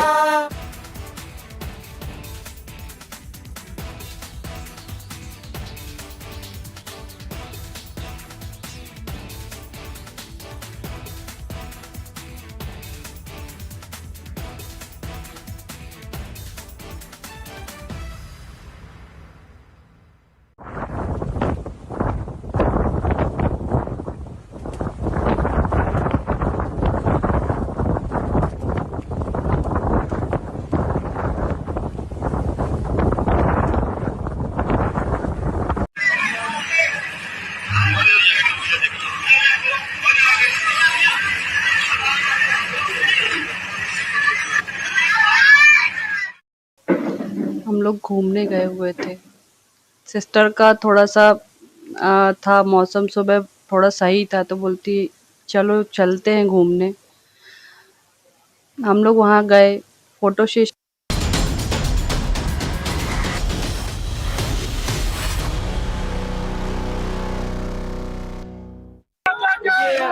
देखिए ये हार्डली ट्रेंड है, इसमें ज्यादा बोलना सही नहीं है, लेकिन मैं इतना ही बोलूंगा, रुझान जो दिखा रहा है उस रुझान के हिसाब से भारतीय जनता पार्टी की सरकार होने जा रही है पश्चिम बंगाल में। पश्चिम बंगाल में रामराज आ गया।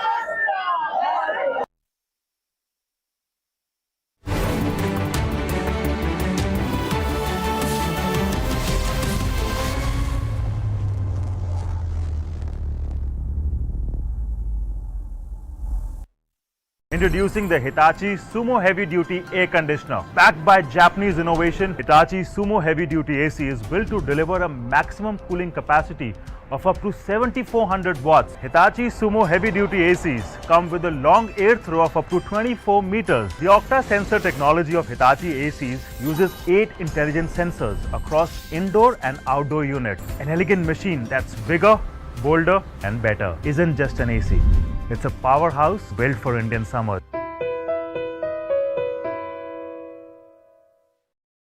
जिंदल साथी सील है तो असली स्टेनलेस स्टील है।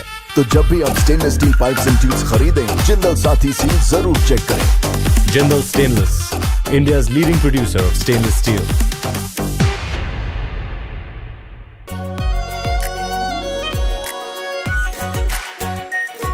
Pure shahi paneer masala, delicious, healthy everyday. केसरिया से मन जोगी हुआ रे, दिल झूमे देखो मतवारा हुआ रे। केसरिया से मन जोगी हुआ। हर पल मनाओ केसरी त्योहार। विमल, बोलो जुबान केसरी। प्यास बुझाए, ठंडक लाए, सबको भाए जीरा से। MTH का जलजीरा जीरा से। जीरा से असली रिफ्रेशिंग, असली स्वाद, असली मजा।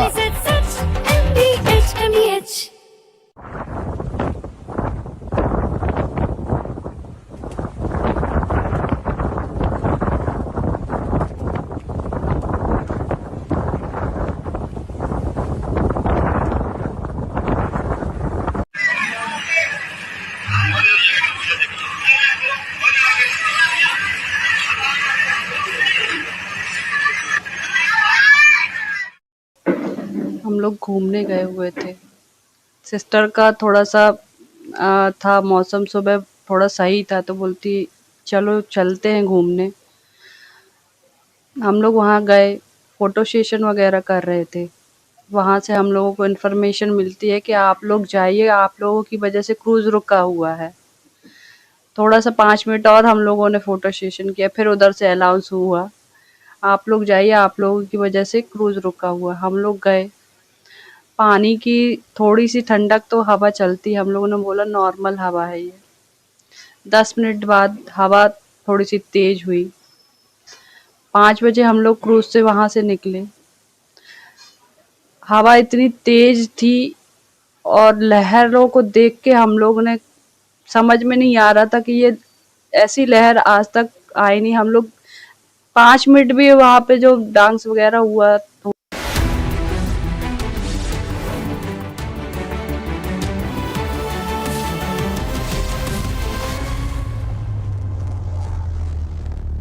Introducing the Hitachi Sumo Heavy Duty Air Conditioner. Backed by Japanese innovation, Hitachi Sumo Heavy Duty AC is built to deliver a maximum cooling capacity of up to 7400 watts. Hitachi Sumo Heavy Duty ACs come with a long air throw of up to 24 meters. The Octa sensor technology of Hitachi ACs uses 8 intelligent sensors across indoor and outdoor units. An elegant machine that's bigger, bolder and better isn't just an AC.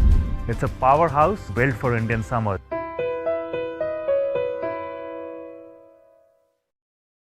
QS and THE, the world's foremost university rankings organizations, have ranked Amity amongst the top 3% universities globally, making it among the very few Indian universities to be included in both rankings. Yet another top ranking for Amity University. Jindal Saathi seal है तो असली stainless steel है। तो जब भी आप stainless steel pipes and tubes खरीदें, Jindal Saathi seal जरूर चेक करें। Jindal stainless, India's leading producer of stainless steel. चमकी चाट से क्या बना है? सैंडविच, लस्सी और छाछ। हर घूंट में चमकी चाट। ड्राई फ्रूट और दही बड़े। चमकी चाट से स्वाद बढ़े। असली स्वाद सिर्फ चंकी चाट। केसरिया से मन जोगी हुआ रे, दिल झूमे देखो मतवारा हुआ रे। केसरिया से मन जोगी हुआ। हर पल मनाओ केसरी त्योहार। विमल, बोलो जुबान केसरी। आर प्योर सूजी पास्ता उबालो, मिलाओ और खाओ। 8 मिनट में तैयार। क्या टेस्ट है सबका राजा, R pure masala.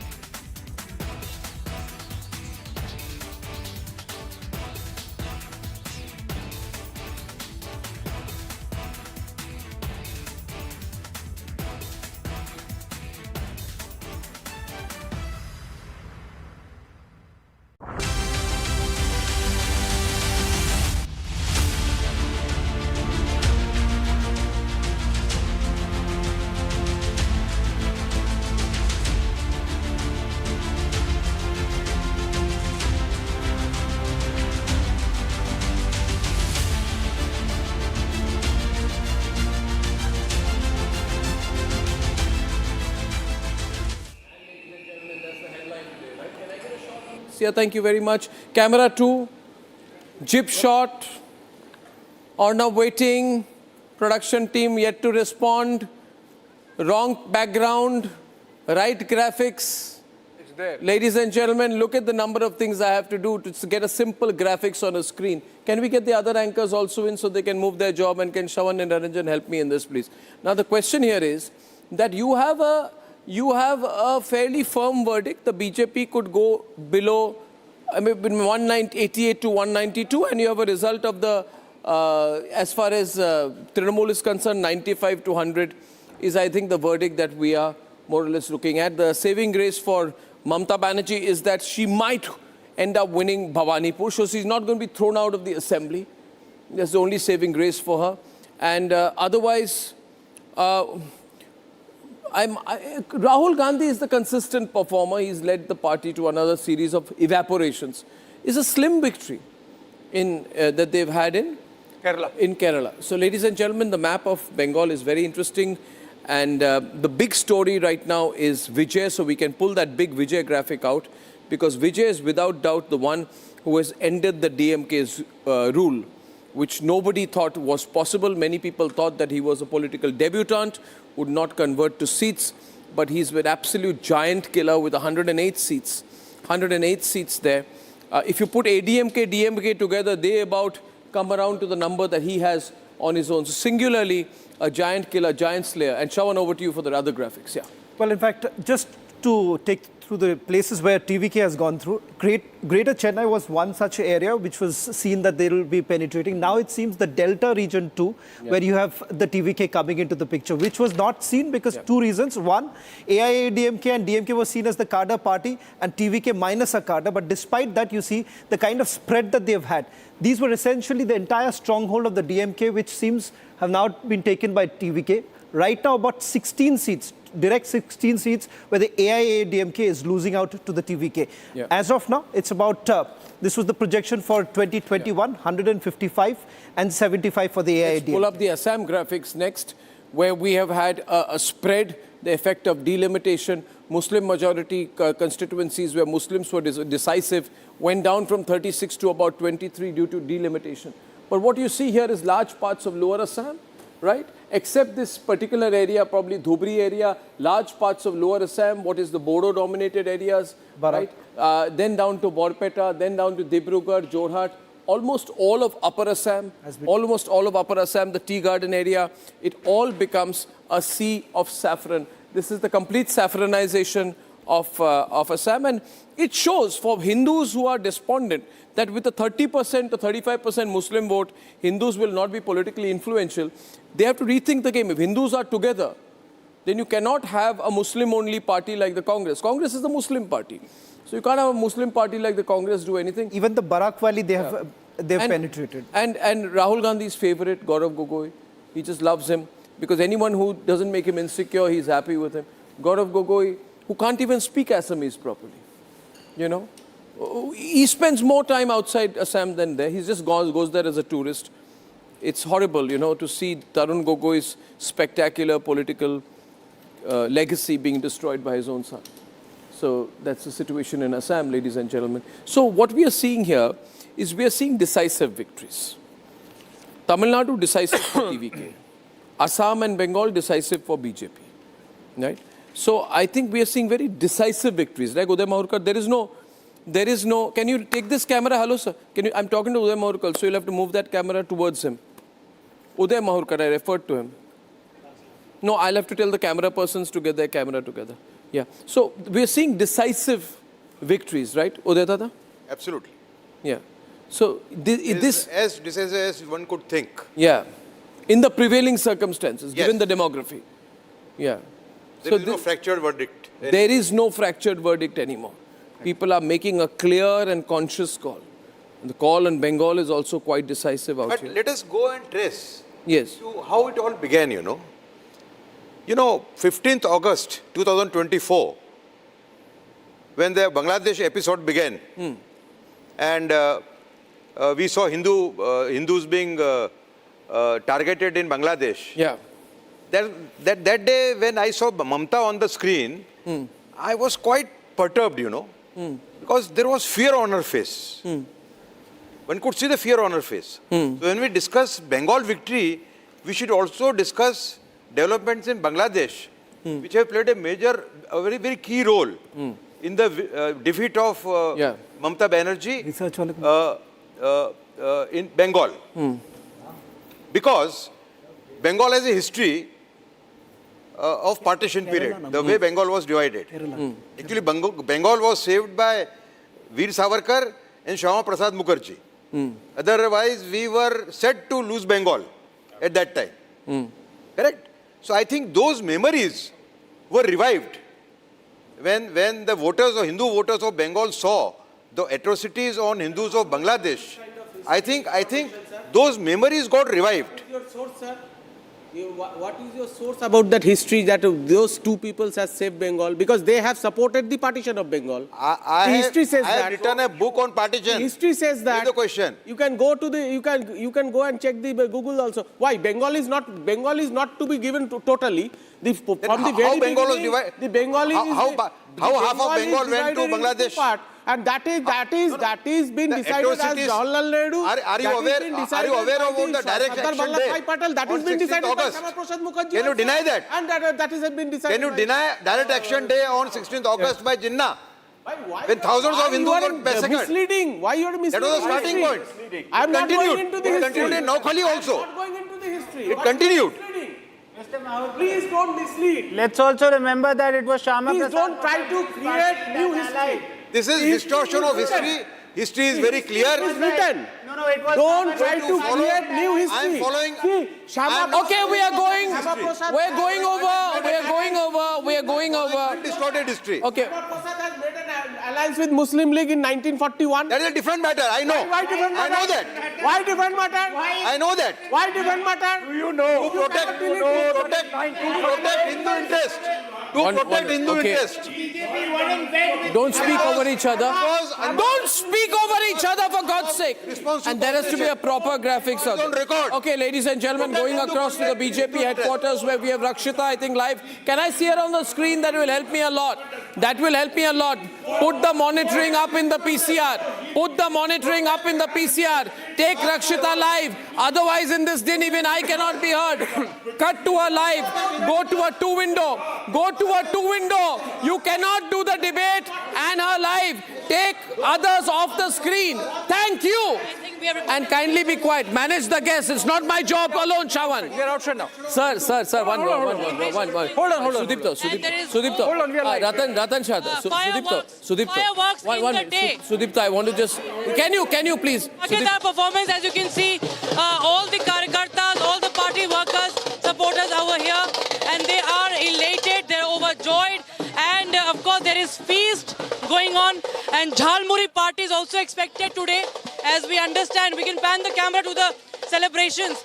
We can talk to आज झालमुरी जो है झालमुरी पार्टी होने वाली है जी झालमुरी पार्टी होने वाली है जी झालमुरी पार्टी होने वाली है मोदी जी के नेतृत्व में पश्चिम बंगाल की जनता ने मोदी जी और भारतीय जनता पार्टी पे विश्वास करके कमल खिलाया है अब पश्चिम बंगाल की जनता निर्भीक होकर के निडरता से मेरी बहनें मेरे भाई मेरे बुजुर्ग वहाँ की जनता संपन्न होगी वहाँ की जनता क्या फैक्टर रहा है जो आपको लग रहा है कि इतनी बड़ी जीत कभी सोचा था बंगाल में हो सकती है मोदी है तो मुमकिन है अमित शाह जी है तो मुमकिन है योगी जी है तो ये झालमुड़ी का झाग था जिससे ममता सरकार साफ हो गई ये प्रधानमंत्री का कुशल नेतृत्व था जो पहली बार 15 सालों के भ्रष्टाचार अत्याचारी ममता सरकार के दुशासन का नाश हुआ प्रधानमंत्री जी के नेतृत्व में एक बार बंगाल में फिर से भाजपा शासन होने जा रहा है अब बंगाल विकास प्रगति और सुशासन की राह पर चलेगा ये प्रधानमंत्री के नेतृत्व में हम देशवासियों को प्रदेशवासियों को बांग्लादेश के निवासियों को हार्दिक बधाई और शुभकामनाएं देते हैं आपको भी भारतीय जनता पार्टी की तरफ से आपको भी शुभकामनाएं So you can see that and you can see party in every state, and all the workers, you can see the specially abled worker also is elated, and you can see the sindoor khela, that is actually orange saffron colors that are being applied. ये पश्चिम बंगाल शुभेंदु अधिकारी जी के चुनाव में मैं रहा हूँ ये है भारतीय जनता पार्टी पश्चिम बंगाल भवानीपुर विधानसभा शुभेंदु अधिकारी द्वारा बनेगा सीएम पश्चिम बंगाल की शपथ लेंगे मेरे सीएम नए सीएम राष्ट्रवादी हिंदूवादी अमित शाह जी की रणनीति का कमाल है योगी जी का चमत्कार है और प्रधानमंत्री नरेंद्र मोदी जी का नेतृत्व है उसका परिणाम है कि बंगाल ममता बोलती थी कि बदल नहीं बदला चाहिए बदला की बात कर रही थी वो कौन सा बदला पश्चिम बंगाल की जनता ने ममता बनर्जी से हिसाब मांगा है और बदला लिया है वहीं उठा के पटक दिया जिस भरोसे के साथ उनको जिताया था उस भरोसे पर वो नाका बाजार गुजरी हैं और भारतीय जनता पार्टी जितने भी हिंदुओं के साथ अत्याचार हुआ है Joining us now is Smriti Irani. Can I go to a two-window? Thank you. Smriti Irani is joining us right now. Smriti Irani has campaigned a lot in Bengal. Right, and she's very popular in Bengal. She's from a Bengali lineage also. She speaks Bengali, and she's been very active there. And we've seen a lot of women candidates win from the BJP also considerably across Bengal. The margin of victory, BJP now at 193 as of now. Smriti Irani, your first thoughts today? Congratulations. This is a phenomenal victory, unprecedented victory. I'd like you to analyze the victory and its implications in your own words. Today, as I speak to you, Arnab, I'm reminded of every BJP Karyakarta who died defending the ideology. I pay homage to every female Karyakarta and supporter of the Bharatiya Janata Party that faced abject humiliation. The post-poll violence of the last assembly elections in West Bengal was for everyone in the country to witness.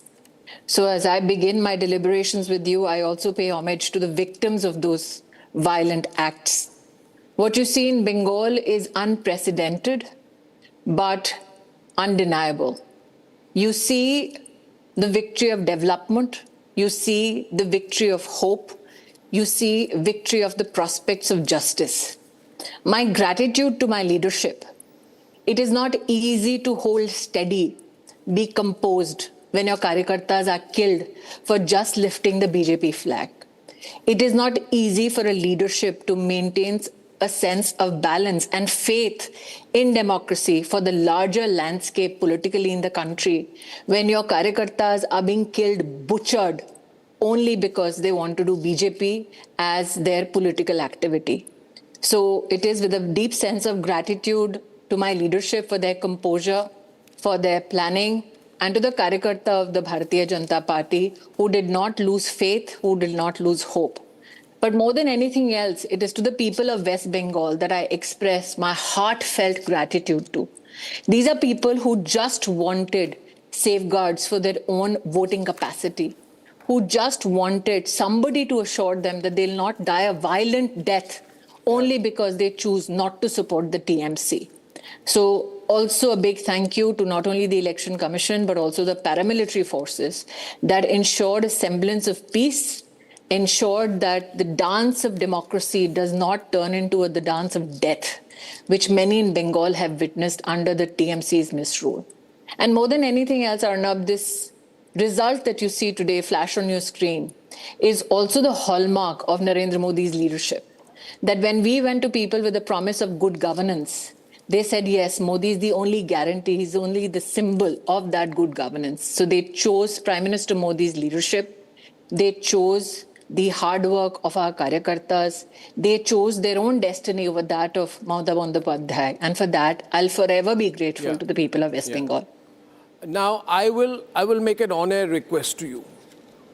And my on-air request to you is after I finish my interview with you, the brave, courageous, exceptionally honest, hardworking, and very popular team of Republic Bangla, which has emerged as the #1 network in Bengal. Despite all the odds, dozens of police cases, FIRs against them, is very keen to have you on their channel. I'm more than happy to go to any Bengali channel today, especially those that have risen above partisan politics and have truly served the interest of transparency and journalism with ethics. So আপনার পুরো পশ্চিম বাংলার টিমকে অভিনন্দন জানাই, ধন্যবাদ জানাই, আর সঙ্গে সঙ্গে পশ্চিম বাংলার এক একটা বিজেপির কর্মীকে আর পশ্চিম বাংলার এক একটি ভোটারকে এই নির্বাচনে ডেমোক্রেসিকে জিত দেওয়ার জন্য, বিপুল ভোট দেওয়ার জন্য অভিনন্দন আর ধন্যবাদ জানাতে চাই। নিশ্চয়ই, কিন্তু এই ইন্টারভিউটা আমার এরপরে বাংলা টিম করবে। So please line up on Republic Bangla. ওরা বসে আছেন আপনাদের সাথে কথা বলার জন্য, আর 5 মিনিট আমি নেব আপনার সাথে, এত সময় লাইন আপ করে দেবো। ওকে, সো নিশ্চয়ই। So my question is, Smriti, that this is the first time a party with a Hindutva platform has formed a government in the state. In that sense, there's an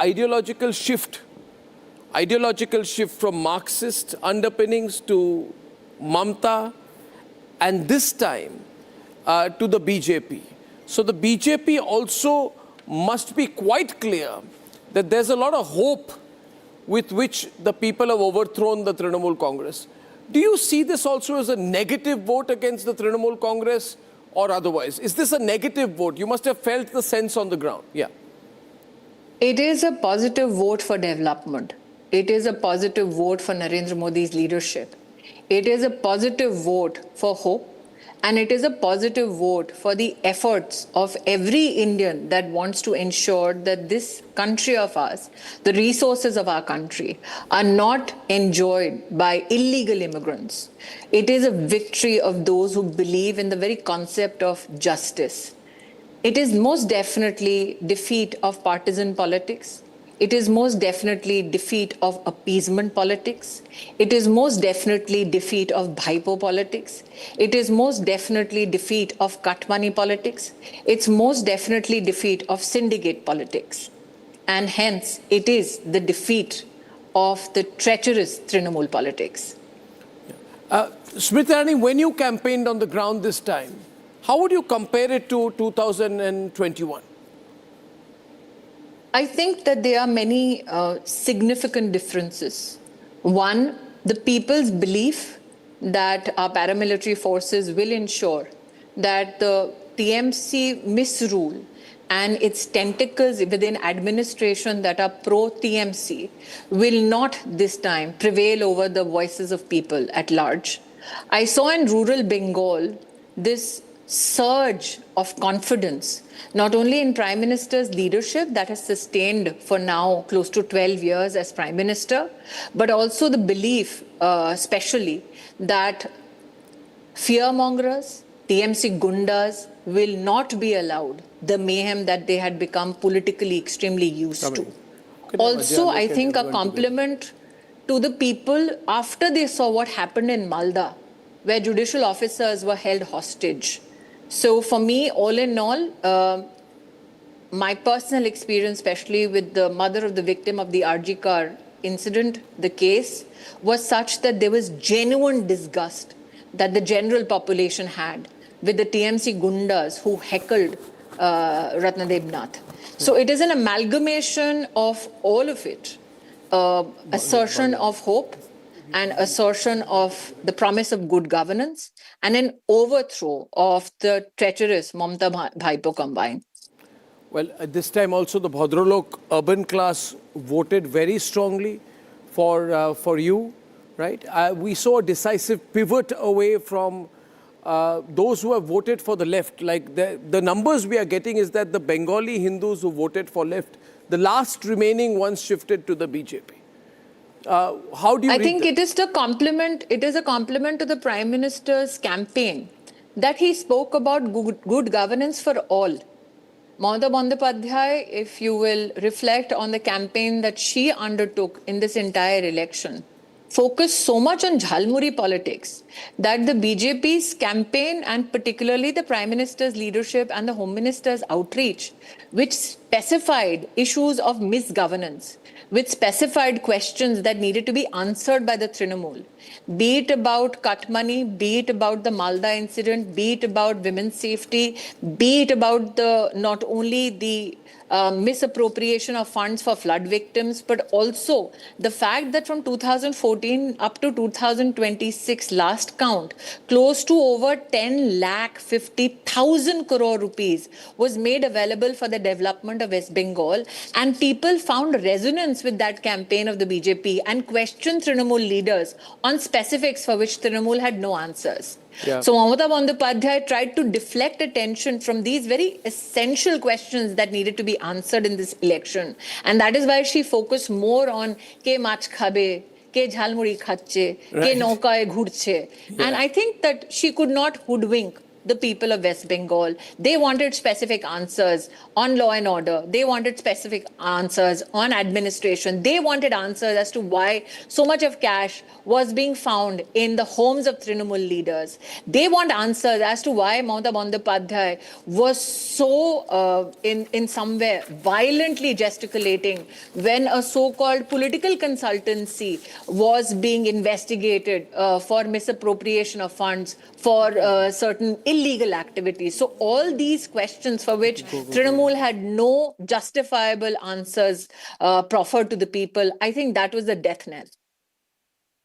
Smriti Irani, I think Republic Bangla is waiting for you, so I thank you very much and talk to you soon. Very much. Thank you very much, Smriti Irani, indeed. And now, despondent-looking left supporters in my studio, and Tuhin Sinha also joining me live. Tuhin, you know, they've been, I'd like to spend some time on the overall. Ajay Alok? No, that's Tuhin Sinha. That's Tuhin Sinha. Thank you very much, Aditi. Yeah, that's Tuhin, yeah. Now, Tuhin, national impact of all of this. We got Nikhil here, we got Sudipta of the Trinamul, we got Ratnakar Tripathi. What would you say to all those who had a bad time today, Tuhin? Let's open up the political debate.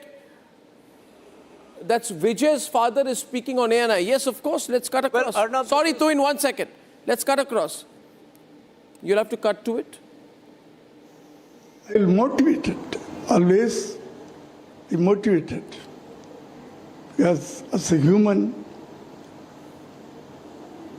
you should not be as a only artist.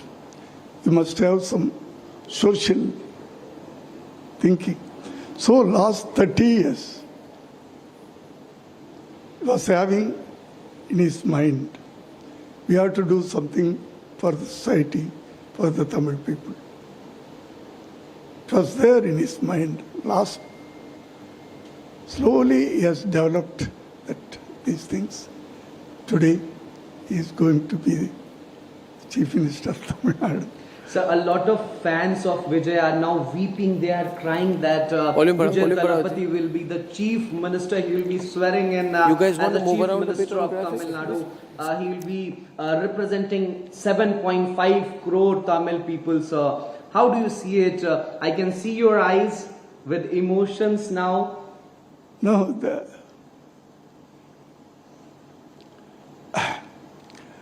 Tamil people, they love emotional, sir? Automatically. Of course, as a father, I should have. Tamil people loved him, not only a leader, not only as a leader. Every ladies considering him as his own son. Young people.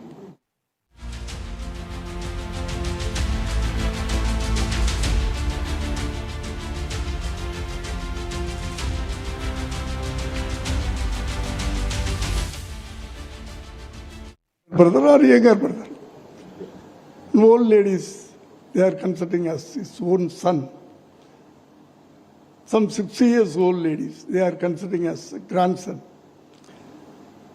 He has developed that relationship between the public and You're also a great artist. On this very day, if I talk to you, then if I spare you without asking you for a line in Tamil on this very huge success, how do you address in Tamil and a short line? Because it's an artistic family, sir. Of course, I am not to address, sir. I'm not an actor. I'm a director. Definitely, sir. I'm a director. I have directed more than 70 films. You have also launched your son, Mr. Vijay Talapati. Yeah. That is my duty. I have done. He wanted to be an artist. I have done. That is my duty.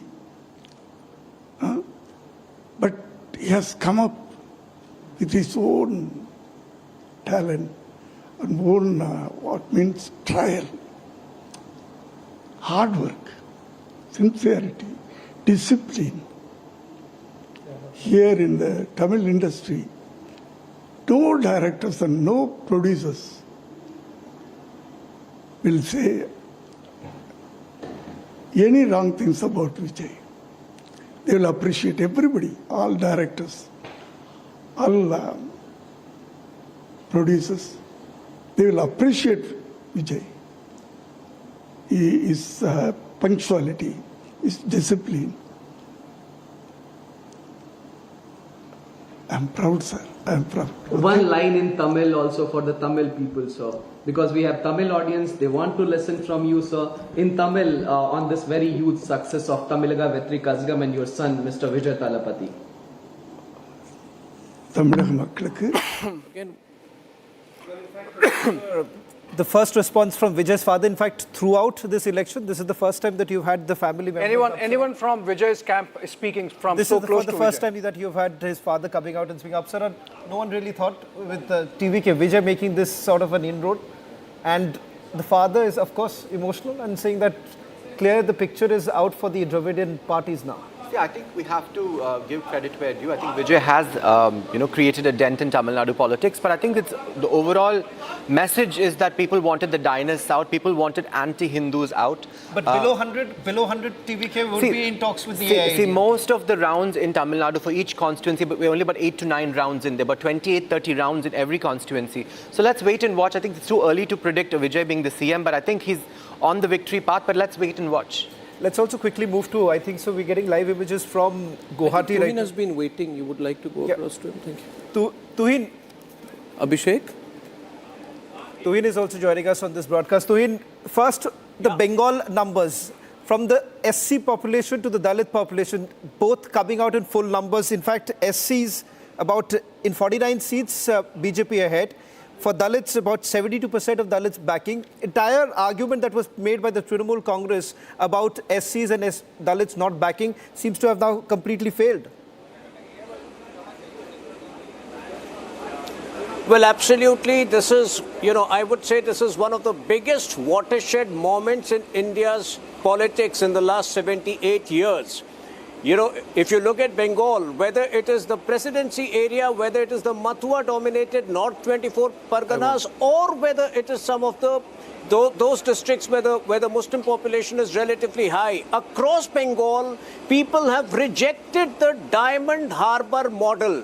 Today, with all responsibility, with all pride, and with equal humility, I have to say, Bangla Jeeteche.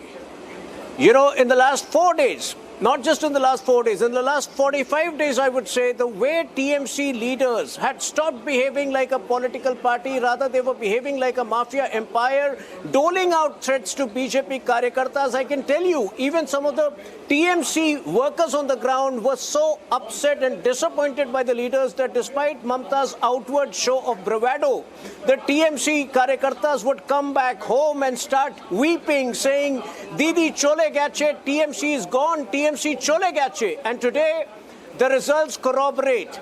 This is the end of TMC's Mafia Raj across the state. People have voted for change. People have voted for resurgence. Tuhin, as we speak right now, yes, and that includes the seat of the Diamond Harbour model. The clashes are still continuing. Clashes are still continuing. One biggest fear right now that many would have is post-poll violence and the threats that have already been issued. That's the Diamond Harbour model that's been spoken about. No, till 29th, the TMC was forced to make its goons stay indoors. I'm advising, I'm requesting, I'm, cautioning TMC, you better make your goons stay indoors for the rest of the year. Because all of these antics, all of these, gimmicks of post-poll violence will not hold anymore. Obviously. They have not succeeded so far in rigging elections. They will not succeed in post-poll violence.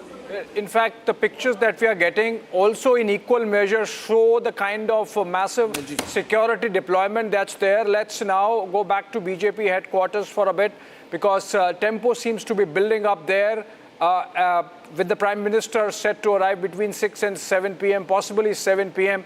Let's go to Rakshita. She's joining us live from headquarters, BJP headquarters. Rakshita, over to you. In the last 1 hour since we had you live, any difference there in terms of the BJP leaders, workers arriving and what's happening next? Well, I can barely hear you, but I think you said that if the leaders have arrived, leaders are yet to be seen.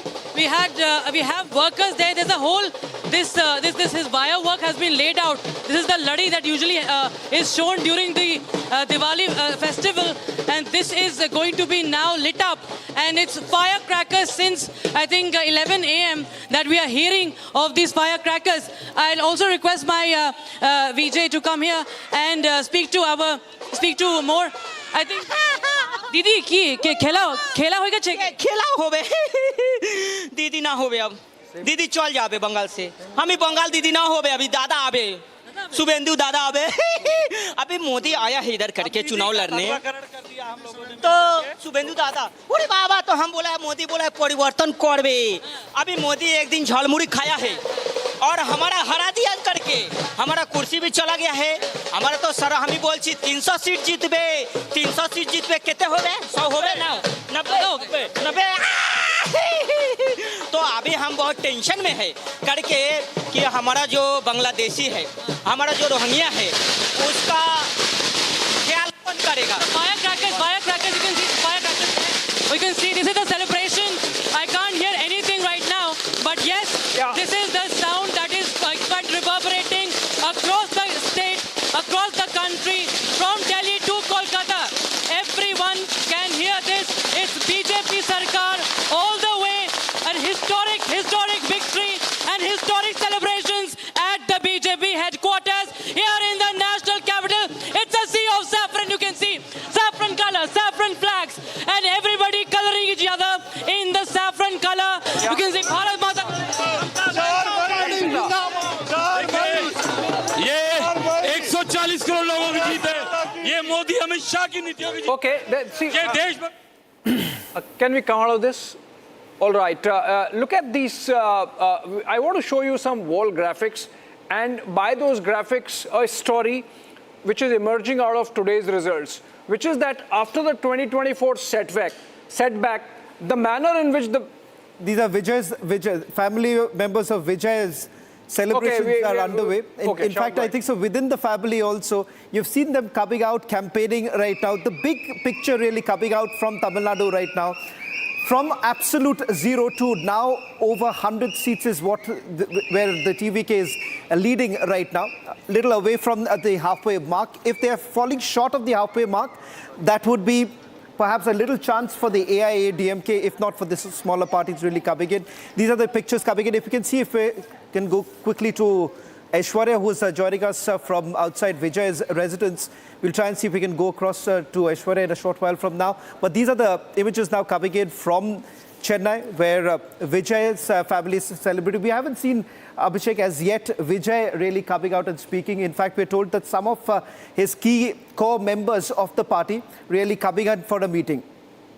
I think so. That's Vijay's mother.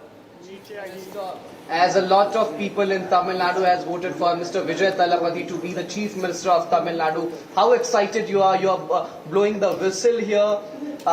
What I can ask from you, I'm totally confused because the people of Tamil Nadu has given up a ballistic majority to Mr. Vijay. How do you see this, ma'am? I'm so happy. She's not only his mother. She is the first fan of Vijay. First fan. You know, today he is so happy. From morning 3:30. Okay. Can you take this? We are going to dance. Yeah. Take it.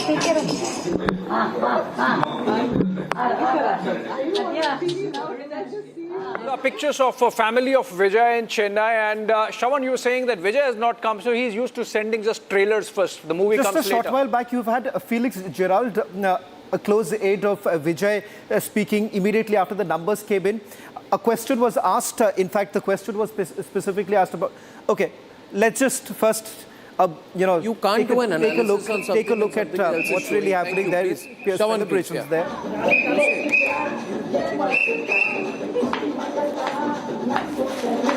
Speak over it, Shravan.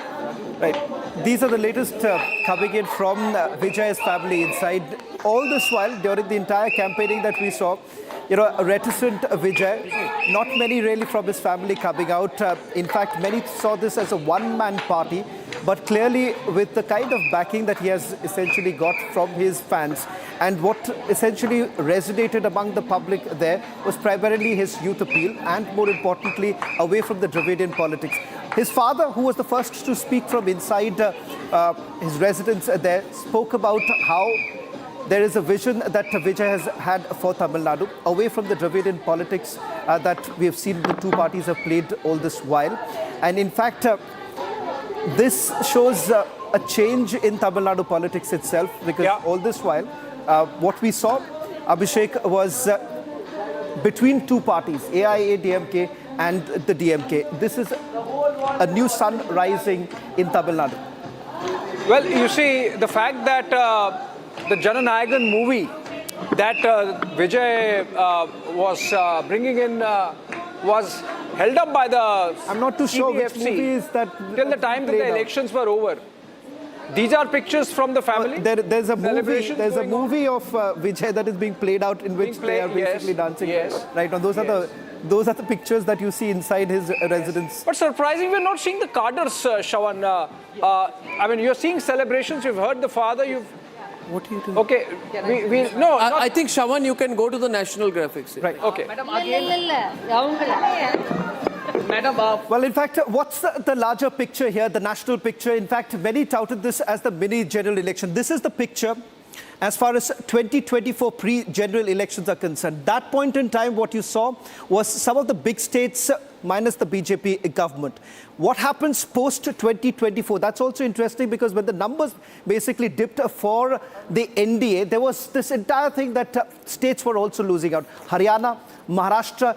Haryana, almost, it felt like almost every poll pundits essentially indicated that it was the Congress that is going to come to power. That essentially changed. Followed by a landslide victory for the NDA government in Maharashtra.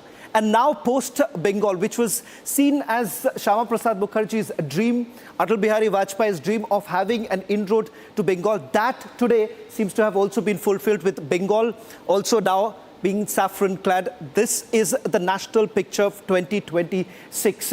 The first response also now coming in. Let's quickly go across to TVK's first response coming in. We'll try and see who's there on the line right now. Niranjan, if we can just go across to the first response coming in from the TVK.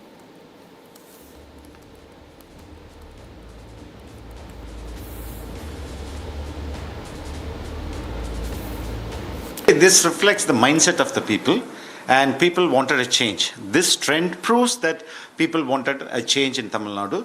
They lost faith in both the parties, and both the ADMK and DMK. They wanted a change, and the Vijay wave is true. That is what people have to understand now. The Vijay wave is true, and this will lead to a comfortable majority for us and to form the government. So there's a steady increase in the number that the TVK is leading in. AIDMK is following you, and DMK is now in the third step. Do you think people have chosen TVK as alternative for the Dravidian parties? It is not the alternative. It is a change. They wanted completely a fresh government, a fresh hope, and a government which is free of corruption, a clean government. That is the mandate they have given to us, and we will follow it. Sir, also now TVK is the first time party that's coming into place. All candidates are new to the party. Nobody has been a service politician except for one or two who's been in the political field, including Vijay himself. Without experience that is required to run a state, is it possible for TVK to maintain the promises that they have said? See, you don't need experience. All you need love for the people. When you have a true love for the people, there are bureaucrats who are going to help us, and the leader is going to make a decision making. That is the most important thing, that our leader will make a decision to favor the people, not for a particular family or to make money. That will not be what the DMK did. Every decision they made, every policies that they introduced, every project they took up, everything had money in their mind. Family interest was in their mind. So the bureaucrats were helping them. Now, today, our leader will take a call to help the people, to do good governance to the people. So, experience does not need, actually, you need only love for the people. It's the last question. Now we see TVK leading in 100 places. They still have time for the final results. But since yesterday, both AI, ADMK, the left parties have all started to speak in favor of the TVK. Can we expect a post-poll alliance? Will TVK agree if the leaders do come and ask for an alliance? There will not be any need for a post-poll alliance because we will form the government comfortably. We will come with a big number. I expect more than 140 to 160. So definitely we will form the government. There will not be any need for other political party support to form the government. So there is no need for an alliance.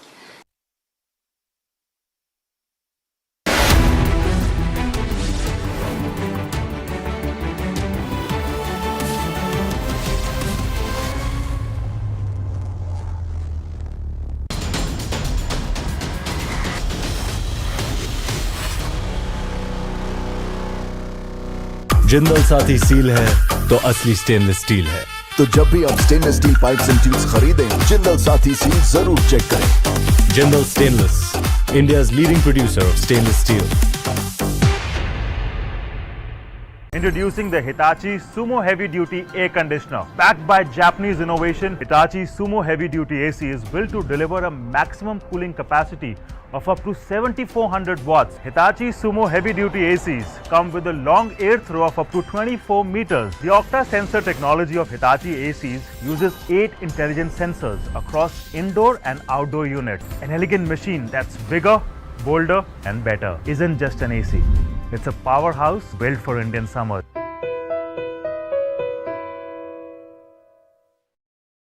AU savings account में मिलते हैं amazing benefits, paperless banking and higher interest, वो भी हर महीने। Money money money money every month. सोच बदलो और बैंक भी। थोड़े में ज्यादा स्वाद, यही तो है इसकी खास बात। वाओ मामा, क्या स्वाद है? अरे मेरे राजा, राजा और मसाला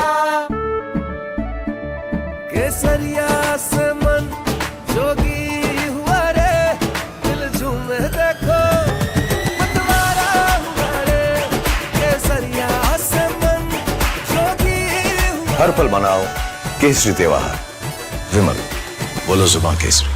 चमकी चाट से क्या बना है? सैंडविच, लस्सी और छाछ। हर घूंट में चमकी चाट।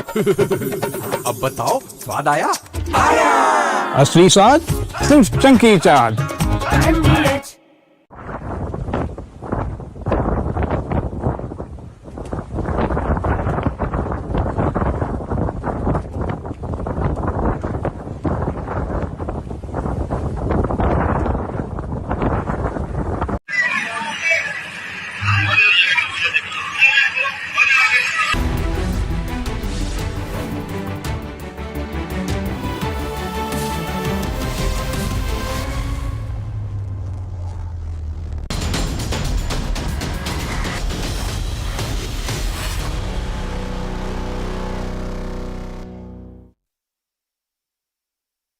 Introducing the Hitachi Sumo Heavy Duty Air Conditioner. Backed by Japanese innovation, Hitachi Sumo Heavy Duty AC is built to deliver a maximum cooling capacity of up to 7400 watts. Hitachi Sumo Heavy Duty ACs come with a long air throw of up to 24 meters. The Octa sensor technology of Hitachi ACs uses 8 intelligent sensors across indoor and outdoor units. An elegant machine that's bigger, bolder and better. Isn't just an AC. It's a powerhouse built for Indian summer.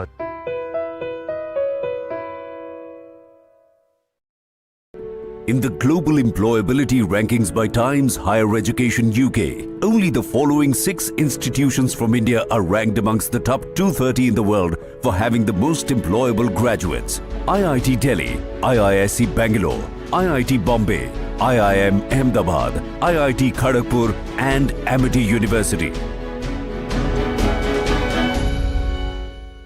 Jindal Saathi seal है तो असली stainless steel है। तो जब भी आप stainless steel pipes and tubes खरीदें, Jindal Saathi seal जरूर चेक करें। जिंदल स्टेनलेस, इंडिया's leading producer of stainless steel.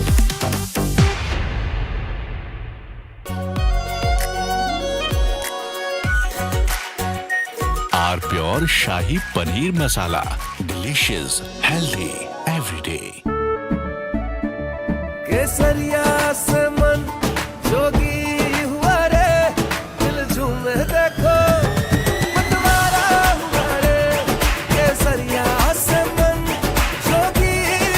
पल मनाओ केसरी त्योहार।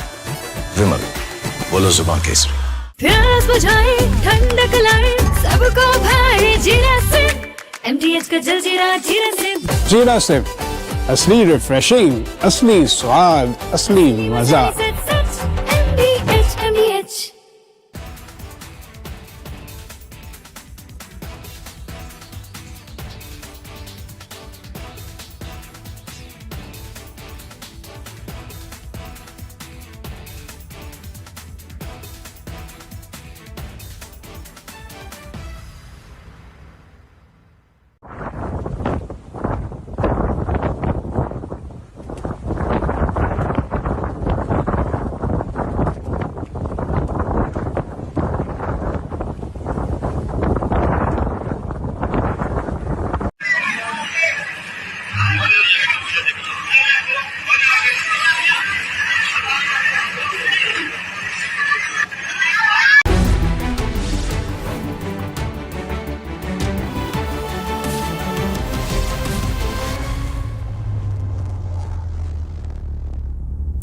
Well, in fact, let's take you through the big picture that emerges at this.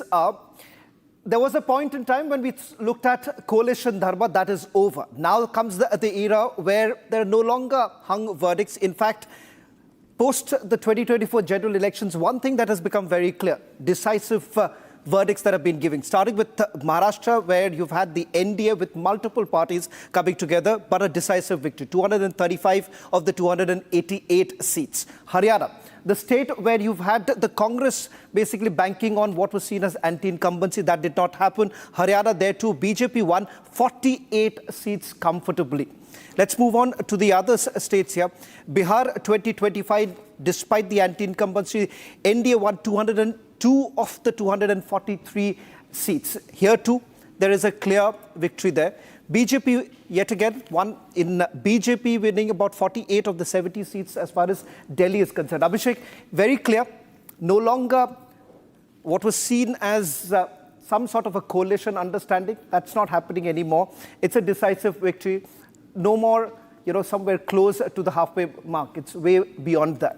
Well, that's what we have been discussing since morning, that whatever happens, we get decisive verdicts, and that seems to be the case in the case of Assam. That seems to be the case in the case of Kerala for the Congress. Nikhil Jain would be happy for that. And that, of course, seems to be the case for Bengal.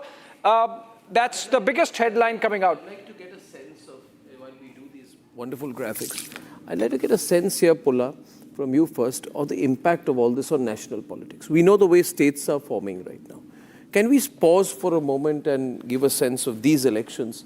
Would you say these are the most impactful results since? More impactful. Pardon me? It's an unexpected impact.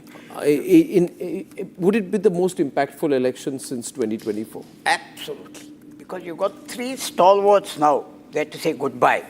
Kerala, out. No left front government in the country since 1977, the first time. Yeah. Stalin, he's a giant. He's been on politics 50 years. Carried his father's legacy. Absolutely. He's out. And Mamata Banerjee, the undefeatable, whatever it is, she's 45 years she dominated Bengal news and she's out. These Finished. are not small things. I mean, we all have our partisan views and partisan support, but looking at it, these are very impactful. Very important. 2024 elections. Yeah. And they will have far-reaching consequences in the future for both the BJP and the opposition, unless they're able to tailor their responses and unless they're able to meet this challenge head-on. And we're also seeing a generational shift in politics. We are seeing people who are much younger. I think the youngest among them would be Vijay, would be in his early 50s, I think. I think Himanta is in his mid-50s in Assam. Suvendu is in his mid-50s or late 50s in Bengal. So we are seeing a generational shift also, right? Can we say the same thing about Kerala, Rahul? No. Why is that not? I would beg to differ because three people who are going to be competing are Sri V.D. Sadishan, who positions himself as a center-left Nair, Nair being the forecast Hindu community.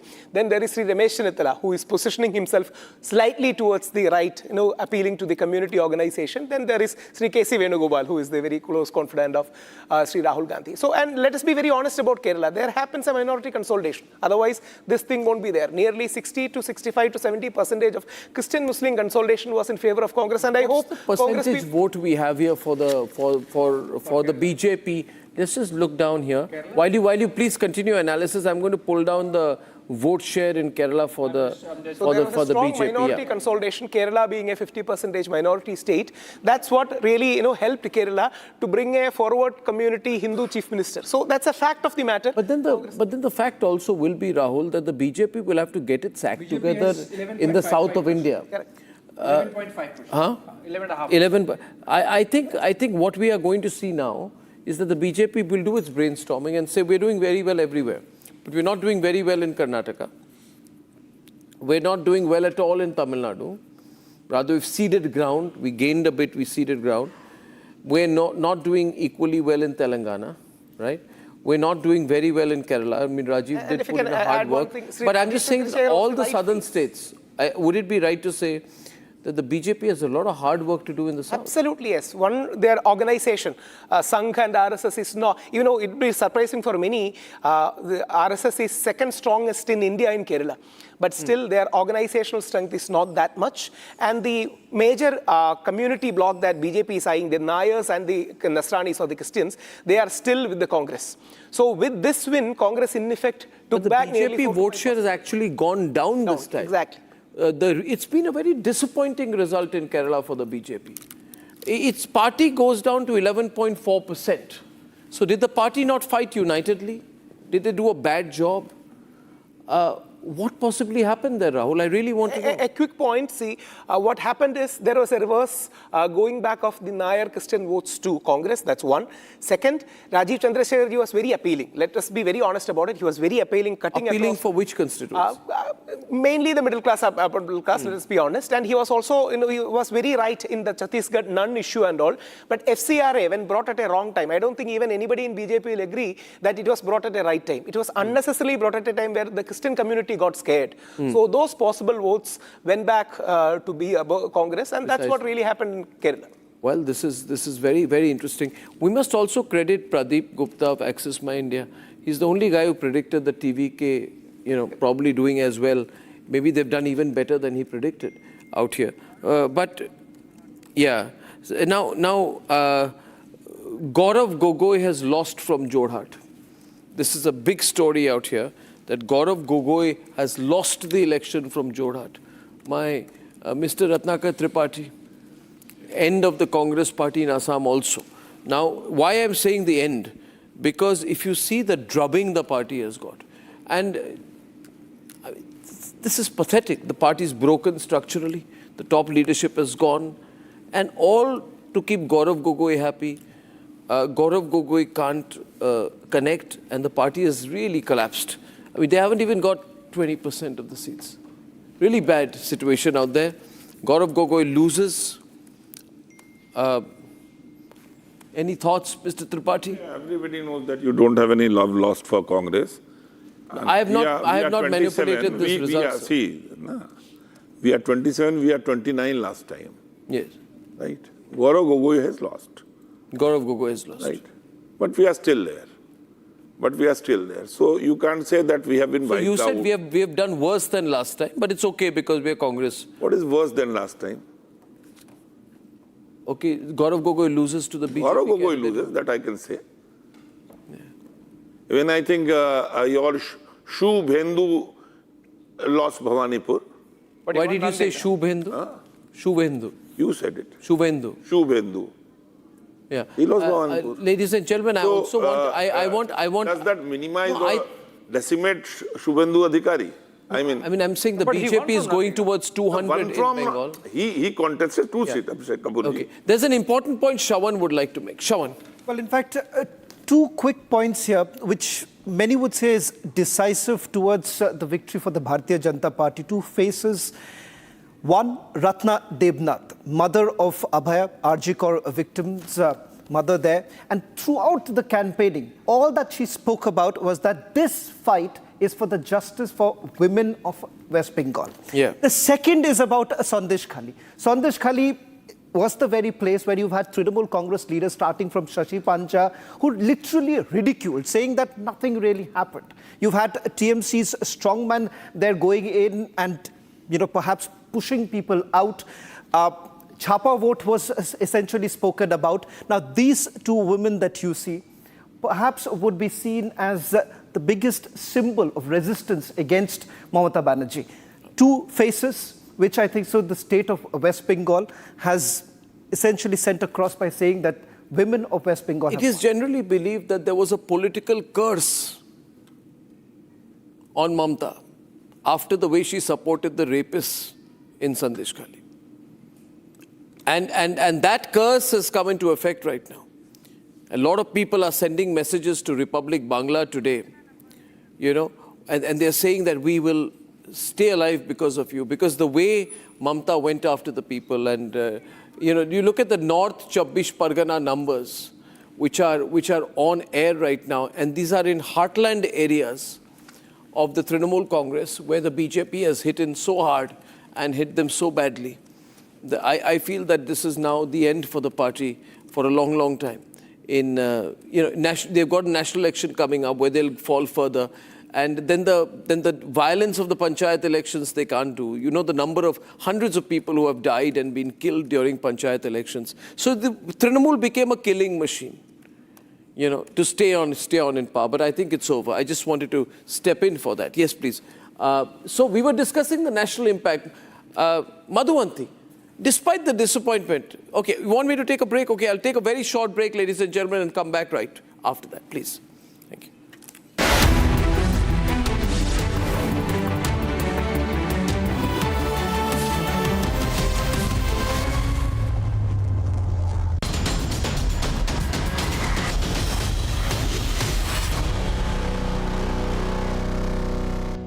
Jindal Saathi seal है तो असली stainless steel है।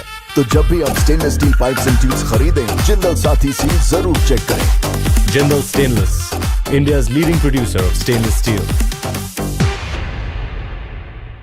Introducing the Hitachi Sumo Heavy Duty Air Conditioner. Backed by Japanese innovation, Hitachi Sumo Heavy Duty AC is built to deliver a maximum cooling capacity of up to 7,400 watts. Hitachi Sumo Heavy Duty ACs come with a long air throw of up to 24 meters. The Octa sensor technology of Hitachi ACs uses 8 intelligent sensors across indoor and outdoor units. An elegant machine that's bigger, bolder and better. Isn't just an AC. It's a powerhouse built for Indian summer. चमकी चाट से क्या बना है? आलू चाट या fruit चाट, स्वाद बनाए चमकी चाट। क्या बात है? स्वादिष्ट पकोड़े और फरसान, अरे चमकी चाट है इसकी जान। असली स्वाद सिर्फ चमकी चाट। AU करंट अकाउंट के साथ मिलता है free UPI QR overdraft facility और एक ही ऐप से बैंक के सारे काम। AU सोच बदलो और बैंक भी। आर प्योर सूजी पास्ता उबालो मिलाओ और खाओ 8 मिनट में तैयार। क्या टेस्ट है सबका राजा R pure masala.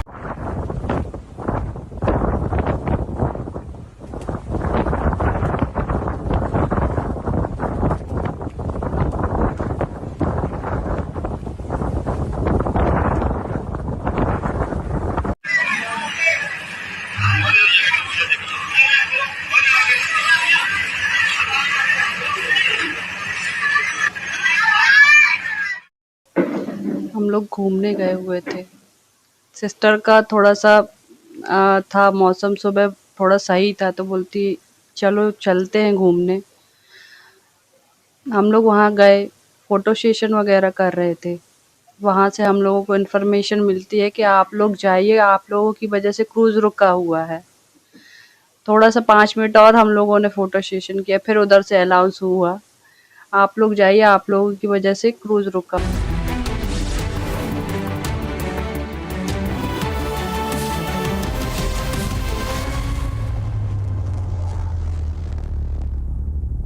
By former Chief Minister of Assam, Sarbanand Sonowal, Sarbananji, many congratulations. Can you hear me? This is Arnab here, Sarbananji. Mr. Sonowal, 1 minute. The audio is dropped. We'll get him in just a bit. But I'd just like to say a thing about Mr. Sonowal here. Major, big leader from Assam, right?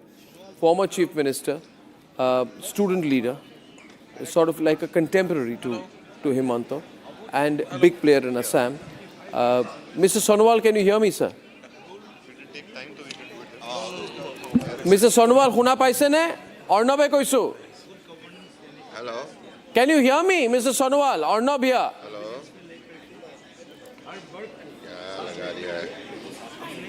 I know he's fixing the talk back and we're getting the line up.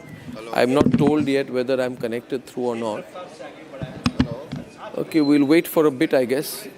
I have no problems. I'll wait 10 seconds. I'll wait 20 seconds as long as you wait and as you want me to wait. But,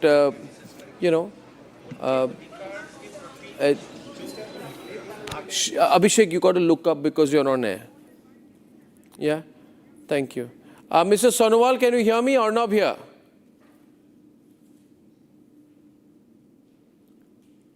Well, this is like, it's really tough to connect. The situation in Assam, ladies and gentlemen, I'll just summarize it till then. Upper Assam, Lower Assam, Ahom Belt, all of it is firmly with the BJP. Rohan Gupta is with us today. What is the plan in the BJP office, Rohan? Okay, Rohan is also not patched. I think my production team can tell me. No, he's not patched. Okay, Shawan, over to you. Well, in fact, just a quick point as far as Sonowal is concerned. Just about a month before the elections, there was these entire rumors that... Just 1 minute, please. The chip shot can go to Shawan. He's speaking. Thank you. Camera 3. In fact, he has campaigned and about 33 rallies that Sarbanand Sonowal had done. There were a lot of rumors that were doing the round. Is he campaigning there because he's hoping that something would happen? But it seems Himanta had the backing. Sarbanand Sonowal said at some point in time that, he's not the face and it is Himanta who's going to take over. And the fact that he's, after all, the man for whom I'm told that Sonowal is already there.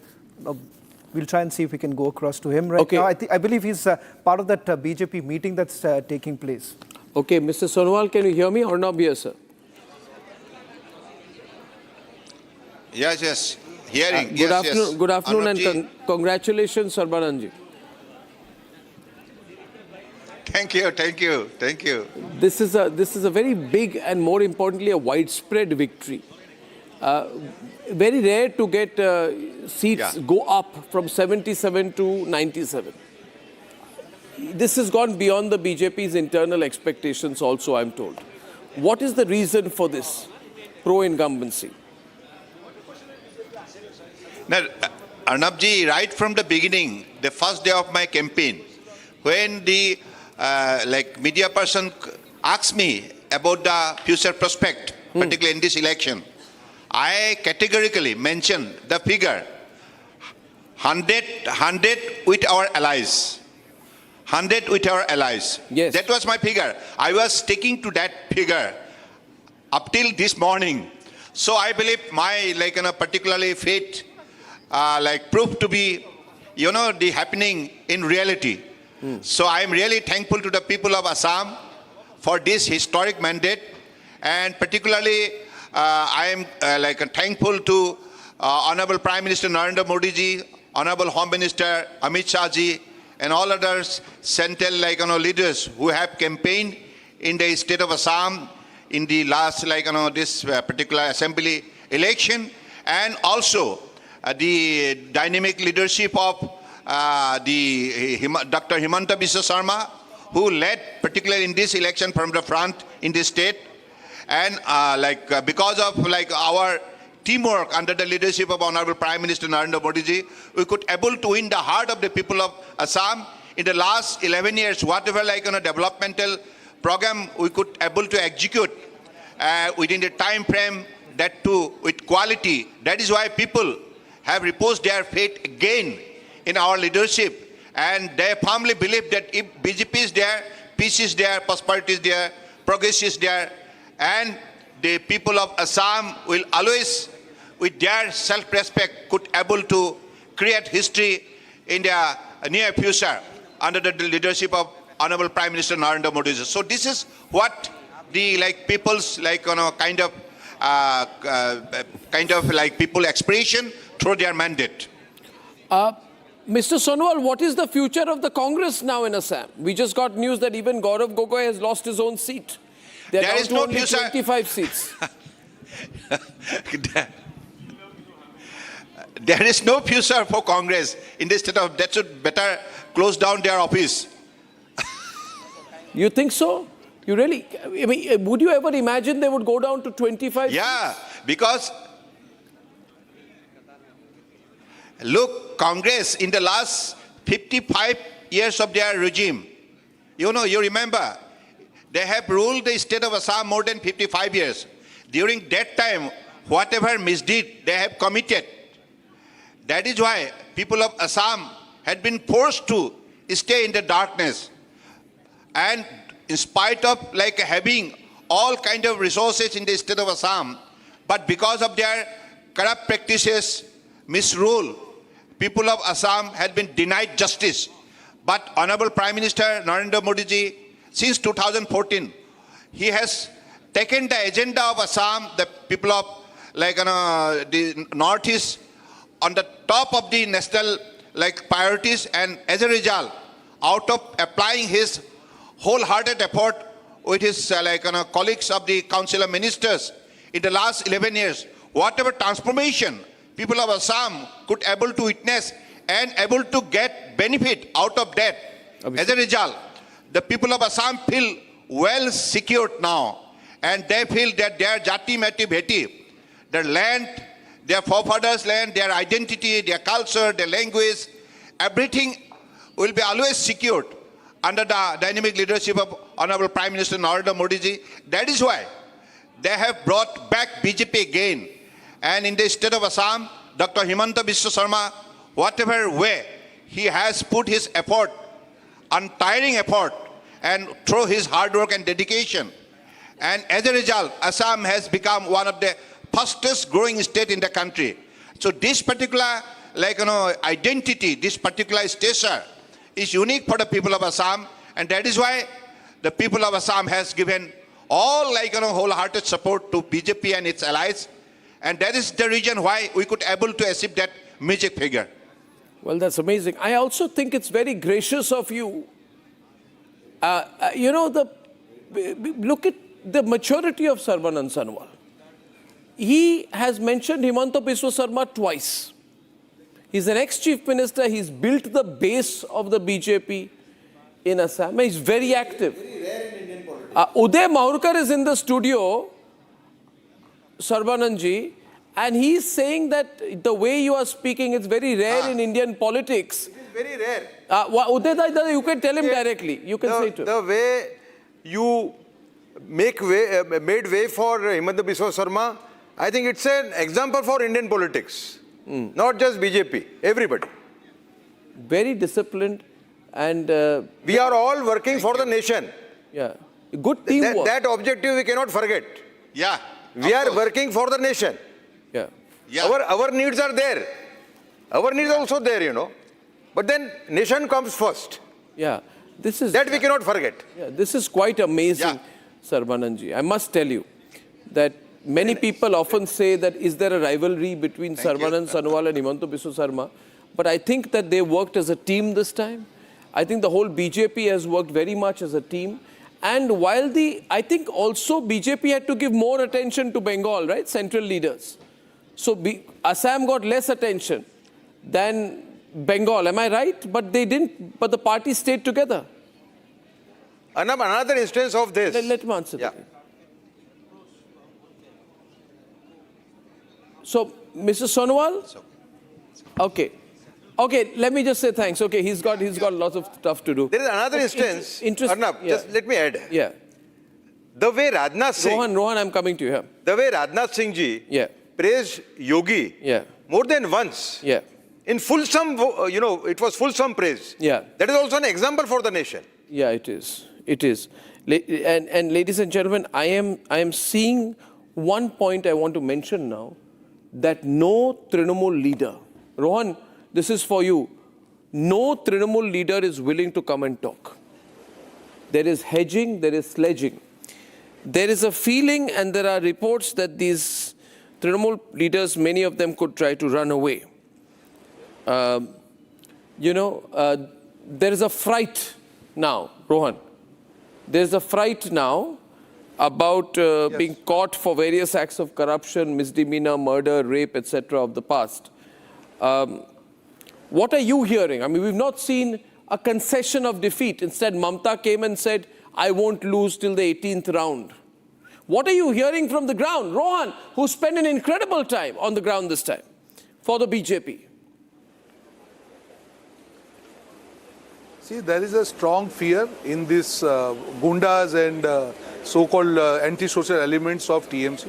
They are not able to come out for last few days because of election commission and central forces. And now they will not be able to come out because of the verdict of the people. So for unke liye bure din aa chuke hain. And for people of West Bengal, this is the new dawn of freedom. I am telling you, 2 people called me from there. बोले रोहन भाई हमारे लिए आज ये आज़ादी का पर्व का दिवस है. आपको नहीं लगता आप वहाँ पे बैठे हैं, आपके लिए राजनीति का मुद्दा है. हमारे लिए हमारे घर को बचाने का मुद्दा है और हम बता नहीं सकते हैं कि हम कितने खुश हैं. These are the sentiments I am telling from common people. Not about BJP and all. This was the. But Rohan, now आपने expectations raise कर दिए हैं. You have raised Prafulla, am I right? Because absolutely, and people have believed in you. I'll show one graphics. Shravan will show one graphics. Have a look at this. Shravan, explain this. Well, in fact, the national example here, 2014, there's an 8% change, and the BJP came to power. 8.2% change, and the BJP dislodged the UPA government. That's the swing that you're essentially looking at. And look at how it basically goes on to change here. 2011, as far as DMK is concerned, AIA-DMK was overthrown by the DMK bringing in a 7.4% change. So you're looking at, again, the roughly but 7 to 8% change, the swing that is essentially required.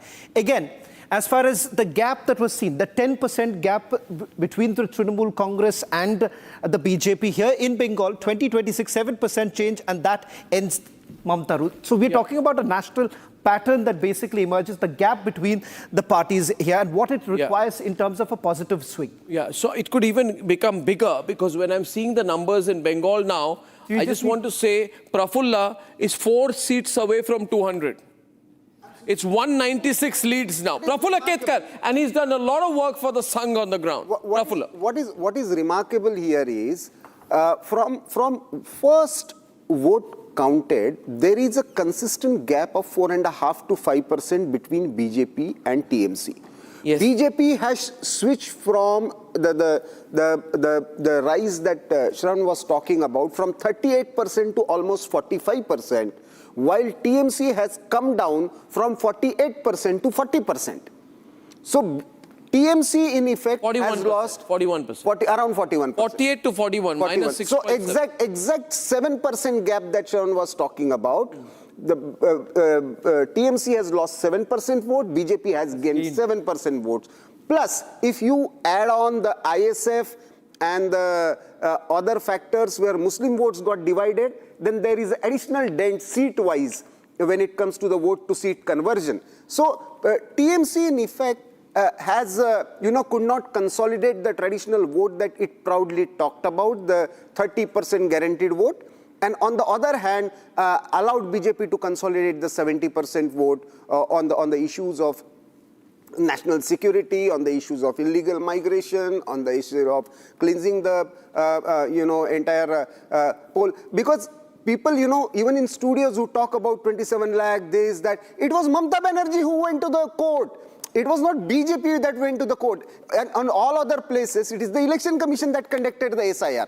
It's Mamata Banerjee that went, and that's why it got linger on. That's why the judicial officers were appointed. So ultimately the blame, and there was a subtle division, Arnab, that took place on the ground between the Bengali Muslims.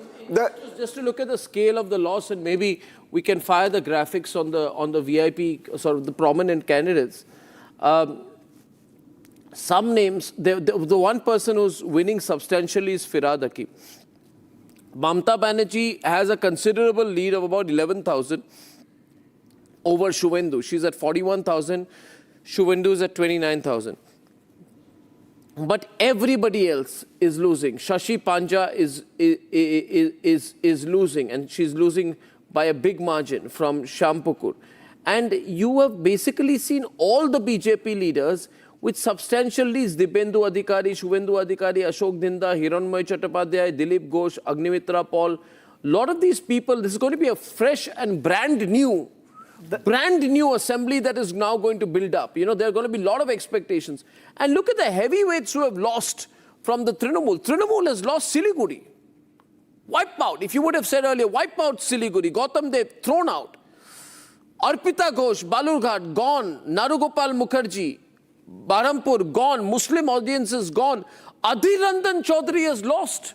When we talk of who has lost this time, Kalimpong. No, Adhiranjan Chaudhary is Barampur. Barampur. No, even Kalimpong, BJP has won. But that was seen as a kind of a strong... So point here is that this time it was a very, very sensitive... Our closest aide, Brakto Basu, has lost. Brakto education Basu has lost. Brakto Basu was almost seen as the...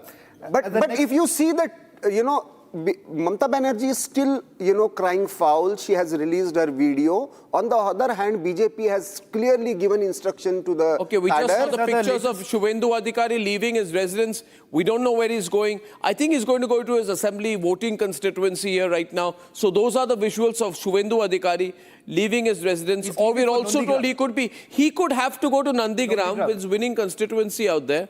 Right, and then the focus shifts to Nandigram. But be the chief minister, or there'd be somebody from the last. Don't take cheap thrills, you know. Not taking you guys are not even in the game. No. You're not even in the moment. I want to go to. Had this been the Congress, you would have said the very same thing. Is Suvendu now the uncontested, unquestioned chief ministerial face of the BJP? A lot of speculation on that, and it works. Rohan, visuals. Rohan is speaking. In BJP, nobody can decide like this. Yeah. Can you hear me? I can hear you. I can't What I'm see saying you. is, in BJP, nobody can decide like this. Yeah. Nobody can decide sitting in studio or sitting in office. It's about all the MLAs sitting together and deciding. And I'll give you one example, Arnab. I was also listening to Mr. Sonowal. Can you ever imagine from Congress party, one leader, you know, praising the other leader who is indirectly the contestant of the same post? This is the basic difference, Arnab. When it comes to the party, you might have individual differences of common aspirations, but when it comes to the party, it is a team BJP, and the win of team BJP in West Bengal. If you remember, just 2 days back, I was on debate with you. I told you the level of micromanagement what we are doing. BJP, the booths where BJP was winning, we increased the votes by 9%. And TMC, where TMC was winning, the vote increase was 2%. I gave you this number, the difference is going to be 7%. And you asked me the number, that what will be the final number, I told you 165 plus. Maybe I am wrong there, it is going much above that. And number 3, on the same day, Pradeep Gupta was telling about not releasing the poll. And the reason he gave that 70% of the people they are not speaking out. That time I also told that when 70% people are not speaking out, the only fear is of TMC. It means that 70% people are with BJP. So I think today when we are sitting, all these things, if you put together, I think this is what we have achieved today. Yeah, absolutely, without a doubt. No, I don't want to let you come in right now because, you know, look at the bigger picture. Sorry, Nikhil, but this is not about political debate. This is not about political debate. I want to talk about the fact that the Congress has also said that. I think this has a devastating impact on the opposition. Yes. Madhuvanti, where is the opposition in Delhi now? After this, where is the Congress is dead? How is the Congress dead? The Congress has added a seat. The BJP has added a seat. Because he believes he speaks for all the opposition. Madhuvanti, your view. No, but Arnab, I really don't get this hypocrisy. I will give you the opportunity. BJP has added one state to its kitty. The Congress has added one state to its kitty. Yet you are saying that the Congress has been routed, but the BJP has scripted history. I really don't get the metric you're trying to work out. Madhuvanti, just be realistic. Madhuvanti. You say that... My name is Madhuvanti. He's asking me a question. Thank you. Nikhil, Rohan is also there. Can I have Rohan and... 1 minute. You spoke. Madhuvanti. You've been speaking all this while, my friend. Can you please? Thank you. Now, this is you spoke. I spoke against you also. You forgot all that now. Let me speak. Yeah. Now, basically what I'm trying to say is, definitely I second what Pullarao ji said. For the first time, I agree with him on something, that there is absolutely no opposition. Because now, be it MK Stalin, be it Mamata Banerjee, be it Pinarayi Vijayan, all of them are going to start infighting.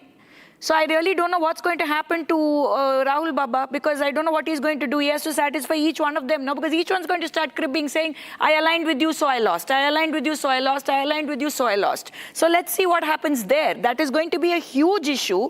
On the other hand, Bengal is just beaming with the lotus. Assam has won the third consecutive time. Pondicherry, we all know what the results are. So, and Kerala, yes, we've made gone back and forth, but we're still making inroads. Yeah. As far as Tamil Nadu is concerned, it's a -11 for the ADMK, but it's a -95 for the DMK. And that is something I need to look at, because Vijay has completely eaten into the DMK vote and thrown them out of power. But so, the interesting picture will be inside the Tamil Nadu Assembly. Are we looking at the DMK and the AIADMK? These are the latest images. Now, these are... Okay, this is from the Suvendu's latest pictures that are coming in. Suvendu is actually leaving for Nondigram. He's leaving for Nondigram is what we have a confirmation coming in. Bhawanipur, he's trailing right now. He's still confident. He says by the 7th or 8th round, things could change, because we're talking about Bhawanipur, a constituency which is largely known as the mini India. You know, let's just get a quick word also from Rakshita, who's joining us from the BJP headquarters right now. Rakshita, preparations underway. The Prime Minister all set to address this evening. Okay, Rakshita, can you hear? Rakshita, can you hear us? Yeah, yes, sir, yes, sir. Yes, I can hear you. Rakshita, just give us a sense, the kind of celebrations that are underway at the BJP headquarters. Yes, sir. Well, we can see it here. The band baja is all unabated. You can see one band after the other. So there is no stopping of the celebrations as far as the BJP headquarters is concerned. Okay, we lost the line. Because the symbolic value of Jhalmuri has elevated like ever before. And you can see there was dance, there was saffron color being sprayed all across each other. It was like a Holi. It was a saffron Holi, which we have in fact witnessed today in West Bengal, in Assam as well. So yes, every Karyakarta is elated. They're waiting for the leader, for their leader, for the Prime Minister to arrive this evening at 7 p.m. and address all the cadres, address all the Karyakartas. We're expecting Mr. Amit Shah as well. He has been working really hard in West Bengal. We've seen there is a lot of talk about Suvendu Adhikari as we interact with people here, and they have keychains, they have different posters of Suvendu Adhikari also. So him being shifting from TMC to BJP, and then we saw in the last elections how BJP started making inroads, and now it has bulldozed the entire road in Bengal, and we see many women workers also here. और यहाँ पर देखते हैं किस तरह से महिला vote बहुत इंपॉर्टेंट रहा है. हम देख रहे हैं किस तरह से रेखा पात्रो जी है या फिर आरजी कौर विक्टिम की जो माता जी हैं वो भी आगे चल रही हैं अभी सीट से. तो कहीं ना कहीं एक जवाब भी गया है महिला जो वोट बैंक है एक महिला चीफ मिनिस्टर को. मैं मोदी साहब को पहले तो धन्यवाद दूंगी और उनको इसके लिए बधाई दूंगी कि जो जीत उन्होंने पश्चिम बंगाल में किया है शायद ये इम्पॉसिबल था, लेकिन उन्होंने पॉसिबल कर कैसे आया. सबसे पहले कार्यकर्ता उनके बहुत अच्छे हैं, संघ बहुत उनका है. संघ एक ऐसा संस्था है कि जो कि जमीन में रह के काम करता है और लोगों को पता भी नहीं चलता है. वो उनके हित के बारे में बहुत बारीकी से सोचता है और इस जीत में सबसे ज़्यादा साथ दिया है महिलाओं ने, क्योंकि महिला आरक्षण बिल जो गिरा है ना, टीएमसी ने जो गिराया था और राहुल साहब के साथ मोदी के खिलाफ जाके गिराया था. उनको ये लग रहा था कि मोदी जी ये क्रेडिट लेंगे, नहीं, महिलाओं के लिए ये गिफ्ट था. लेकिन उन्हें ये पता नहीं चला महिला होने के बावजूद भी अगर ज़्यादा से ज़्यादा महिलाएं संसद में पहुँचती तो उनका क्या नुकसान होता. महिला बिल गिराने का नतीजा है कि महिला आज निकल कर घर से बाहर आई है और vote that is, of course, the sentiment on ground. And as BJP's slogan for this election was Paltano Dorkar, Chai BJP Sarkar. So now it actually has happened. The change has happened. They also had the pitch of Shonar Bangla, Bharosha over Bhoy. So no fear anymore. We saw that in the turnout. People were fearless. Those who are being blocked in Falta, the Hindu voters, they came out, they fought. Now repolling is impending. And of course the women fighters, the women voters were the fighters, and they have of course played a very, very important role. The Hindu consolidation of course is very, very important, and that's why we see that there is a lot of slogans that are being raised of Jai Shri Ram, which is a slogan that Mamata Banerjee has been allergic to for the longest time. So yes, we're expecting more and more celebrations as we see the sun going down. The entire complex, this entire road is going to be lit up, in fact, and there will be celebrations all throughout this road. Security is being tightened up. The roads, of course, the routes will be blocked as we're expecting the top leaders, the top brass of the Bharatiya Janata Party, who will be, of course, arriving here at the headquarters. They're having several meetings as well. Many of them making arrangements, not speaking right now except the spokespersons. So yes, the energy is something that is palpable. We have to be here to actually witness it. There's Rasgulla that is being served here, and different sweets for the sake of celebrations, because this is one of the sweetest victories that BJP in fact has witnessed. Who could have thought that this figure could be the one that BJP would come with, and that Parivartan, Ashal Parivartan that the Prime Minister was speaking of in the last elections, this time it's something that changes the national picture also, Arnab, and that is why this atmosphere here is extremely electrifying. Okay, we will keep going back to Rakshita at the BJP headquarters as we build up to that prime time address by Prime Minister Modi on BJP's victory and the swing in saffron fortunes. But before we go to, let's give an update to viewers, Shavan, on the numbers as they are stacked up, pretty much settled now. But before, we go to the bigger states, I want to bring in just one bit about this Puducherry phenomenon, which is that while in all other states, the 4 states, we have almost all the numbers in terms of leads, no results yet. In the case of Puducherry, we still have only 16 leads. It's the smallest of the union territory, 30 seats assembly, and we have leads only of 16. Of course, the present or the incumbent is coming back to power because AINRC has 9 seats, BJP has 2. Together they have 11, they need 4 more. We have independents 1. And as I said, of the 30 seats, only 16 leads available yet. So I believe the incumbent would manage to come back to power. But surprising that out of the 30 seats, just 30 seats in the assembly, leads available of only 16, while in the case of Bengal, 291 leads. In the case of Tamil Nadu, 224 leads. Shawan, you want to take this? Aditi, should we take a break or we go state-wise and update the viewers on the numbers as they are stacked up as of now as per Election Commission data? West Bengal, 291 leads available. Remember, 293 seats only election happened. 1 was countermanded. BJP at 192. Pretty much settled between Pratikshat and the Election Commission. So we are going by the Election Commission data as of now. Trinamul at 95. JUP at 2, Congress just at 1, CPM 1. These are leads, no victories yet.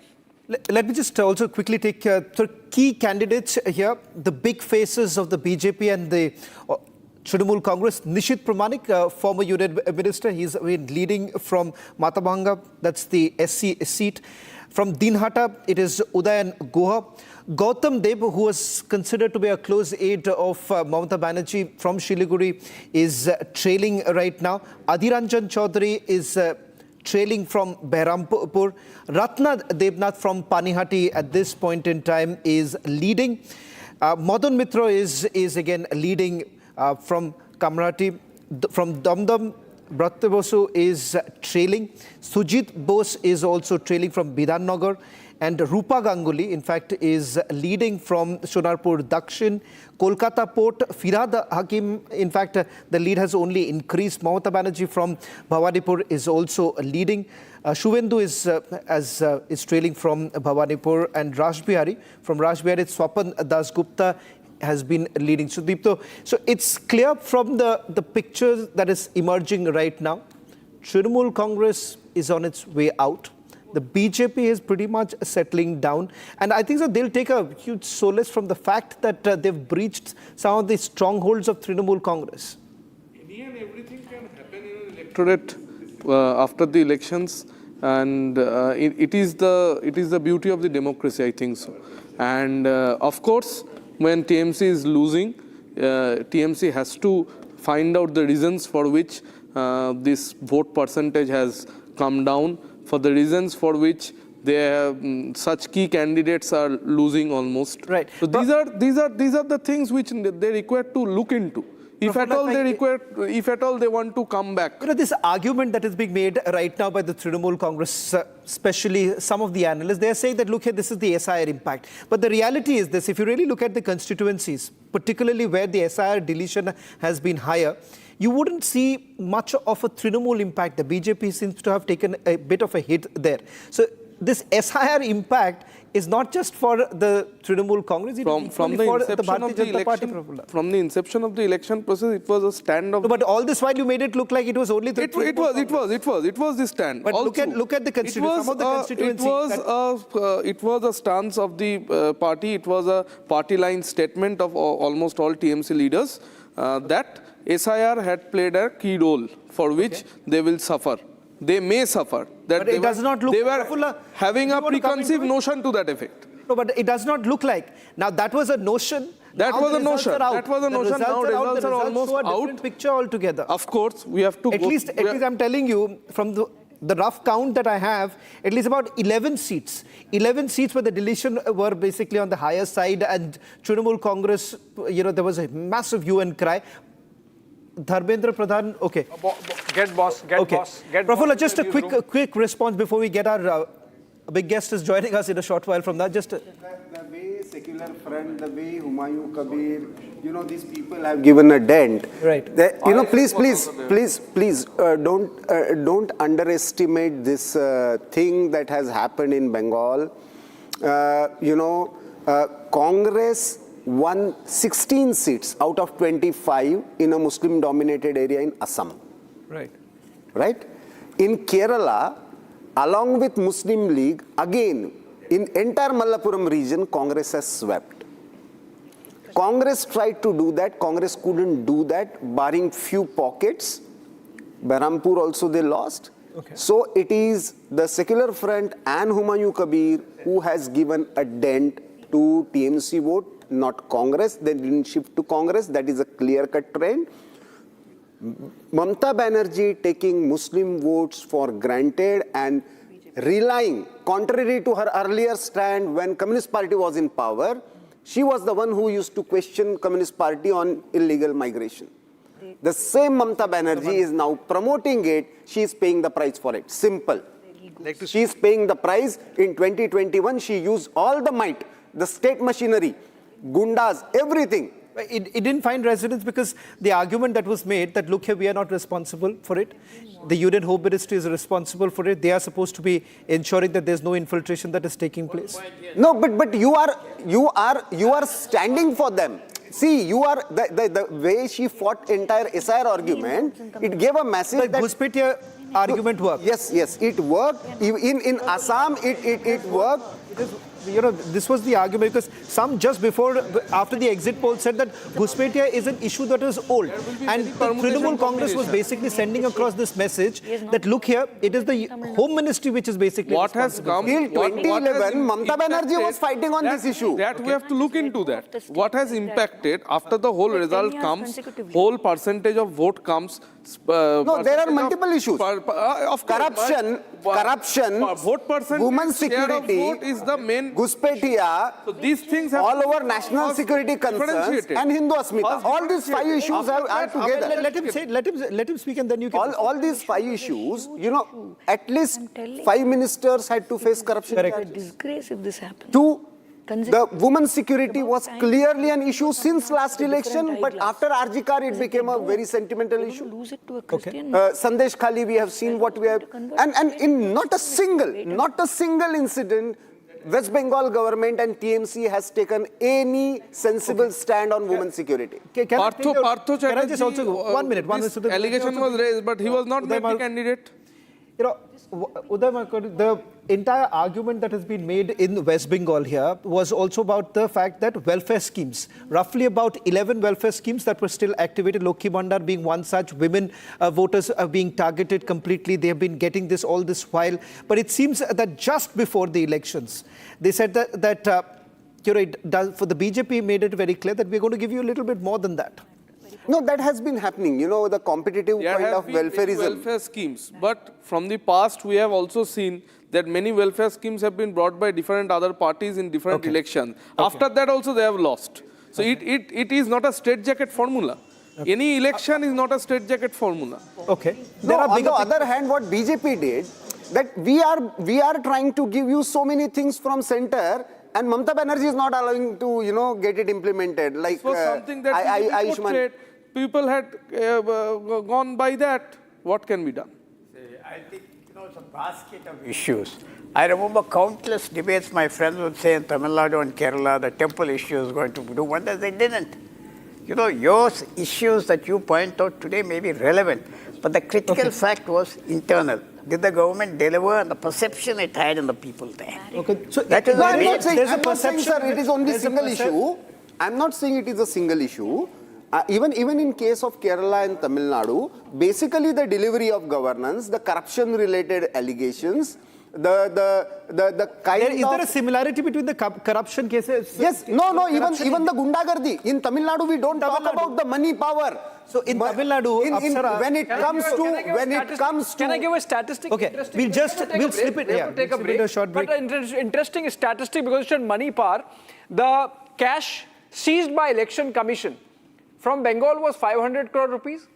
From Tamil Nadu, it was 1,000 crore rupees. That really gives you an idea of where the cash rich state. Generally don't talk about it. People generally talk, South Indian states are more educated. We'll slip into a short break and look at the numbers coming in from Tamil Nadu. Fascinating elections as far as Tamil Nadu is concerned. No one really is, barring one pollster. Almost everyone predicted a clear victory for the DMK. Doesn't look like.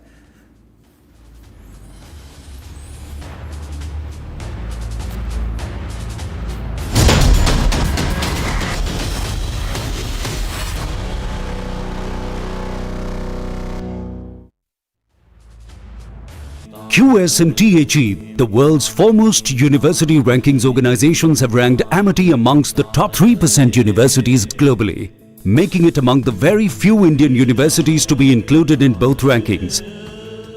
Yet another top ranking for Amity University. Jindal Saathi seal है तो असली stainless steel है। तो जब भी आप stainless steel pipes and tubes खरीदें, Jindal Saathi seal जरूर चेक करें। Jindal stainless, India's leading producer of stainless steel. AU savings account में मिलते हैं amazing benefits, paperless banking and higher interest, वो भी हर महीने। Money money money money every month. सोच बदलो और बैंक भी। थोड़े में ज्यादा स्वाद, यही तो है इसकी खास बात। वाओ मामा, क्या स्वाद है? अरे मेरे राजा, राजा और मसाला।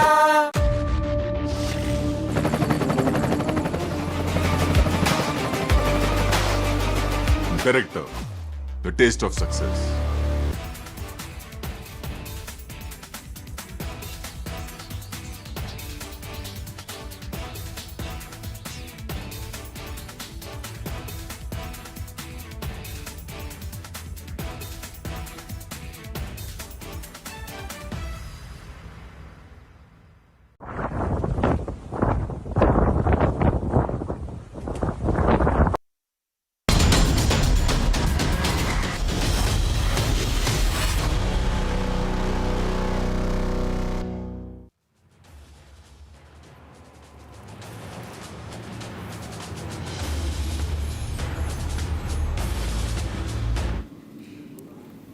Well, in fact, starting...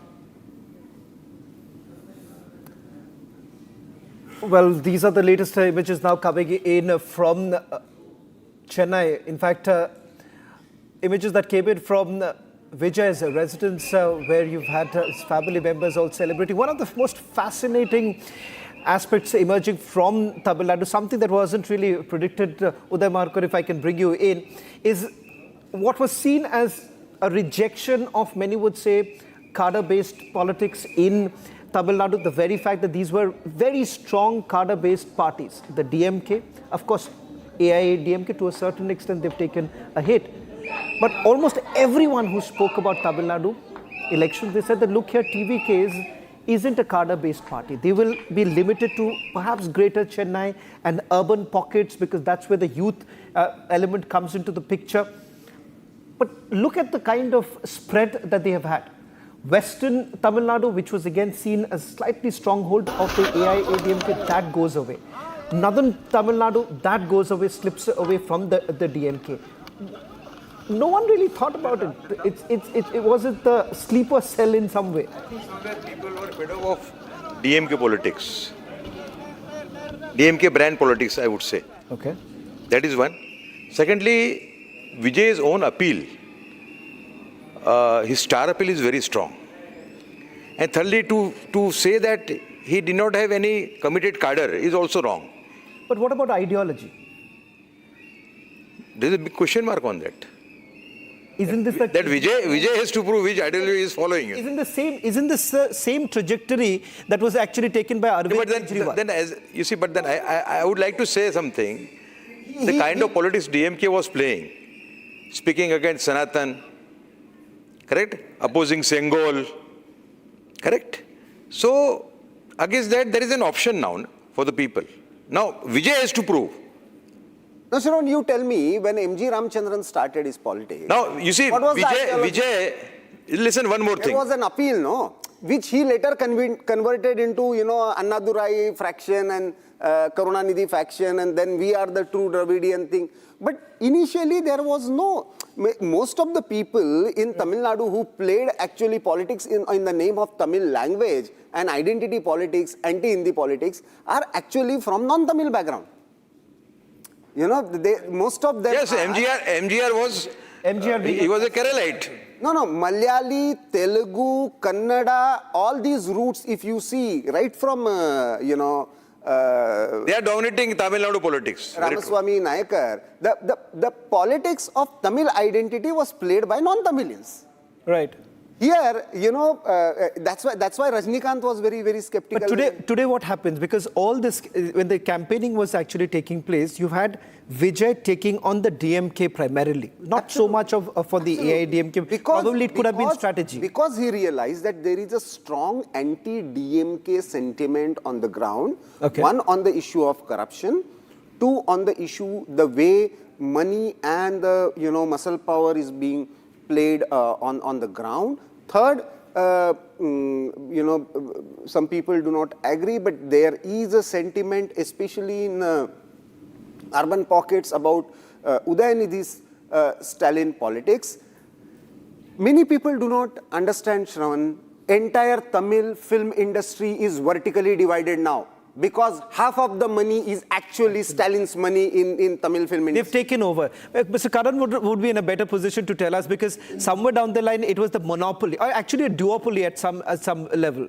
I think after the death of the Titans, Kalaignar Karunanidhi and Jayalalitha, there was a vacant opposition space.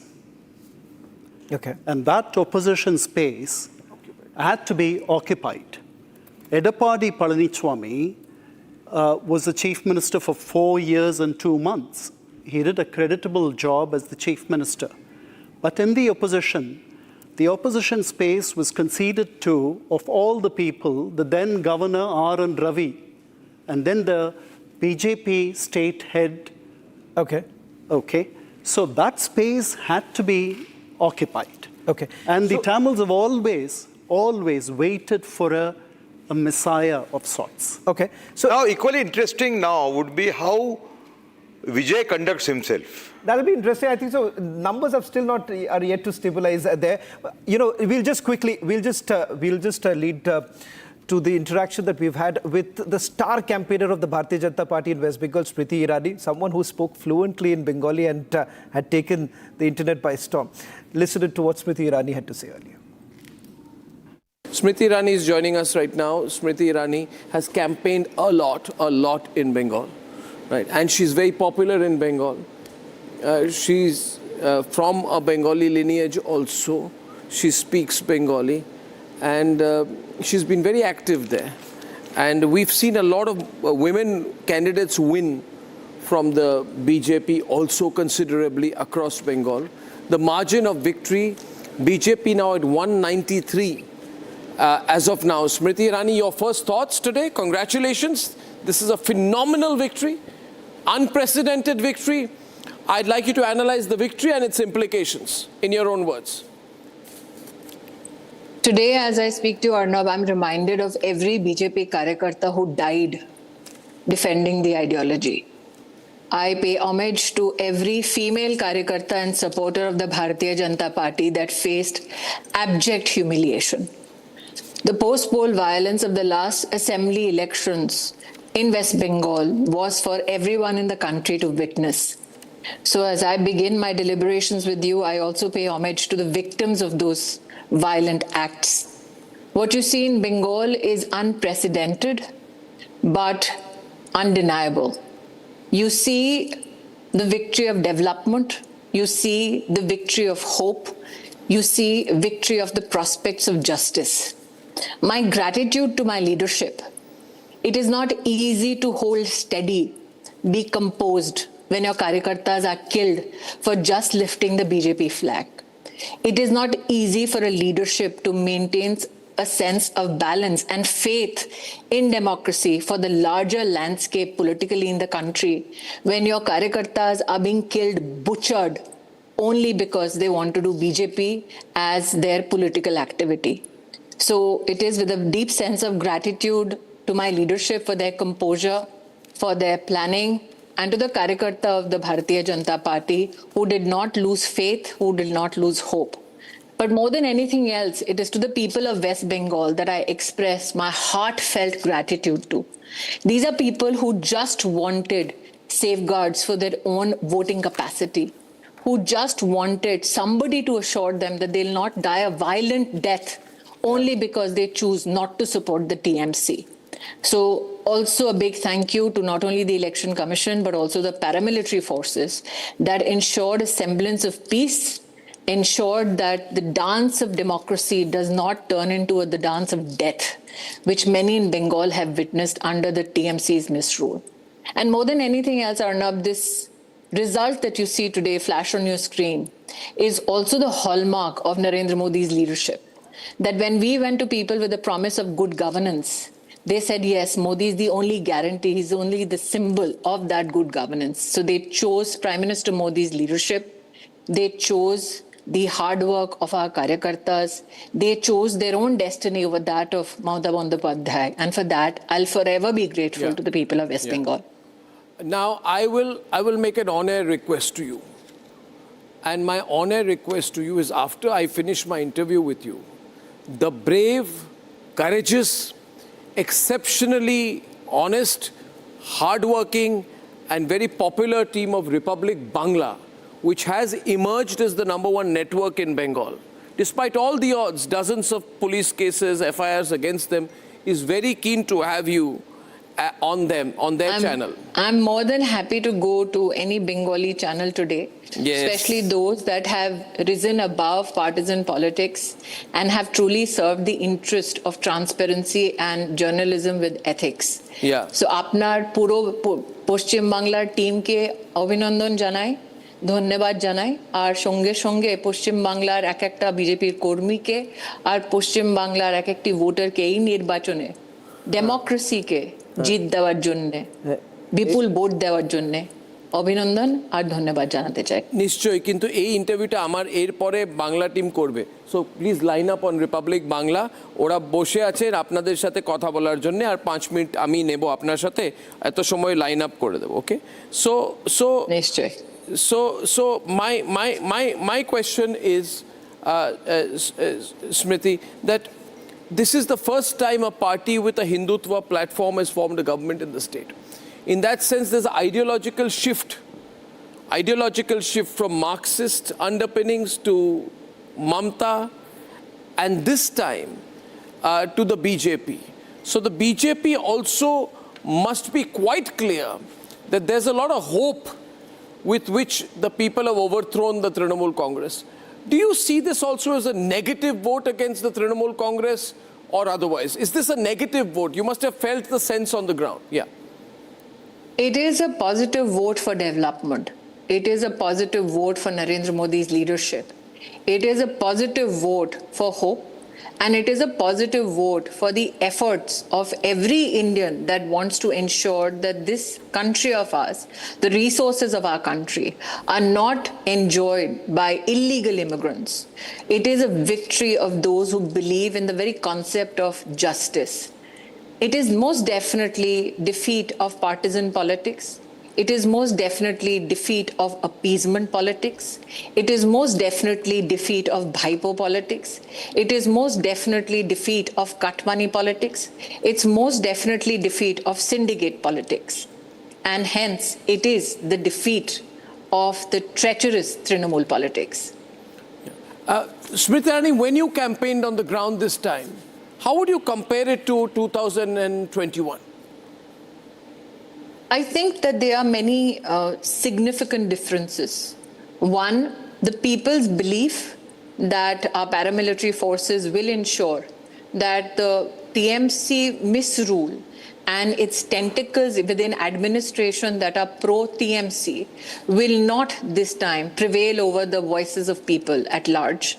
I saw in rural Bengal this surge of confidence, not only in Prime Minister's leadership that has sustained for now close to 12 years as Prime Minister, but also the belief, especially, that fearmongers, TMC gundas will not be allowed the mayhem that they had become politically extremely used to. Also, I think a compliment to the people after they saw what happened in Malda, where judicial officers were held hostage. So for me, all in all, my personal experience, especially with the mother of the victim of the Adhikari incident, the case, was such that there was genuine disgust that the general population had with the TMC gundas who heckled Ratnadev Nath. So it is an amalgamation of all of it, assertion of hope, an assertion of the promise of good governance, and an overthrow of the treacherous Mamata Bhaipo combined. Well, at this time also the Bhadralok urban class voted very strongly for you, right? We saw a decisive pivot away from those who have voted for the left. Like the numbers we are getting is that the Bengali Hindus who voted for left, the last remaining ones shifted to the BJP. How do you I think it is a compliment to the Prime Minister's campaign that he spoke about good governance for all. Mamata Bandyopadhyay, if you will reflect on the campaign that she undertook in this entire election, focused so much on Jhalmuri politics that the BJP's campaign and particularly the Prime Minister's leadership and the Home Minister's outreach, which specified issues of misgovernance, which specified questions that needed to be answered by the Trinamul, be it about cut money, be it about the Malda incident, be it about women's safety, be it about not only the misappropriation of funds for flood victims, but also the fact that from 2014 up to 2026 last count, close to over 10,50,000 crore rupees was made available for the development of West Bengal, and people found resonance with that campaign of the BJP and questioned Trinamul leaders on specifics for which Trinamul had no answers. Yeah. So Mamata Bandyopadhyay tried to deflect attention from these very essential questions that needed to be answered in this election. And that is why she focused more on ke mach khabe, ke jhalmuri khache, ke naukaye ghurche. And I think that she could not hoodwink the people of West Bengal. They wanted specific answers on law and order. They wanted specific answers on administration. They wanted answers as to why so much of cash was being found in the homes of Trinamul leaders. They want answers as to why Mamata Bandyopadhyay was so in somewhere violently gesticulating when a so-called political consultancy was being investigated for misappropriation of funds for certain illegal activities. So all these questions for which Trinamul had no justifiable answers proffered to the people, I think that was the death knell.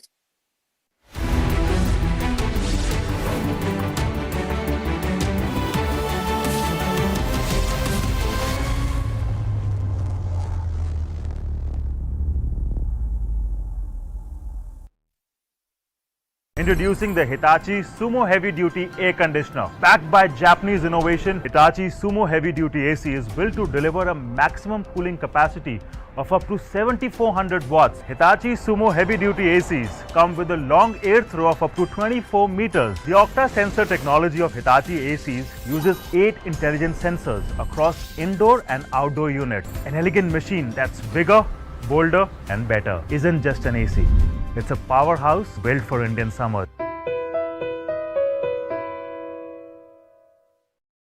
Jindal Saathi seal है तो असली stainless steel है। तो जब भी आप stainless steel pipes and tubes खरीदें, Jindal Saathi seal जरूर चेक करें। Jindal stainless, India's leading producer of stainless steel. चमकी चाट से क्या बना है? सैंडविच, लस्सी और छाछ और हर घूंट में चमकी चाट। ड्राई फ्रूट और दही बड़े। चमकी चाट से स्वाद बढ़े। असली स्वाद सिर्फ चमकी चाट। केसरिया से मन जोगी हुआ रे, दिल झूमे देखो मतवारा हुआ रे। केसरिया से मन जोगी हुआ।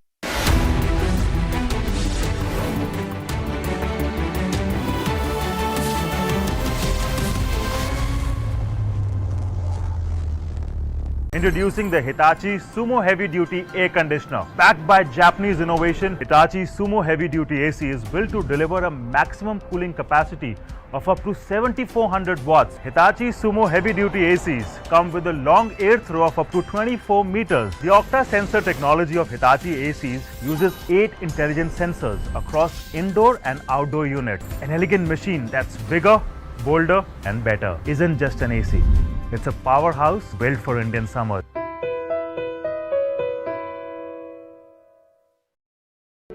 In the global employability rankings by Times Higher Education UK, only the following 6 institutions from India are ranked amongst the top 230 in the world for having the most employable graduates. IIT Delhi, IISc Bangalore, IIT Bombay, IIM Ahmedabad, IIT Kharagpur and Amity University. Jindal Saathi seal है तो असली stainless steel है। तो जब भी आप stainless steel pipes and tubes खरीदें, Jindal Saathi seal जरूर चेक करें। Jindal stainless, India's leading producer of stainless steel. Are pure suji pasta उबालो, मिलाओ और खाओ। 8 मिनट में तैयार। क्या टेस्ट है सबका राजा आर प्योर मसाला। कोशिश को कामयाबी को शोहरत बनते देखा है। हाँ, पिछले 60 सालों में मैंने देश को बनते देखा है। कमला पसंद, 60 सालों से अनोखा स्वाद।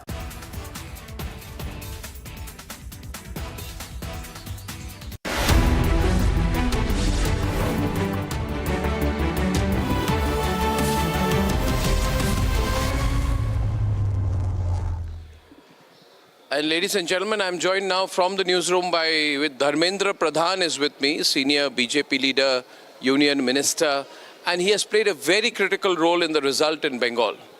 And he's worked very, very closely to ensure this victory. Mr. Pradhan, good afternoon. This is Arnab here. Can you hear me, sir? I can hear you. Thank you, Arnabji. Sir, you have done an amazing job in Bengal. You have toured, you have spent time, you have done strategy, you have done ground level campaigning.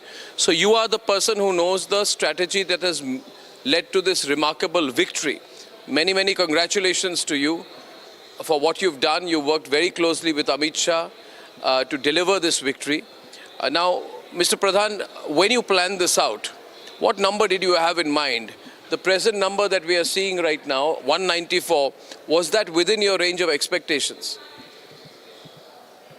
Yes, Arnabji, when we started working, we all were confident with the leadership of Prime Minister Narendra Modi and the acute strategy of Sri Amit Shahji and our National President Nitin Nabinji, we all were confident there will be a spectacular victory. There is a landslide victory by Bharatiya Janata Party. We saw the anger of West Bengal people. When we go to the society, we talk to the people. We have a feeling if there will be free and fair election, there will be massive conversion of the regiment towards a anti-incumbency vote, which we could do that, and I am grateful to the society of West Bengal, voters of West Bengal. They have shown their mature mindset. They have cast their vote with utmost maturity. Were you worried at some stage, Mr. Pradhan, that because Abhishek Banerjee and some others were threatening voters, saying if you come out, if you vote, if I lose again, I will target you. You must have seen that comment where he was almost threatening voters. Did you worry about the fear factor, especially in phase 2 coming back?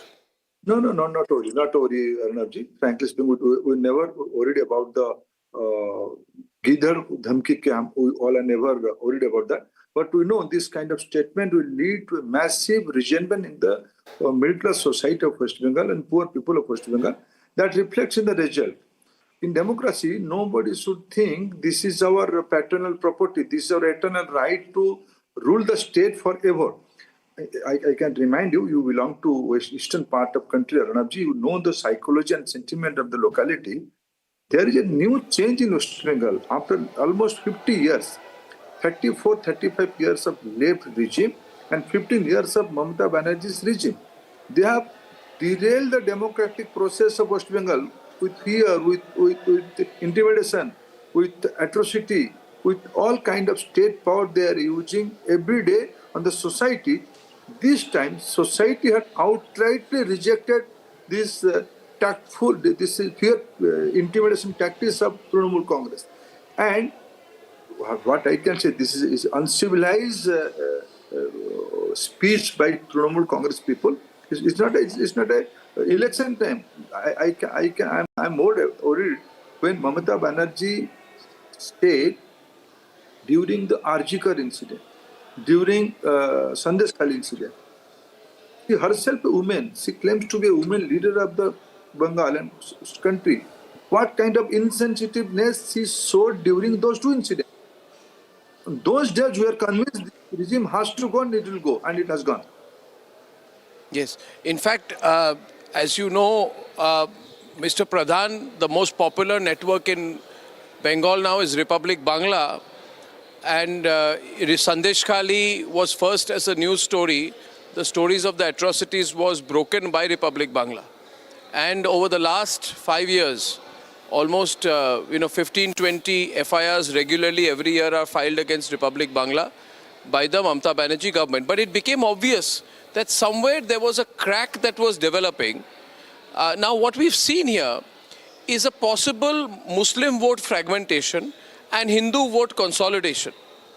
Would you also agree that there has been significant Hindu vote consolidation? When I was analyzing the numbers, I found that in places where there is a lot of Bengali Hindus who moved from Bangladesh in 47 or in 71, in those places, the left voter seems to have moved, who was a leftist but Hindu voter.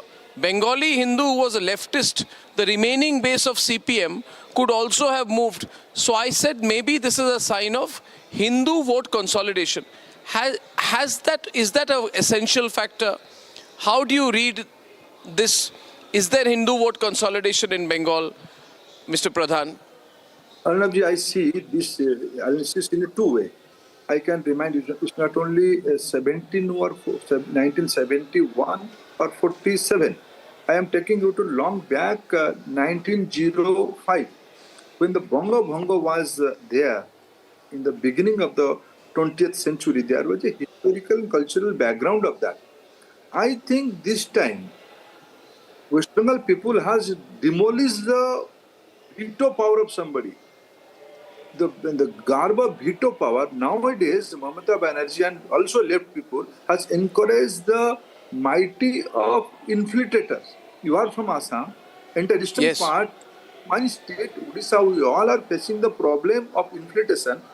The basic right, the area, this zone of eastern part of India has rejected. This resource, this land, this geographies belong to whom? Whether it belong to Indians or the local people or infiltrators.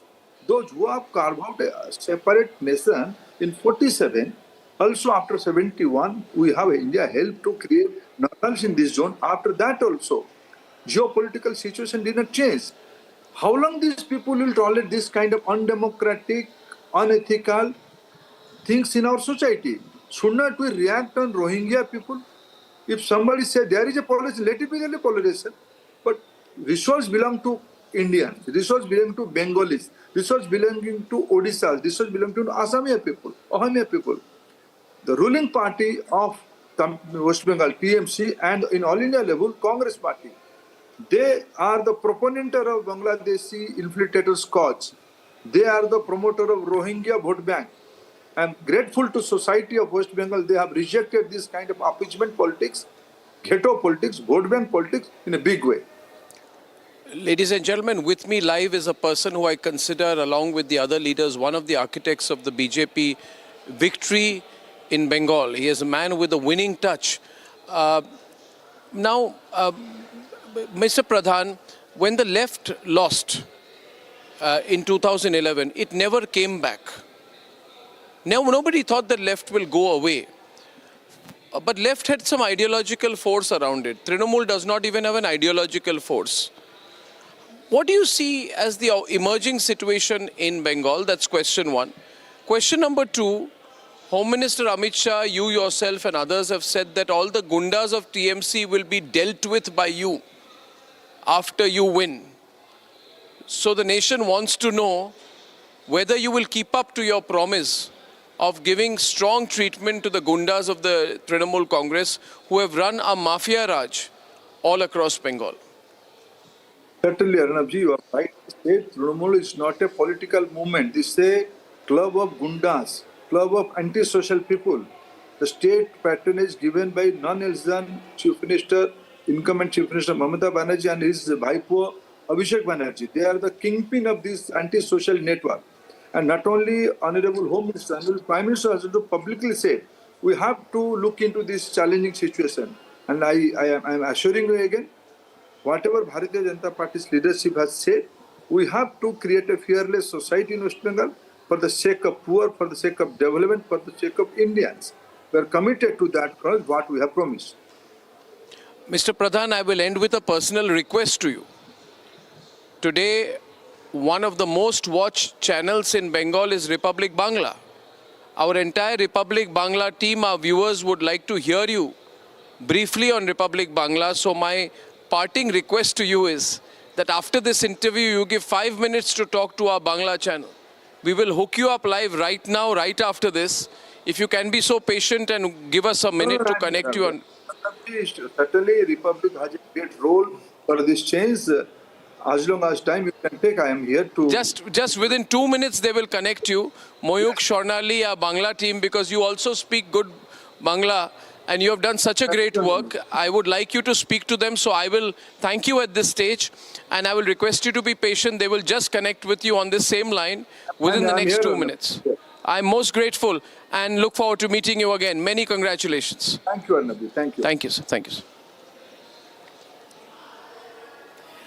Well, in fact, that was Union Minister Dharmendra Pradhan speaking to Editor-in-Chief Arnab Goswami, the man who played a pivotal role in organizing for what many would say that a historic win for the Bharatiya Janata Party. In fact, Udada, if I can bring you in right now, in terms of numbers that are coming in, what I find very fascinating is the way this electoral management that has been done by the BJP. For the longest time, an image that was basically painted that perhaps the tribals did actually back them in the last elections also. You know what, Bengal? Yeah, Bengal. And this time you see SC seats clearly in favor of the Bharatiya Janata Party. It's only about 18 seats. That numbers could actually change right now. 18 seats in which the Trinamul Congress is ahead. SC seats, clearly Trinamul Congress seems to have been decimated. What's the message that's being sent across? I think one of the features of BJP strategy in Bengal this time, which has gone unnoticed, is they did not field imported candidates. Okay. Get my point? Right. You see, you need to expand your base. But then there is a line which you can't cross. Once you cross that, then your workers become inactive and disenthused. So this time, last time there were 30 candidates. 125. 5 years ago, 125. Last time there were 30 candidates. Okay, so you're saying that this time... That is one. Secondly, you see, extreme Hindutva also doesn't work so well. Last time they had this Ram Janki Yatra. There were riots in that Yatra, you know. Of course, Trinamul also would have played a big role in that, you know. That doesn't work. This time they went about very strategically. I think the main theme was, Hindutva was there, but the main theme was good governance, Gundaraj of TMC. Correct? Right. So, and secondly, again I am repeating, the Prime Minister and the Home Minister have done an excellent job. Of course, with inputs from and help from Dharmendra Pradhan. Okay. But the developments in Bangladesh have also played a very key role in this verdict. You see, Bengal, you see, what was partition of India? Partition of India was partition of, what was partition of India? We lost half Punjab and half Bengal. So those memories are still there, you know. They're raw. Yes, and the incidents in Bangladesh made it very apparent and reminded the people that we could be in this situation in the years to come. Right. For a better future for all people of Kerala. So in the history of India, there was a time when the BJP had only 2 seats even in the parliament. And from there, you're now ruling the country and you've been ruling the country. Is that the way that Kerala is going to go? No, look, this is not for us to decide. We are not arrogant. We are not an arrogant party. The Congress party and the CPM, throughout these elections, both parties kept saying that they will lock Kerala and will not allow the entry of BJP and the NDA into the Kerala Assembly. Both the Congress said it and the CPM said it.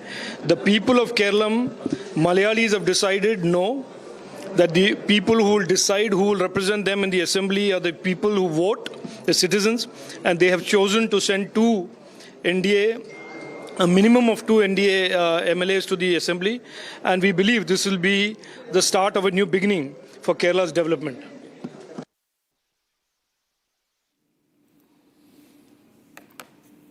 Well, in fact, let me bring in Charu. Kerala, I want to pick up a bit of a conversation on Kerala, Shavan, because that was BJP's Kerala chief, Rajiv Chandrasekhar. In fact, I think so. One of the CM aspirants, Ramesh Chenithala, has also spoken to us. I'm not too sure if that's ready. We'll try and play that out. But I think so. Let's get a quick word from Charu. Charu has been all smiles today because all through the exit polls, it was said that the BJP has an edge. But really, you know, what's really happening right now, Charu? Because it does seem that things are really working in your favor, at least as far as Bengal is concerned. Uday just elaborated as to what worked, perhaps one of the ways you have selected the candidates.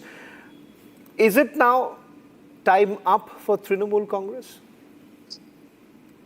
Good afternoon, gentlemen, and good afternoon to all our viewers today. See, luck favors the brave, and Bharatiya Janata Party has bravely stuck it out on the ground of West Bengal in spite of all the violence that has been wrecking the state, and violence not just directed towards Bhajpa Karyakartas, violence directed towards normal citizens. And I think that has been the saddest thing of all, and that's why I say this is a win of democracy, this is a win of the people of West Bengal, and they have finally chosen the leadership that they deserve. Modi ji has been very clear. West Bengal has been a sore point for us for a long time for various reasons. They have allowed in illegal infiltration, the way their police always sided with the people who were victimizing citizens. That has been very sad to see, but now that citadel of fear has fallen, and how strongly it has fallen. I don't think TMC is ever going to come back to West Bengal the way they have treated people. Have you ever heard, Shavan, that there is a repoll of a repoll? That is what Bengal does. There was a repoll in Falta, and even after that repoll, another repoll had to be announced. Post-poll violence has been something that we've been talking for so long about. But this feels like a pat on our back This feels like a victory of the people. This feels like a victory of every single BJP Karyakarta who stuck it out in, I think, one of the most difficult positions in this country. And I'm grateful to each and every one of them. Okay. P.K. Basu, you wanted to make a point there. Charu says that it's a long battle that was, what we have seen. I just want to bring in just one quick data point here. If you see the way the vote percentage for the BJP, right from 2016 onwards, there was a point in time that it had literally flattened from 38% to about 39%. And that's where the scare began. That why this sudden flattening of the momentum that we saw in Bengal? What changed thereafter? Because a dramatic rise, then it plateaus, and then again you see this kind of a rise. What explains that? Well, a number of things. First of all, as we discussed on TV just yesterday, wasn't it? Right. Yeah. First of all, Sandesh Khali and RG Kaur completely changed the Bengali woman's approach. I think it shook to the very core every Bengali woman's thinking about the nature of this government. That is, I think, the first point. Second point, what happened in Bangladesh over the last year and a half, especially while Yunus was governing, clearly had an impact. And this, the infiltration of Bangladeshi Muslims into Bengal, and not just Bengal, Bengal and Assam, over the last 55 years, I think has begun to finally seep into the mentality of the Bengali voter. And this time, they responded in kind. I mean, I saw it on the ground. I mean, everyone was either openly saying we are voting for the BJP or secretly voting and not telling you. I mean, I noticed, for instance, that when I was in North Bengal, there were issues like, for instance, Ayushman Bharat. I didn't even have to talk about it. People said, Ayushman Bharat, everywhere else in the country, people get Ayushman Bharat health insurance. We get this thing called Swasth Sathi or something, which nobody accepts, even in Bengal. Even in the Sarkari hospitals in Bengal, people don't accept this card.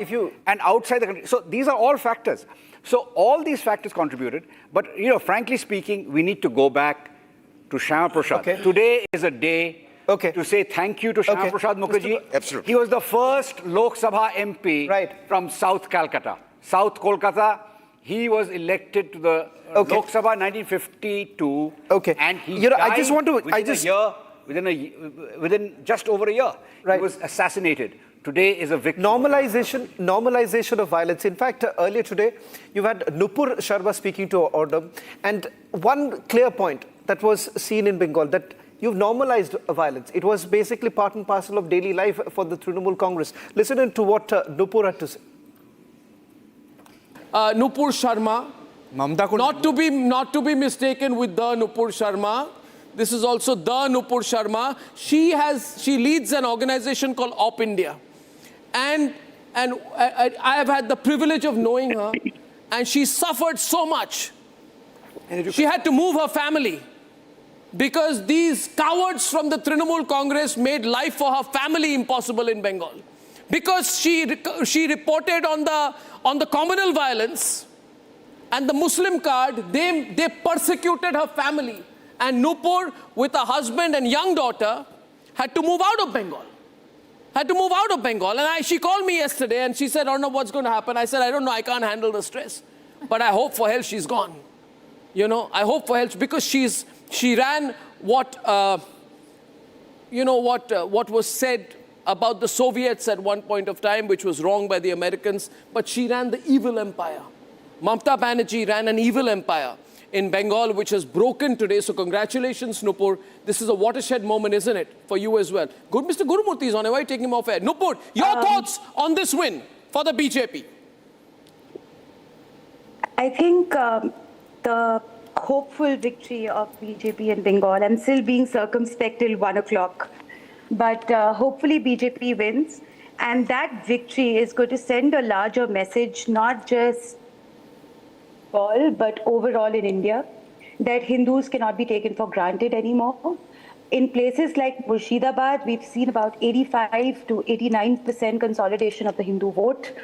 There are strongholds of TMC that Mamata Banerjee is losing. She was and probably still is a despot who deserves to be brought down. There are a lot of things that I want to say today, and I'm trying to be, measured and controlled. It's a little difficult for Don't me. hold back, Snowport. Don't hold back. Don't hold back. That's not you.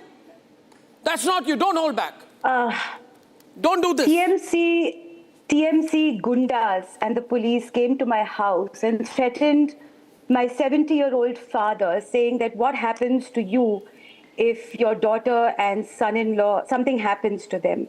Yeah. They took my daughter's name with their dirty mouths. They switched off the camera during my interrogation and asked me, what happens when your daughter goes to La Martiniere every day? She leaves the house at 7:30. They sat my husband down and asked him, what happens if something happens to your wife? If something happens to your 3-year-old daughter? She was 3 at the time. What happens if something happens to them? I got calls from TMC saying, Khela hobe. I got calls from TMC saying that we know when your daughter goes to school. There were multiple FIRs which the Supreme Court stayed, and then a mysterious FIR was given to the CID. They wanted to arrest me, they wanted to hound me, they wanted to kill me, they wanted to harm my family. And I had to flee because intelligence inputs said that either I would be thrown in jail forever or I would be killed. I want TMC to suffer the same fate that all of us did. I want TMC to suffer the fate of those thousands of victims, those 80,000 displaced in 2021 who had to flee to Assam. That woman I interviewed who was gang raped by Muslim TMC goons in front of her father who was held at gunpoint. They came and said, "Hame Hindu ladkiyan chahiye." That girl roamed around in a burqa for months because she was going to be killed. There were little girls who were raped and they found refuge in a temple. And you know this, and we could not report this because nobody would come on record. There were hotels where TMC goons sat. They got women and girls as young as 13, as young as 12, as young as 10. They raped them and threw them the next morning in the gutter to suffer. There were men who were murdered. Abhishek Sarkar, who was lynched along with his dog, got lynched not more than 5 minutes away from my erstwhile home that I had to sell off and leave. Along with my family, along with my 3-year-old daughter, along with my husband, my father, my mother, everybody had to leave Bengal. They tried to take everything from me, and today they are going to be stripped of the very power that they danced on. They are going to be stripped of their power. They are going to be stripped of their dignity, and I hope they are run out of that state like mad dogs who deserve that fate. TMC leaders, including Mamata Banerjee, including her dirty nephew Abhishek Banerjee, don't deserve refuge in Bengal. They should be run away. They should be absolutely hounded out of the state, like all of us were hounded out of the state. They should be terrorized like we were terrorized. They should be terrorized like my 70-year-old father was terrorized. They should be terrorized like my 3-year-old child was terrorized. They should be terrorized like my husband was terrorized. And they should be forced to leave their home like my family and so many others were forced to flee Bengal. That's their fate, and that should be their fate. If justice exists, that should be. This is not just about justice, this is about vengeance. Yeah. Vengeance against those blood-soaked barbarians who deserve the guillotine. They deserve nothing less. And I'm trying to be still extremely measured in my anger. I see this out here. And, you know, Mr. Gurumurthy is listening in, but this is the real anger that people experience, Mr. Gurumurthy. The way the Hindus have been treated in Bengal as second-class citizens by Mamata Banerjee, deliberately, and knowingly, because Prashant Kishore told her that you don't need Hindu votes. What is the larger message for Hindu vote consolidation, Mr. Gurumurthy? See, I will make 3 points. One, see, we were speaking about the vote share difference. Now it has gone up to 3.3%. Actually, the vote percentage is gradually increasing, which shows the trend is firming up and increasing seats are likely for BJP. This is the first point. Second point is that on the 7th of August 1993, Mamata emerged as the tallest leader of Bengal, Youth Congress leader, by taking a girl who was deaf and dumb, who was raped by the CPM goons. She went to the writer building to meet Jyoti Basu. Jyoti Basu threw her out, and the way she was treated, that made her the leader. But RG Kar hospital rape, you must immediately come to 2024 from 1993. How power made her, which she got because of a rape case, which the CPM trivialized. And she trivialized the same kind of rape case and a murder in RG Kar hospital rape. That shows how power had corrupted her completely. She became a CPM and worse than CPM version because the lawlessness, including lawlessness during the elections, increased in the TMC route. That's the most important point. So far as Bengal is concerned, Bengal was ruled by Muslims or extremist Muslims or Bangladeshi-minded Muslims through Mamata. But the blame that we got was the Muslims are insecure in this country. The Hindus were the most insecure people in Bengal. They were not even willing to say. In fact, one of the pollsters said, when they asked in the exit poll, they would not even say whom they voted for. They were so afraid. This fear is going. And the kind of narrative that was being given, that the Muslims are insecure in India, when the reverse was the case in many places, even in UP you see, where Yogi Adityanath is ruling, the kind of rape and love jihad that is taking place because of the rootedness of minority-oriented politics in India. A long way to go. But Bengal has shown the way that the Hindus can consolidate and save India.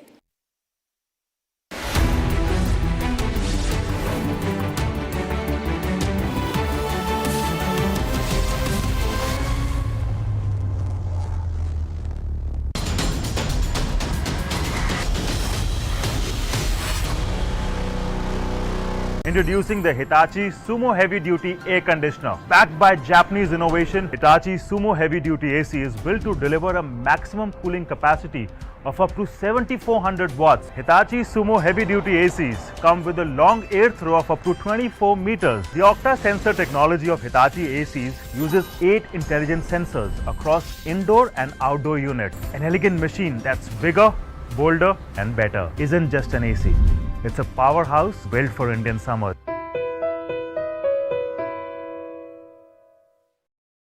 Jindal Saathi seal है तो असली stainless steel है।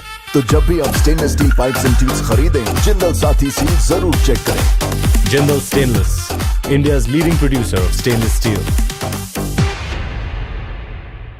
प्यास बुझाए, ठंडक लाए, सबको भाए जीरा से। MTH का जलजीरा जीरा से।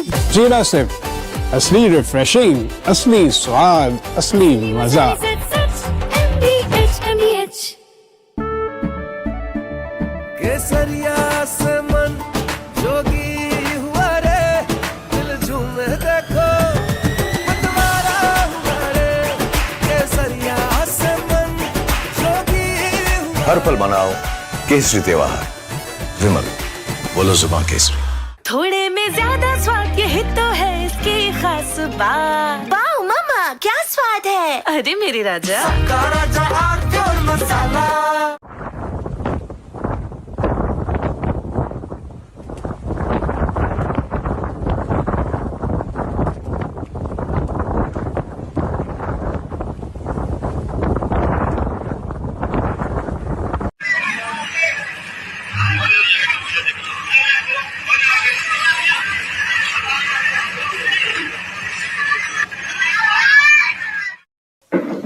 हम लोग घूमने गए हुए थे।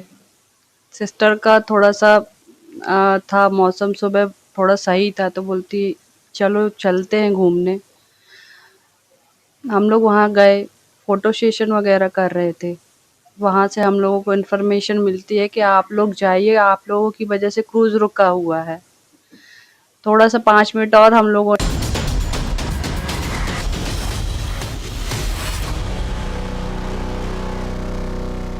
What were the strategies you devised for coming back to power much more strongly after 10 years? Yeah, it's correct that for the last 10 years we are in opposition.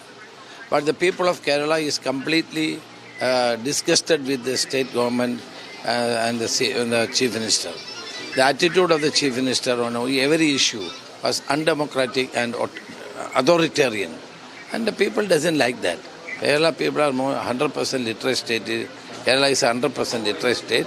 People doesn't like it. The manner in which they are ruling this state was very, very cruel and as well as disgusting for the people of Kerala. So that is why a befitting reply was given by the people of Kerala.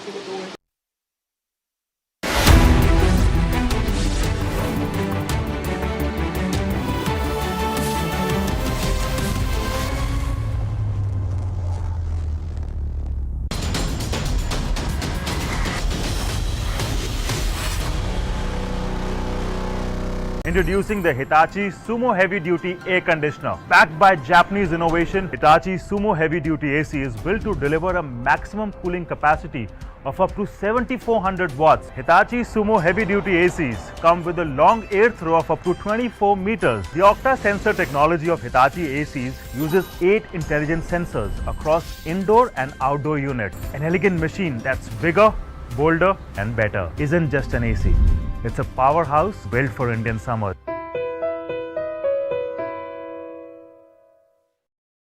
Jindal Saathi seal है तो असली stainless steel है।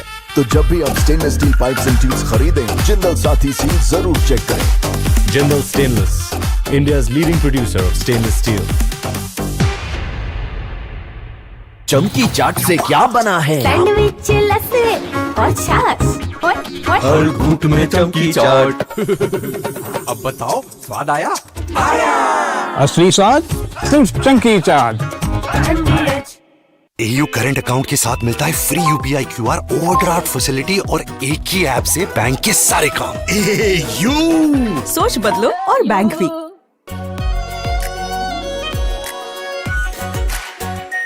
Are pure shahi paneer masala, delicious, healthy everyday.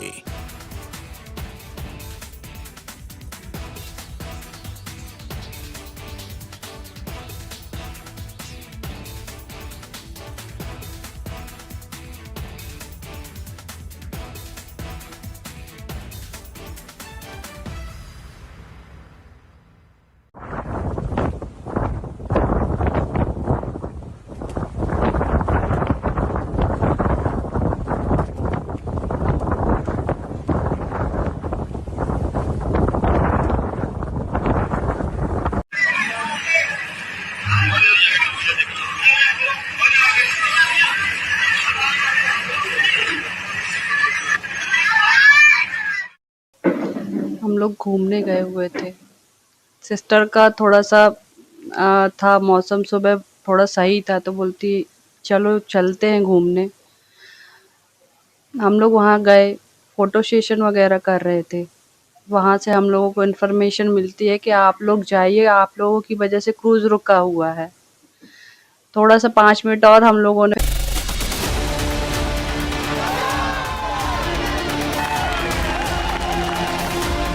This is a reminder to Mamata, Banerjee and the Trinamul goons that you cannot be an anti-Hindu party and hope to be in power anywhere in India. This is an antidote to the politics of rape, gang rape, extortion, violence, Muslim appeasement and outstanding corruption.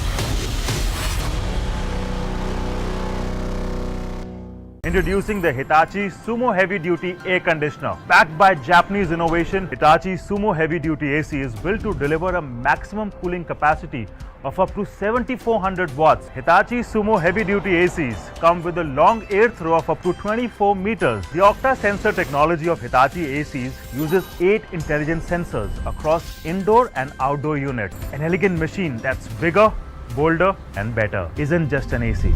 It's a powerhouse built for Indian summers.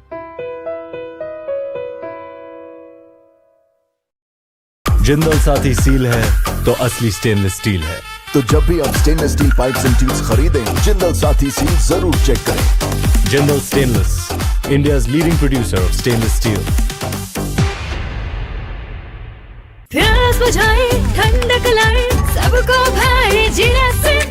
MTH का जल जीरा, जीरा से। जीरा से असली refreshing, असली स्वाद, असली मजा। MTH। केसरिया से मन जोगी हुआ रे, दिल झूमे देखो मतवारा हुआ रे। केसरिया से मन जोगी हुआ। हर पल मनाओ केसरी त्योहार। विमल, बोलो जुबान केसरी। आर प्योर सूजी पास्ता उबालो, मिलाओ और खाओ। 8 मिनट में तैयार। क्या टेस्ट है सबका राजा, आर प्योर मसाला।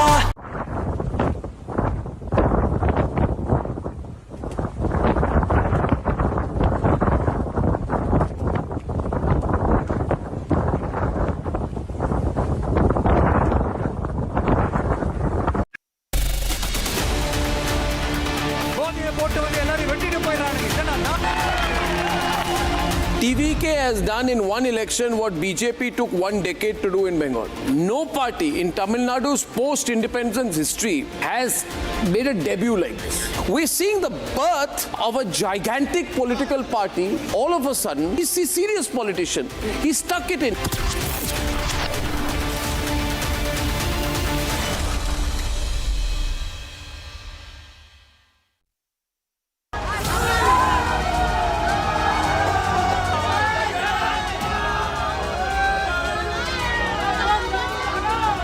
देखो यार झाल मुड़ी बन रही है और किसी को लगता है झाल लग रही होगी यार।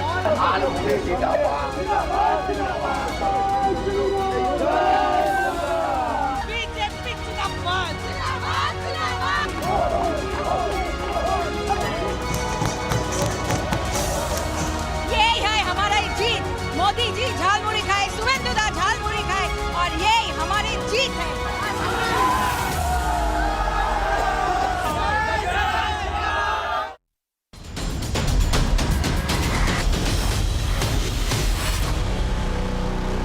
QS and THE, the world's foremost university rankings organizations, have ranked Amity amongst the top 3% universities globally, making it among the very few Indian universities to be included in both rankings.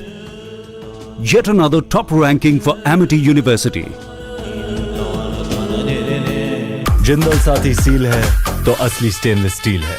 तो जब भी आप stainless steel pipes and tubes खरीदें, Jindal Saathi seal जरूर check करें। Jindal stainless, India's leading producer of stainless steel. थोड़े में ज्यादा स्वाद, यही तो है इसकी खास बात। वाओ मामा, क्या स्वाद है। अरे मेरे राजा, सबका राजा और मसाला।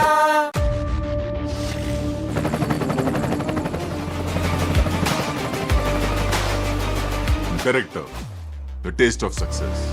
चमकी चाट से क्या बना है? आलू चाट या फ्रूट चाट, स्वाद बढ़ाए चमकी चाट। क्या बात है। स्वादिष्ट पकोड़े और फरसान, अरे चमकी चाट है इसकी जान। असली स्वाद सिर्फ चमकी चाट।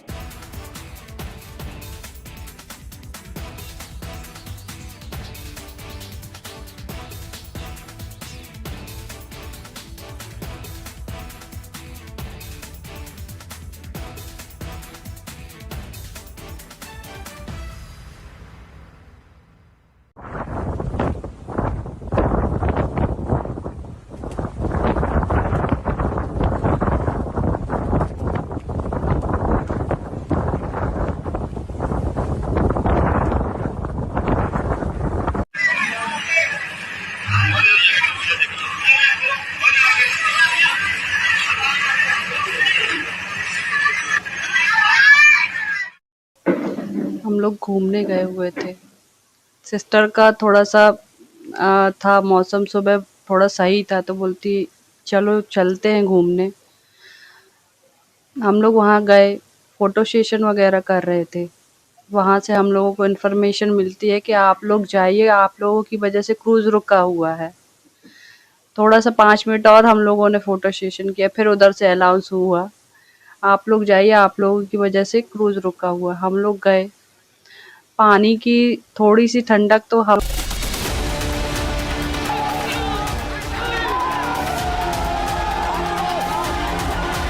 ये भाइपों की पार्टी, ये जिन्होंने एसएससी स्कैम किया, ये जिन्होंने बलात्कारियों का समर्थन किया, जिन्होंने आरजी कोर्ट में सबकी कवरेज बंद कराने की कोशिश की, जो शेख शाहजहां के लिए झंडा लेके वहां पे खड़ी हो गई थी ममता बनर्जी, याद है कि नहीं आपको? चुप क्यों है आज?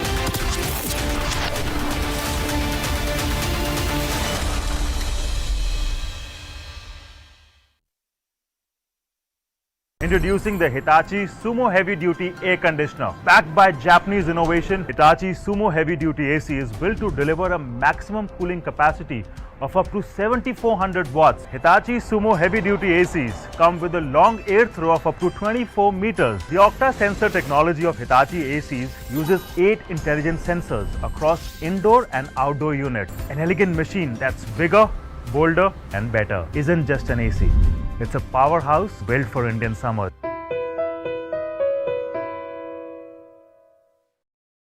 जिंदल साथी सील है तो असली स्टेनलेस स्टील है। तो जब भी आप stainless steel pipes and tubes खरीदें, जिंदल साथी सील जरूर चेक करें। Jindal stainless, India's leading producer of stainless steel.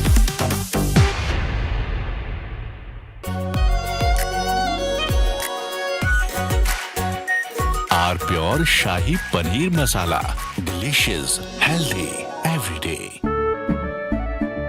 केसरिया से मन जोगी हुआ रे, दिल झूमे देखो मतवारा हुआ रे। केसरिया से मन जोगी हुआ। हर पल मनाओ केसरी त्योहार। विमल, बोलो जुबान Kesari.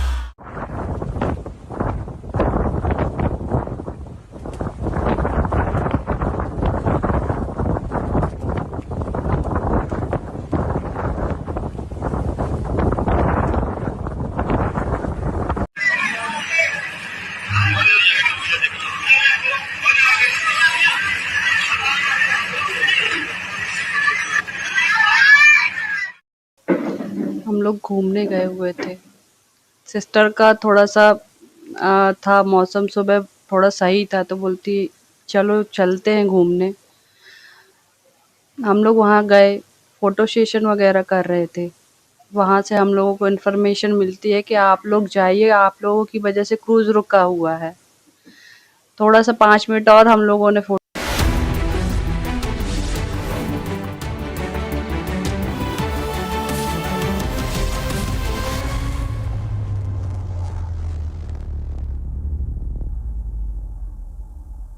It's the D-Day, the 4th of May, and West Bengal has given its mandate. Numbers are in, and as per the current numbers, the BJP takes the lead with clenching about 192 seats. Meanwhile, a huge gap for the TMC, the Trinamul Congress, like the BJP said, is now wiped out from Bengal with just 97 seats and no signs of the Congress party at all.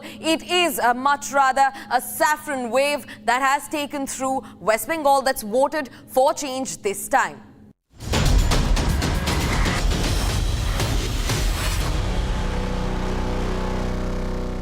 Introducing the Hitachi Sumo Heavy Duty Air Conditioner. Backed by Japanese innovation, Hitachi Sumo Heavy Duty AC is built to deliver a maximum cooling capacity of up to 7400 watts. Hitachi Sumo Heavy Duty ACs come with a long air throw of up to 24 meters. The Octa sensor technology of Hitachi ACs uses 8 intelligent sensors across indoor and outdoor units. An elegant machine that's bigger, bolder and better isn't just an AC.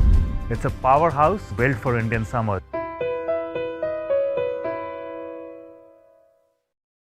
Jindal Saathi seal है तो असली stainless steel है। तो जब भी आप stainless steel pipes and tubes खरीदें, Jindal Saathi seal जरूर चेक करें। Jindal stainless, India's leading producer of stainless steel.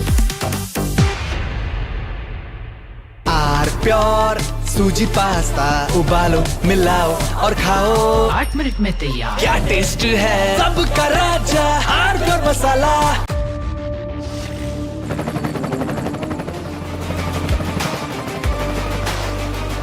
Director, the taste of success.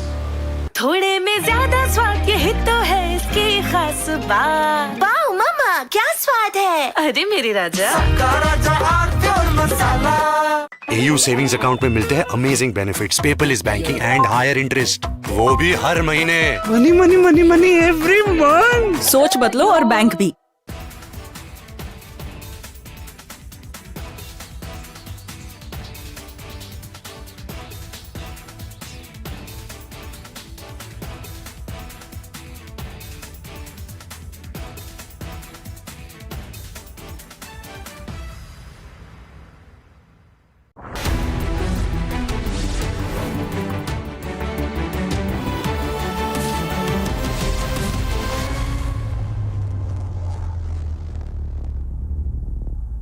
Smriti Irani is joining us right now. Smriti Irani has campaigned a lot in Bengal, right? And she's very popular in Bengal.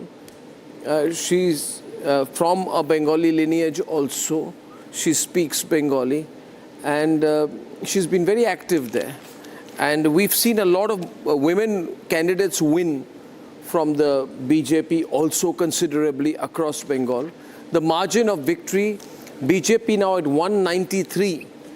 As of now. Smriti Irani, your first thoughts today? Congratulations. This is a phenomenal victory, unprecedented victory. I'd like you to analyze the victory and its implications in your own words. Today, as I speak to Arnab, I'm reminded of every BJP Karyakarta who died defending the ideology. I pay homage to every female Karyakarta and supporter of the Bharatiya Janata Party that faced abject humiliation.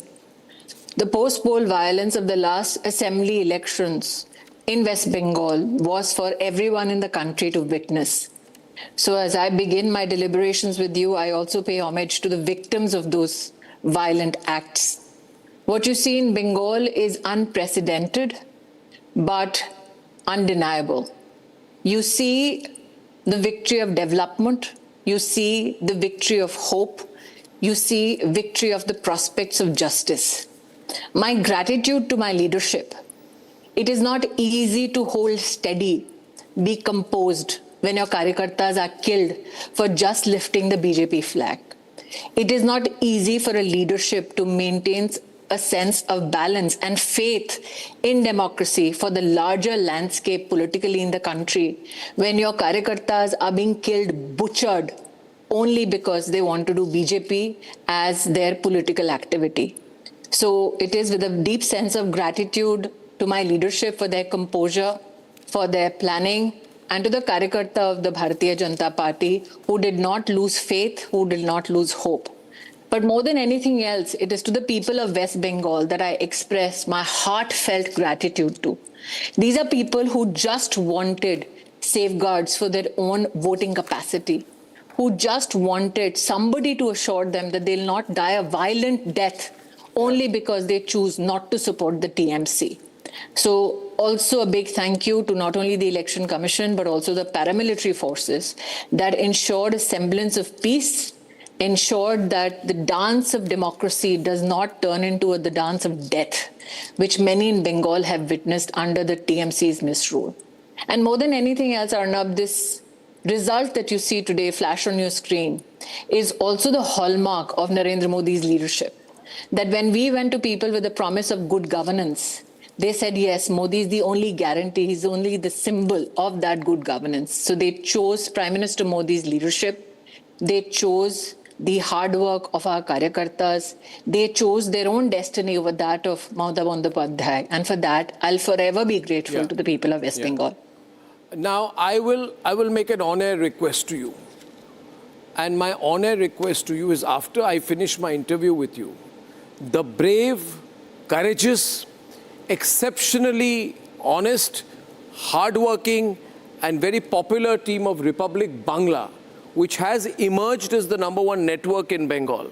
Despite all the odds, dozens of police cases, FIRs against them, is very keen to have you on their channel. I'm more than happy to go to any Bengali channel today, especially those that have risen above partisan politics and have truly served the interest of transparency and journalism with ethics. Yeah. So apnar puro Paschim Banglar team ke abhinandan janai, ধন্যবাদ জানাই আর সঙ্গে সঙ্গে পশ্চিম বাংলার এক একটা বিজেপির কর্মীকে আর পশ্চিম বাংলার এক একটি ভোটারকে এই নির্বাচনে ডেমোক্রেসিকে জিত দেওয়ার জন্য বিপুল ভোট দেওয়ার জন্য অভিনন্দন আর ধন্যবাদ জানাতে চাই নিশ্চয়ই কিন্তু এই ইন্টারভিউটা আমার এরপরে বাংলা টিম করবে so please line up on Republic Bangla ওরা বসে আছেন আপনাদের সাথে কথা বলার জন্য আর 5 মিনিট আমি নেব আপনার সাথে এত সময় লাইন আপ করে দেব ওকে সো নিশ্চয়ই So my question is, Smriti, that this is the first time a party with a Hindutva platform has formed a government in the state. In that sense, there's an ideological shift from Marxist underpinnings to Mamata, and this time to the BJP. So the BJP also must be quite clear that there's a lot of hope with which the people have overthrown the Trinamul Congress. Do you see this also as a negative vote against the Trinamul Congress or otherwise? Is this a negative vote? You must have felt the sense on the ground. Yeah. It is a positive vote for development. It is a positive vote for Narendra Modi's leadership. It is a positive vote for hope. And it is a positive vote for the efforts of every Indian that wants to ensure that this country of ours, the resources of our country, are not enjoyed by illegal immigrants. It is a victory of those who believe in the very concept of justice. It is most definitely defeat of partisan politics. It is most definitely defeat of appeasement politics. It is most definitely defeat of Bhaipo politics. It is most definitely defeat of cut money politics. It's most definitely defeat of syndicate politics. And hence, it is the defeat of the treacherous Trinamul politics. Smriti Irani, when you campaigned on the ground this time, how would you compare it to 2021? I think that there are many significant differences. One, the people's belief that our paramilitary forces will ensure that the TMC misrule and its tentacles within administration that are pro-TMC will not this time prevail over the voices of people at large.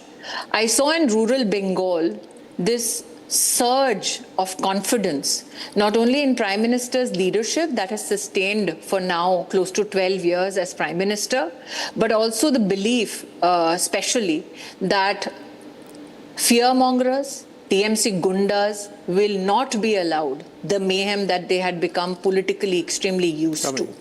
Also, I think a compliment to the people after they saw what happened in Malda, where judicial officers were held hostage.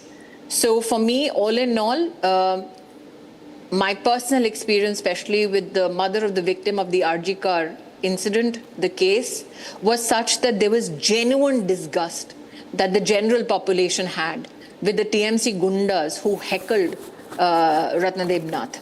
So it is an amalgamation of all of it, assertion of hope, an assertion of the promise of good governance, and an overthrow of the treacherous Mamata Bhaipo combined.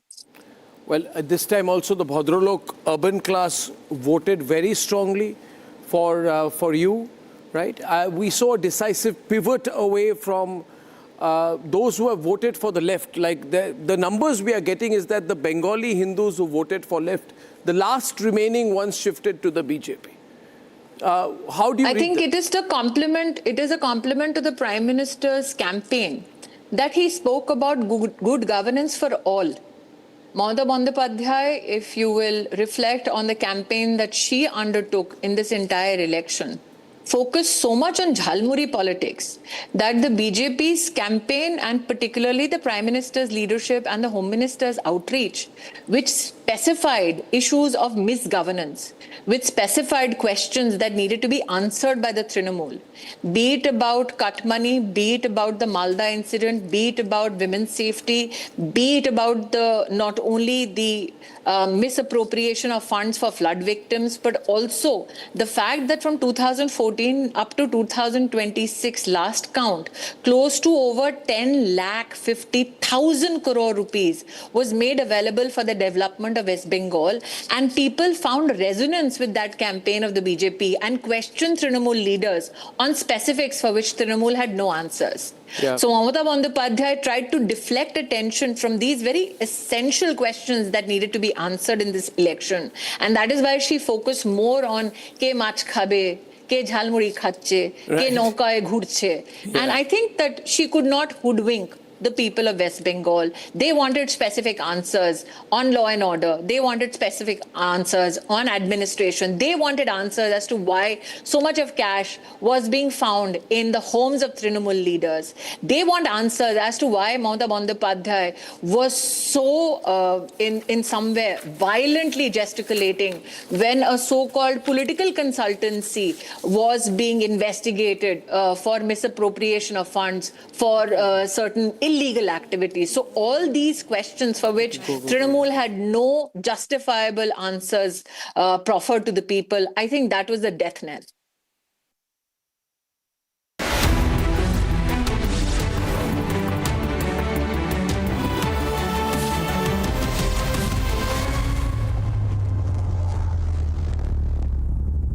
Jindal Saathi seal है तो असली stainless steel है। तो जब भी आप stainless steel pipes and tubes खरीदें, Jindal Saathi seal जरूर चेक करें। Jindal stainless, India's leading producer of stainless steel. चमकी चाट से क्या बना है? सैंडविच, लस्सी और छाछ हर घूंट में चमकी चाट, ड्राई फ्रूट और दही बड़े। चमकी चाट से स्वाद बढ़े। असली स्वाद सिर्फ चमकी चाट। केसरिया से मन जोगी हुआ रे, दिल झूमे देखो मतवारा हुआ रे। केसरिया से मन जोगी हुआ। हर पल मनाओ केसरी त्योहार। विमल, बोलो जुबान Kesari.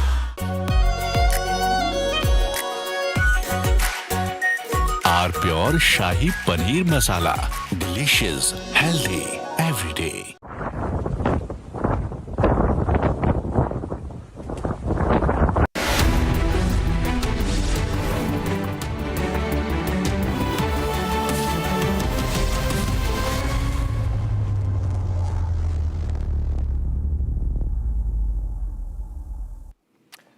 All right, welcome back, friends, and we are cutting it straight to Kolkata, where Chief Minister Mamata Banerjee is raising her fingers at somebody and entering the counting center of Bhawanipur at the Shekhawat Senior Secondary School.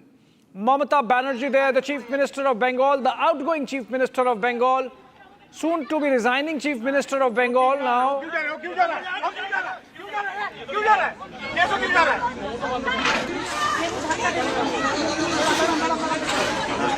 अरे अरे garden पड़े जाबे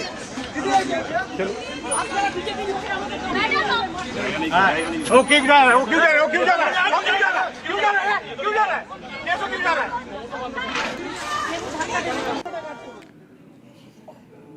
All right, somebody said roko unko. Did he say that, somebody? Because Chief Minister was getting inside. These are pictures coming in of Mamata Banerjee arriving at the counting center, getting in very agitated, raising her fingers at somebody, trying to get in. First, initially, I believe somebody tried to stop her. No, nobody tried to stop her. She gets in and the cops facilitated. But somebody in the crowd said, roko. Did you hear, Mr. P.K. Basu, that somebody asked, don't let her go in? I don't think so. I think she said, someone said, pode jabe. She's about to fall. Okay, so basically facilitating. But, you know, now the contours are clear so far as the results are concerned. And BJP settling in so far as Bengal is concerned at 192 seats. Okay, we have GVL Narasimha Rao joining us from the BJP before we open the conversation here in the studios. GVL, welcome. And you must be, of course, excited. I wanted to, in fact, pick up your brains on how the numbers look up before the elections. Now, please help us understand how you explain this wave in favor of the BJP. This clearly is not just about throwing out Mamata. This is about voting for the BJP with both hands.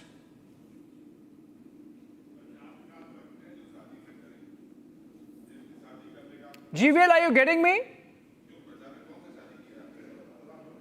I think the call got dropped there. We'll connect again. Okay, we lost him there. GVL Narasimha Rao used to be BJP's number cruncher. He still is there in the party. Okay, Mamata Banerjee, Sudipto, coming to you. Mamata Banerjee has gone to the counting center. Does she still have some hope? Is it because she has some hope? She is winning. She is winning with a huge margin from Suvendu. And we are very much sure that she is winning. Bengal people are basically supporting her. She personally, she is still today is very popular all over India. It is undoubtedly she is popular. In Bengal? She's not even popular in Bengal, or leave alone India. Yes, all over India. All over India, as a woman, as a fighter, as a soil, as a person of soil. Daughter of soil. Daughter of soil. So he is been recognized all over India. So you cannot just say that Mamata Banerjee, you cannot smile at her, because cannot mock at her, because I don't think that throughout her journey, her political journey, if we can see that how much she has struggled and put CPM in back after 34 years of regime, of CPM regime, that heinous crime what they have conducted. And she has fought against that. And people has today what you are enjoying the liberty, what you are enjoying the democracy in Bengal is formed by Mamata Banerjee. No, I want to take this to Ratnakar Tripathi, who has just joined in. Ratnakar Tripathi, Mamata Banerjee is having a slim lead in Bhawanipur. There are still about 7 or 8 rounds to be counted. The fact that Congress party also contested from there clearly contributes to that slim lead, and you know, Suvendu is saying he is still confident that he will turn it around. In case Suvendu wins from Bhawanipur also, then some blame would rest with the Congress party for defeating Mamata Banerjee. You cannot say you are allies anymore. Sir, it is not like that. BJP has contested against LJP and many places in Bihar, against other people, JDU too, saying that this is a friendly contest, right? Was this a friendly contest? I don't Contesting in 292 seats in Bengal? No, it's Congress okay. party getting about 3.5% you have to hold your place there. No, I'm just simply going by math. The math is that the BJP is about 5% ahead of Trinamul. The Congress party has got 3% vote share. I can say that Congress dedicated in the defeat of Mamata. That you can say so. You agree? But no, I'm agreeing about it. I'm agreeing about it. See? One thing Prafulla. Just a minute. Let me. But the most important point that contributed is those 27 lakh vote which are in lurch even today, to whom Supreme Court said ki agli baar de dena. You are talking about 27 lakh vote which are unadjudicated and saying agli baar de dena. That is the contribution by the Supreme Court. I congratulate. Are you raising doubts about the integrity of the Supreme Court? Yeah, I am not talking about the integrity. I am saying ki apart from the election, if some institution, one institution has lost their reputation, it is Supreme Court. That's a big one coming in. That is big. That's not even true, I would say, because we saw the Supreme Court's words, Ratnakar Tripathi, but I also want to first go across to when Arnab spoke to Nupur Sharma and what she said about the corruption. Madam, 10 seconds. Sure, I'll just come to you. Just let me give you that lead-in, because she spoke about the gang rapes that took place in Bengal. She spoke about the violence. She spoke about the corruption, and she faced it personally. Let's actually go across to that. We're back to our guests in the studio.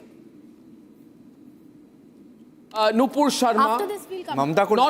Not to be mistaken with the Nupur Sharma. This is also the Nupur Sharma. She leads an organization called Op India, and I have had the privilege of knowing her, and she suffered so much. She had to move her family because these cowards from the Trinamul Congress made life for her family impossible in Bengal.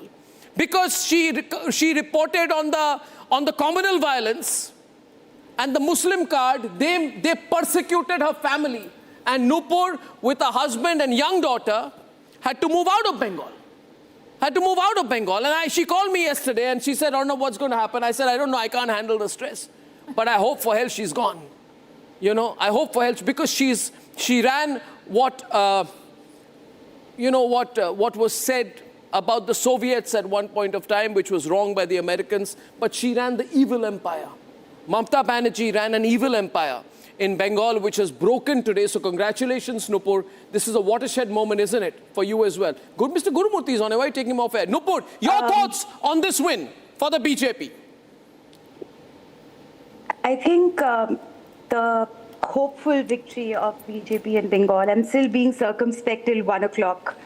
But hopefully BJP wins, and that victory is going to send a larger message, not just all, but overall in India, that Hindus cannot be taken for granted anymore. In places like Murshidabad, we've seen about 85 to 89% consolidation of the Hindu vote. There are strongholds of TMC that Mamata Banerjee is losing. She was and probably still is a despot who deserves to be brought down. There are a lot of things that I want to say today, and I'm trying to be, measured and controlled. It's a little difficult for Don't me. hold back, Snowport. Don't hold back. Don't hold back. That's not you. That's not you. Don't hold back. Don't do this. TMC Gundas and the police came to my house and threatened my 70-year-old father, saying that what happens to you if your daughter and son-in-law, something happens to them. Yeah. They took my daughter's name with their dirty mouths. They switched off the camera during my interrogation and asked me, what happens when your daughter goes to La Martiniere every day? She leaves the house at 7:30. They sat my husband down and asked him, what happens if something happens to your wife? If something happens to your 3-year-old daughter? She was 3 at the time. What happens if something happens to them? I got calls from TMC saying, Khela hobe. I got calls from TMC saying that we know when your daughter goes to school. There were multiple FIRs which the Supreme Court stayed, and then a mysterious FIR was given to the CID. They wanted to arrest me, they wanted to hound me, they wanted to kill me, they wanted to harm my family. And I had to flee because intelligence inputs said that either I would be thrown in jail forever or I would be killed. I want TMC to suffer the same fate that all of us did. I want TMC to suffer the fate of those thousands of victims, those 80,000 displaced in 2021 who had to flee to Assam. That woman I interviewed who was gang raped by Muslim TMC goons in front of her father who was held at gunpoint. They came and said, "Hame Hindu ladkiyan chahiye." That girl roamed around in a burqa for months because she was going to be killed. There were little girls who were raped and they found refuge in a temple. And you know this, and we could not report this because nobody would come on record. There were hotels where TMC goons sat. They got women and girls as young as 13, as young as 12, as young as 10. They raped them and threw them the next morning in the gutter to suffer. There were men who were murdered. Abhishek Sarkar, who was lynched along with his dog, got lynched not more than 5 minutes away from my erstwhile home that I had to sell off and leave. Along with my family, along with my 3-year-old daughter, along with my husband, my father, my mother, everybody had to leave Bengal. They tried to take everything from me, and today they are going to be stripped of the very power that they danced on. They are going to be stripped of their power, They're going to be stripped of their dignity, and I hope they are run out of that state like mad dogs who deserve that fate. TMC leaders, including Mamata Banerjee, including her dirty nephew Abhishek Banerjee, don't deserve refuge in Bengal. They should be run away. They should be absolutely hounded out of the state, like all of us were hounded out of the state. They should be terrorized like we were terrorized. They should be terrorized like my 70-year-old father was terrorized. They should be terrorized like my 3-year-old child was terrorized. They should be terrorized like my husband was terrorized. And they should be forced to leave their home like my family and so many others were forced to flee Bengal. That's their fate, and that should be their fate. If justice exists, that should be. This is not just about justice, this is about vengeance. Yeah. Vengeance against those blood-soaked barbarians who deserve the guillotine. They deserve nothing less. And I'm trying to be still extremely measured in my anger. I see this out here. And, you know, Mr. Gurumurthy is listening in, but this is the real anger that people experience, Mr. Gurumurthy. The way the Hindus have been treated in Bengal as second-class citizens by Mamata Banerjee, deliberately, and knowingly, because Prashant Kishore told her that you don't need Hindu votes. What is the larger message for Hindu vote consolidation, Mr. Gurumurthy? See, I will make 3 points. One, see, we were speaking about the vote share difference. Now it has gone up to 3.3%. Actually, the vote percentage is gradually increasing, which shows the trend is firming up and increasing seats are likely for BJP. This is the first point. Second point is that on the 7th of August 1993, Mamata emerged as the tallest leader of Bengal, Youth Congress leader, by taking a girl who was deaf and dumb, who was raped by the CPM goons. She went to the writer building to meet Jyoti Basu. Jyoti Basu threw her out, and the way she was treated, that made her the leader. But RG Kar hospital rape, you must immediately come to 2024 from 1993. How power made her, which she got because of a rape case, which the CPM trivialized. And she trivialized the same kind of rape case and a murder in RG Kar hospital rape. That shows how power had corrupted her completely. She became a CPM and worse than CPM version because the lawlessness, including lawlessness during the elections, increased in the TMC route. That's the most important point. So far as Bengal is concerned, Bengal was ruled by Muslims or extremist Muslims or Bangladeshi-minded Muslims through Mamata. But the blame that we got was the Muslims are insecure in this country. The Hindus were the most insecure people in Bengal. They were not even willing to say. In fact, one of the pollsters said, when they asked in the exit poll, they would not even say whom they voted for. They were so afraid. This fear is going. And the kind of narrative that was being given, that the Muslims are insecure in India, when the reverse was the case in many places, even in UP, you see, where Yogi Adityanath is ruling, the kind of rape and love jihad that is taking place because of the rootedness of minority-oriented politics in India. A long way to go. But Bengal has shown the way that the Hindus can consolidate and...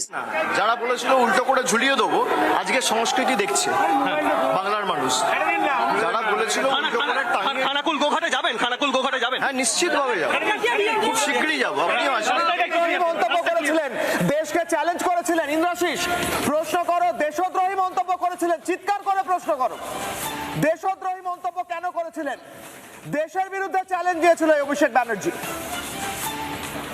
Abhishek Bandyopadhyay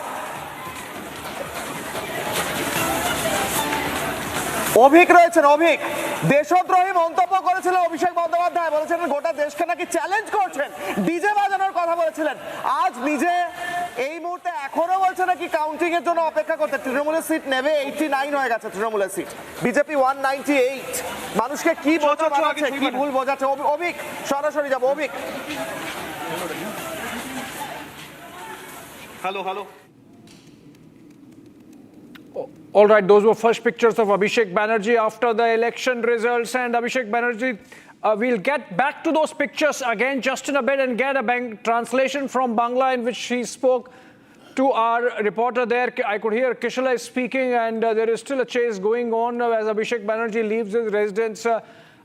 Remember, the Diamond Harbour model has come crumbling down this election rhythm, and that was our Bangla channel. So we'll get that Abhishek Banerjee by just in a bit, but I believe Sharda is live with us from Chennai, so we go to her next. All right, Sharda is also there. Abhishek, we can also see Abhishek Banerjee, like you said, the dare came from the TMC, but BJP surge followed. Let's also go across to Tamil Nadu, where Sharda is joining us. Sharda, we've seen the surge, a political earthquake take place in Tamil Nadu. We're seeing shots coming in of celebrations, of disbelief. Around you where you are, what is the sense that you are getting? For decades, it was Tamil Nadu has been a DMK versus an AI-DMK state. People on the ground, are they seeing this as the end of the era?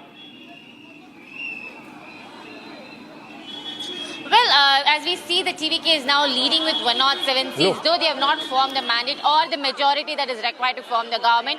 People have agreed that TVK will rule the state of Tamil Nadu in the coming days. So as you see around me, the celebrations outside the counting centres, outside this particular university happened just few minutes ago, where the constituencies of Vijay and other Varjana is happening. It's also Kollatur constituency where MK Stalin is. As you can see around me, the TVK members are still happy and they are enjoying that the TVK is getting the maximum number of seats. They are also constantly pointing out that the Dravidian party is not something they can offer and are enjoying that Vijay is now leading. Anna, everyone sandoshama எங்களுக்கு ரொம்ப சந்தோஷமா இருக்கு, எங்களுக்கு ரொம்ப சந்தோஷமா இருக்கு. விஜய் தளபதி அண்ணன் ஜெயிச்சதுக்கு தளபதி தளபதி விஜய் ஜெயிக்கிறார் நினைக்கிறீங்க திராவிடியன் கட்சி இல்லாம?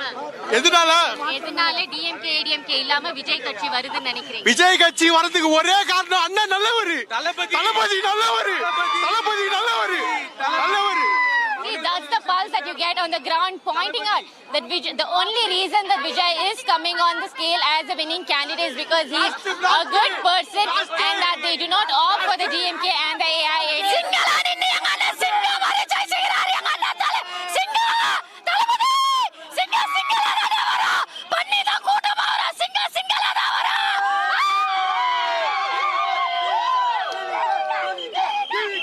All sets, these crowds will not change into the vote.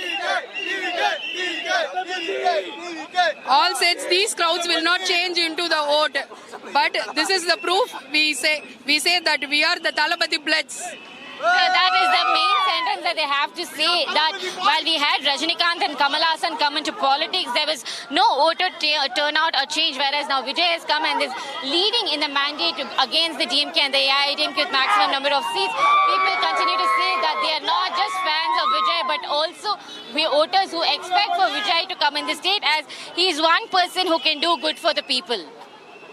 Okay, Sharda, that was some excitement there, and we are seeing real energy there in the TVK cadres. Have you heard anything from Vijay yet? Where is he? Where is he located? We saw pictures earlier of his family, but no word yet from the leader himself.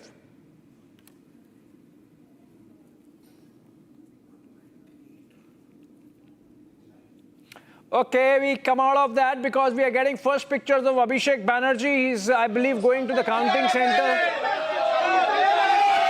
Abhishek Banerjee getting the hoot there already. Being hooted there by those standing outside his residence. Abhishek Banerjee in a security cordon, walking even as There is a group. Can we cut live to the audio there? Can we cut?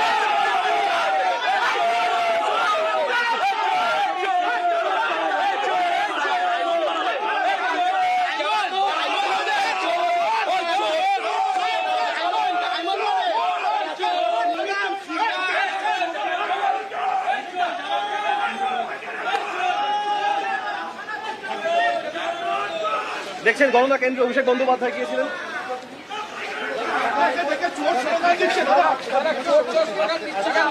এটা বিজেপির সংস্কৃতি অনেক উত্তেজিত হয় ওরা দিক আস্তে আস্তে আর এখনো 50% কাউন্টিং বাকি রয়েছে প্রায় 2.5 কোটি ভোট বাকি রয়েছে সাধারণ মানুষ বলছে কি এটা কি ওয়েট করবো কিন্তু যখন বলা নিশ্চিত মানে ফল যা হবে মাথা পেতে নেবেন ফল যা হবে মাথা পেতে নেবেন মানুষের যা রায় হবে সকলের উচিত সেটা মাথা পেতে নেবেন কিন্তু যেভাবে স্লো কাউন্টিং হচ্ছে এখনো অনেক বিধানসভা রয়েছে এখন প্রায় 4:15 বাজে 8.5 ঘন্টা ধরে কাউন্টিং চলছে 8.5 ঘন্টা যেখানে 21 সালে প্রায় 90% কাউন্টিং কমপ্লিট হয়ে গেছিল এখনো 4 round 5 round 6 round 8 round counting হয়েছে বাকি রয়েছে তো আমি সকলকে অনুরোধ করব ধৈর্য ধরুন প্রত্যেকটা তৃণমূলের কাউন্টিং এজেন্টকে অনুরোধ করব যে কেউ কাউন্টিং ভেন্যু ছেড়ে বেরোবেন না কাউন্টিং ভেন্যু ছেড়ে কেউ বেরোবেন না বলুন এটা বিজেপির সংস্কৃতি এটা বিজেপির সংস্কৃতি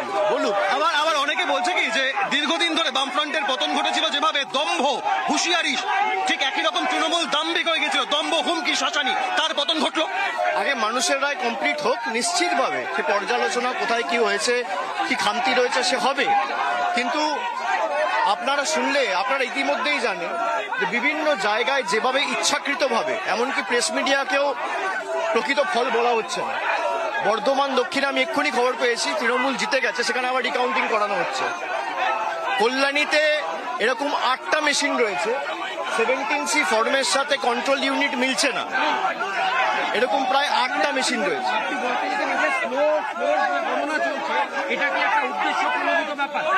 সেটা মানুষ ঠিক করবে দরকার হলে আমাদের আরো অপেক্ষা করতে হবে এখনো পর্যন্ত এদের মুখের ভাষা শুনি এই হচ্ছে বিজেপি সংস্কৃতি একেবারে না এক্ষেত্রে দাঁড়িয়ে এই ভাষা প্রসঙ্গে ডিজে বাজাবো বলা হয়েছিল ভুল হয়েছিল ডিজে বাজানোর কথা ডিজে বাজানো ভুল ডিজে ভুল হয়েছে ভুল ঠিকের ব্যাপার না যারা বলেছিল উল্টো করে ঝুলিয়ে দেবো আজকে সংস্কৃতি দেখছে বাংলার মানুষ যারা বলেছিল উল্টো করে খানাকুল গোঘাটে যাবেন হ্যাঁ নিশ্চিতভাবে যাবো খুব শীঘ্রই যাবো আপনিও আসেন রাস্তা ক্লিয়ার করবেন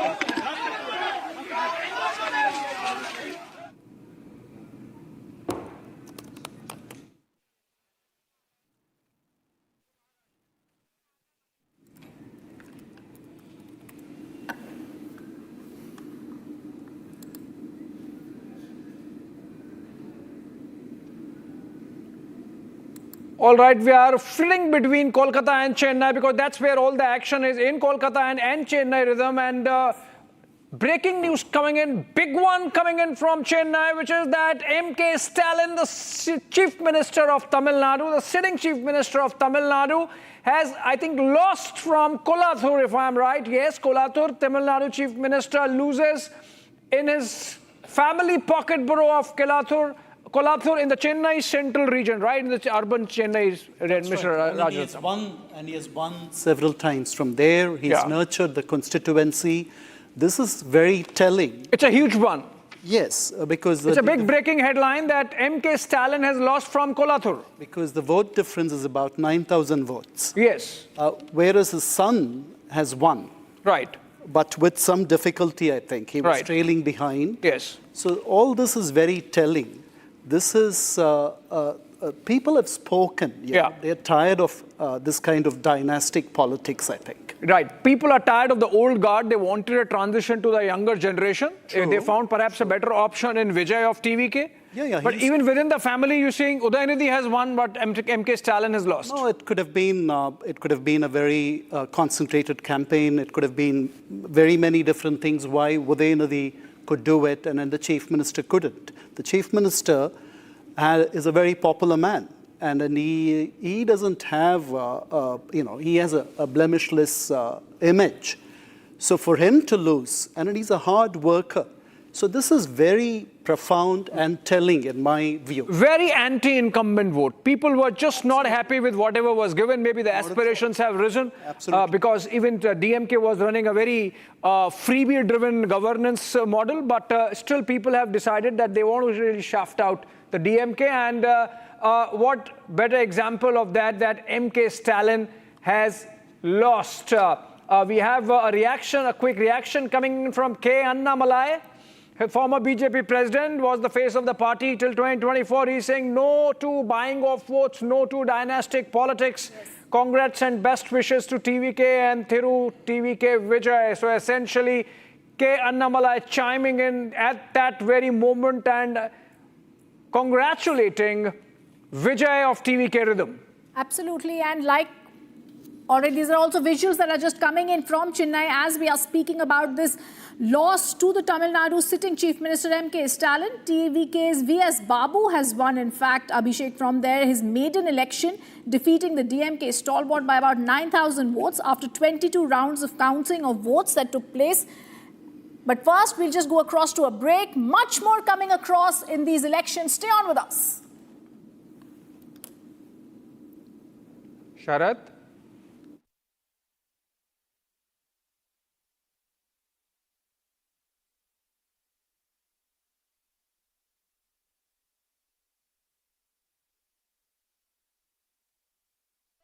என் பேர் க்ளோரி அம்பத்தூர். ஆமா ஆமா.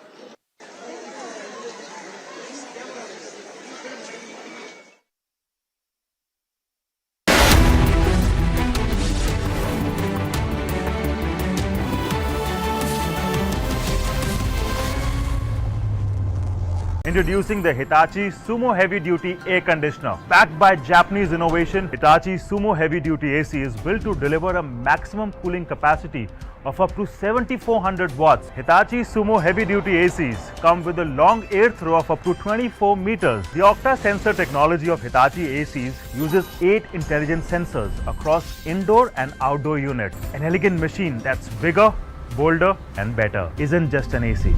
It's a powerhouse built for Indian summer.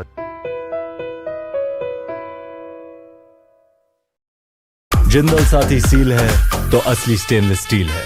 तो जब भी आप stainless steel pipes and tubes खरीदें, जिंदल साथी सील जरूर चेक करें। Jindal stainless, India's leading producer of stainless steel. AU current account के साथ मिलता है free UPI QR overdraft facility और एक ही ऐप से बैंक के सारे काम। AU सोच बदलो और बैंक भी। आर प्योर सूजी पास्ता उबालो, मिलाओ और खाओ। 8 मिनट में तैयार। क्या टेस्ट है सबका राजा R pure masala.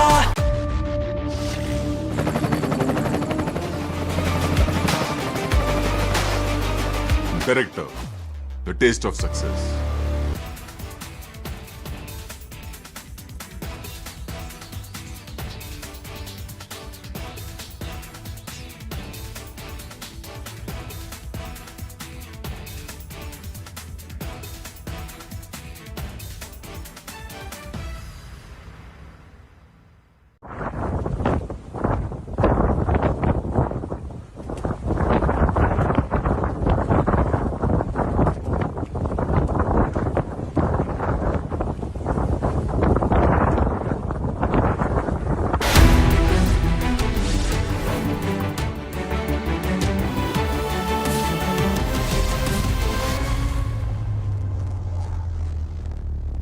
Introducing the Hitachi Sumo Heavy Duty Air Conditioner. Backed by Japanese innovation, Hitachi Sumo Heavy Duty AC is built to deliver a maximum cooling capacity of up to 7,400 watts. Hitachi Sumo Heavy Duty ACs come with a long air throw of up to 24 meters. The Octa sensor technology of Hitachi ACs uses 8 intelligent sensors across indoor and outdoor units. An elegant machine that's bigger, bolder and better. Isn't just an AC.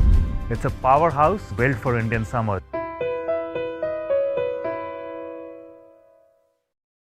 Jindal Saathi seal है तो असली stainless steel है। तो जब भी आप stainless steel pipes and tubes खरीदें, Jindal Saathi seal जरूर चेक करें। Jindal stainless, India's leading producer of stainless steel. प्यास बुझाए, ठंडक लाए, उसका जलजीरा जीरा से जीरा से असली रिफ्रेशिंग, असली स्वाद, असली मजा।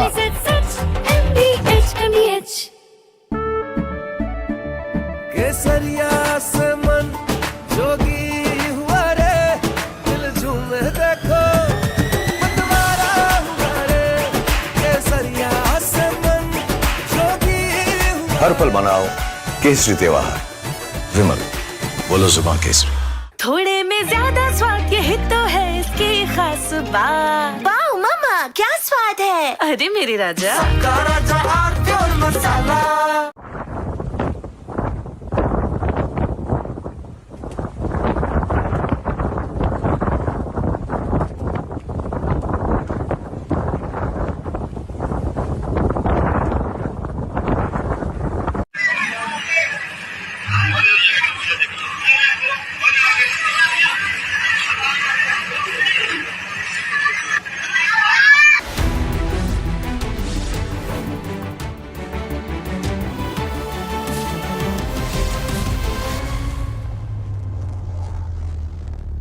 Congratulations, first of all, sir. Please tell me, UDF is coming back to power in Kerala and it's a big victory after 10 years. On the one hand, it's a major boost to Congress party also nationally, but left has lost its last bastion. How you look at the overall picture?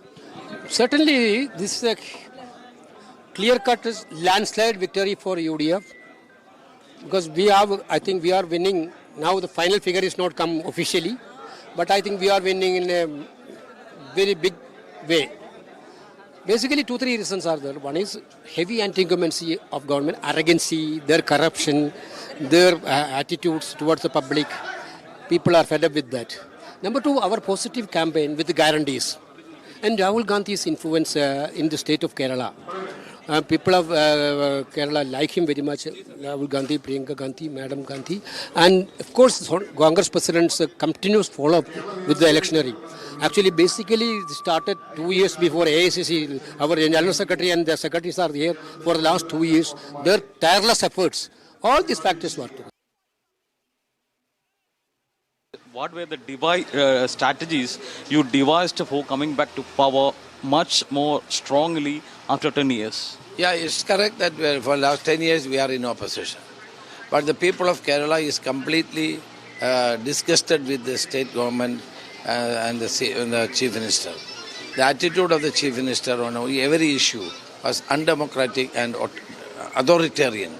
And the people doesn't like that. Kerala people are more 100% literate state.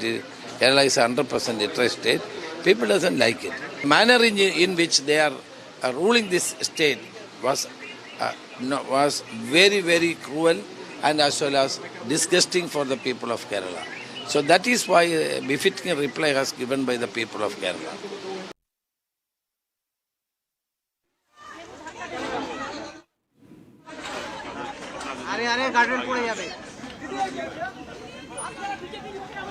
No, this is she has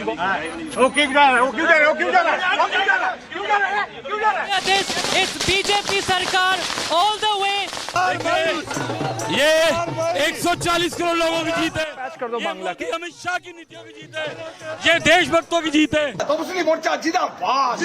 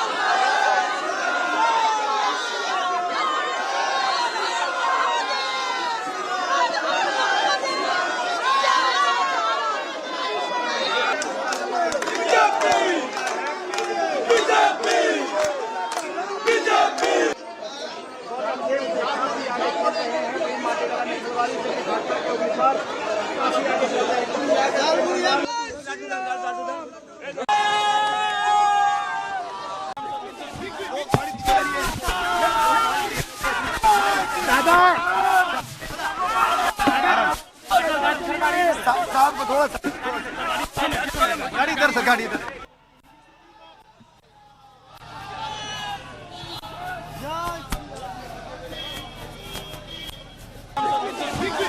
please अपन जाओ जाओ जाओ।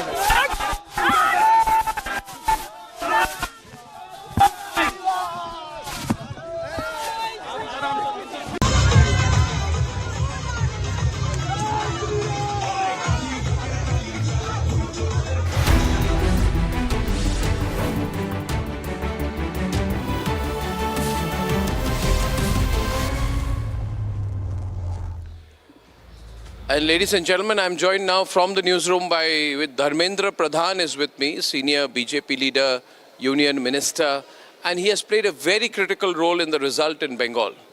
And he's worked very, very closely to ensure this victory. Mr. Pradhan, good afternoon. This is Arnab here. Can you hear me, sir? I can hear you. Thank you, Arnabji. Sir, you have done an amazing job in Bengal. You have toured, you have spent time, you have done strategy, you have done ground level campaigning. So you are the person who knows the strategy that has led to this remarkable victory. Many, many congratulations to you for what you've done. You worked very closely with Amit Shah to deliver this victory.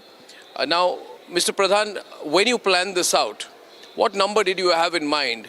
The present number that we are seeing right now, 194, was that within your range of expectations? Yes, Arnabji, when we started working, we all were confident with the leadership of Prime Minister Narendra Modi and the acute strategy of Sri Amit Shah ji and our National President Nitin Nabin ji. We all were confident there will be a spectacular victory. There is a landslide victory by Bharatiya Janata Party. We saw the anger of West Bengal people. When we go to the society, we talk to the people. We have a feeling if there will be free and fair election, there will be massive conversion of the regiment towards a anti-incumbency vote, which we could do that, and I am grateful to the society of West Bengal, voters of West Bengal. They have shown their mature mindset. They have cast their vote with utmost maturity. Were you worried at some stage, Mr. Pradhan, that because Abhishek Banerjee and some others were threatening voters, saying if you come out, if you vote, if I lose again, I will target you? You must have seen that comment where he was almost threatening voters. Did you worry about the fear factor, especially in phase 2 coming back? No, not worry, Arnabji. Frankly speaking, we never worried about the Gidhar Dhamki camp. We all are never worried about that. But we know this kind of statement will lead to a massive resentment in the middle class society of West Bengal and poor people of West Bengal. That reflects in the result. In democracy, nobody should think this is our paternal property, this is our eternal right to rule the state forever. I can remind you, you belong to eastern part of country, Arnabji, you know the psychology and sentiment of the locality. There is a new change in West Bengal after almost 50 years. 34, 35 years of left regime and 15 years of Mamata Banerjee's regime. They have derailed the democratic process of West Bengal with fear, with intimidation, with atrocity, with all kind of state power they are using every day on the society. This time, society had outrightly rejected this tactful, this fear intimidation tactics of Trinamul Congress. And what I can say, this is uncivilized speech by Trinamul Congress people. It's not a election time. I'm more worried when Mamata Banerjee said during the Adhikari incident, during Sandesh Khali incident, she herself a woman. She claims to be a woman leader of the Bengal and country.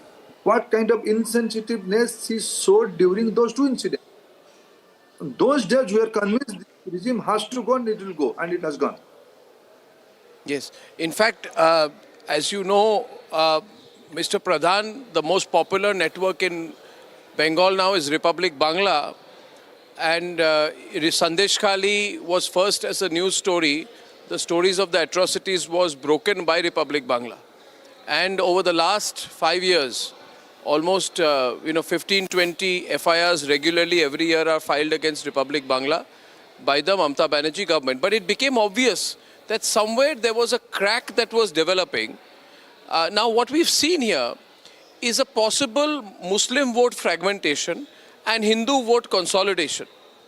Would you also agree that there has been significant Hindu vote consolidation? When I was analyzing the numbers, I found that in places where there is a lot of Bengali Hindus who moved from Bangladesh in 47 or in 71, in those places, the left voter seems to have moved, who was a leftist but Hindu voter. Bengali Hindu who was a leftist, the remaining base of CPM could also have moved. So I said maybe this is a sign of Hindu vote consolidation. Is that an essential factor? How do you read this? Is there Hindu vote consolidation in Bengal, Mr. Pradhan? Arnabji, I see this analysis in a two way. I can remind you, it's not only 1971 or 47. I am taking you to long back 1905. When the Bongo Bongo was there, in the beginning of the 20th century, there was a historical and cultural background of that. I think this time, West Bengal people has demolished the veto power of somebody.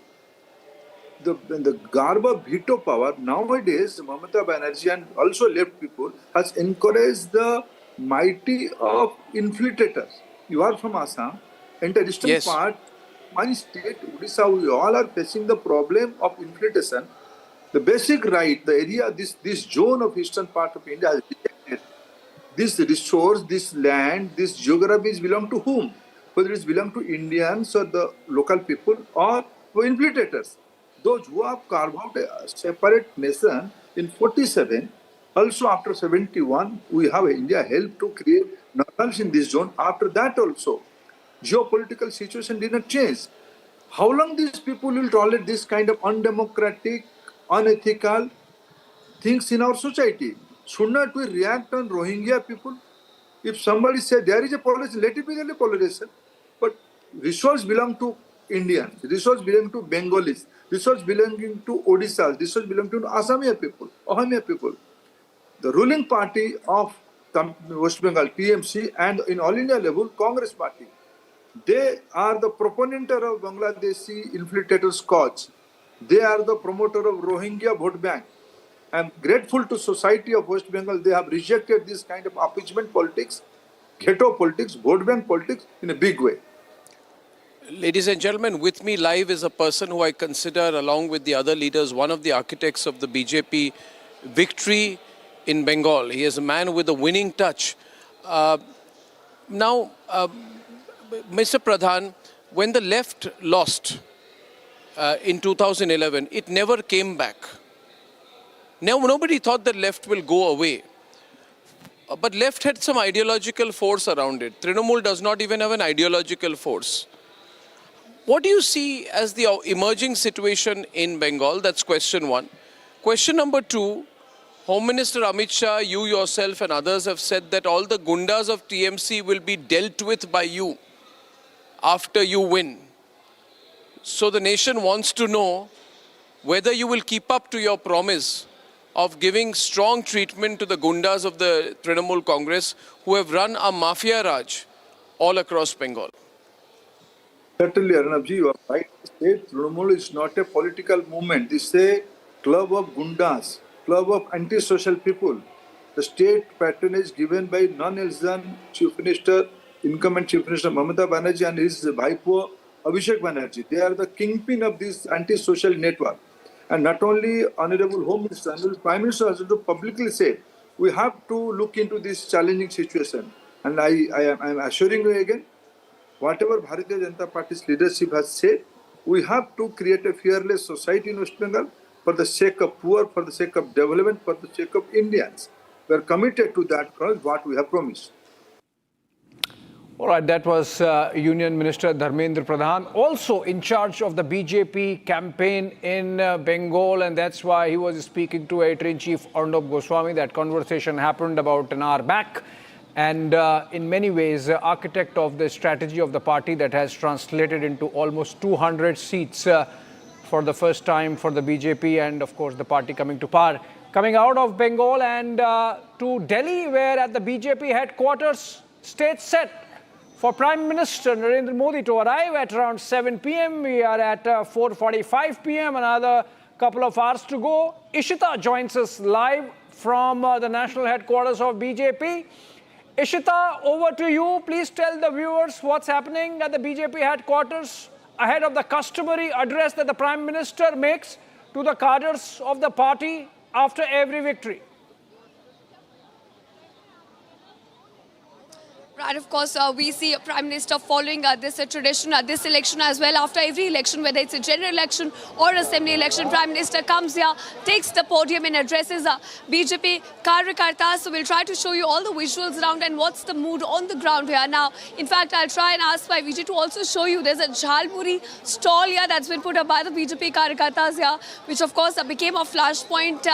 And as you mentioned that, one slogan that we heard by Mamata Banerjee, the outgoing Chief Minister of West Bengal, was Khela Hobe. And one thing that you can hear all around here is that Khela has already happened. So all the BJP Karyakartas are now seated. They're waiting for the Prime Minister to come at around 7 p.m. and address the Karyakartas. Now remember, it's a celebration, not just of the victory of the BJP in West Bengal, but also the kind of hard work that has been put by each Karyakarta on the ground. Now BJP has gone from just about 3 seats in 2016 to about 77 seats in 2021 and about now crossing the 200 mark in 2026. So this years of hard work that has been put in by BJP Karyakartas on the ground, this is a celebration of that. Now they're lined up, you can see how they're celebrating. They're calling out slogans, they're chanting Jai Shri Ram, something that Mamata Banerjee seems to be allergic to.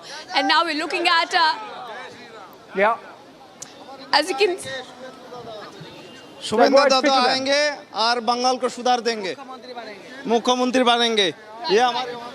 कैसा लग रहा है आपको? एक ऐतिहासिक जीत है असम में, बंगाल में।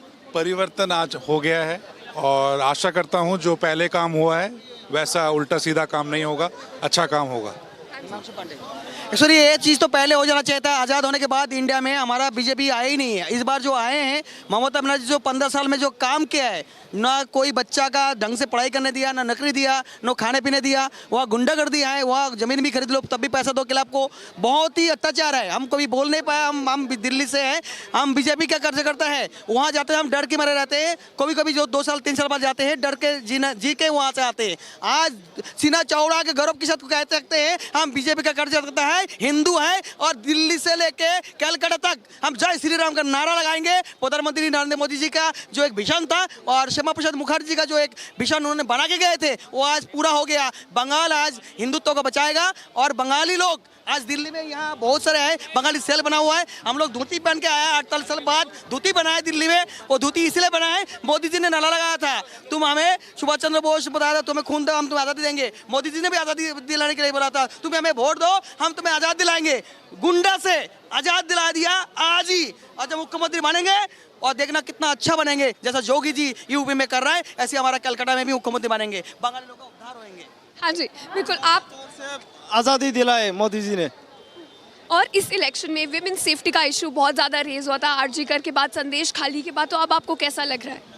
हमें बहुत अच्छा लग रहा है। पूरी नारी सम्मान के साथ जो सम्मान हमें मिलनी चाहिए वो अब मिलेगी।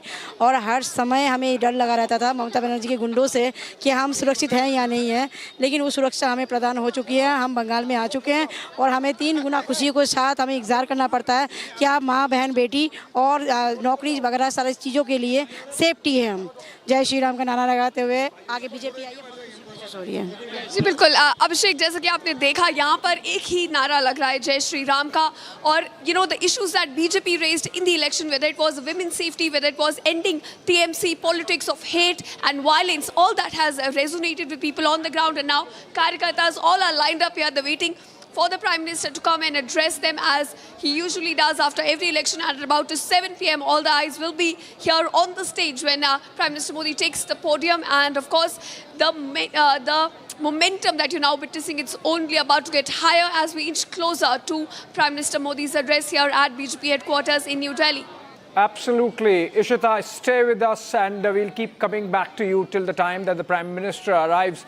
In fact, as the momentum builds up, more people would be coming in, leaders, cadres, and more color for the viewers from the BJP headquarters in a bit. But before that, let's go to Assam, another state where the party has retained power. In fact, with thumping majority, the BJP has 122 seats, leading in 60, 82 in an assembly of 126. It also has alliance with the AGP, which is leading or one in 8 seats. That makes the alliance cross 90. Anirudh joins us live from Guwahati in BJP headquarters. Anirudh, have we heard yet from Chief Minister Himanta Biswa Sarma? When is he likely to come to the BJP headquarters, and when can the viewers get to hear from him first?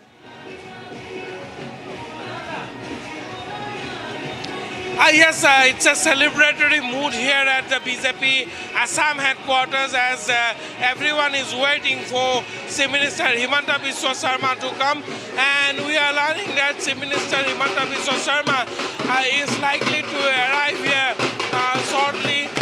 He has not yet left from his residence, and he is still in his residence, but yes, very soon he will be coming here. Meanwhile, Protut Bordoloi, who had defected from the Congress party and joined the Bharatiya Janata Party, has won with over 30,000 margin, and now he has arrived at the BJP state headquarters in Assam. This time there has been some major setbacks. If we talk about the Congress party also, the Congress party has seen a massive setback this time, particularly Gaurav Gogoi, Congress president of Assam. Gaurav Gogoi has lost the elections, and he has lost it to Bharatiya Janata Party's Hitendranath Goswami, who was contesting against Gaurav in Jorhat. The Congress has done a very dismal performance this time in Assam. They had not been able to, even retain the minimum number that is required in Assam to get the position of the leader of opposition. Right. So yes, the opposition has failed to retain the number that is required to get the leader of the opposition in the House, and this shows how there has been a complete shift of pro-incumbency wave in the state of Assam these elections, and the Bharatiya Janata Party led NDA is all set to secure the century. That's right. So Anirudh, for just a moment, from those happy, ecstatic scenes at the BJP headquarters that Abhishek and I are watching in Guwahati, we're going to go across to more ecstatic scenes coming in from Vijay, TVK, politician, actors home. Aishwarya is joining us from there. Aishwarya, I want to ask you what is, of course, the ground mood, but also he's done the unthinkable. There's a political earthquake that's being seen in Tamil Nadu. This is not only a victory, but a disruption at a historic scale. What are the people attributing this to? Vijay, the politician, or Vijay, the actor?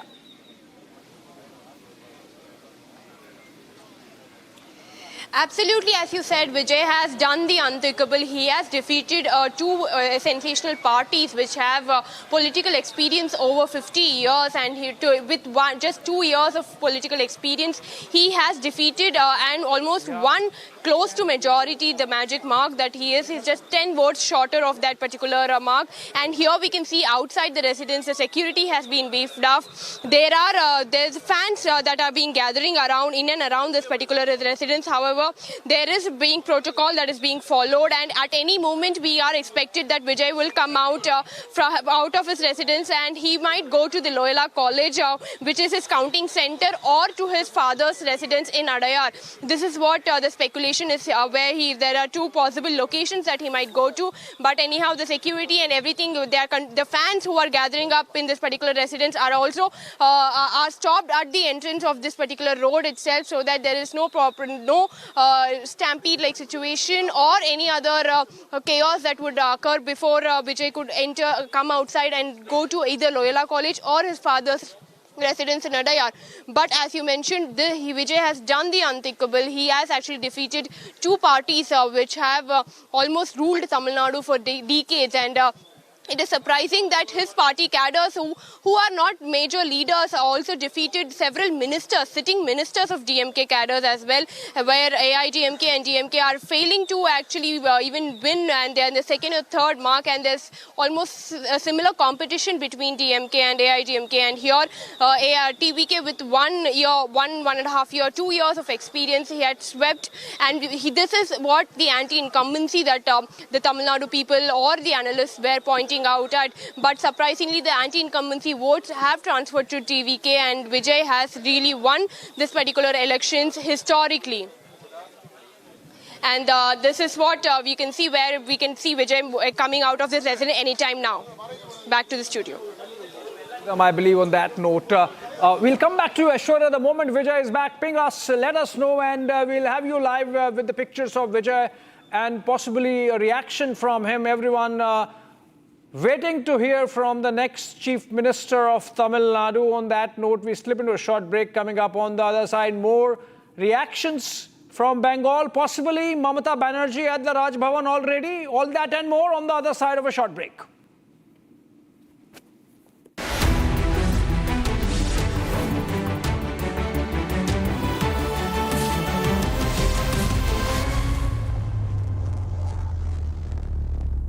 Introducing the Hitachi Sumo Heavy Duty Air Conditioner. Backed by Japanese innovation, Hitachi Sumo Heavy Duty AC is built to deliver a maximum cooling capacity of up to 7400 watts. Hitachi Sumo Heavy Duty ACs come with a long air throw of up to 24 meters. The Octa sensor technology of Hitachi ACs uses 8 intelligent sensors across indoor and outdoor units. An elegant machine that's bigger, bolder and better. Isn't just an AC. It's a powerhouse built for Indian summer.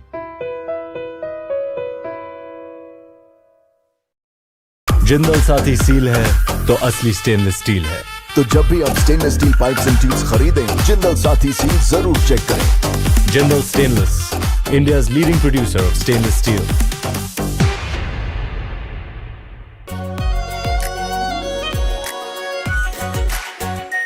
Are pure shahi paneer masala, delicious, healthy everyday. केसरिया से मन जोगी हुआ रे, दिल झूमे देखो मतवारा हुआ रे। केसरिया से मन जोगी हुआ। हर पल मनाओ केसरी त्योहार। विमल, बोलो जुबान केसरी।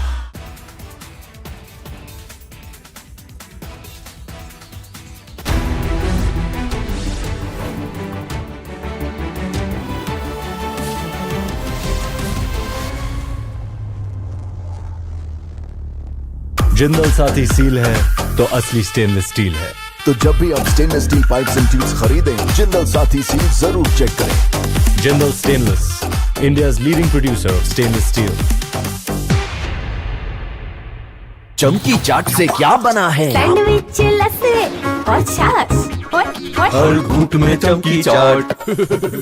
अब बताओ, स्वाद आया? आया। असली स्वाद सिर्फ चमकी चाट। केसरिया से मन जोगी हुआ रे, दिल झूमे देखो मतवारा हुआ रे। केसरिया से मन जोगी हुआ। हर पल मनाओ केसरी त्योहार। विमल, बोलो जुबान केसरी। आर प्योर सूजी पास्ता, उबालो, मिलाओ और खाओ। 8 मिनट में तैयार। क्या टेस्ट है सबका राजा, आर प्योर मसाला।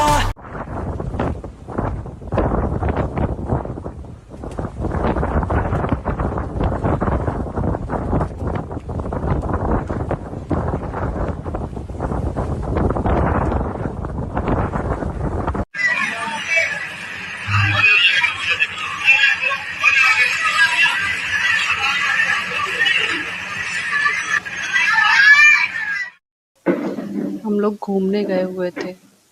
सिस्टर का थोड़ा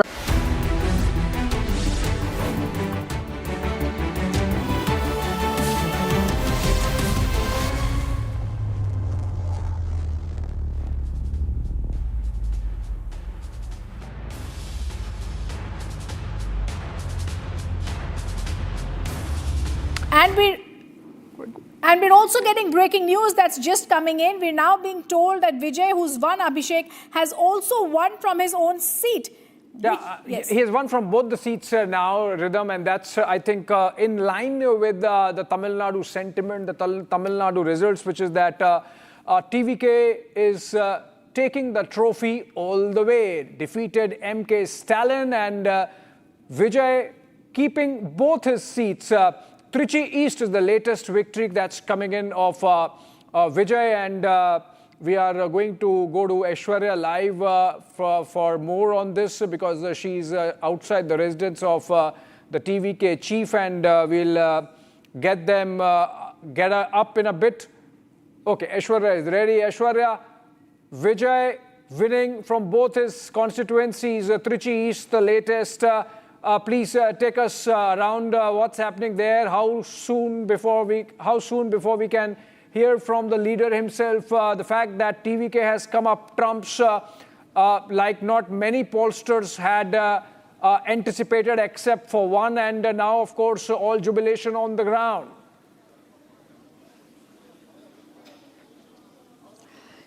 This is an interesting factor because everybody predicted that Vijay might win from Perambur, but then he won from both the constituencies where he was standing, be it Tirchi East and Perambur as well. In Perambur he's leading, and Tirchi East he's been declared the winner, where he has defeated the DMK team leader who had actually won that particular constituency in 2021, and he's been a very strong DMK leader as well for a very long time, and Vijay beating him up front in the particular Tirchi East constituency is a big victory for TVK, and this particular election itself is a big milestone for him because it was very unexpected and unprecedented. Even one, as you mentioned, only one exit poll could predict that this particular victory, as all others thought that DMK would sweep this particular elections as well, because they were also pretty confident. They said that TVK was a new party which had no ideology, which had no manifesto as well. But then AIDMK does not have a face where who can be trusted or who can be a very strong opposition for the TMK. But however, TVK here emerged very rightfully and very fruitfully here. And any moment now, Vijay can give his first reaction. His first reaction might come. What we are learning is that at any moment from now, he will reach his father's residence in Chennai or a Loyola Academy to collect his certificate, where the counting of his Perambur constituency is underway, where he's leading as well. But these are the news two that we're just giving speculations Aishwarya to our viewers. now, but Vijay has also won in Perambur. So this is the big victory that we've been talking about. This is where we're actually seeing Abhishek. This is finally the citadel of Dravidian politics for over 50 years is now over. Vijay is coming out. Binary politics has also been decimated, Abhishek, by AIM, and this is clear winds of change that we're all seeing in Tamil Nadu. Well, absolutely, and that's what Aishwarya was saying, that Vijay will leave his residence just in a bit and would travel to Chennai to collect Chennai North to collect his certificate of victory for the Perambur seat, as also, of course, Trichy East. Is he going to do that today itself, Aishwarya? And why has he not spoken, like not even a post, not even acknowledging the victory? Is something happening inside? Are there some talks going on? Is the TVK contemplating whether to connect with the AIA-DMK, for example, or other smaller parties from the DMK alliance so that they can form the government? Because as of now, while they come out as the biggest political grouping or the biggest winning party, they are still about 20 short of majority, so in which case they will need alliance partners. What are you hearing from the ground there outside outside Vijay's residence? This is also an absolutely right point that you pointed out, but there's largely a very silent kind of a strategy that Vijay is employing here, because even before campaigning, if you see, he was only addressing the public rallies. He was never interactive with the media or through, he was only active via his social media, and interestingly, after he has kind of won the majority of these seats here, he's still choosing silence, and he's still waiting patiently, and that is what every person in Tamil Nadu, even his fans and even the other party leaders are waiting for his reaction. But what we are learning is that Congress is trying to, are speculating that Congress are in talks with the TVK and as well as the other minority parties, be it the VCK, PMK or CPI, which have won relatively 2 or 3 seats in their particular constituencies, might form a government with Vijay. But however, these alliance talks are still speculations. Nothing officially have come, or nothing has even reached the Vijay's residence.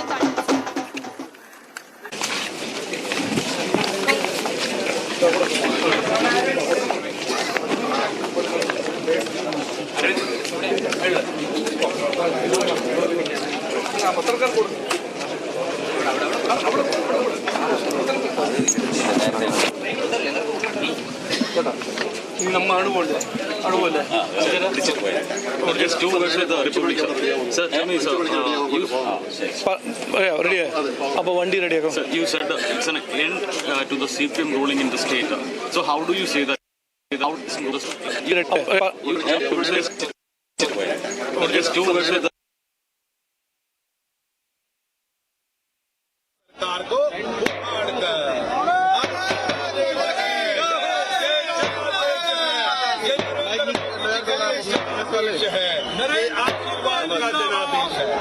ये जनादेश है नरेंद्र मोदी जी, आगे बढ़ते रहो, इसी तरह काम करते रहो, देश का नाम रोशन करते रहो। ये जनादेश है कि पूरे विश्व में मोदी जी भारत की चमक व दमक बढ़ाते रहो। You said it's an end to the CPM ruling in the state. So how do you say that? Could you please explain? No, it is a cycle that has come to its natural end. As you saw in Tripura, you saw it in West Bengal, and you're now seeing again in West Bengal. The CPM is today non-existent in every state except in Kerala. And now for the first time, there will be no CPM government in India. And not only that, this is a mandate that is so decisively against CPM. It is a rejection of CPM's economic policies, their governance policies, their ideology. It is a complete rejection of that. And that is why you today see that in many seats, CPM voters are voting for the BJP, NDA and the Congress party. So it is the beginning of the end of the CPM. Of that there is no doubt, because it is a prehistoric, dated, out of touch ideology that cannot do anything for the future of our state or the future of our country. And one more thing, sir. Was there any kind of Muslim vote consolidation in this election, and did UDF benefited from it? Look, I don't want to comment on that till I see the numbers, but certainly I don't think we got any Muslim vote, and I don't think the Muslims of Kerala were ready to vote for us in any large numbers. But it is something that we'll have to analyze. But we don't see any great consolidation for the UDF. What we are seeing is today a very significant anti-CPM wave. When you see the Congress winning seats like this, and when you see us winning seats, it is clear that people don't want the CPM anymore. And this is something we had predicted way back in 2025, when there were some journalists here saying that the CPM will get a third term. Is 3 a less number? Is 3? No, look, we were 0 and we are now 3, and we believe that being in the assembly allows us to fight more for the people of Kerala and for their rights than being outside the assembly. And we believe this is a very important start. Look, if you look at West Bengal, 2 election cycles ago, there were 5 MLAs of the BJP. And today they're at 195. Yes, sir. So every good thing starts in small steps. When the people get more and more confident about our politics and our governance, they will give us a larger mandate, and of that I'm very confident. What about 2020? They have got many places where they contested. They have got lots of votes. Tripunitara, they've got over 35,000 votes. In Kunnatinada, they've got about 43,000 votes. They've done a very good job in many places. Look, the numbers have not come out. When we do an analysis of the elections, when the numbers come out, I am very confident that the BJP vote share would have grown significantly over 2021. Thank you. BJP State President Rajiv Chandrasekhar. All right, thank you. Let me also go across to my colleagues who are joining us from the BJP headquarters, and this is clearly a victory that we're going to look at. Ishita, very clearly, Mamata Banerjee's Trinamul Congress has had a direct showdown. Whether it was corruption, whether it was an evil empire she was running, or whether it was just the Muslim appeasement that was happening, everything has come out like a brick against her. What are you picking up? The celebration at the BJP headquarters. This is the first time we are seeing such a resounding victory in Bengal, and the BJP also triumphant in Assam. Right, of course, Rhythm, as you can see, I'll ask my camera person to show you around how hundreds of Karyakartas are present here. The headquarters is completely packed with all the BJP Karyakartas who are come here to attend the victory speech that Prime Minister Modi is going to deliver at about 7 p.m. And the mood here is of a celebration. The energy, in fact, is palpable. I'll talk to some of the supporters who are also here. In fact, ma'am, if you could tell us, you're here for the celebration, and how do you look at this victory in Bengal and Assam? मैं हिंदी में बोलूं पहले तो सभी को बहुत बहुत बधाई हो बंगाल की बहुमत इतना किसी ने भी नहीं सोचा था कि इतना बहुमत आया है लेकिन बहुत खुशी का माहौल हो रहा है और इस बार बीजेपी का आना बहुत जरूरी था जिस तरह से ममता जी ने 15 साल से एक राज्य में गुंडागर्दी का शासन चलाया हुआ था महिला सुरक्षित नहीं थी गुंडागर्दी दिन दहाड़े हिंदुओं का बलात्कार महिलाओं का उनके जमीनों पे कब्जे हिंदू कोई भी अपना प्रोग्राम नहीं बना सकते थे As you were talking about the issues, the kind of issues that BJP raised, all of those issues had resonated with people on the ground, which is why we saw such a historic turnout and now a resounding victory. Even the supporters saying that they did not expect these numbers to come up. And as you can see, the slogans are being raised that Bengal is done and the next mission is to go for Punjab. They're already on the mission to also secure Punjab. So all around, celebratory mood among the BJP Karyakartas who are raising slogans, they're calling for Bharat Mata Ki Jai, something that Mamata Banerjee was completely allergic to. And in fact, also to show you that how there is a Chalpuri stall also that's been put up at the headquarters to show it had become a completely flashpoint in the elections, to also show that how the election has gone in the BJP's way. They have set up a Chalpuri stall as you can see, so many colors around celebrating the verdict that is coming from Bengal. Now remember, this also comes on a series of victories that have come BJP's way since the 2024 election. We had seen this happen in Bihar, Maharashtra, Delhi. All these states had gone into BJP right after the setback in 2024 elections. And today also, the same has happened to Bengal. So looking at celebrations here, the energy, in fact, is palpable. Each Karyakarta here to attend the victory speech by Prime Minister. Now, this is a tradition that Prime Minister follows. Every election, whether it's a general election or an assembly election, he comes here to address the Karyakartas. It's a morale boost to break for them. away from And the BJP headquarters very soon. We're not going to be able to hear what you're saying because possibly there are going to be some routine issues where they're at the BJP headquarters, one of the Prime Ministers there. I want to just quickly go across for words to Aishwarya, who's joining us. Aishwarya, we spoke about the Vijay factor. We also spoke about the first-time sweep that has taken place of the TVK leaders. Is anyone there surprised by the scale of this mandate? Remember, the DMK and the AIDMK have very deep-rooted cadre networks. How did the TVK cut across through this decisively?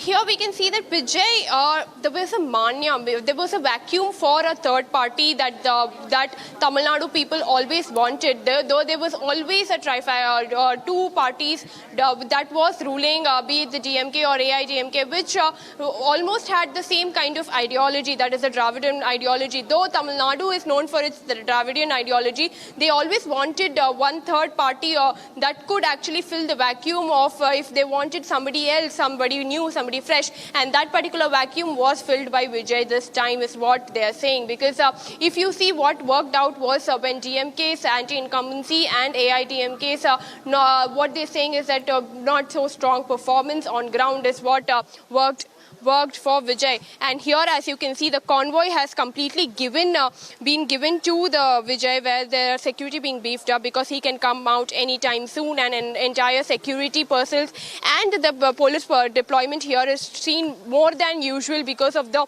fanboyism that is also around him, because there are hundreds of fans that are thronging into this particular part of Chennai, where for one glimpse of him, for one glimpse of their new chief minister, elected chief minister, for this blockbuster climax, kind of a movie like kind of a situation in which he has emerged winner in a very unprecedented view. So we can see there are being security beefed up, unusual deployment of police, where there are police, the entire lane of this particular residence has been blocked so that no chaos or no congestion should happen with this particular Vijay, this particular convoy. Because with Vijay, what is the problem is that apart from the security, the usual security that would be provided for such candidates, there is this mass hero image he carries, where fans are thronging without any limits onto him. So that it is important for police also here to make sure that nothing untoward happens, and that is why we can see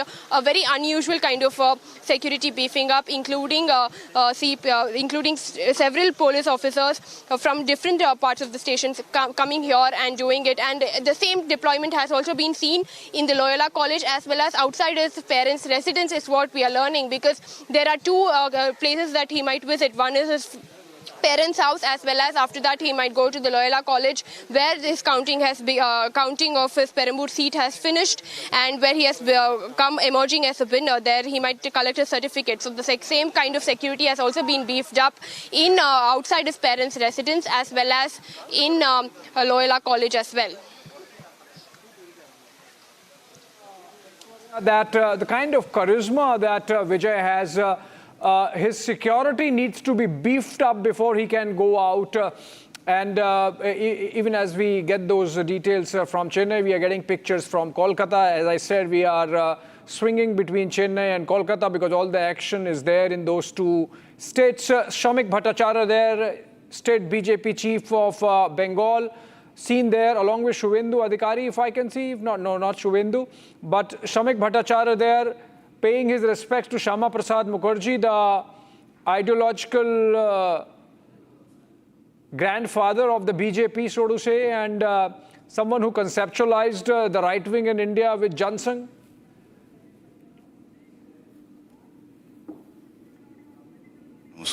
दादा, एक आखिरी जवाब आप बंगाली में बंगाल की जनता के लिए दे दीजिए। ओवरऑल कैसा महसूस कर रहे हैं उस पर बंगाली में दादा?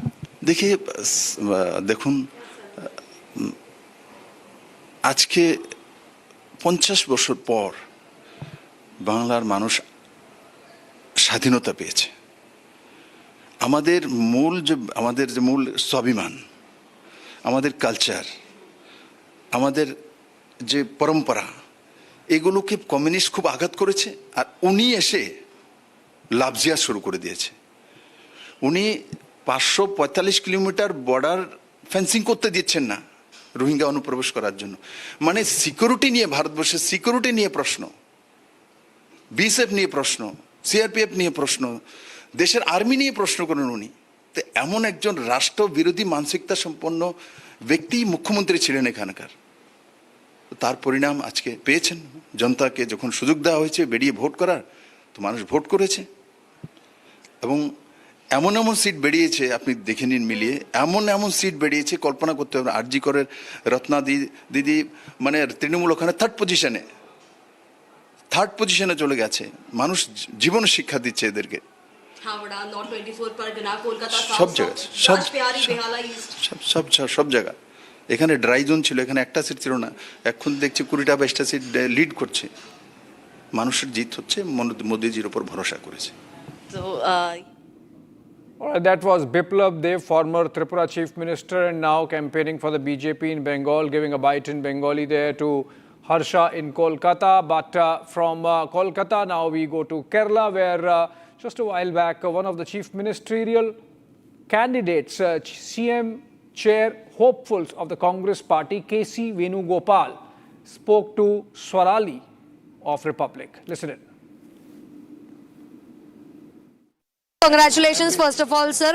Please tell me, UDF is coming back to power in Kerala and it's a big victory after 10 years. On the one hand, it's a major boost to Congress party also nationally, but left has lost its last bastion. How you look at the overall picture? Certainly, this is a clear-cut landslide victory for UDF because I think we are winning. Now the final figure is not come officially, but I think we are winning in a very big way. Basically, 2-3 reasons are there. One is heavy anti-incumbency of government, arrogancy, their corruption, their attitudes towards the public. People are fed up with that. Number 2, our positive campaign with the guarantees. And Rahul Gandhi's influence in the state of Kerala. People of Kerala like him very much, Rahul Gandhi, Priyanka Gandhi, Madam Gandhi. And of course, Congress President's continuous follow-up with the electioneering.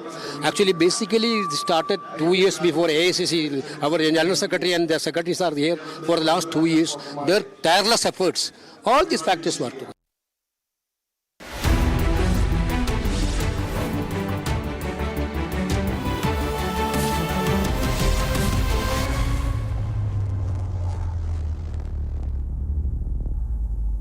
Join International Institute of Hotel Management. Call 983-10-50,000. Introducing the Hitachi Sumo Heavy Duty Air Conditioner. Backed by Japanese innovation, Hitachi Sumo Heavy Duty AC is built to deliver a maximum cooling capacity of up to 7,400 watts. Hitachi Sumo Heavy Duty ACs come with a long air throw of up to 24 meters. The Octa sensor technology of Hitachi ACs uses 8 intelligent sensors across indoor and outdoor units. An elegant machine that's bigger, bolder and better. Isn't just an AC.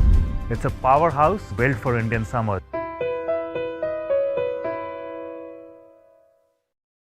Jindal Saathi seal है तो असली stainless steel है। तो जब भी आप stainless steel pipes and tubes खरीदें, Jindal Saathi seal जरूर चेक करें। Jindal stainless, India's leading producer of stainless steel. थोड़े में ज्यादा स्वाद, यही तो है इसकी खास बात। वाओ मामा, क्या स्वाद है। अरे मेरे राजा, सबका राजा pure masala.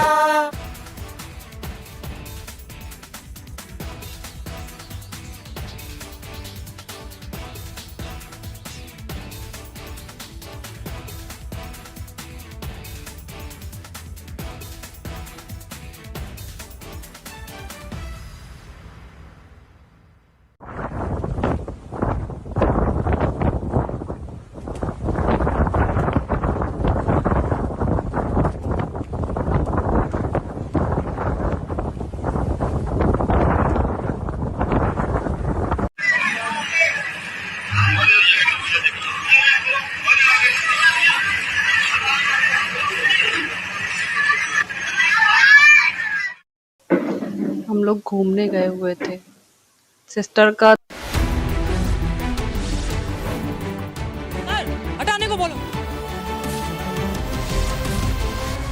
So we are at the BJP headquarters and the countdown to the Prime Minister's address has begun, and we are here and we continuously listen to Vande Mataram. Remember, it's again messaging from the BJP. This is Vande Mataram written by Bankim Chandra Chattopadhyay, and also the message being sent out by the BJP leaders addressing the cadres here is that जो जन्मभूमि है जहाँ जन्मे मुखर्जी वो बंगाल हमारा है. This is the slogan that is being raised here. So this is something that was long awaited by the BJP. In fact, we have many supporters. There was Shendur Khela kind of celebration also, ma'am. Yes, we are from CR Park. We are Bengalis from CR Park. It is mini Bengal. So we have celebrated like anything. You know, we were waiting for this day. And you think that the women voters have this time given an answer? Absolutely. Women have all voted for BJP because, it is a matter of women's rights. Modi ji is the only person who thinks about women's rights. So this is the, answer that we're getting from the women, workers of the BJP as well. The BJP workers who have gathered here, they're all in an elated mood. And top leaders will be, of course, arriving from Amit Shah to, of course, Nitin Naveen, who is the president, national president of the Bharatiya Janata Party. They're all awaited here. You can see the cutouts and the stage is being set. The security checks are still underway. So yes, this is, of course, a big victory which is unprecedented. It's a historic, and we will continue to get more updates from Ground Zero after this very, very short break. चुनाव आयोग की प्रक्रिया इतना अच्छे से कोई लूट नहीं कर पाया, कोई छप्पा नहीं कर पाया। ये इतना दिनों से जो पश्चिम बंगाल का जनता के साथ जो किया है, जनता जनार्दन ने जवाब दे दिया है। और हमारा कार्यकर्ता ने इतना सालों में इतना लड़ाई किया है, उनको आशीर्वाद दिया है जनता ने। মহিলাকর্মীদের চোখে জল ছিল আমরা দেখতে পেয়েছি এবং বিজেপি এখন এসছে পাওয়ারে মহিলাদের জন্য তাদের জন্য কি করা অনেক বিজেপি যা সম্মান মহিলাদেরকে দিয়েছে এর থেকে मैम आज चुनाव जीते हैं बीजेपी पहली बार सरकार में, क्या कहेंगे? मतलब ये हम लोग का श्यामा प्रसाद मुखर्जी का सपना पूरा हुआ है और हम लोग का भी बहुत सपना था। हम लोग कभी सोच नहीं सकते थे कि बार बार ये लोग इतना मारपीट होता था, हमारा कार्यकर्ता को मारना पीटना, इतना शहीद हुआ था। हम लोग 15 साल से मतलब इतना सालों से हम लोग जो जहाँ पे जाते थे, तृणमूल लोगों का मार पीट, मान सम्मान लोग लेके, गाली गलौज को लेके ये करते थे। आज जनता ने उसको जवाब दे दिया है। मैम कई जगहों से हिंसा की खबर आ रही है, उसको लेकर क्या तोड़फोड़? कोई हिंसा नहीं होगा, हम लोग का पूरा एकदम निर्देश है। कोई हम लोग का पार्टी का कार्यकर्ता ये सब करेंगे नहीं, ये सब टीएमसी का लोग ही है। ये लोग तिलक लगा के भी सब करते हैं, लेकिन हमारा पार्टी से कोई की भी कार्यकर्ता है।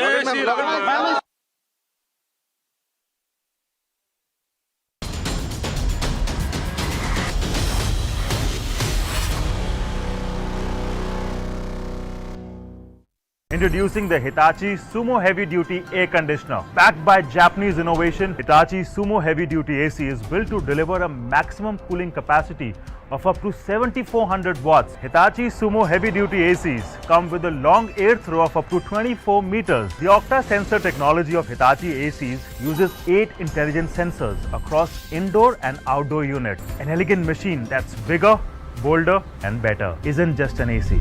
It's a powerhouse built for Indian summer.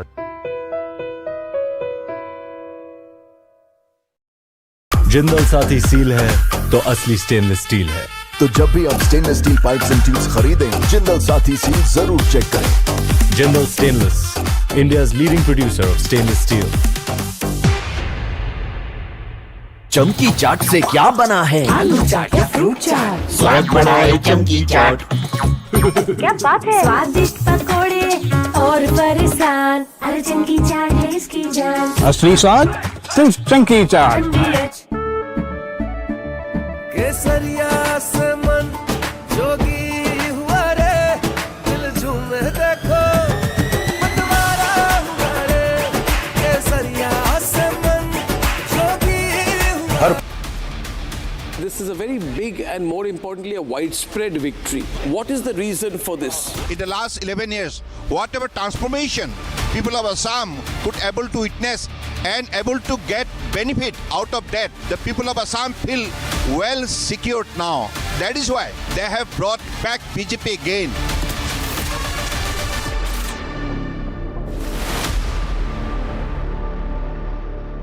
Introducing the Hitachi Sumo Heavy Duty Air Conditioner. Backed by Japanese innovation, Hitachi Sumo Heavy Duty AC is built to deliver a maximum cooling capacity of up to 7400 watts. Hitachi Sumo Heavy Duty ACs come with a long air throw of up to 24 meters. The Octa sensor technology of Hitachi ACs uses 8 intelligent sensors across indoor and outdoor units. An elegant machine that's bigger, bolder and better isn't just an AC.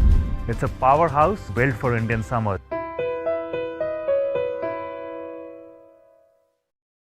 Jindal Saathi seal है तो असली stainless steel है। तो जब भी आप stainless steel pipes and tubes खरीदें, Jindal Saathi seal जरूर चेक करें। Jindal stainless, India's leading producer of stainless steel. Join International Institute of Hotel Management. Call 983-10-50,000. प्यास बुझाए ठंडक लाए सबको भाए जीरा से MTH का जल जीरा जीरा से जीरा से असली रिफ्रेशिंग, असली स्वाद, असली मजा। MTH केसरिया से मन जोगी हुआ रे, दिल झूमे देखो मतवारा हुआ रे। केसरिया से मन जोगी हुआ। हर पल मनाओ केसरी त्योहार। विमल, बोलो जुबान केसरी। आर प्योर सूजी पास्ता उबालो मिलाओ और खाओ 8 मिनट में तैयार। क्या टेस्ट है सबका राजा R pure masala.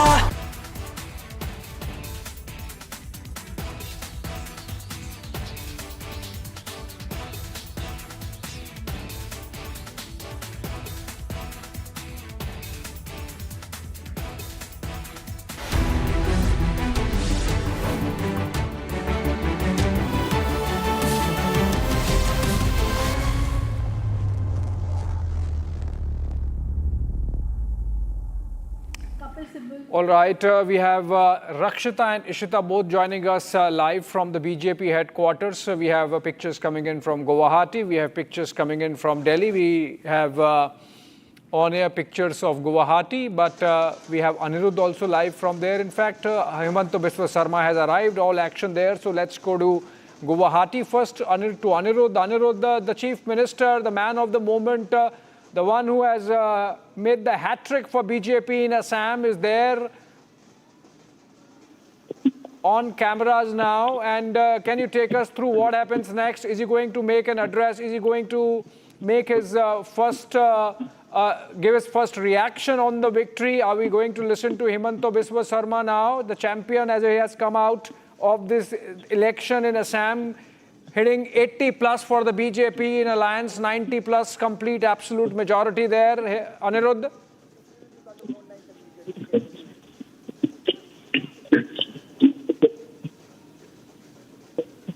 Seems like there is a jammer given the fact that it's a high security situation. Chief Minister Himanta Biswa Sarma showing the victory sign there, along with the state BJP president, and there are other leaders of the party, cadres as well, as they give a picture frame for the cameras.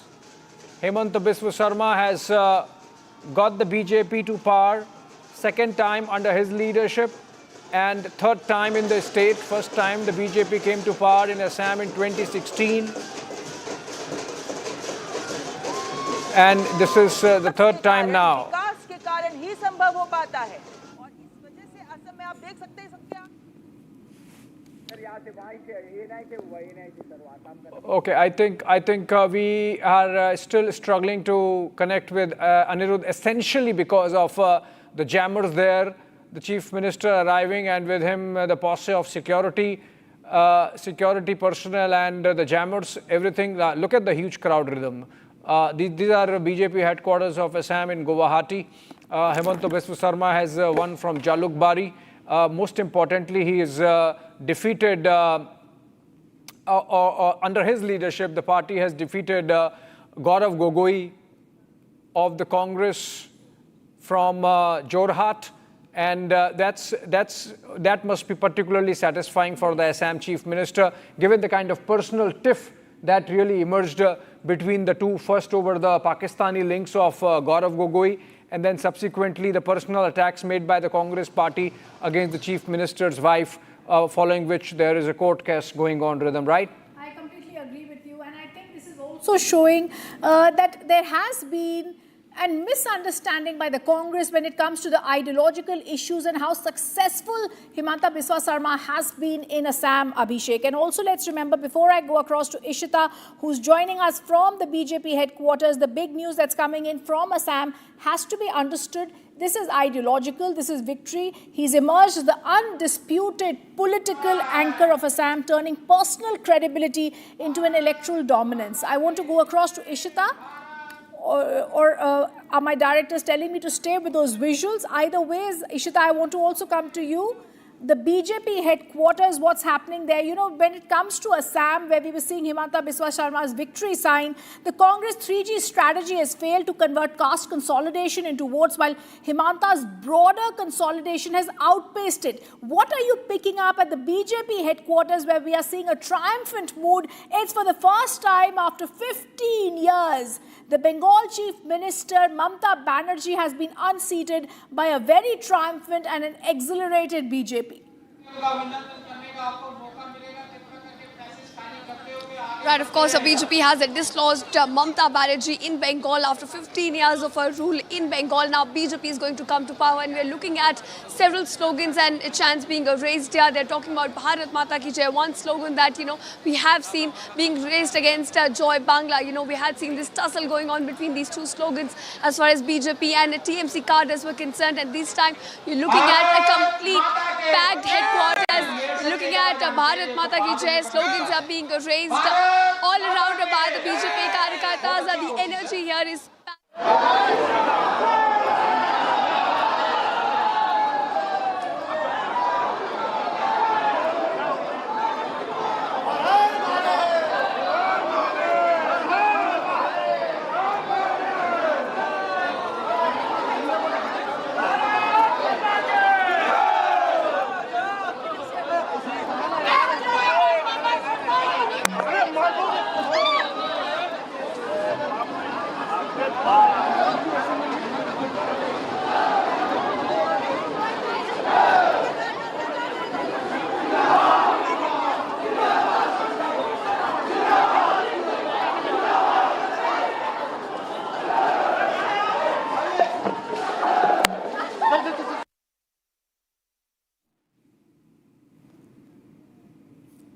okay.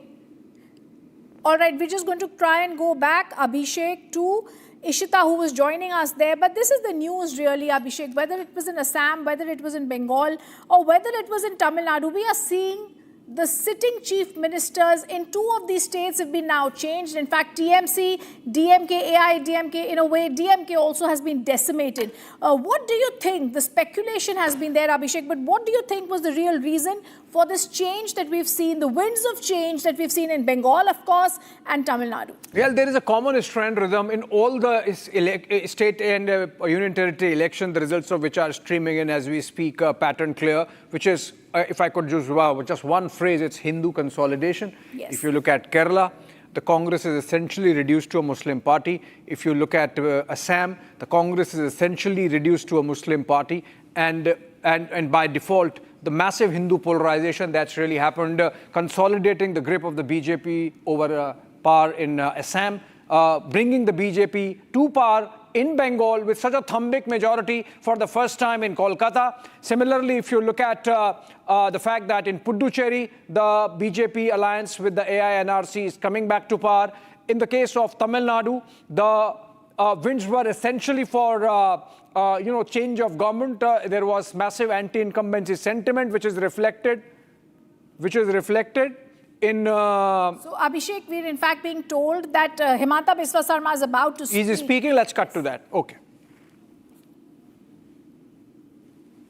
Okay, it's been frozen, Abhishek. So this is Himanta Biswa Sarma delivering a knockout blow to the Congress in Assam, and he's emerged as the undisputed political anchor of Assam, like we were earlier saying. The real story also, Abhishek, when it comes to the Hindu consolidation vote, Upper Assam, in fact, if we were to say, was a traditional Congress belt that has now decisively shifted to the BJP. Well, yes, before we go... Ohomia channel kheniye prothom loi lok tar pisot national channel kheniye hoba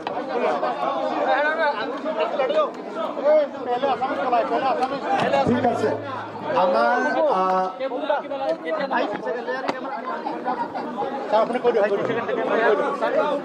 শ্রদ্ধাৰ সাংবাদিকসকল আপোনালোকে ইতিমধ্যে সকলোৱে অৱগত হৈছে যে ভাৰতীয় জনতা party আৰু ইয়াৰ মিত্ৰ